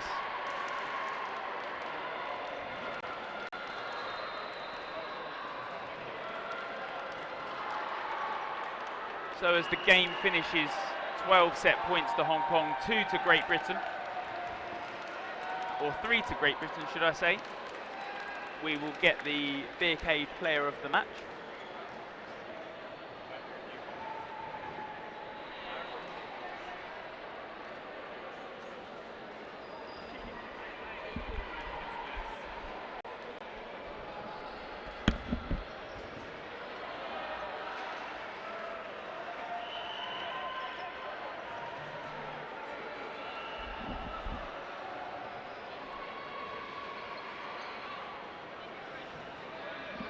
So Hugh Ching ended up winning the BK player of the match. We'll try and get him in for an interview,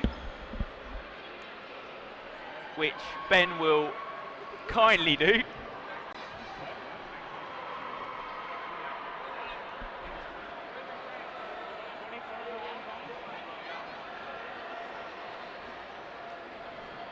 So next game up on this court will be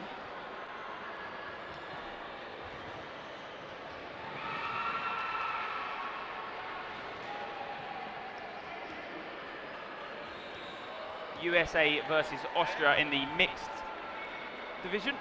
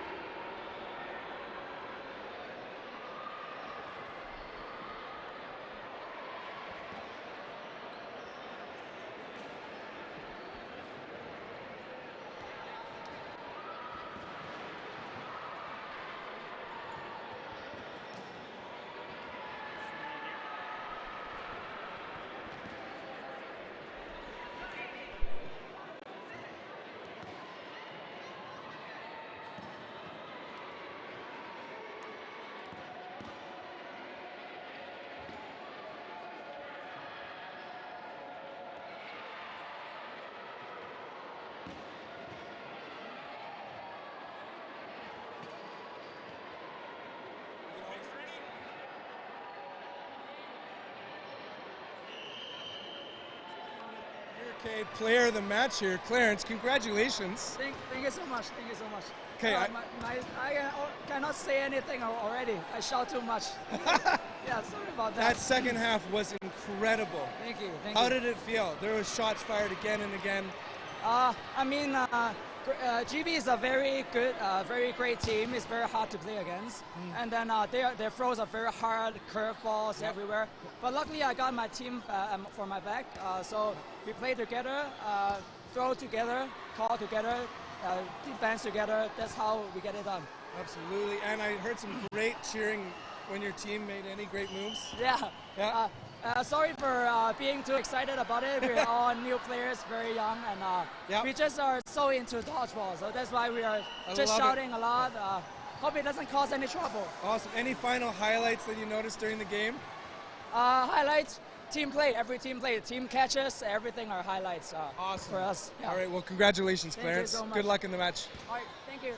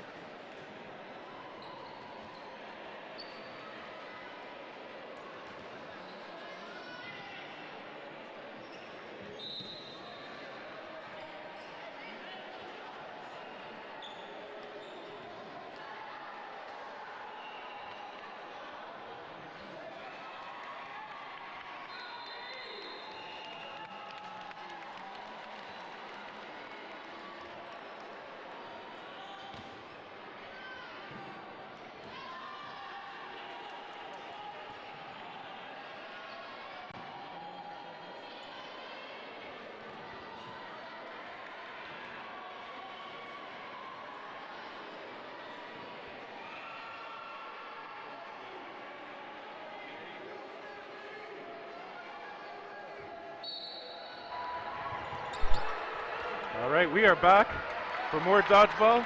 Mixed division foam between USA and AUS. This is Terry Thrasher here with Bill Fisher. Hi, Bill. Hello, hello. It's great to be here. I've been looking forward to this match. These two teams, two of my favorite. Like, getting to watch both of them, just in terms of like what they're capable of. Yeah, a lot of dodgeball experience on both sides, a lot of amazing athleticism, a lot of veterans that you've seen at Worlds in the past, some new blood like Xander Simos over there in the far corner for the American side. One of my big catch there by Ketchum. Yep. Well, there's that quick start that Americans bring in the energy in most of their matches so far. There's some tunnel vision you get looking at Andrew Ketchum on the other side, and it's hard not to try to counter him. And he gets so much tunnel vision that he's used to it. Like, you saw he was immediately turned and ready, poised for that catch, and he's ready for it. Yeah, if you're an arm on a team, you've got to be ready for those counters. You got to have a way to deal with it. Some players do the throw and the fall on a follow-through. Nice shot off the rush by Mezcua. Oh, Simos tracks that one down. Nice break for him. Yeah. One of my favorite players right now is number 8 on Australia, Tran. She was my first match of the morning getting to commentate, and she was a two-way player and absolutely dominant. I can't wait to see what she does in this match. Simos with a second. Yeah, I mean, they're going to have to get some space for the Australian side to actually work against these Americans. They've been giving up some catches and some counters, just like that. Keith hit out. Yeah, Connor Keith, I think the captain, right, of this Australian mixed squad. Yep. Broke his wrist running around a hotel one day before Worlds 2019. Oh, and no. So I'm sure he's been eagerly awaiting another chance on the big stage. Great shots again. Beautiful placement. All right, Kate Gong controlling the middle. Yeah, fantastic pressure. You know you want Hashimoto out. We've all seen what he can do. At the same time, Kate Gong has medaled numerous times. You need to be aware of what she can do. Well, and Brianna London lurking in the background as well. No slouch, obviously. No. Not a lot of slouches here in general. Yeah, so some good movement by Leung here. Ooh. But he's got a tall order. He does have the extra balls until that one gets caught by Simos. That is a quick 2-0 for Team USA. Xander Simos, rookie on this foam squad. And oh my, the confidence coming out here, right? It doesn't look like there's a nerve in him right now. Yeah, they're looking like, I mean, it's easy when things go your way early on, you're executing well. It's easy to have that confidence, but I mean, it's important to have it. So whatever it takes to get it, that works. Yeah. Let's see the Australian side put the US on the back foot. Let's see how that nerve holds up. All right, Ketchum tagged out. Lee. So that's good off the rush. Probably one of the smarter targets for Team Australia to look for. Absolutely. Desmond Onwamare, one of those players who, when he gets the ball off the rush, he tends to let it go really, really quickly, really accurately. This whole Australian side scares me. This is, the more I look at it, I'm like, oh, I have memories of all of you from events. Wow. Carolyn Lee with a scary throw there. Perhaps adding to her prestige. Carolyn Lee is a solicitor by trade. So. Oh, catch! Nice hit back. That's great. Hashimoto's ball grabbed. Okay, Australia with some momentum now. Karen Lee catches Hashimoto between her legs on the dodge. Fantastic. All right, Simos does it out on Wamare. Takes another one from pretty far back. He does get hit though. Australia looking dangerous. Connor Keith. All right. Just Kate Gong, who is no stranger to these situations. Lee holding her attention.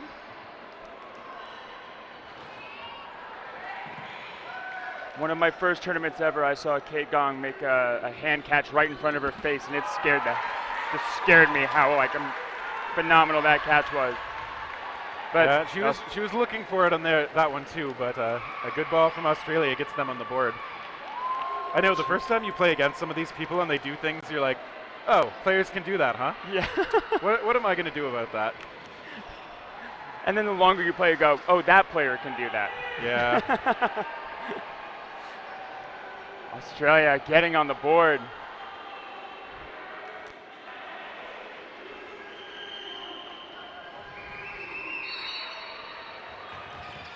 All right, quick off the rush. Amezcua does get tagged, but gets the 1-for-1 with Lee. I think both of them are happy for that trade. Both of them phenomenal players. All right, Keith is returned upon by Simos there. Onwamari looks towards Simos as well. I think they're adjusting to try and target him a bit more earlier.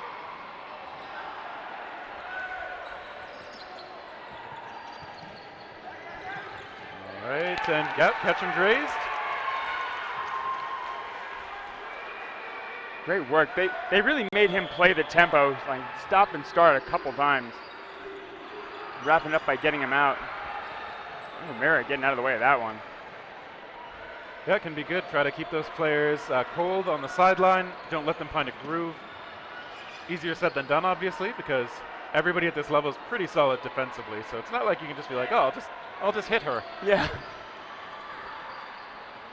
London's ball missing by a bit. I think this is the first time we've seen the game kind of slow down a little bit. All right, Simos has conditioned his opponents to know that he will take those shots from nearly the back. He'd throw from 70 feet if he could. Yeah, that's right. He'll back off the court just to let it go from a bit farther.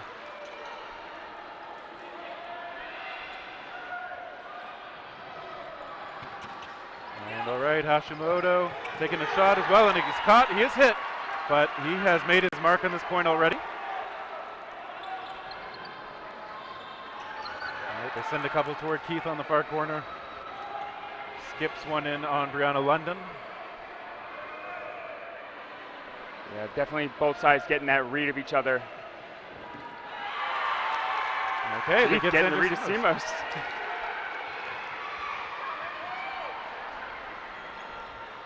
That ball coming back to the American side. They've got 4 in hand. All right, and they send 3.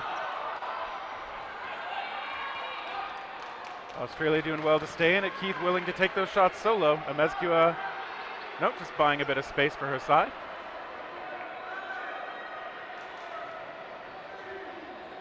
All right, she lets one go, comes close. Let's see who they target. I want to see who their top 3 are. Okay, they go toward London.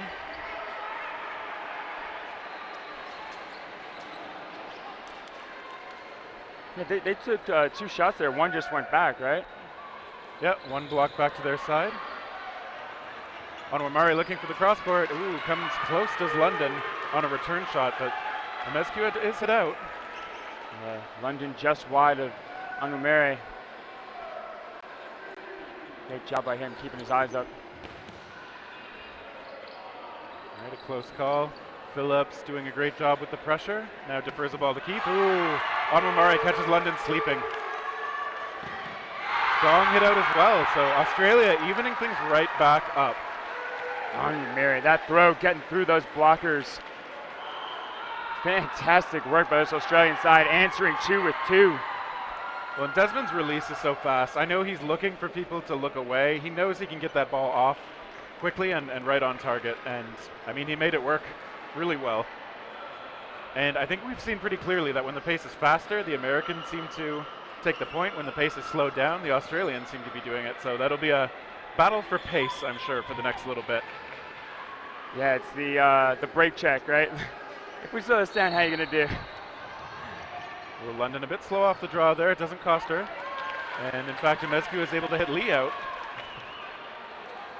We see the first lineup change for the Americans, bringing in Stidham and Cook. All right, catch him with the block, lets one go, and he does find the mark on the lung. Yeah, definitely playing further back this time. Ketchum doesn't need to be at 30 feet. He can play at 40, 50, 60. Okay, Cook hit out. Cook, the MVP of the 2018 World Championships in the women's division. Ketchum, the MVP, I think, in 2019. All right, they get one toward Ketchum. He goes for Onwamara, gets low. Stidham is missed as well. But Australia with that player edge right now. Yeah, fantastic work by them. All right, Ketchum gets two. That's obviously what he's known for, and he believes in his throw. I think it's fair to say that. and rightly so. Yep. Keith and Phillips, both in the captain roles on this team. They look at Stidham, veteran of the world's competition.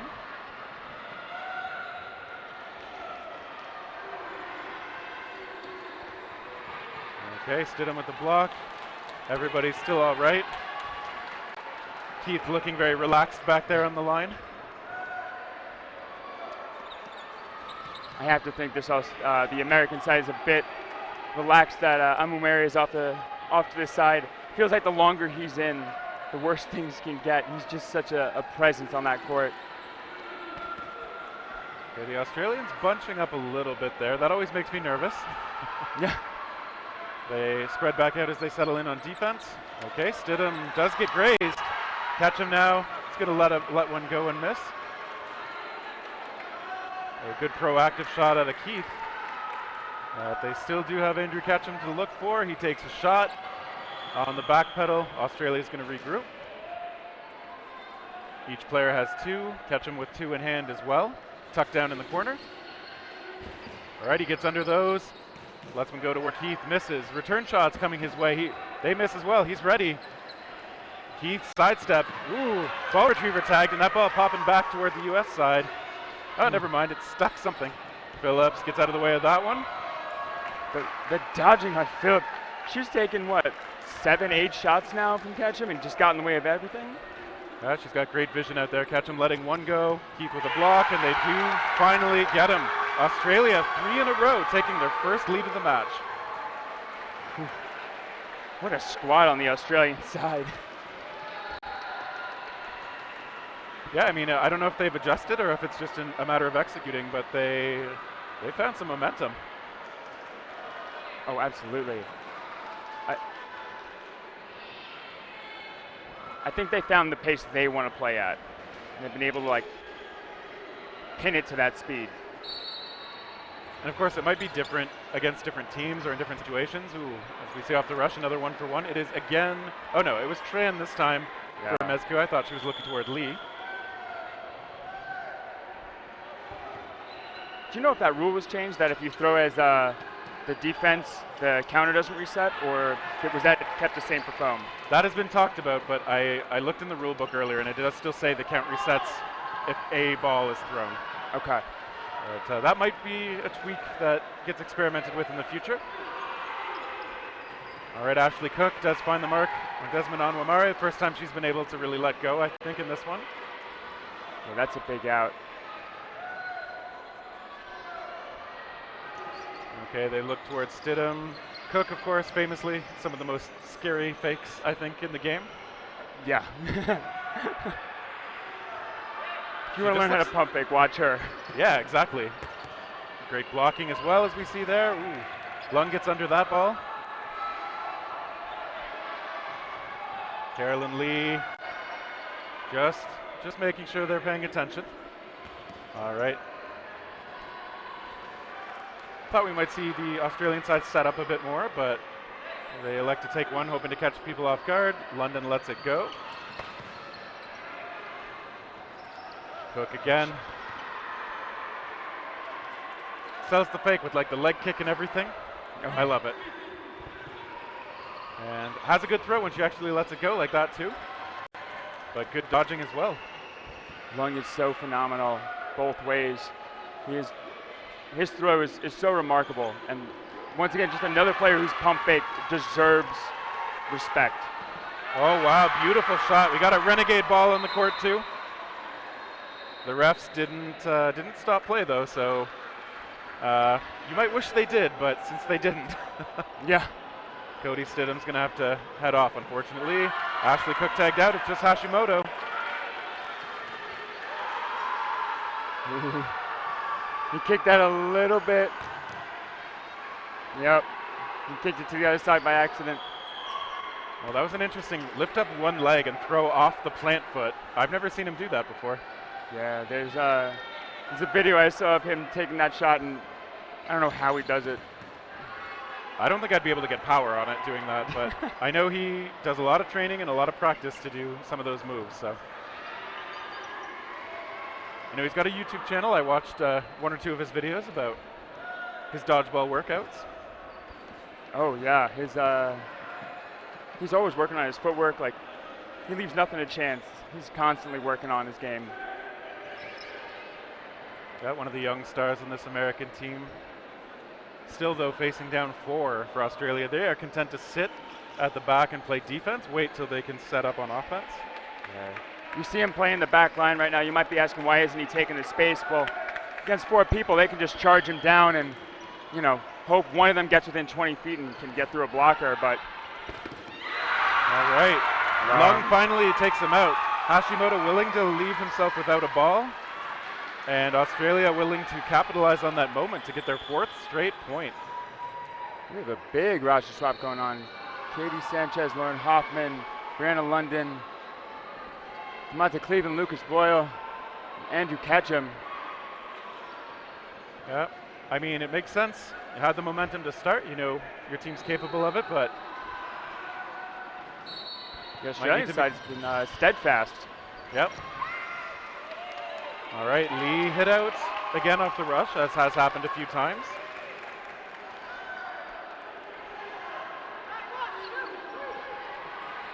All right, they look toward Onwamare. And Ketchum lets one go toward Lung. Lee, sorry, that is Tran holding down that space again. Oh, that one popping up, a diving attempt. Oh. Hoffman had to take that effort, I think. That was what you want to see out of your teammates, but she wasn't able to snag it. Yeah, that would have been a big turn.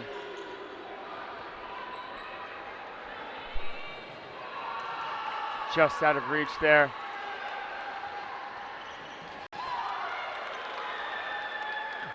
London, last one in for this USA side. Yeah, Sanchez just getting clipped low. All right, Brianna London has the tools to make this happen, but it's still going to be tough. And missing into the middle of, and going across at Keith this time.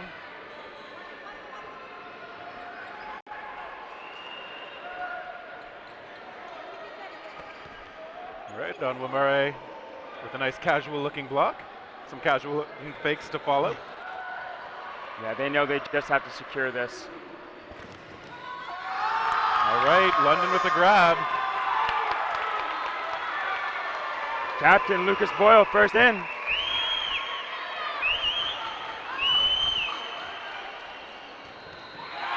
Okay. Ooh, so Tran connects on him. You gotta respect Tran.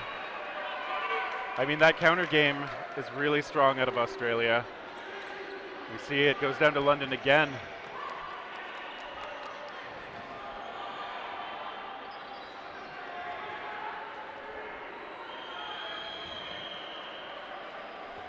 Australia playing it patient, London playing it safe for the moment. Oh. All right, well, what are you going to do? That looked coordinated. That was so clean. I know. So quick too. I'm always nervous about reaching for those when they bounce off something that close to me. Looks like we're going to go into no block here in a second. Yeah. Yeah, I think we finished with that point with enough time left. It's not quite halftime, but it is time for sudden death, so no blocking coming up shortly.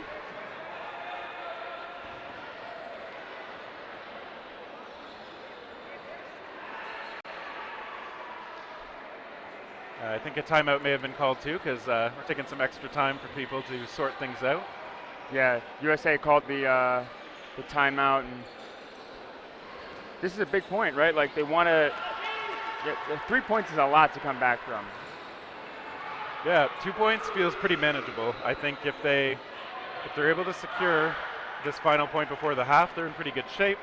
Whereas things get a lot harder if they're down by 4 as the second half starts.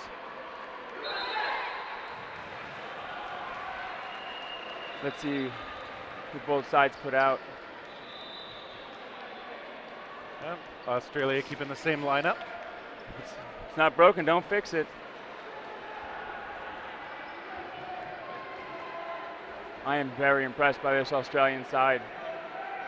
Well, they give up the first 2 points and then just basically don't look back after that. That's awesome. Good fortitude. Yeah, what a way to adapt quickly, right? To identify what went wrong and just swap it out. Right. Yeah, Simos, who's back in for the first time in a while, is back out already. Catch him, tongue out, balls out. It's never good when his tongue is out. Nothing good can come from that if you're on the other side. Yeah, but Australia's done a remarkably good job of evading what he's throwing. And he's throwing it again, and he's returned upon and out. Looks a little sad.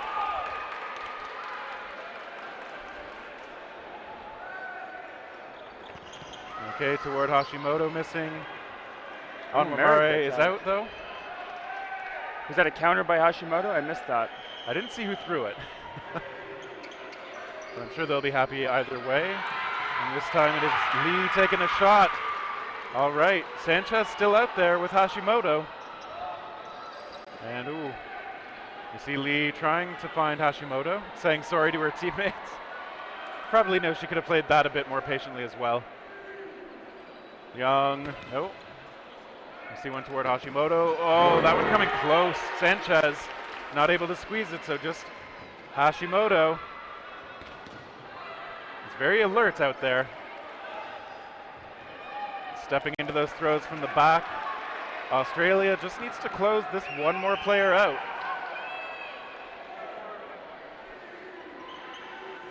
Hashimoto looking catch there. Only one ball comes in, so he sets up, takes a shot. He does get a hit, but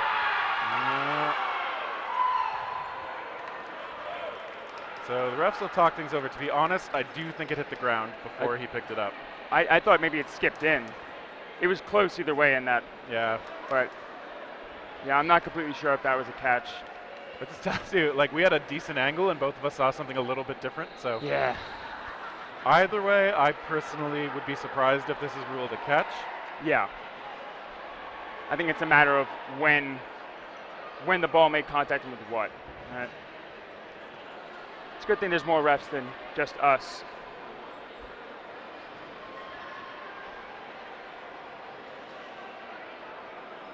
Okay, and they're still calling in calling in the coaches.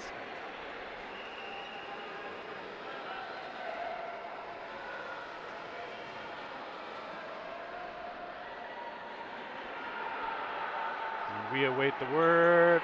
I think they're saying, yeah, I think they're saying that did actually hit him and he didn't secure it before it hit the ground. So that point does go Australia's way. Disappointing for the Americans. You know what? This is exciting for the Australians. What a phenomenal set by this Australian side.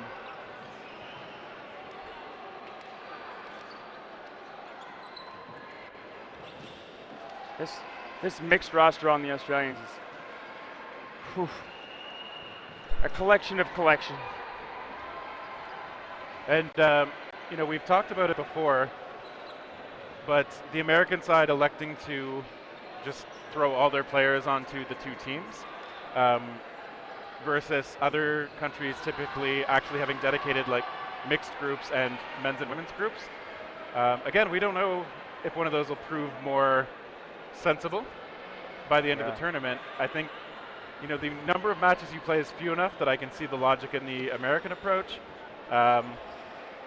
The attempt to maybe build a more dedicated amount of synergy together for the teams that are like a specific mixed roster might make more sense too.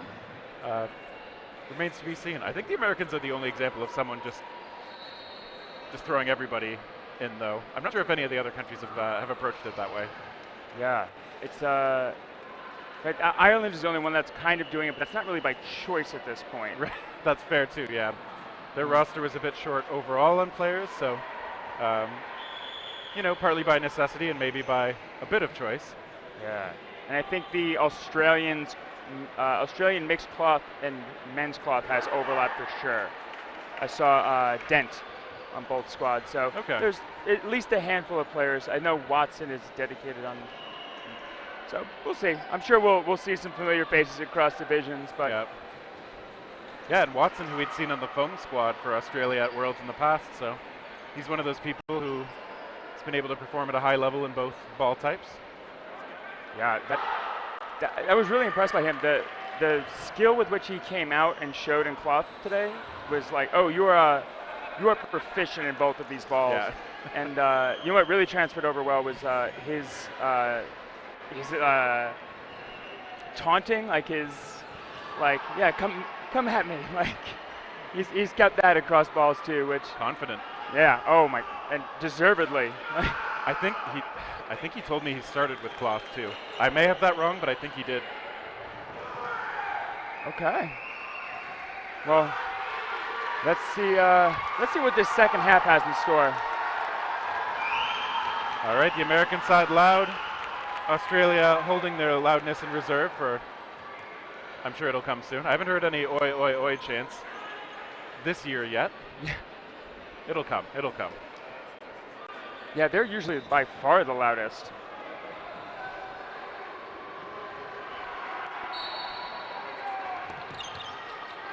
Okay. Off the rush, we just see Tran hit out. Yeah, Tran definitely had like a misstep on the way back there. And okay. They got Keith, who's given them a lot of trouble in this match so far, so big out.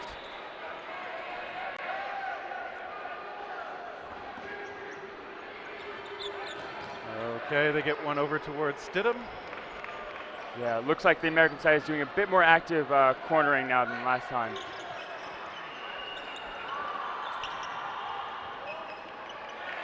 Oh, Cook looked away for a split second, and Lung with the connection.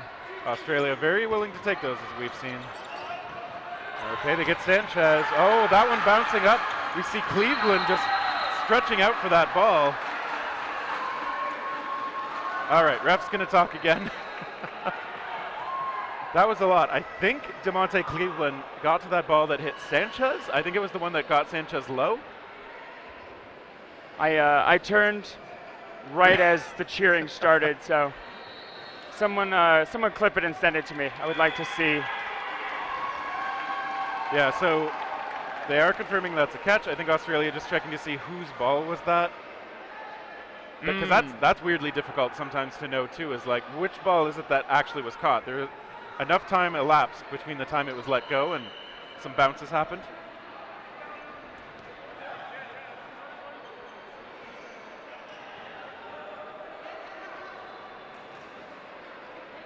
All right, well, this will get settled eventually, one way or another.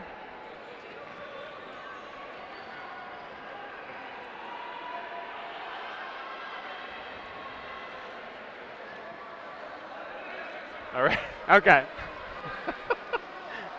It is figured out. Yeah, the second he knew what the question was, oh yeah, that was me. All right, Onwamare off to the side. Lucas Boyle with a hit. Luan Lee.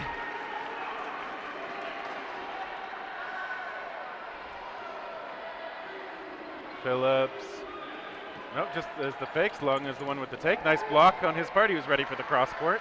He looks so casual. Look at that, making the call casually, coming up to the line casually. Phillips is the one to take that shot. It's the composed players, like through rough and good times, that scare me the most. Yeah. Along with a nice shot, but good blocking by Cleveland. Good active pressure and coverage by Boyle.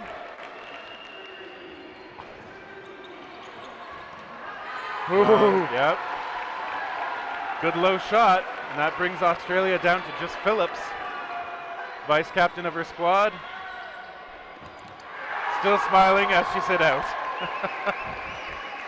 All right, so Team USA gets their first point since the first 2 of the match. Lucas making his debut on the squad on the court. And that, I think he had 3 or 4 outs that set, so coming out of blazing.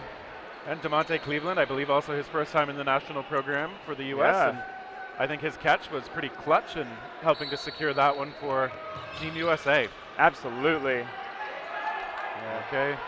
So that attempt off the rush by Sanchez. I think that might be the first time Australia didn't lose someone off the rush. Yeah. All right, so good energy from both sides still. Team USA has mixed up their roster, trying to find something that works really well. I don't think they made any swaps, right? I think it's the same roster as the last set, so. Yeah. So maybe this is the magic group for now. Long doesn't manage to get Stidham. That ball heading back to the Team USA side.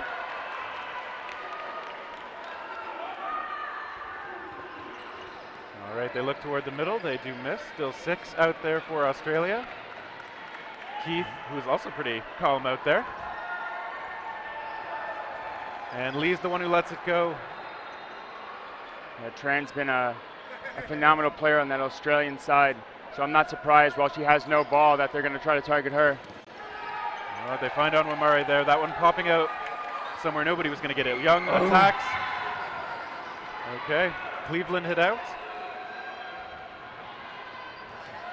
Keith evens it out with a 60-footer. Okay, and they look to return onto Keith. A little bit of like just solos going back and forth here. Players thinking they see an opening and letting them go. So we're more used to seeing teams actually set up the way Australia is now. They let some go toward Lucas Boyle, and he does get hit. Australia, good accuracy on that last exchange.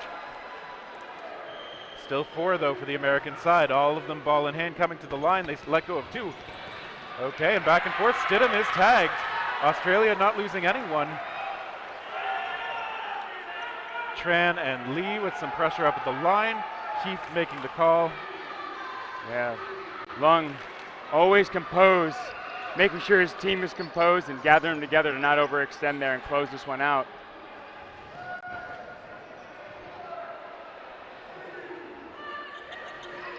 And now there's one toward Lung. Nice block down low. He lets one go toward Cook and gets her. Great performance from Christopher Lung Chi Hang so far in this match. Absolutely. Okay, he does get tagged this time. Defers the corner to Lee.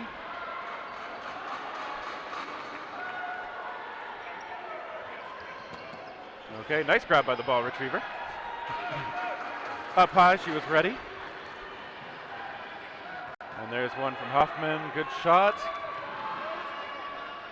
But she's got her work cut out for her. I want to see how she approaches this.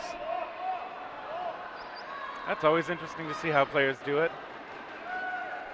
Australia going to spread out a bit, disguise where those balls are coming from. Hoffman does get hit. I think was looking for a catch, which again, you're 1-on-4. A catch is probably the best way to get your side back in it. But it's hard to actually do that, even if it's the right call. Yeah. I mean, there's something to say about it too, right? Going to your knees like that, it's hard to make those secondary shots, and I think as Australia, they recognize like this is the time to go, and took a very well-placed shot through that side, and great work by the Australians, taking advantage of that moment. You see Simos back on. All right, Tran hit out. Again, we're back to having the one hit out on Australia. Early in the match, they were able to get somebody from the American side pretty reliably too, but it has not happened for a few points. Leong with a nice block. All right, Simos taking another shot, but Team Australia ready. Team Australia has not mixed up their roster, I think, a single time in this match, which kudos to those players and their stamina. Yeah, I wonder if they were prepared for that coming in, or...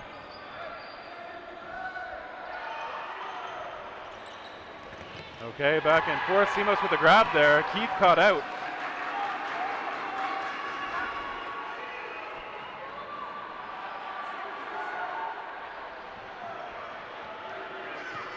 All right, that shot toward Simos.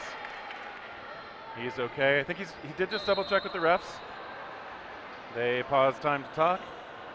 I think it looked like he was okay. Yeah.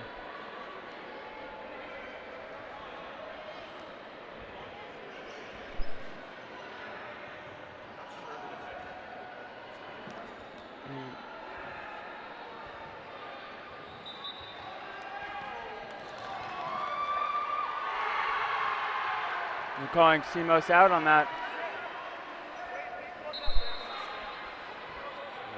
Okay, people are still talking.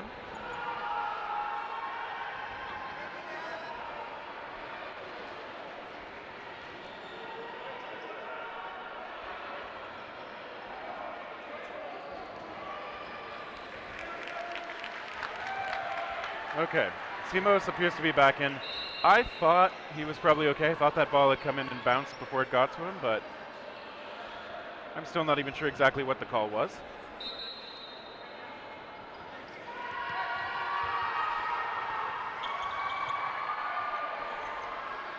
All right, some good pressure again from Lee, who always looks intimidating up at the line. I think she's very good at trying to keep that space controlled, keep the pressure on the other team.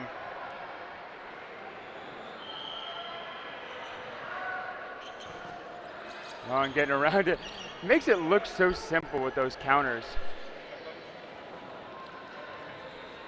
Let's see what this American side can do. Another chance at the line. Long counter on Boyle.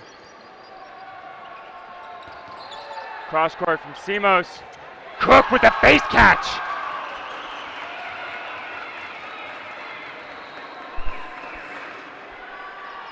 All right, Lee hit out too. Team USA firing well. That's one of those moments of the momentum burst from the American side and just capitalize, capitalize, capitalize. Yeah, as we saw early in the match, that was when they were at their best, I think. Young hit out by Boyle. Cook holding down the line. Simos takes a shot toward Phillips. Like you could almost see the checklist in Lung's head as he got hit. Turn to see where the ball is. Turn, see if it's time to take that shot, like in response. And all right, and timeout called by Australia. Makes sense. Looking to stop the momentum that the USA probably has after that one. And yeah, to your point, Young, that's so smart, because if that ball popped up in a place that maybe you can get to it, you don't want to give up too early. Checking to see if that ball's still live, you're still a player who can take a shot. Like, you might be in position to get a really good throw away. And then if you know that basically all the things have happened, you can be like, okay, I have to go to the side now. Right, and you don't want to do it too late, because you can get a yellow card right for that delayed throw.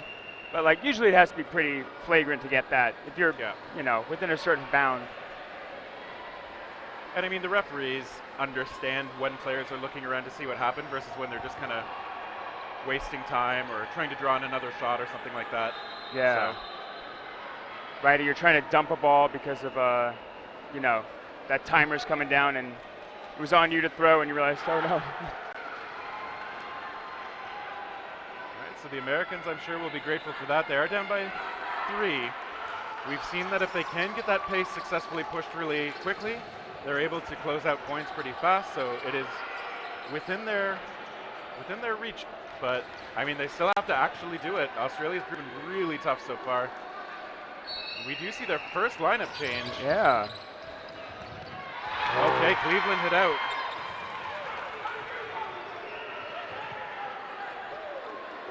'91 on the Australian side is Reinhardt? Is that right? Yeah, Matt Reinhardt, assistant team coach.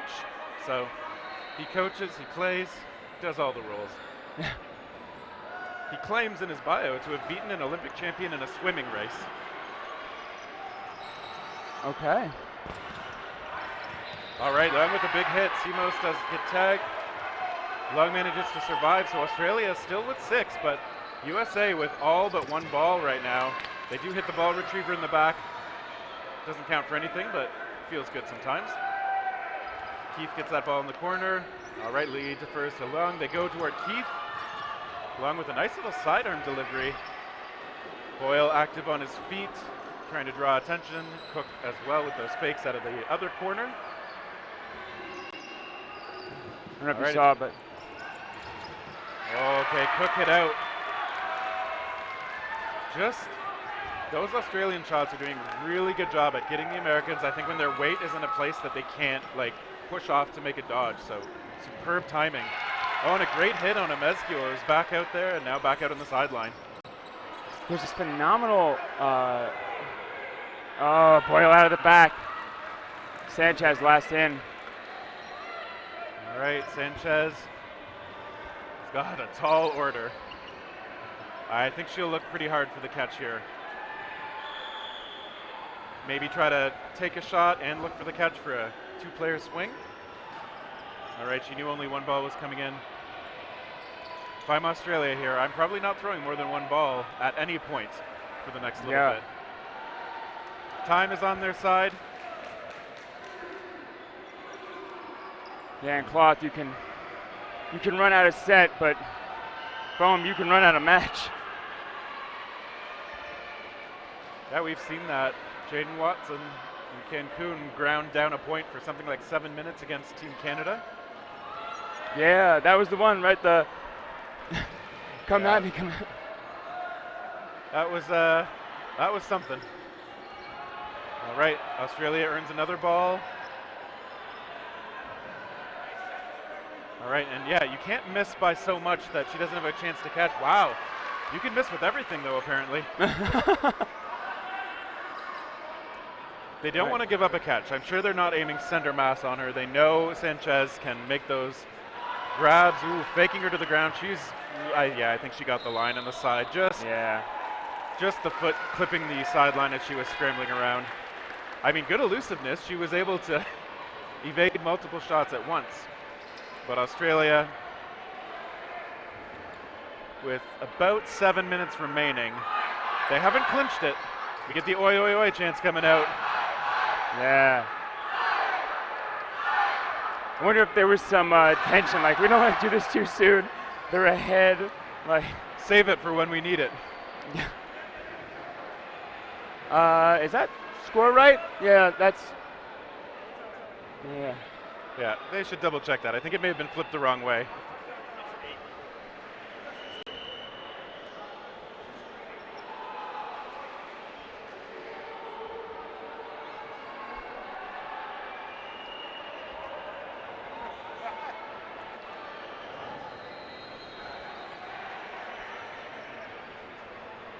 All right, we will, I'm sure that'll get corrected shortly.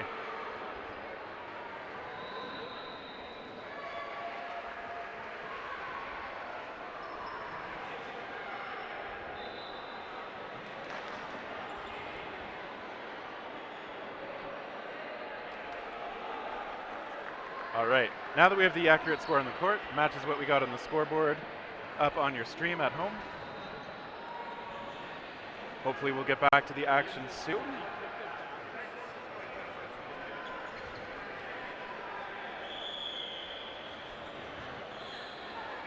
And this is one of those matches where even though like it's a 4-point differential, but it feels like so much closer.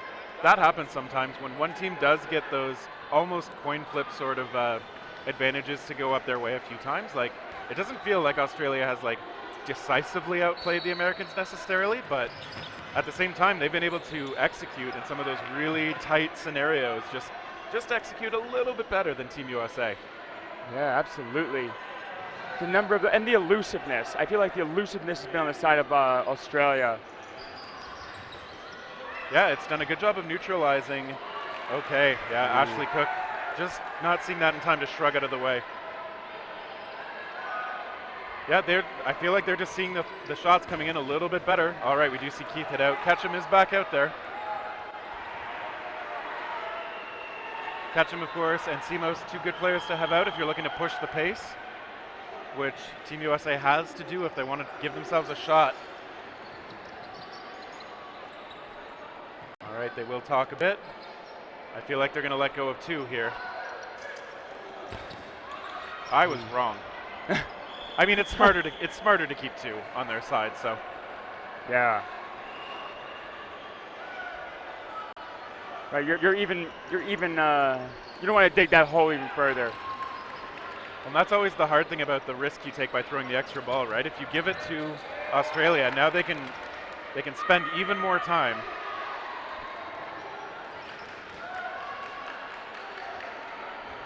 All right, Team USA still with four out there. They look toward Ketchum. Ketchum returns, missing. Simos with the block. Lee's been so strong out of that corner when she's been in it. Also so good at keeping pressure on the opposing team. Reinhardt is the one to let this one go. Sanchez with the hops. Mezcua out there as well in the middle. And they let go with a couple. Okay, we get a 1-for-1, Mezcua and Lee. Oh no, that ball. I tried to pass it, I think, up to the retriever, and it didn't work out. So it bounces back over to the American side. Ooh, nice block by Phillips. Long with a great shot toward Ketchum. Ketchum returns, fire. I think that one bounced. That one also long tap. Does find him. Okay. Simos fired up. Simos get that catch? Is that a catch? I do believe so. How dare you? Come on. I think that's why he's out there.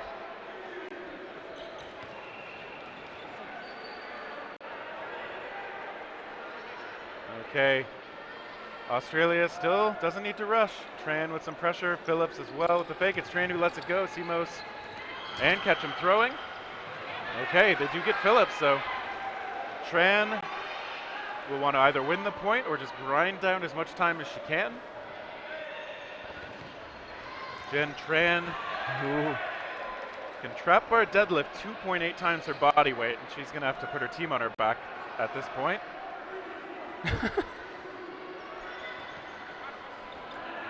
Tran is, oh, what a...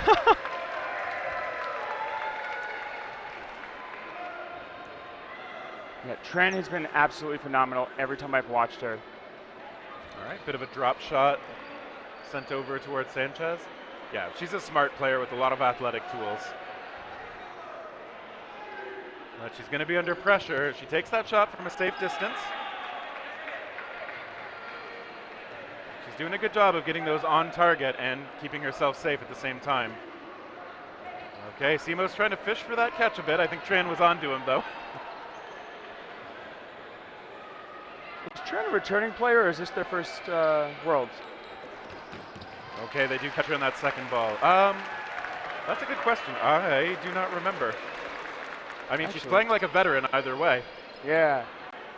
Shout out to the Australian Dodgeball's, whatchamacallit, their Instagram page. They recently shouted out all of their returning players, all their new players, their whole roster, and go give them a follow. Yeah. They put in some work on the social media front. Another country I just want to call out for amazing social media work. I think it was you who was talking about it as well earlier, but the Malaysian league play, their top end leagues, they've got some fantastic stats that they publish in a really gorgeous format. Okay, as MSQ has hit out. So also worth a follow, Dodgeball Malaysia.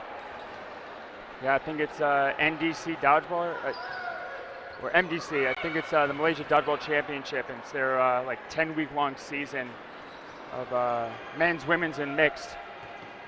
Oh, and that double goes the way of Australia. Lungy is lost, but I'm sure they'll take it. Simos still out there, Ketchum and Cleveland. Australia still holding strong with 5, though. One ball in hand for Reinhardt.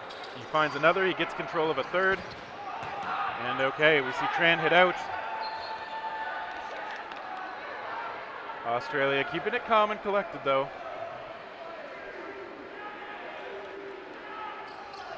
And they go toward Ketchum, who of course lets go from the back.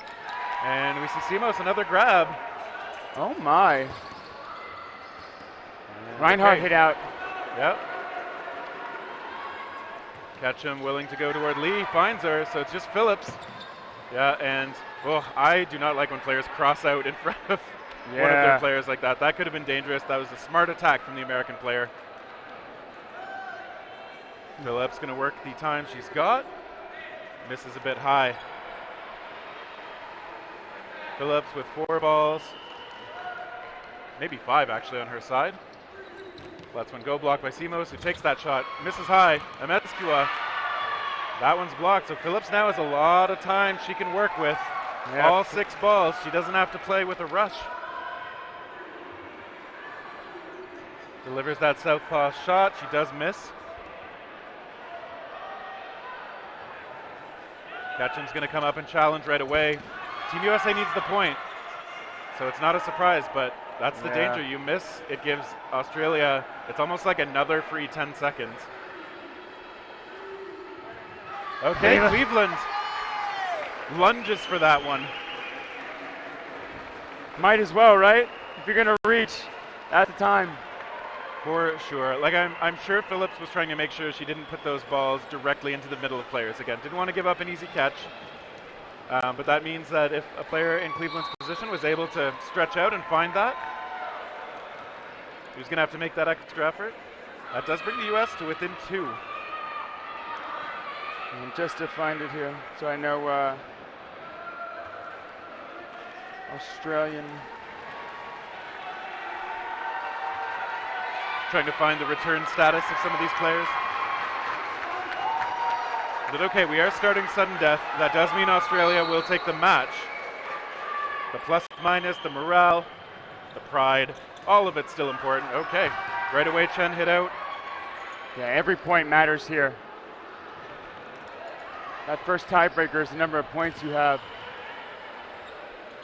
All right, I like that Tran just telling Reinhardt to settle.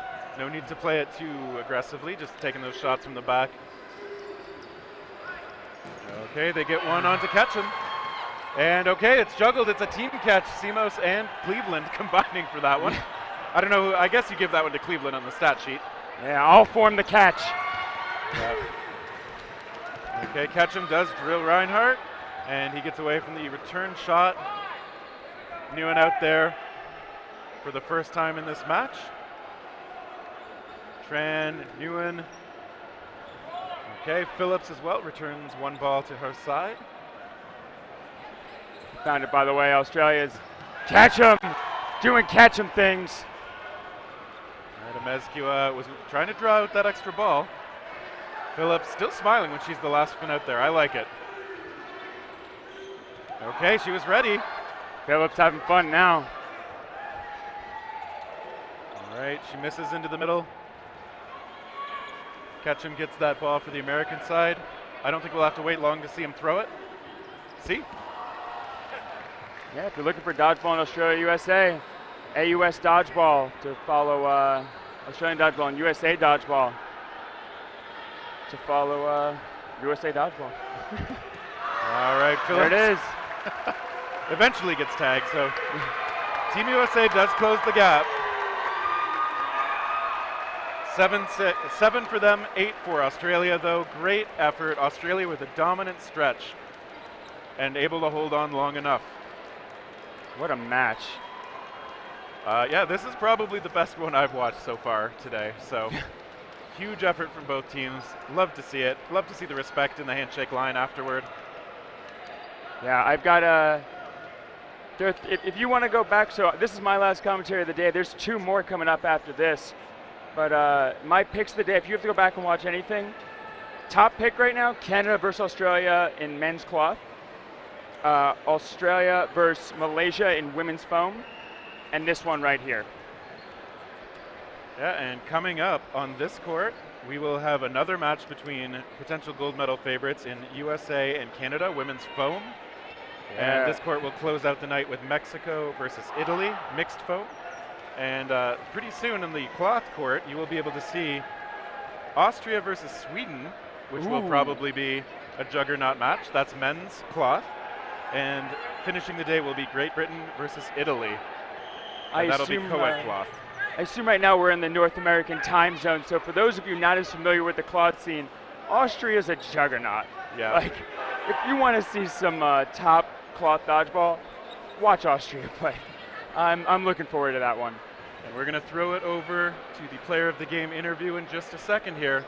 Stick with us.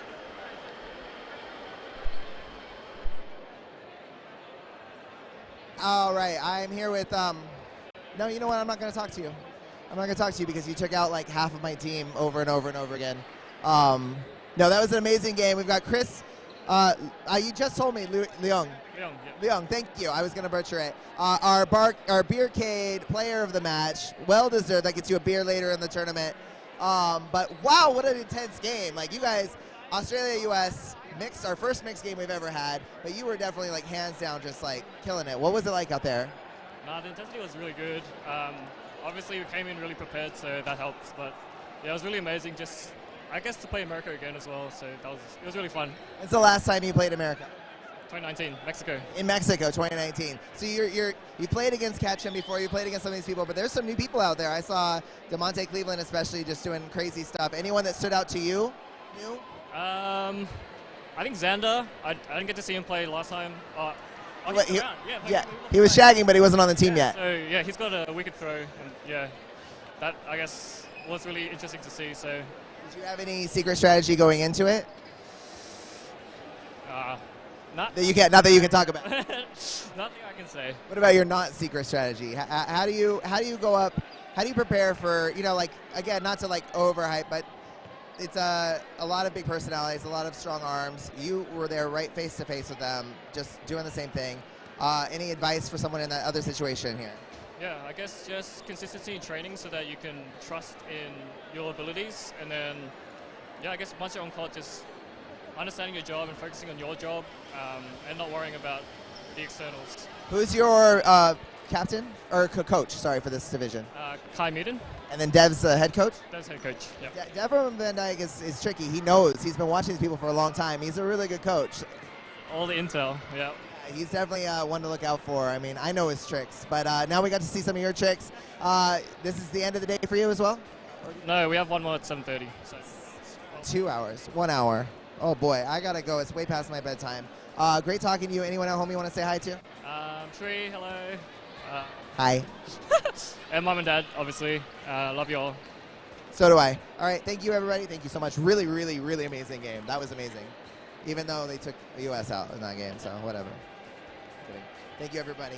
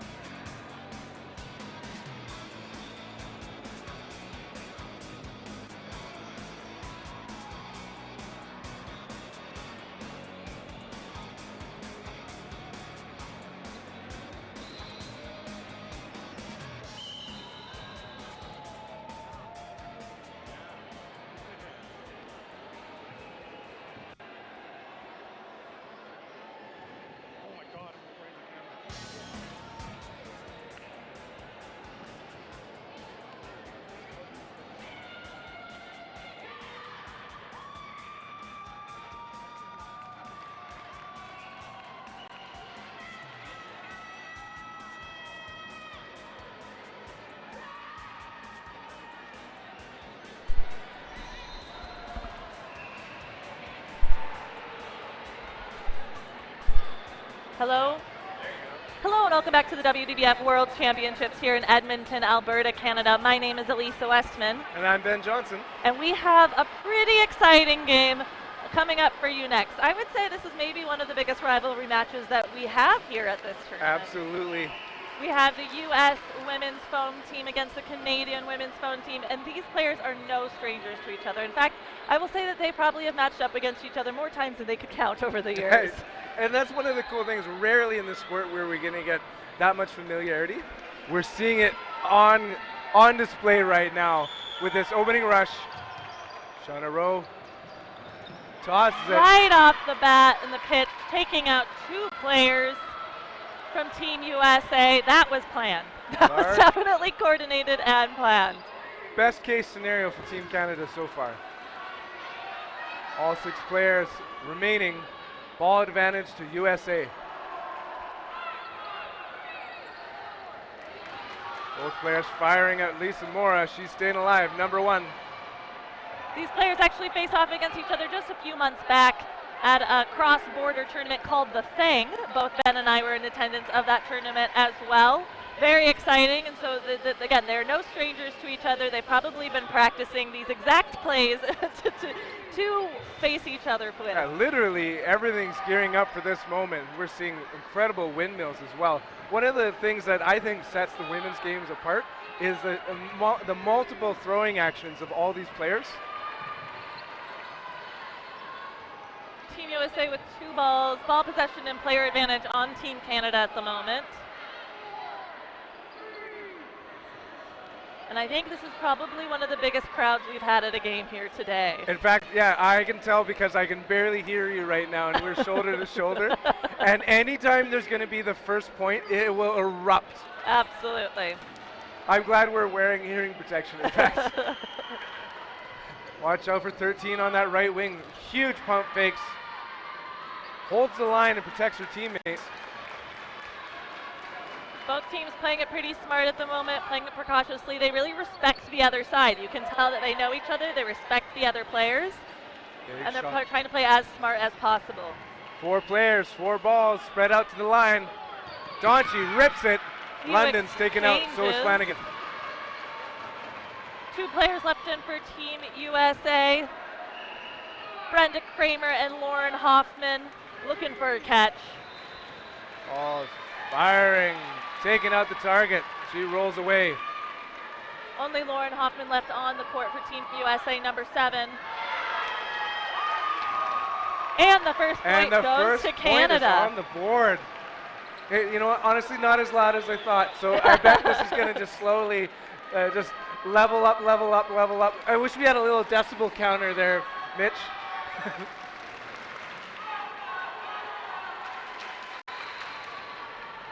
Speaking of Mitch, she's going to be helping out to make sure that the Canada making quick work of that first game. USA ready to retaliate here. USA with the initial toss back, but no elimination.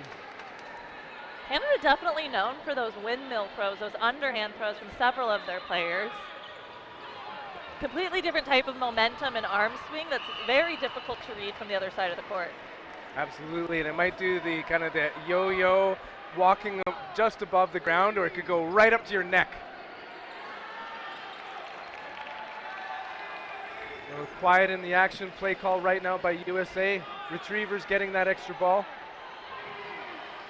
Ashley Cook pushing the line. Disarmed. Just lost her blocking ball, so that is an out. 1 ball left on Team USA. Ball possession and player advantage for Team Canada. Brenda Kramer in the left wing. And Karina Mescuet just dodging that ball. Burden over to USA. 5 players, 3 balls. Big shot, bigger block. Shauna Rowe, left wing, lefty. Sharing the call with the teammates. And it's Gray with the throw. Clean block by Brenda Kramer.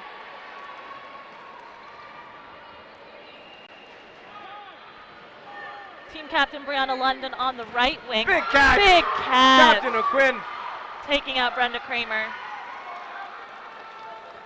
4 players left on the court for USA. All the players left in Oh, wow. And Crystal. Oh, and then that's an out. Brianna London stepping off for that one. Before that, Crystal Briones did get a catch and out, so bringing in one of her own players as well. So that is how we have 2 players left on the court for Team USA. As we mentioned, guys, we expect this to be a very exciting game. Ray protecting her teammates. Couple balls sent, but no damage. Now for the play call. 3 heading to the line. No damage on Cook. Player advantage still for Canada. Preemptive strike by, you can see the fun rivalry. Yeah, they know each other. They're friends.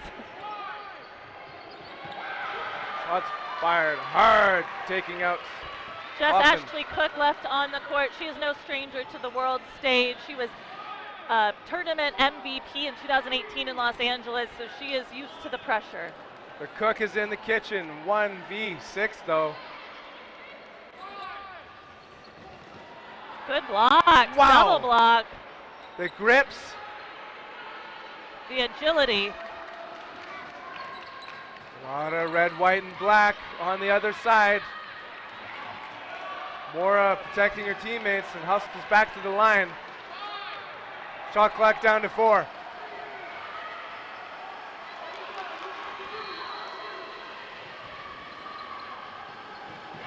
And I was about to say, I'm surprised they didn't send it. Yeah. And sure enough, wow. Second point going to Team Canada. They are a well-oiled machine at this moment. They are throwing together, they are consistent, they know exactly what they're doing, and they got the crowd on their side. I guess that's what you get when you're the home country. There you go, and like, talk about a full bench. Like, 3 rows deep. There's even some, I can see some Canadian fans over on the other bench here. If this was soccer, there'd be a firm line. That's a do not do. Taylor sends it. She's taken out though.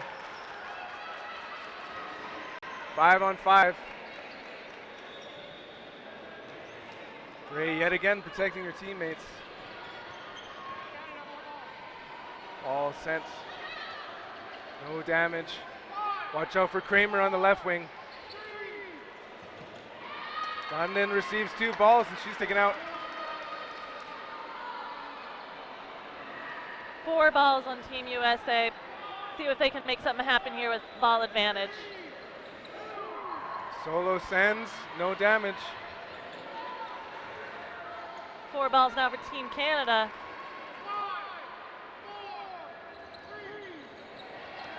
Ray and Flanagan. Ooh, and that is hard an out. hit.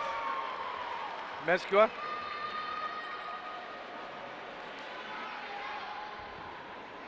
3 players left for USA. Kramer going way up and staying alive.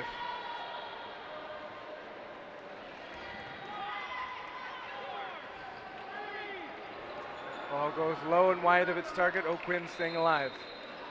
Rowe with the play call, joined by 2 teammates on the wings. Snipes. Beautiful toe shot.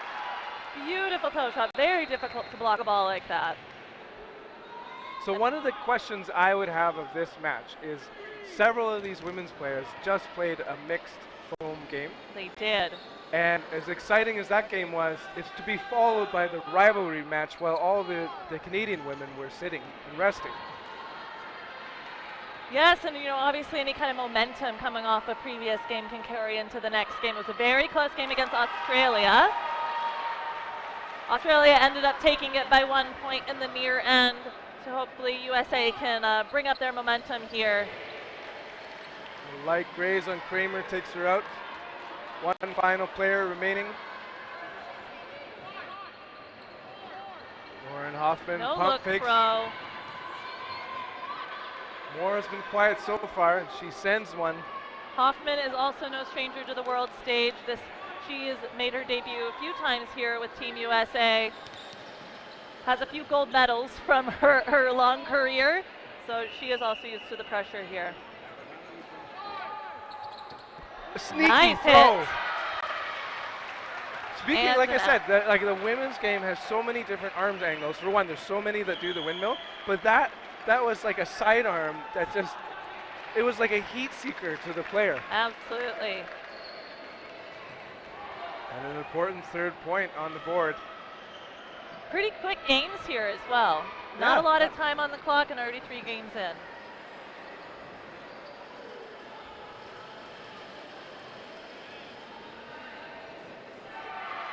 I know a lot of these ladies in the U.S. have been training very hard leading up to these games. I'm sure Canada has as well. So it's all coming down to these moments here that you're seeing live, folks. It's one thing that you mentioned earlier was the thing in Seattle, and I think that's another part of dodgeball that continues to elevate the overall game, is that opportunity for top-level USA and Canadian players to play each other throughout the year, elevated them at their respective national level, and here they are. So like that iron sharpens iron leading up to this, so it's funny to see this moment yet again where like we were calling a match with similar players just months ago. As we were watching Finesse play Reckless in the finals of the things, which is majority of the players are seeing on this court at the moment. I think you're probably like 4 people who weren't on. And you know, Finesse did take that game, so maybe Canada's coming out real hungry, wanting a W under their belt as well. Big hits, taking out 2 targets, and then Captain Jess O'Quinn spinning catch. Moved like an owl. Great block by London. Donchi on the right wing, communicating to her teammates. Unsuccessful block by London. 2 remaining for USA. Kate Gong and Azalea Donch left on the floor for USA. Again, a majority of these USA players are returning. They are vets to this world stage. They are calm, they are collected. And that's, you can see that in their quick communication, that they're used to playing with one another. They know the moves. They play together back in Los Angeles in our USA competitive dodgeball leagues. And that's Jacqueline O'Quinn with the throw, making it a 1v situation.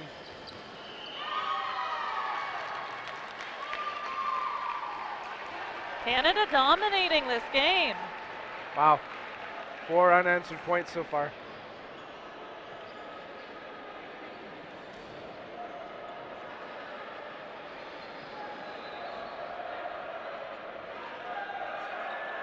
So much of this game has to do with momentum and how you've done previously in the day. One day to the next can make a huge difference. It's a very emotional game, is one of the things they say. It's like if you got the positive endorphins going versus that negative serotonin, that'll affect your catch abilities. That'll affect the sprint in your step. Absolutely. Also known as mojo. So USA's got to get their mojo back. Exactly. I think they used mojo in the cloth game. Rowe is taken out. Number 3 in the middle there, center, that's Corinne Biron, co-captain out of Quebec. More shoe shot. Cross-court co-shot by Crystal Briones. Whoa. Oh, and someone's down in the crowd too. Overzealous retriever. Yeah, designated retriever, really into this game as well. Ameska taken out. 3 players remaining for USA. Jack O'Quinn with the windmill.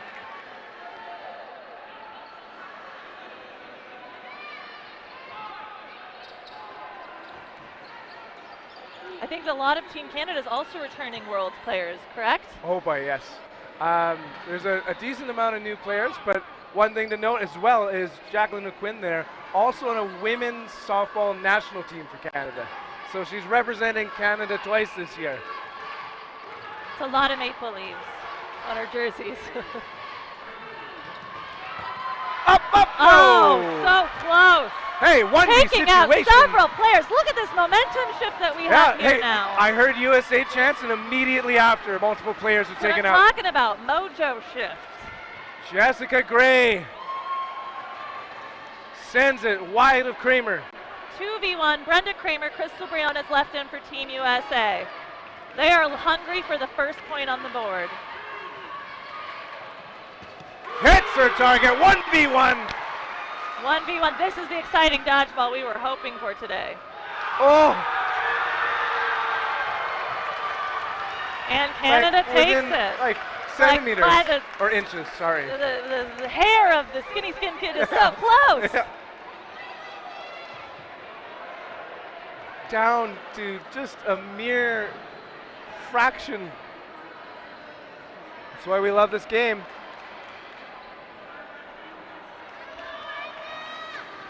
We're gonna line it up again. Opening rush, toss back. London sends it. Misses her target. 4 balls, 6 players. Oh, wow. Beautiful catch, beautiful catch. One of my all-time favorite players, Corinne Biron, is just the just unbelievable calmness and swagger. Speaking of mojo, that catch just was totally unaffected by it. Just too cool. Just absolutely. Just too cool for us. Flanagan, number 89 with the pump fake. Canada just looks hungry. They are hungry for this win. Cook is out. Those balls were so accurate they almost hit each other before hitting the player. They're in with the play call. Quinn shoots it, misses her opposing winger. 4 players left for Team USA with 4 balls. Let's see if they can make something happen here. Great shots, but a better block.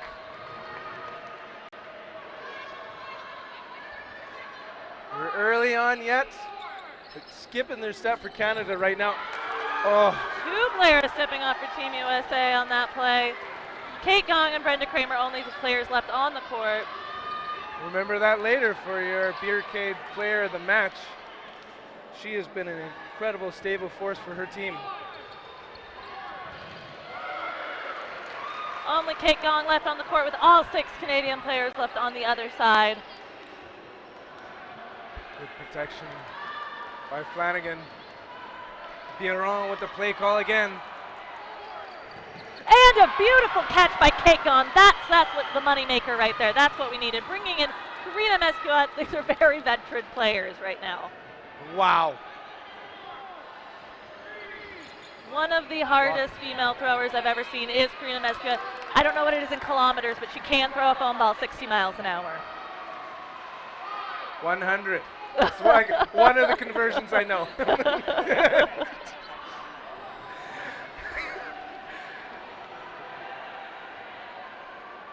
2 balls apiece.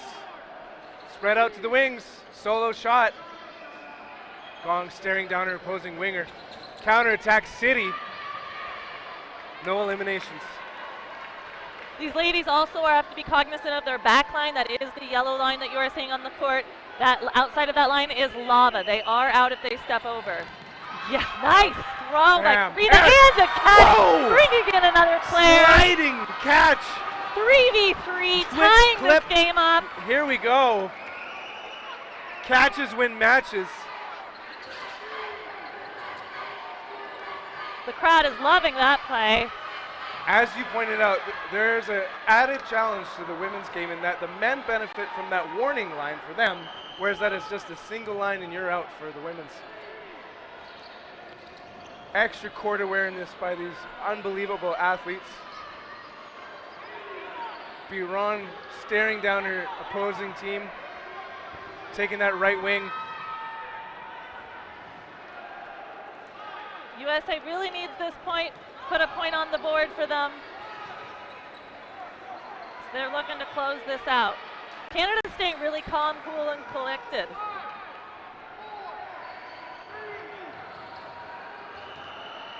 Great blocks. Very honest. Good honest hit. out. Respect that a lot. Advantage now, USA. Ball burden, Canada. Oh, and Kate Gong is hit, as well as Ashley Cook. Only Karina. Oh, and we got another 1v1 here. Wow, folks. wow, wow again. Flanagan, number 89 on the right. And you see some smiles, some cross-court smiles. They know each other. Fires 1, 2. She's vulnerable.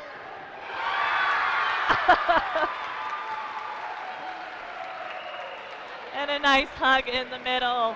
The smiles, the hugs. Canada It's okay when a player crosses right the line when that happens. Interesting call to take a timeout right now. Canada's got a lot of momentum, so I'm surprised they kind of pulled this at the moment, but hopefully U.S. can take advantage of this break as well, pull themselves together, maybe change something up in this moment. You know, and we'll ignore the score because 2 in a row down to 1v1. Yeah. Just a test match back and forth. That 3v3 very quickly went to 1v1. It was just so shockingly fast. Absolutely. So even though it is a 0-6 game, it very easily could have gone the other way. Yeah. It very easily could be a 2-2 or 2. No, that's not math. 2-4. yeah, 4-2 game, and like literally both 1v1 hits were just scrapes. Scrapes of the hair. Like if there was if they dropped to the ground a little bit more, that just like who knows how this could have gone exactly. Darn ponytails. Yeah. Now we need to get like Gillette or Bic to be a sponsor. I know. Like, whoever's willing to wear hair caps. Are we switching up our signage here? Apparently, maybe a sponsored signage. So, minute 45 left in the first half. 0-6 Canada.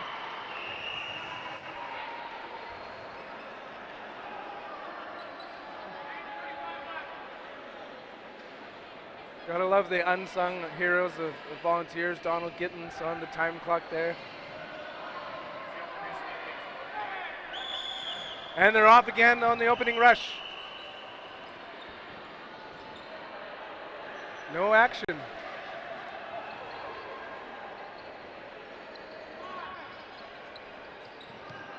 Taylor protecting her teammates. Sends the ball out to the wings. USA's turn. Hard hit ball. Donshi with the hit.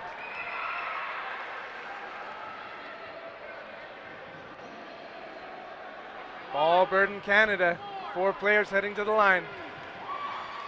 Ali Pando stepping out on that one. We kind of saw that moment where Pandolfi just wondered if she could just jump out and grab that ball, but when you see it floating, you know it's a little bit too late. Such an aggressive slide and a hit by Rowe. That was a beautiful hit. We heard that. We felt that all the way over here. Yeah, exactly. That was a hit that you could feel. Brilliant lefty throw. Rips another one, but no out this time. 5 balls, 4 players. Jess Gray protecting her teammates. Takes one on the wrist. Canada with ball advantage right now. 4v4.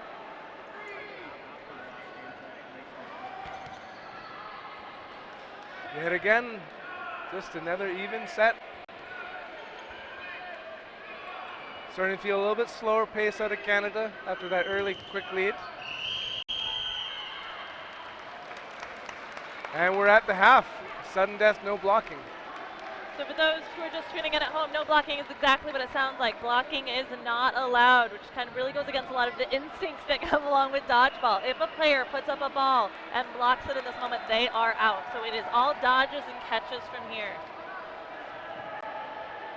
And these are pretty catchy players on the court right now. Pump fakes. Speaking of, whoa, player back on. It's 5-3. Didn't hear that much cheering with that catch, but we're going to see a lot once this match is won. Quinn protecting the ball. Has to keep her eyes up.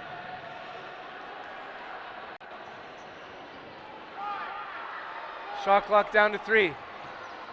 Back and forth, disarm. Well, I guess the moment the ball touched her, she was out. But 2 players left for Canada, 4 for the U.S. No blocking. Mora barely staying alive. Same thing with her opposing winger.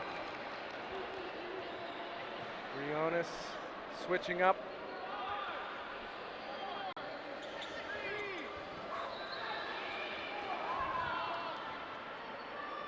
Four balls for Canada. Many years of experience on the court right now. Oh. Boom, boom. Whoa! Wow, what a turnover. One player left for the U.S., 3 just walking off. And there was like 3 straight shoulder blade shots too. Final player remaining left, Katie Sanchez. That's a rip, stays Katie alive. looking for the catch. She knows she can't block, so that's why she dropped the ball. 2 in hand. Big catch! Mora! Lisa Mora finishing out the first half, bringing the score 0-7 Canada.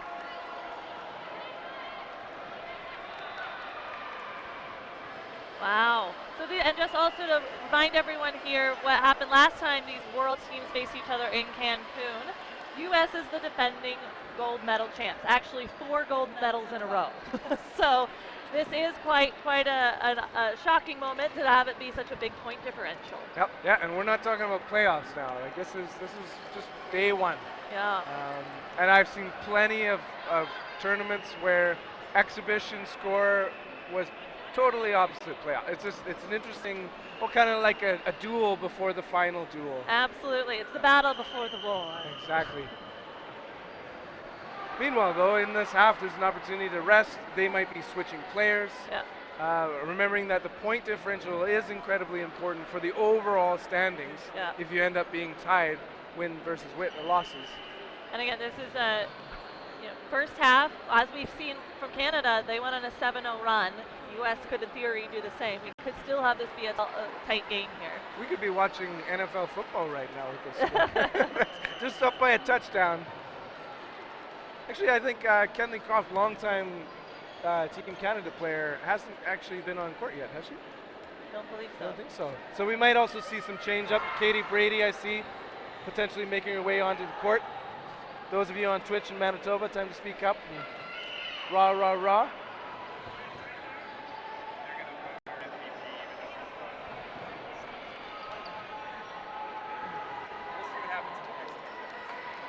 And I think one of the things I love about the World Dodgeball Championship here is that there are larger rosters. So you'll see moments where maybe these players are hot for 30 minutes and then they sit for the final 10 minutes. Yeah. So there's a kind of like almost like you can work in a sprint where like you could be exhausted after that 20 minutes and just, hey, can someone else take it for the final 20? That might be a strategy instead of, hey, this is our best player, let's make them go the full 40. Yeah, I think there's so many different mindsets with this because this is a 5-day tournament. We're only day 1. As you mentioned, like, yes, this is a big point differential at the moment, but there's a lot of dodgeball still to go. We do not know what Sunday is going to look like quite yet. Looks like a pretty consistent roster is going to be on Team USA. It looks like they're discussing some potentially new strategy they want to take here in the second half. Well, and there sometimes there's no reason to switch up a strategy because it's been so close each time. Luck or a catch could have just been the really deciding factor. That's a good point. It really has been a lot of graze shots, or just by the tips of a hair. Like these games are being determined. So like we said, we've got Brady's joined on the left wing, number 33. Croft, she's on the right wing. 77 going to be taking in the opening rush. Might be looking for Yvonne Schur, number 25, potentially later on. Toss back, no throws. Brady rips it. Classic Katie Brady.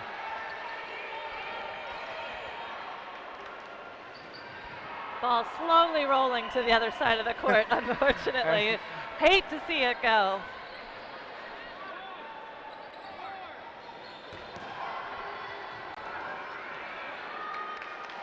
Rowe collects the ball, shares with a teammate.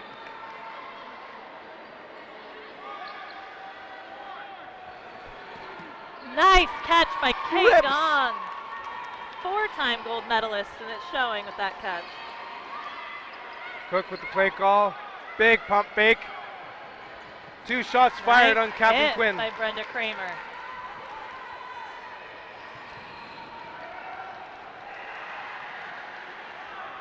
Four players, 4 balls, 2 out. Incredible athleticism.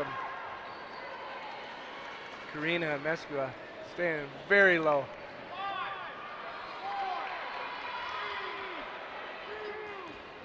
Active blocking by Flanagan. Referees.